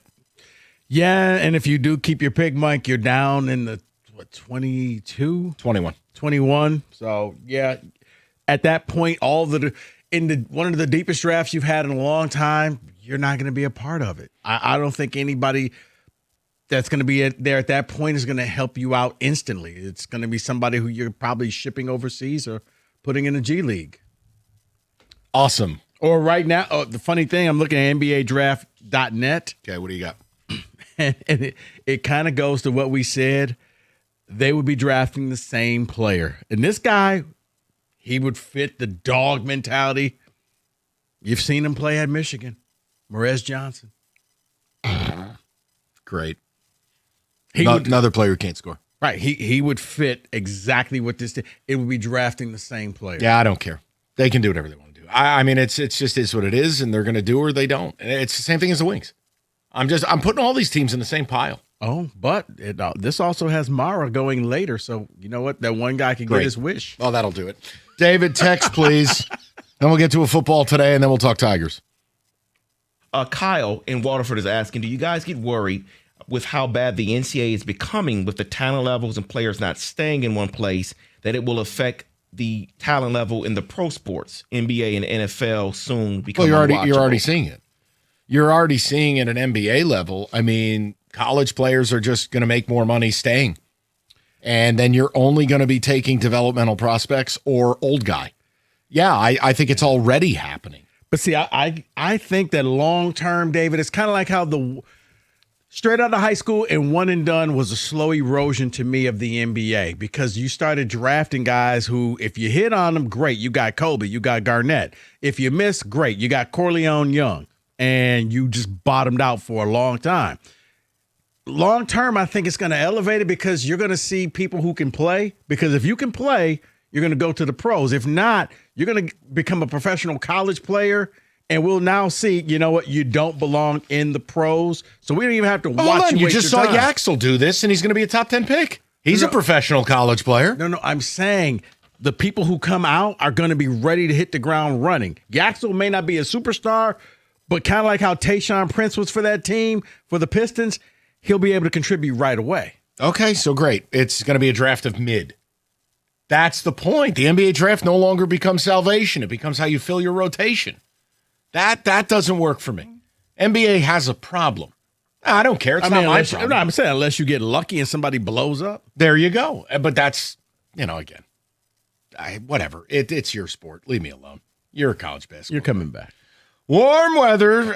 It shows up and everybody's on the road, including distracted drivers, people flying up north like there's no speed limit, and then a crash happens. And the insurance company's already a step ahead of you. They got a team working for them. So you should too. Call David Femininio and the accident response team. They'll help get your life back, and David will fight to get you what you deserve.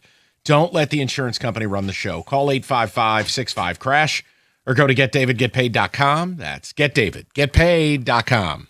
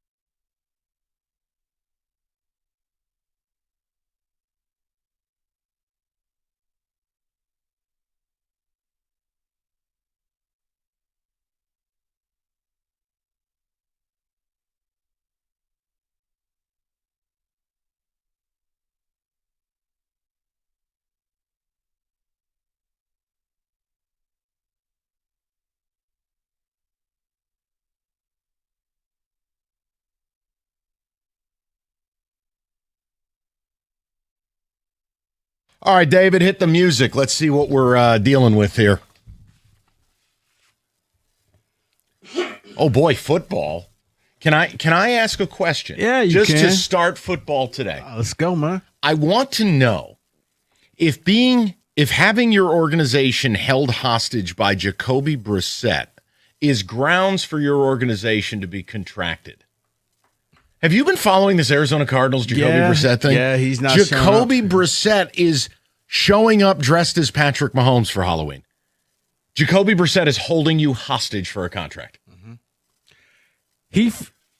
That's where I'm at. He feels like he should be named the starter from day one. He's put in his time, and why else am I here? You're Jacoby Brissett.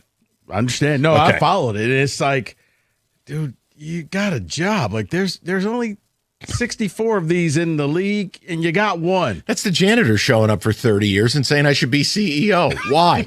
Well, I've been here for 30 years. Right. Yeah, if you're the other team. Sorry. Now do whatever list you want to do. I've become fascinated with the Jacoby Brissett thing. Well, first of all, before we get to some of the lists with the updated Vegas odds, gentlemen, a little bit of news and notes. Mike, looks like they're going to be voting, and in 2027, it is possible that we can have more international games, going from 9 to 11. Killing the golden goose. I'll say this. You can put it on my gravestone. NFL had a built-in advantage throughout time. Sunday. That's Sunday. The day that most people, the one thing they would do would be church or go get bagels. Sunday was the NFL. You had an audience locked in at home, and the games were free, and they were right there for you. Mm-hmm.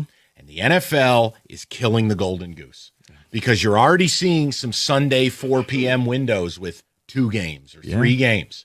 And it's because they're busy whoring themselves out on other days, in other time slots. And you know what it is? I'm sorry. The longer it goes, people are not watching these. They can trump up the numbers however they want. They'll do exactly what the NBA does. They'll make up fake numbers. It's ridiculous. No, that's true. It is. And David, before you say anything, just so you know, we're not stopping at 11 because Raj has made it clear. Yep. He wants 16 international games per season. Killing the golden goose. Basically, one every week. Who asked for this? Besides the people that work in this building, I don't have any of my football friends that watch football religiously. They don't even care about this stuff.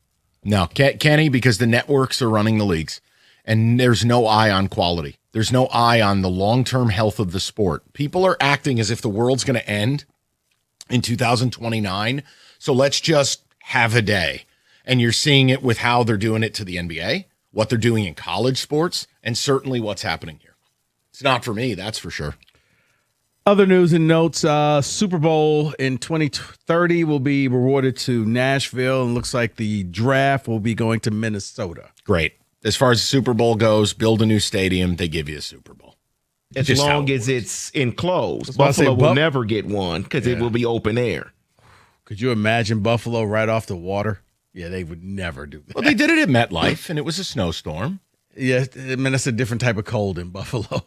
You're right. I'm wrong. I'll stand down. You're right.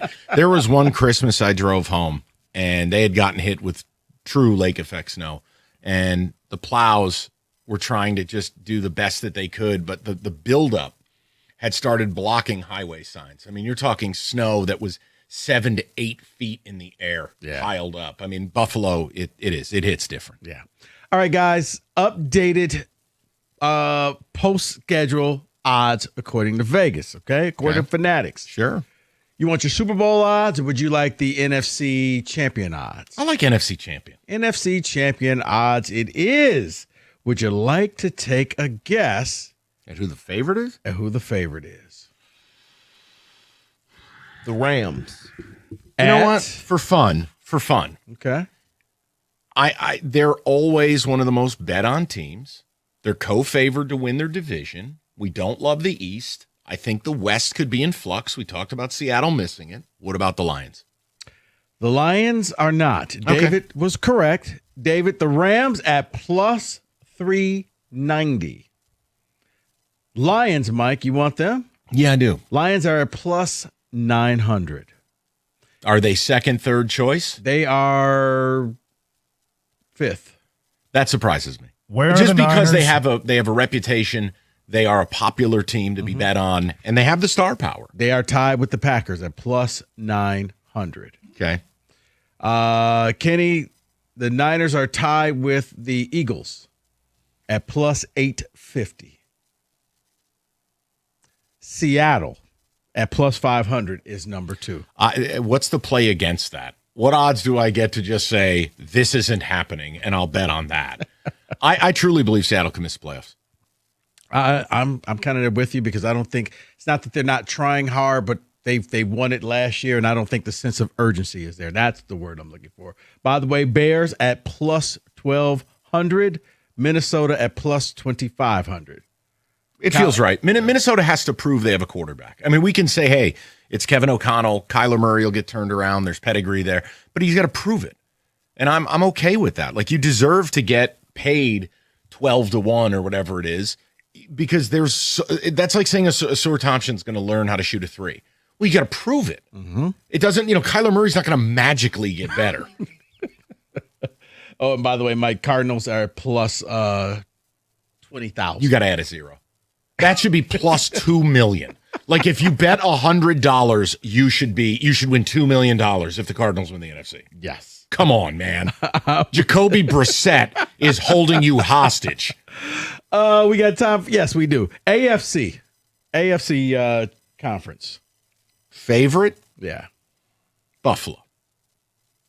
David? I'm going to go with Denver. Kenneth? In the AFC, I was going to say Denver also, but to be different, I'll say Baltimore. Kenneth is correct. Wow. Huh.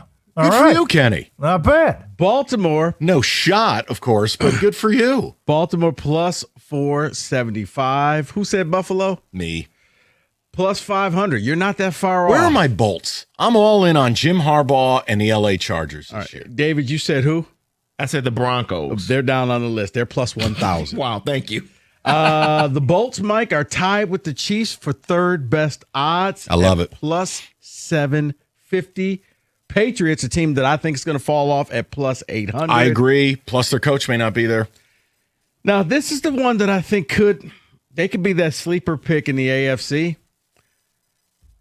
The Houston Texans. Yeah, that defense alone, for sure. Comes down to quarterback play. The Houston Texans could do exactly what Seattle did last year and just say, don't turn ball over. That's right. Don't do anything stupid. And worst case, just punt the ball. We'll get it back to you. And as you know, Tank Dell will be back in 3 days. Well, maybe, but that's all they needed to do in the Patriots game in the playoffs. But C.J. Stroud just kept turning the ball over. Yep. Can't do it. Okay. Nice job. I like the conference odds. It's well done. Okay. Well, I have more odds. Do it a later. little bit later on in the show. Sounds like a plan, Stan. All right. That's football today.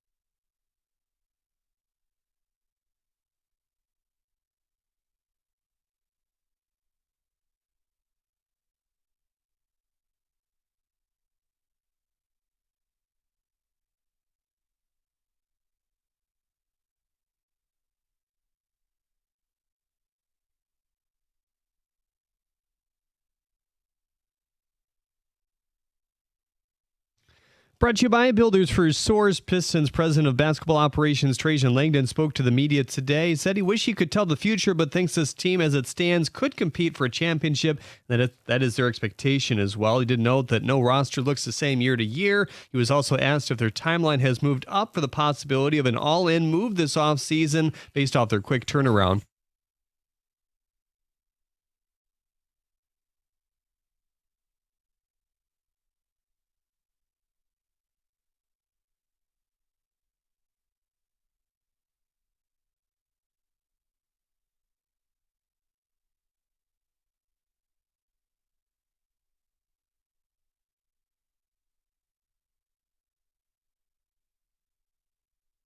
He said they'll talk about Jalen Duren's struggles in the postseason and how it impacts a potential next deal with them as well, but did note he's owed a lot of money alongside Asar Thompson. The Tigers back on the field tonight at Comerica Park after their 8-2 loss last night to the Cleveland Guardians. Cater Montero starting for Detroit against Parker Messick. He's coming off a 6 2/3 innings, 2 earned run performance against the Angels as well. You can hear that 6:40 first pitch right here on 97.1. Kevin McGonigal is supposed to be due for a day off this series, but he's back in there hitting second and playing third base. At the Corwell House Sports Desk, I'm Jeremy Otto. For more, go to 97.1 The Ticket or Odyssey.com.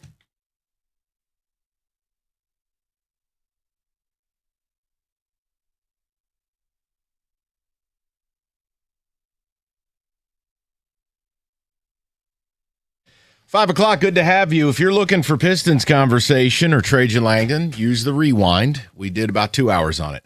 I do want to turn our attention to our baseball team. And I know that's probably not a smart move on my part because I don't even know who's watching. I was talking to Cookies last night. He did one of his silly little I saw it. polls or whatever. Yeah.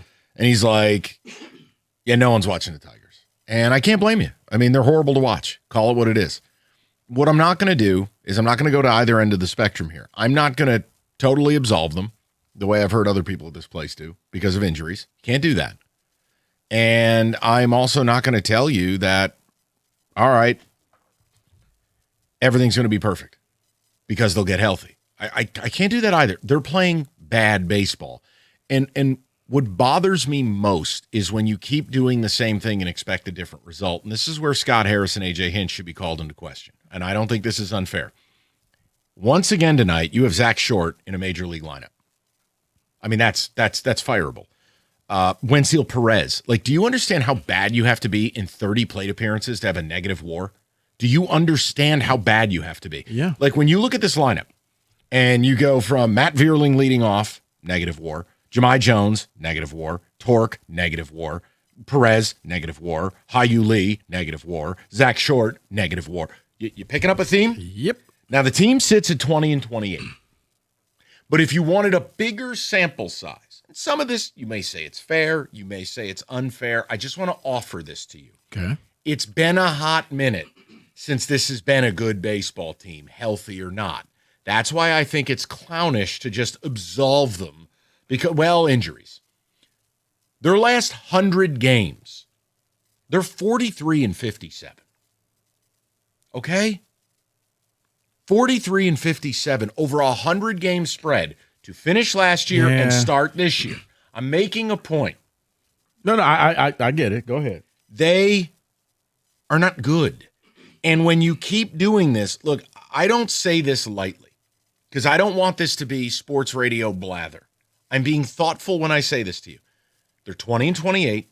They're 6.5 games out of first. Cleveland has 3 games in hand. It's slipping away. It hasn't slipped. It's slipping. Mm-hmm. Hey, you win the next 3? Wow. All of a sudden, you get a little different feel. Back in the game. But you know what? I don't care. I'll do it for you.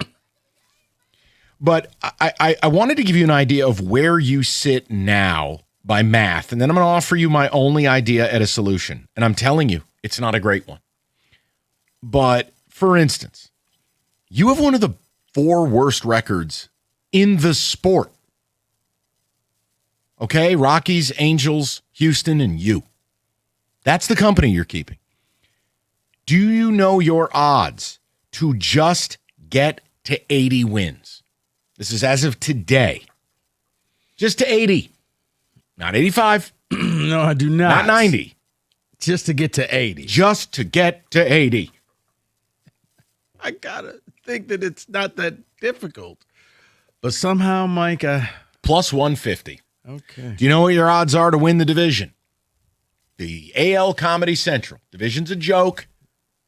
Plus 300. Plus 450. Look, here's the only thing I can offer you. I think you're approaching break glass in case of emergency time, okay? And what I mean is this. When Scooble gets back in a month, or when Melton gets back, these are all positive things. Maybe Glaber helps you a little bit. The idea is this. Does anything you're watching now, or does anything you're forecasting later, equate to a 90-win baseball team who's going to compete for the World Series? They're morbid. They're terrible defensively. They're terrible offensively. The pitching's primarily been okay. Bullpen high leverage moments have been not okay. But here's where I'm at. Break glass in case of emergency. Every night you're putting Wenzel Perez, Jahmai Jones, and I can't even think of Zach Short in the lineup. Here we go. I'm going to say it, and I'll be accused of being sports radio guy, but guys, I swear to you, I'm not. This is my last desperate act. I call up Max Anderson, I call up Max Clark, and I call up Valencia. Whoa. No, I call up the three kids that are high enough in the system, AAA, and Anderson's back, healthy. Clark has scuffled a bit, but again, I'm looking for people who are simply better than negative WAR. So we're desperate right now. No, Rico, I said it's break glass in case of emergency. No, that's if desperate. I give these kids a 15-game run, could it be worse than Zach Short? No. Could it be worse than Wenzel Perez? No. Could it be worse than Jahmai Jones? Mike wins. I'm approaching something where if I'm the president of baseball operations and I'm watching this lineup, I'm starting to question myself because I'm not giving my manager the tools necessary to put a winning product out there. They got shut down by Bob Ciccone last night. It's awful. It is. And what, like 2-11 since Scooble 2-11 since Scooble got hurt. Your underdogs tonight. Parker Messick's got about a 2.3 ERA. Pardon me if I don't have high hopes. Look, I'm asking the question. If you don't like my idea, what's yours? I mean, you made the Cleveland pitcher last night look like a Cy Young Award winner. I mean, 7-1. It's like, and then it finished off 8-2. Like, I don't know. I'm with you. It almost feels like if Cleveland takes 3 games of the 4, or heaven forbid sweeps, at that point, yeah, you're in panic. Bring up everybody because this thing has gone belly up. And look, I mean, I don't know what else I can do. And I'm not flippant. I'm not doing this whole it'll save everything. But like, okay, Max Clark, if the Mets can bring up A.J. Ewing, who had fewer at-bats than Max Clark, and A.J. Ewing is helping them, I got to try. Right. Well, because I think a lot of those guys will help the first time around, kind of like McGonigal did, because it's they haven't seen him before. But you're right, because if you don't do something soon, I think you're going to lose. The fans will just flat out lose interest with you. Well, here's the other one I'll give you. I mean, Max Anderson, I understand he was dinged up. He's back. He's like 24 years old. He's a right-handed bat. You play him at third base. Look, I am not telling you this is perfect. I'm not screaming about it. I mean, even, dude, I'm getting to a point where I'm bringing up anyone. Yes. I mean, anyone. Here, you want to bring up another right-handed guy? I could DH him here. Bring up Eduardo Valencia, who you signed in 2018 in the international pool. Why? He's right-handed, and once again, we just flow-charted. Are you Zach Short? No. Pasco. I'm just starting to question decision-making because the lineup you're putting out on a nightly basis is below replacement level. And I fully understand getting Torres back can help you. But guys, this is a lot like our conversation with the Pistons. I kind of thought that we wouldn't see Clark until next year, maybe the end of the year, but I just figured it was going to be next spring. They're going to bring him up and he was going to make the team because they have said around and around he's just not quite ready yet. And he might not be right now. But could he be ready? Hey, I know he dropped 2 fly balls in center. I know. Could he be better defensively than Wenzel Perez in the outfield? No. He'll fit right in because it's Little League era every day. I know. Look, I'm asking you guys because I'm just at a point where you're 20 and 28, and if you want me to sit here and go, it'll all be fine when they get healthy, will it? Like, are you ready to count on Melton? To know that Melton, the second go-around where the video's out on this kid, you know, you've seen McGonigal when the video comes out, and then he scuffles, then he makes an adjustment, and then it's a punch-counterpunch thing. Who's coming to save you? This lineup, what are the injuries? You think Javi Baez is going to help? Like, what are the injuries? What are the players you're getting back to be this great lineup? This is still the failing of Scott Harris, that for all the kudos we gave for spending the money on Valdez, taking a shot on JV, the concern that very day, you didn't help the lineup. You guys called the show. You didn't help the lineup. We talked about seduction and why it was good the Pistons got hit in the face in Game 7. They can't get seduced that they're close. The Tigers making the playoffs the last 2 years may have been seduction because this actually over 100-game spread might be who you are, 43 and 57. And this year, 20 and 28. Scooble here, 21 games over 500. Days he doesn't start, you're a 500 team. That's over the course of 300 games. So I'm asking the question, and if you're out on this team, you can just say that too. I can't write them off because of the division, but I'm finding it very difficult to just say all is well, they'll get healthy, and they'll, wait for it, play 600 ball. Let's say you lose the next 2 games, and you're 20 and 30. You think you're just going to casually go 30 and 20 to draw even with 60 games to go in the season? 600 ball is no joke. No, that's how you finished off the year a few years ago when you just got red hot and had. And the Twins couldn't win a game. Yep. But were you bad for that season? You were 9.5 out on July 31st. Yeah. The last 2 months of 24 and the first 2 months of 25, that looks like an aberration. And we're sitting here right now, and it's like, okay, fine. So Scooble comes back, and fine, you're not 8 games under 500. You play better. Yeah. Dude, you're digging a hole for yourself right now, and it's not shallow. Well, here's the other thing, Mike. Let's just talk about the quiet part out loud. If you're sitting there 10 games out, why is Scooble rushing back? He's going to be back before that probably happens, but I hear you. I'm not disregarding it at all. I mean, it gets to a certain point that it's like, well, yeah, I don't want you to go out there and risk further damage for what? Just look at the right-handed bats. It's just like, how the hell can't you just call up a couple of the kids? I mean, Valencia led you in home runs and RBIs in the system last year. What do I care at this point? Again, but my bar to clear. Are you Zach Short? No. Are you Wenzel Perez? What you are saying is making sense, but it was also the same thing that we said, was it August 31st? Bring up McGonigal so that he can be a part of the playoff roster. You know the other problem for this team? Their batting average on balls in play is above league average. And like that could regress a little bit. And Riley Green is the prime candidate for regression. His batting average on balls in play is like 400. League average is about 285. Yeah, where is this team if you take him out of the equation? And I'm not knocking. I'm making a point. Like, you can't unless you're Ted Williams, you're not going to maintain.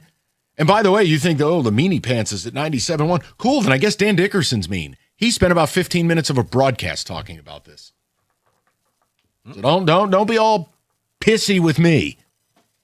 Double D brought it up, how it's unsustainable. Yeah. And Dan Dickerson's a lot of things. Mean ain't one of them. I think that guy wants to win more than anybody. We'll get to the people. 248-539-9797. You don't like my idea? Cool. What's yours? America's favorite place to watch sports, Stadium Swim, located at Circa Resort and Casino. The biggest games, great viewing experience, and it's built for fans. 6 pools, 3 levels. Perfect view of that big screen. Circa, right in the heart of Vegas. Stadium Swim. Book your spot today at circalasvegas.com.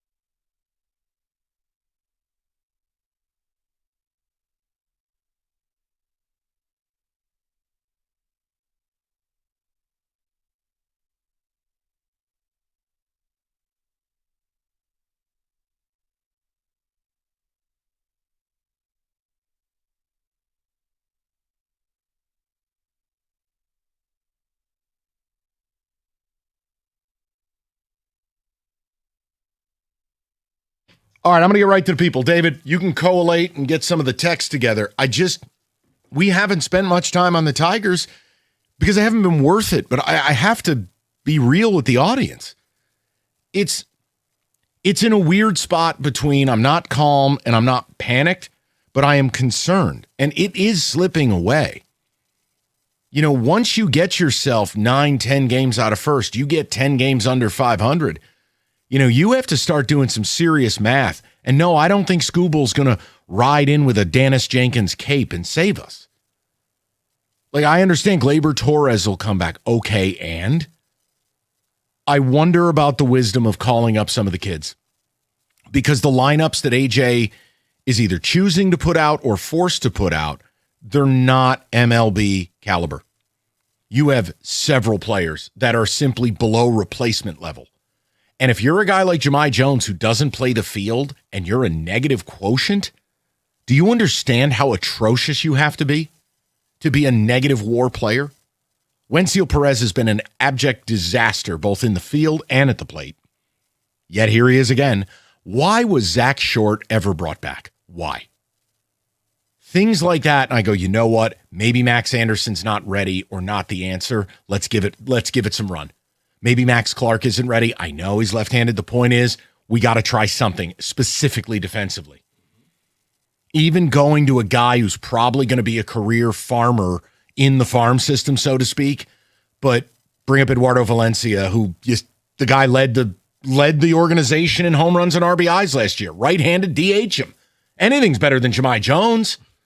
And I picked those three because they're all at AAA, and they all profile, two of them right-handed, and they're not hurt. And let's face it, you're not in a position to bring up other guys. Like Bryce Ranier is striking out like 50% of the time, and he's 12 years old. That guy's years away. I'm doing the best I can, and I go, look, if I'm the president of baseball operations, Rico, how many nights am I going to watch this lineup go out there? Mike, you're right. You're about to approach desperation, where now we're just throwing things against the wall, right, to see if maybe we get lucky. I'll be in full panic. Like if they 3 out of 4 would pretty much get me to panic phase. But if they get swept, I don't know what else I can tell you. I mean, you'll be a full 9.5 games out and they'll have 3 games in hand. You'll be 20-31. I mean, do the math. Right. No, I get it. And like I said, the only thing is, you were talking about the combined number from last year to this year. Yes. I get that. I'm normally not the person who believes that you carry things over There from is the none. last There year. is none. I'm Because making momentum doesn't work unless you're Wemby shooting 45. I was just making a point shot. for the people who said, well, you weren't good healthy. You're not good now. The flaw is the lineup. I was trying to make a point that most of the same faces are still here. Yeah. The lineup that caved in to cost you the division is primarily the lineup that stinks now. Yeah, and then when you were good last year, you had a lot of gym class heroes looking like gym class Correct. heroes where you had all the all-stars. Let's get to the people. We'll go to Ken, 97.1. Kenny, how you doing, pal? I'm good, Mike. How are you, fellas? Okay, what's on your mind, buddy? Hey, I just wanted to get to the point here. At the beginning of the season, I was pretty excited for the Tigers. They made a couple good moves. I went to like 4 or 5 games early. They weren't setting the world on fire, but they were kind of exciting to watch at home. But now I can't watch them anywhere. And even for the rest of the series, I don't care what happens in Cleveland. I'm done watching. There may be a 500 team. And I'm getting up there in age, and summers are short, so I'm going to spend my money and time enjoying summer things, Yeah, I mean, this is the issue with baseball. We've been on both sides of this. They were 9.5 out at the deadline and had a Pixar movie. They were 15.5 games up, and they had the Titanic. And now we're sitting here, and you want to believe, but when you start to look at this, I mean, it adds up where you've been swept by the Mets. You've been swept by the Red Sox. You've been swept by the Twins. These are not good baseball teams. You haven't, I think you've lost 4 or 5 straight series. Like, what are we doing? What did it for me, Mike, is when they got swept by they're no good anyway.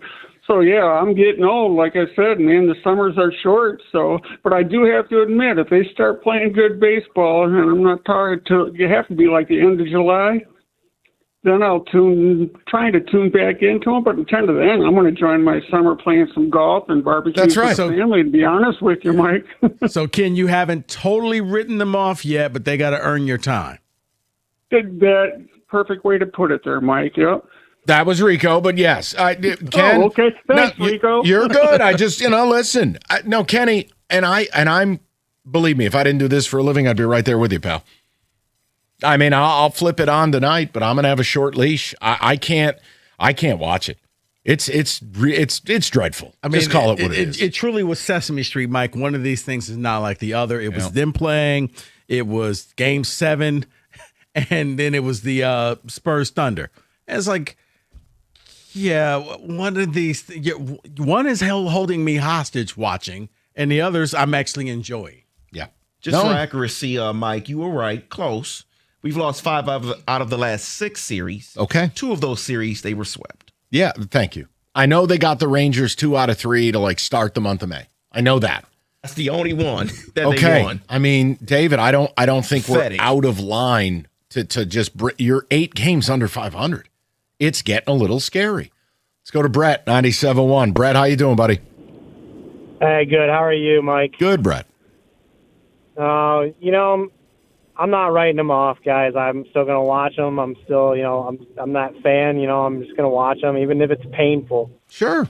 The pain to get to the good side, right? It's baseball. I love baseball.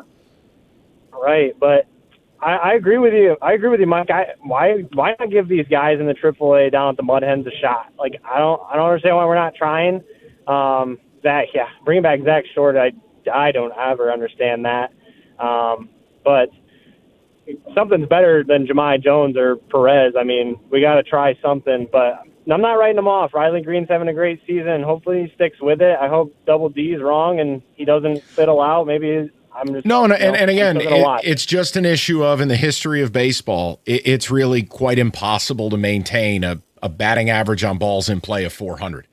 So that's not a Riley thing. That's just 150 years of baseball. But yeah, I mean, Brad, when you think about any regression from Riley Green, look at what this lineup is. It's going to be horrible. I mean, it is. And I mean, they're already. Torque's being ridiculously horrible. I don't even know what to do with that guy anymore. Is he need a trouble with the curve moment where he needs his parents to come down and visit him or something? Like, I don't know. I mean, Torque on any team that had any level of options. I mean, I'm not telling you he'd be DFA'd, but he'd be DFA'd. I mean, he's another guy that's already. Think about how bad you got to be in 157 at bats, and you had a 6-game run where you hit 5 homers. He's a -1 WAR player. I mean, that's what he went 0 for 4 last night. Yeah, he's got his batting average probably dropped to 190 now. The OPS is 670. OPS plus 88. I mean, your on base percentage is 300. It's egregious. I mean, you bring up, look, we've talked about this before too. They're averaging under a home run a game. Like, generally speaking, the only stat offensively in baseball that matters right now is home runs. You can have a low OBP, a high strikeout rate. You don't have to. But if you hit enough bombs, you can be in games. Right. This team's averaging under a home run a game. They'd set a record for futility at that point. I don't know what to do. No, I'm with you. Yeah, you reach the point where it's just like, guys, you got to do something. I don't think they're going to try to bring those guys up because for some reason they're holding on to them in the minors. They can do whatever they want to do. It's just, look, Cole Keith's another example. I mean, Cole Keith, homerless. It's almost June. Yeah, because I think right now we've reached that hope stage where you're hoping that this will balance out as bad as you played. Right. Well, I've seen you guys catch fire in August. Maybe we'll do it again. And I can't write them off because it isn't late. It's not quite early. It's okay to talk in real time. Hey, I'm concerned. I think concern is the only thing I'm trying to convey is, man, if you think you've got 3 Aaron Judges caping up off the IR to come and save you, that's just, come on. No, brother, we went from eyebrow raise to concern. Panic is just around the corner. Panic sets in the next couple of nights. If Cleveland waltzes in here with the brooms, that's panic then. Then you're sitting at 20 and 31, you're 9.5 games out of first, and you're going, what are we doing here? Because then at that point, you're going to need an exorcism and, Joe Boo's rum. Pretty much. Hats for bats. Take him to church. A bucket of KFC. Yeah, whatever. I'll try anything. Joe Boo's rum. All right.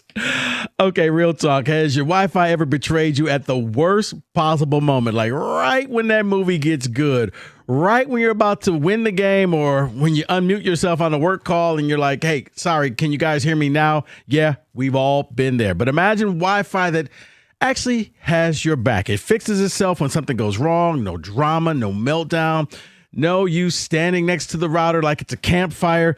This is fiber powered, the most reliable Wi-Fi built for streaming, gaming, and working, scrolling, all at the same time. And coverage, it's everywhere. Bedroom, kitchen, basement, even that weird corner of your house where the phone normally gives up, that's covered as well. Plus, it keeps your network safe. It's like a little digital security blanket for all your stuff. And here's the best part. Your wallet will love it. Lock in your price for 5 years. Same price, no contract, no surprise. Wait, why is my bill that high? What moments, including everything, the equipment, data, all of it.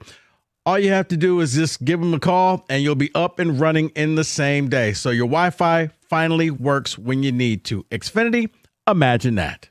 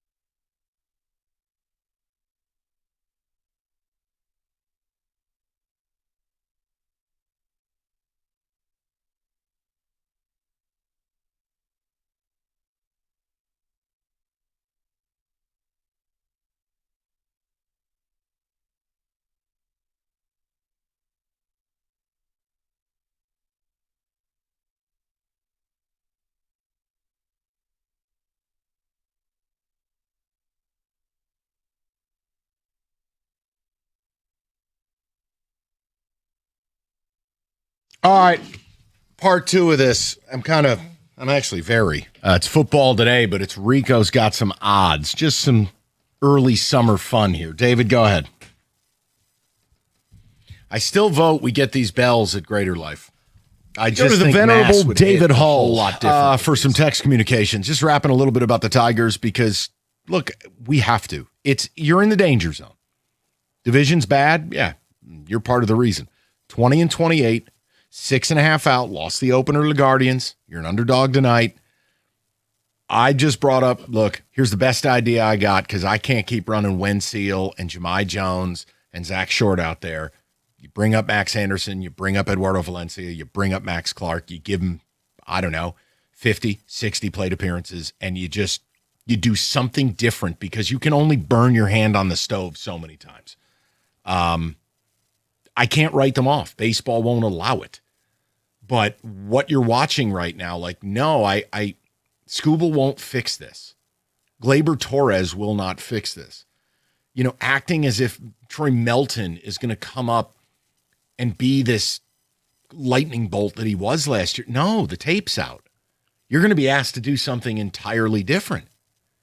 But there's also a lack of fight in this team. There's a lack of energy in this team. Yes. I need someone like when I was a kid. of all the great Yankees that I was lucky to watch as a kid, I was spoiled. You know who my favorite Yankee was? Paul O'Neill. You know why? Because he'd roll over on 1 to second and then take a baseball bat to a toilet. Like, I need a cooler to go flying. I need someone to take a bat, go down into the clubhouse and start swinging. Like, there's no fight. There's just no energy here.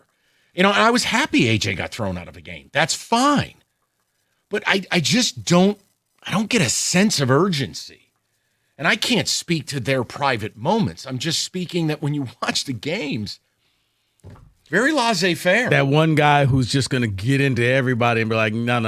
I don't care what the scoreboard says. Yeah. We're going to finish out runs to first base. We're going to do everything. We're not dropping balls. We're not doing little league type of crap. Right. Get your life together. And it just, I'm not seeing it. Doesn't mean it's not happening. I'm just not seeing it. David, go ahead, brother. Tells you everything. Are you okay? Kenny was in the middle of saying something. Then I popped the mic open. He stopped. It was wild. Share with the classroom. No. He was probably all get fired. No, he wouldn't. That's what he was saying in the back. Remarkable. Yeah. Tells you everything about the Tigers lineup when Torque has been terrible, but he's still way better than Perez, Short, Rogers, and McKinstry. Well, and again, you know, if you had any options, and I'm trying to provide you with some, from the right side, Torque doesn't play. I mean, you are playing someone right now in Wenzel Perez with an OPS of 456, an OPS plus of 28. That means he's 72% worse than a league average player. And you're playing him every day. Terrible in the field, terrible at the plate. I mean, it's fun to make fun of radio guy. I'm fine with that. I know what I sign up for. But guys, I'm trying my best to offer solutions. Throwing these guys out there every night is not one. Go ahead. Sorry, David. Unless Scooble can give us a 900-plus OPS, he's only going to help us once every 5 days. Correct. That is from Roy. And again, I still wouldn't count that much on him coming back. I am with the senator from Southwest Detroit. Yes. The idea he comes back is going to throw 7 solid every night. Take it easy now. Work his way back a little bit, and let's see what it looks like. He only has to show, for contract purposes for next year, that he's healthy. I'm not doing that to be yet. Dominant. I know what you're doing, and I'm not doing that until the calendar hits July. No. Because then if this team's out of it, you're going to do the worst thing possible. No. Fans are going to revolt. I'm not saying that at all. I'm just saying for his purposes. Yes. He only has to show health. It doesn't matter, Mike, if it is July, because remember 2 years ago we wrote him off. So well, then that would be okay. I'll leave it alone. We're not there yet. We'll go to Jim in Flat Rock. We're on the Cleveland. We're going to Jim. 97.1. Jimmy, how you doing, buddy?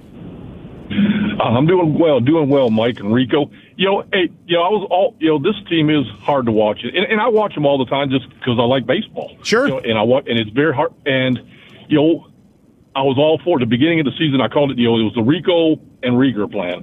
Where they said, hey, let's build around Scooble and let's do this, and then And I granted they went and got Valdez. That's great, but that's not what they needed. They didn't need another pitcher. They needed offense. This team is so bad offensively. I mean, and God bless my father-in-law, and I love him to death. But Wenzel Perez looks like him when he gets up on his walker trying to go after a fly ball. Uh-oh. I mean, I don't know if this guy's going to get underneath it or not. My father-in-law with his walker would have a better shot. I'd be more confident that he could catch the ball than Wenzel Perez. Look, and it's not just him. I don't want to pile on. I mean, you're talking comprehensively the defense of this team on the infield and outfield. Horrific.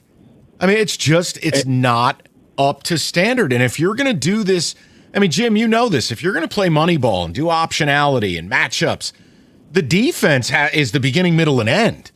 You can't be a bad defensive team. And if you're going to build around pitching, you can't be a bad defensive team. You undermine the very people you're paying on the mound. Yep. Yeah, because you went out there, and everyone says, "Hey, we brought." They talked about Gabe Workman. He's tearing the ball. Yeah, well, he came up and he hit 3 home runs, but he's made 3 errors in the field and given up just as many runs as he's saved by hitting those home runs. Yeah, I look at Triple A to me is not like Triple A was way back, when Trammell, Whitaker, and all them were going. You had those guys. That's where you went to prepare to get to the big leagues. No. No. Jim is making a very credible point, and Kenny Cott's out of line. Jim, continue. Triple A is where people go that can't play now. The guy, no, Max Clark is not going to learn anything anymore at Triple A level than he would. That's why having him and McGonigal here from the very beginning, they were going to be much better coming up here and playing and learning up here on the big league team than they're going to learn down there, because those are a bunch of guys that can play for 2 weeks in the major leagues or can't be sustainable to be able to go ahead and do what it takes to be a major league ball player. And we need to have that guy needs to be up here learning how to play the game. And if he makes a few mistakes, he can't make any more mistakes than they've already made. No, and that's, Jim, that's why I'm kind of where I'm at. I mean, he started out hot as a firecracker. He scuffled a little bit. I guess I'm less concerned with any of that. And I'm just like, look, if you come up here and you're a plus defensive player, we're going to work. You can't be worse than Wenceel Perez at the plate. We're just going to go ahead and give it a run for a little bit. And that's a ringing endorsement. No, but I mean, I'm with Jim on this. It's not serving anybody at this point. And for Max Anderson, you're 24 years old. You're right-handed. I mean, what do I got? Yeah. I got Colt Keith, who has no home runs. I got who? I got Stu Gatz. I got to try something from the right side of the plate. Well, that's why I wonder if his father-in-law, the caller, is a right-handed bat. You know what? Again, seriously, because I mean, what else do we have? We don't. The answer is, what do we have? We don't. We don't. If you're playing Jahmai Jones, Zach Short, Wenceel Perez, Spencer Torkelson on a nightly basis with a straight face, the answer is we don't. Kenny Cott wins. 248-539-9797. All right, FanDuel's giving you better payouts, SGPs, all NBA playoffs long, more ways to build, more value every time you play. From spreads to player points and threes and more, build it all into an SGP and go for bigger payouts. And if you're betting an SGP this NBA postseason, bet it with FanDuel. More options, better payouts, all playoff long. You can head to FanDuel.com/Michigan to get started. It's FanDuel, official partner of the NBA, and play your games. 21 and up, present Michigan. Gambling problem? Call 1-800-GAMBLER. That's 1-800-GAMBLER.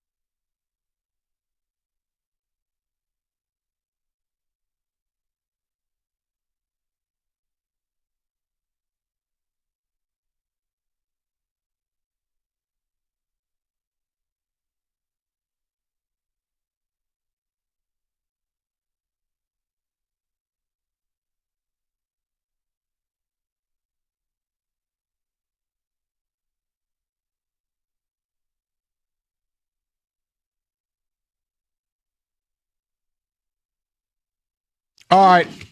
Part 2 of this. I'm actually very. It's football today, but it's Rico's got some odds. Just some early summer fun here. David, go ahead.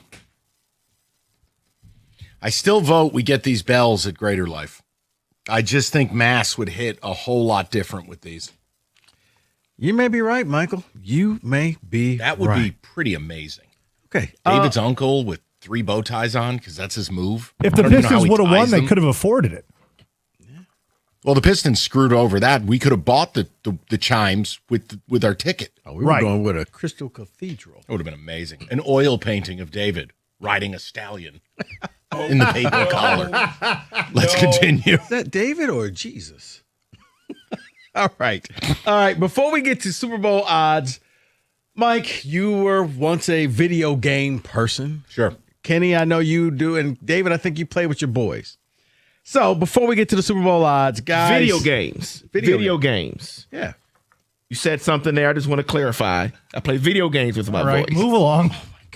Dude, really? Like, I don't think. Okay, just move forward. Sometimes I wonder what I'm doing here.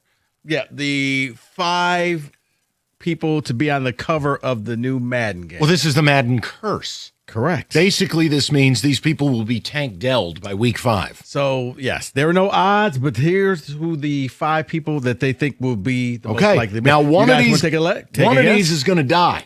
This is what happens with Madden most years. You want to take a guess? Josh Allen. Josh Allen? No. Okay, then I'm done. Go ahead. There is a quarterback on there, though. Lamar? No. May. Guys, think West Coast.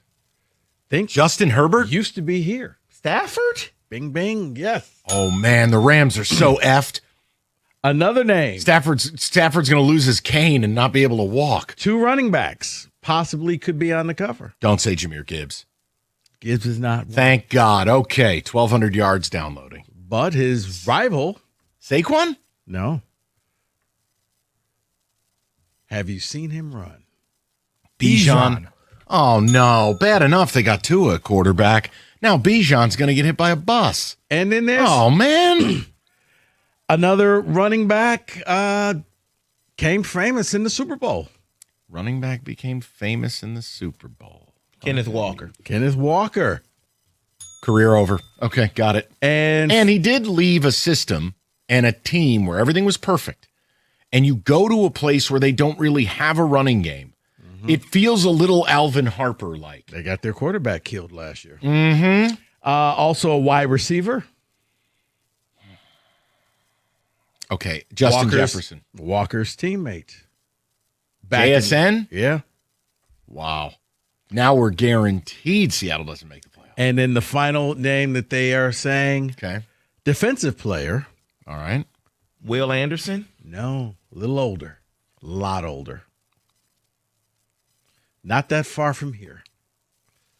The Mistake by the Lake. Miles Garrett. Yeah. Miles Garrett. All right. Let's get to Do you some remember, numbers. though, when every year whoever was on the cover of Madden died? Yes. I mean, died. Oh, yes. It's like, oh, no, I'm going to be the one to break the curse. No, you're not. You won't. Yeah, Peyton Hillis, done. You had Calvin Johnson, I think, was dealing with stuff that year. Right. And then everyone was like, no, I'm going to be the one to break the curse. Like, guy, just no. Just embrace it and no. Okay, here's some things that you can actually bet on. Back to Super Bowl odds based off of the schedule game coming out.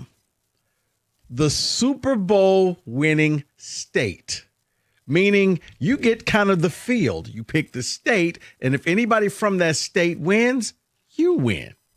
You want to take a guess? California. California, Kenny on the roll. Yeah, you get Chargers and Rams. That's a strong pull. Plus the Niners is an outside shot. Plus 335.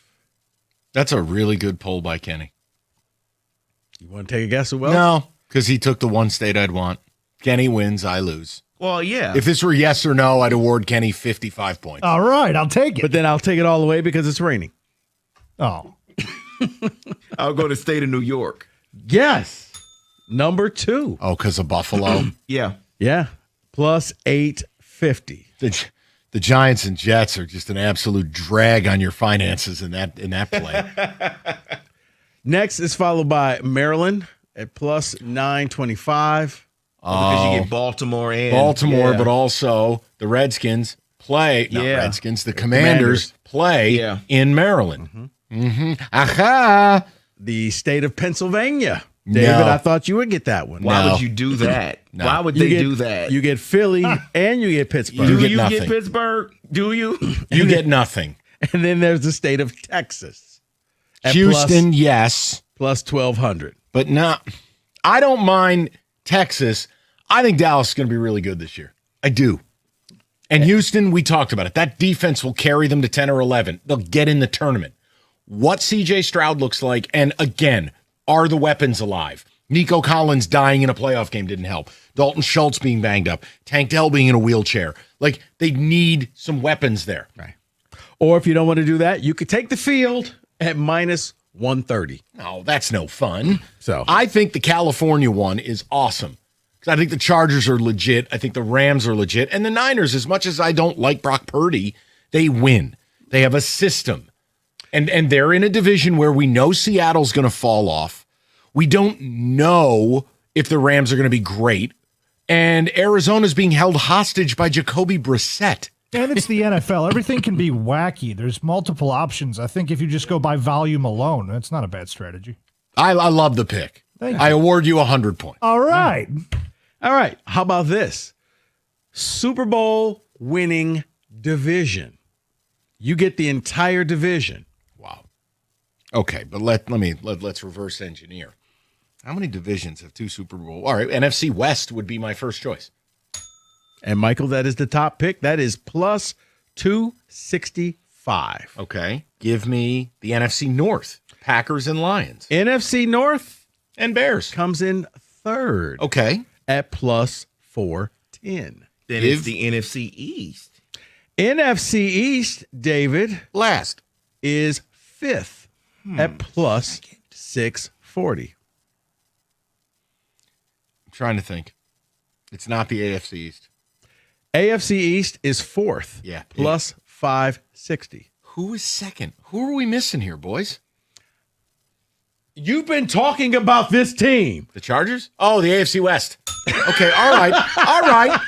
With Denver and, the Chargers. Kansas City. Yeah, Kansas City, yeah. Everybody but Raiders. You get 3 bites at the apple. Okay, yes. Plus 400 to round out. NFC North, plus 680. AFC South, plus 740. NFC South, plus 1,900. Yikes. You're throwing your money away. That would be very accurate. Yes. Also, here's something else that I found very interesting that you can bet. First time Super Bowl winner. Either yes or no. Yes means that you believe in Cincinnati, Buffalo, Cleveland, Arizona, your Chargers, Atlanta, Jacksonville, Detroit, Carolina, Houston, Tennessee, Minnesota. You get all of those picks. But that's a bunch of junk. Plus 180. I don't want it. If you're saying no, won't be in it, but the Chargers. Okay. I'd rather just take the AFC West version.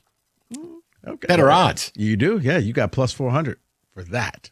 You also get Kansas City. So you may get Kelsey. Aren't we done with Kansas City? Can Kelsey just get married and bleep off? Like, and just go away? Like, can we be done? I think please? you know that's going to crash and burn. What? The Chiefs? Or no, Kelsey. That whole thing. Well, if they're going to do with him what they did with his brother, I mean, America's had enough of the Kelseys. I don't know. The whole Taylor Swift thing. Like, dude. Listen. Hey, man, you know what? It's like dating a Kardashian. If those two kids can't make it, there's no hope for the You're rest of us. dating a Kardashian who sings. It never ends well. Listen. For any athlete. Give love a chance. Okay? Their love is You different. know what? It's the modern day Madden cover. We're just going to take this full circle. Oh, my God. I was just saying I'm tired of Kelsey and his brother and, like, enough. Like, who's deciding that Jason Kelsey needs to be on the Masters coverage? Like, no one finds this guy entertaining. Who likes Jason Kelsey? Ever met someone who's like, hey, bro, did you see Jason Kelsey? Who? No. No, he should have just tapped out with the soup commercials. At that point, No, it you just know what? gets That too was good much. enough. Right. Now it's just like, you want to throw him on one of these stupid desks on an off-brand football game? Let him sit there and do his thing. That's fine. Hey, he's everywhere. Who cares? He is. The only thing worse is this John Fanta. Get this guy off my planet. John Fanta's at the Kentucky Derby. Really? Somebody want to tailor a suit for John? We can see his balls. Guy's sitting Indian style in the Kentucky Derby infield. his balls and brajol are out. How about you tailor a suit? And maybe if you're going to sit that way, John, it shouldn't be powder blue. Suit stopped fitting 3 sizes ago. Got the guy on national TV. I can't escape the guy.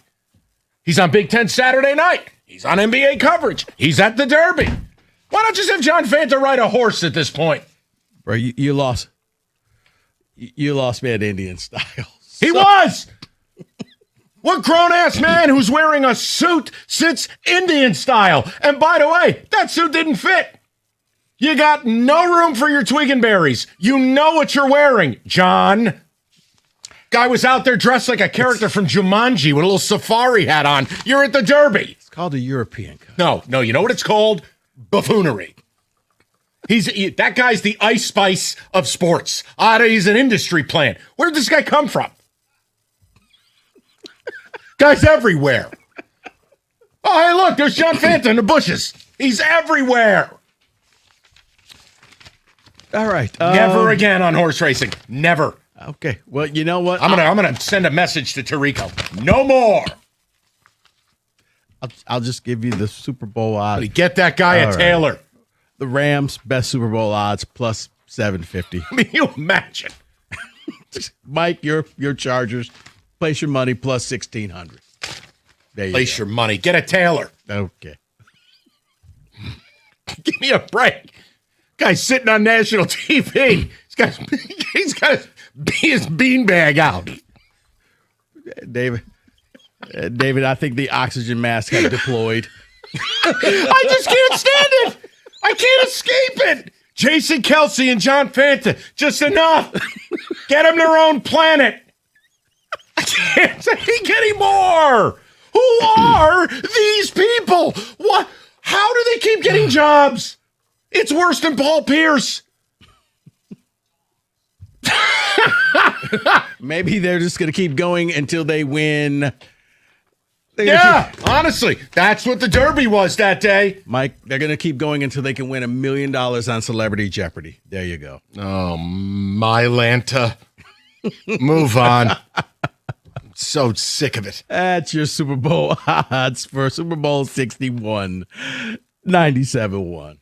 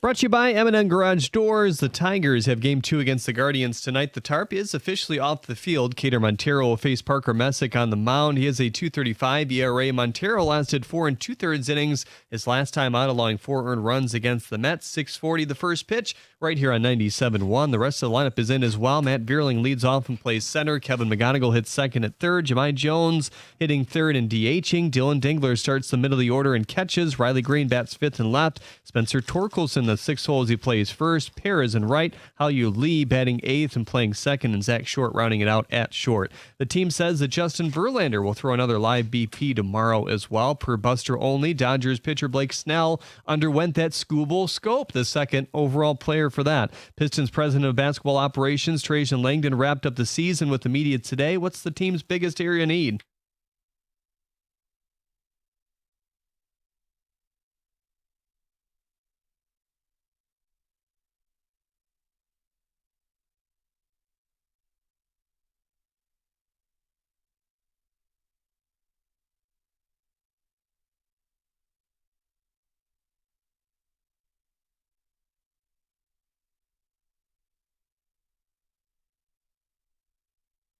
At the Corwell Health Sports Desk, I'm Jeremy Otto. For more, go to 97.1 The Ticket or Odyssey.com.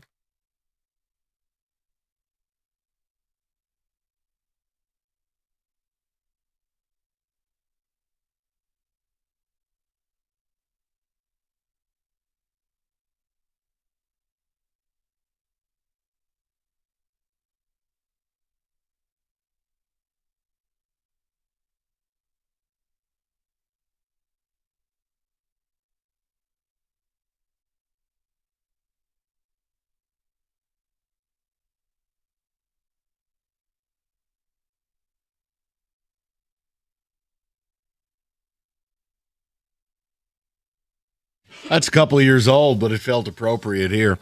We'll get to Tiger baseball. Again, it's concern. If anyone's offended by a team that's 20-28 and kind of spiraling 2-11 since Scooble got hurt, it's been a long time since they've been a good team, i.e. like a 100-game sample, an 81-game sample. None of it's good. Tonight, I mean, these are important games. You've already been swept by the Mets, swept by the Twins, swept by the Red Sox. You've lost 4 straight series. Guys, if you're looking for someone to spit shine a turd, I can't do it. Like, it's bad. It's okay to just say it's bad. Now, stop making it bad, and I can say nice things. It starts tonight. You got to go out and beat a guy who's off to an incredible start for Cleveland, and Parker Messick. How are you going to do it? It's going to have to be the lineup that we've talked about being this bad, not being that. Like, I don't know what else I can say. Yeah, maybe you get some home runs because when they hit the home runs, Mike, they come in spurts. Well, there's the key, and unfortunately, they're bottom 5 in the league in home runs. They have no power. So let me go to David. Do you mind? Let me get to Charlie. He's been patient, and then we'll text and away we go. Charlie, what's going on? Hey, man. 52 years old, saw the 68, 72, 84, 2000s, 2010 Tigers, right? Okay. They are what they are. What bothers me is the analytics. Explain. When I played ball, you just hit the ball hard wherever you could hit it. Okay. If it got through. If it didn't, it didn't, you know? Well, I do, but I mean, Charlie, it's evolved a little bit. You know that. Well, yeah, I do. But you're up to bat. They shift. And you're trying to put one between first and second. Well, but Charlie, here's the thing. And let me say this, and I want you to hear it. I agree with you, is that analytics are wrecking sports because they're making it harder to watch. Doing the things you need to do to win are different than being the best watchable product. I agree with you. We start talking about launch angle and strikeouts and not putting the ball in play. And you come from an era where it's 2 strikes, we're going to choke up on the bat, we're going to put the damn ball in play, and we're going to bust it down the line. No, Kenny, you can make fun of it, but Charlie's right. Why is baseball harder to watch in many cases than even 15 years ago? Analytics. Basketball. Why is it hard to watch? Everything's a 3. Where's the post game? Analytics. Football. All the going for it nonsense. And it just look, I side with Charlie on this. All I'm trying to do is just make a point. I can't change it. The analytics are what they are. Entire organizations are investing millions. And people who used to graduate from Yale and be like a CPA are now in front offices. Mm-hmm. So, Charlie, I hear you. I sympathize with you. I feel that way a lot, but it's not going back. I can't help you, man. I don't think I've heard the term choking up on the bat in a long time. Just trying to live Way in to Charlie. finish out Trying to strong. live in Charlie's world, man. Because no, but look. I just remember hearing that and playing Little League. Choke up on the like. Wow. Hey, analytics are why my basketball team's home. Because Joe Mazzulla is so rigid to the analytics, they'll pass up open twos to take threes, even when they're shooting terribly. You go to a baseball game, you're right. You do want to see the ball put in play. Hell, put it in play against the Tigers. You got about a 1 in 3 shot that you're going to be on base because they can't field. It's why it was magical when McGonigal got up the bat, because he was just going to hit the ball. He was going to put it somewhere, and he's on base. Now, can you drive him in?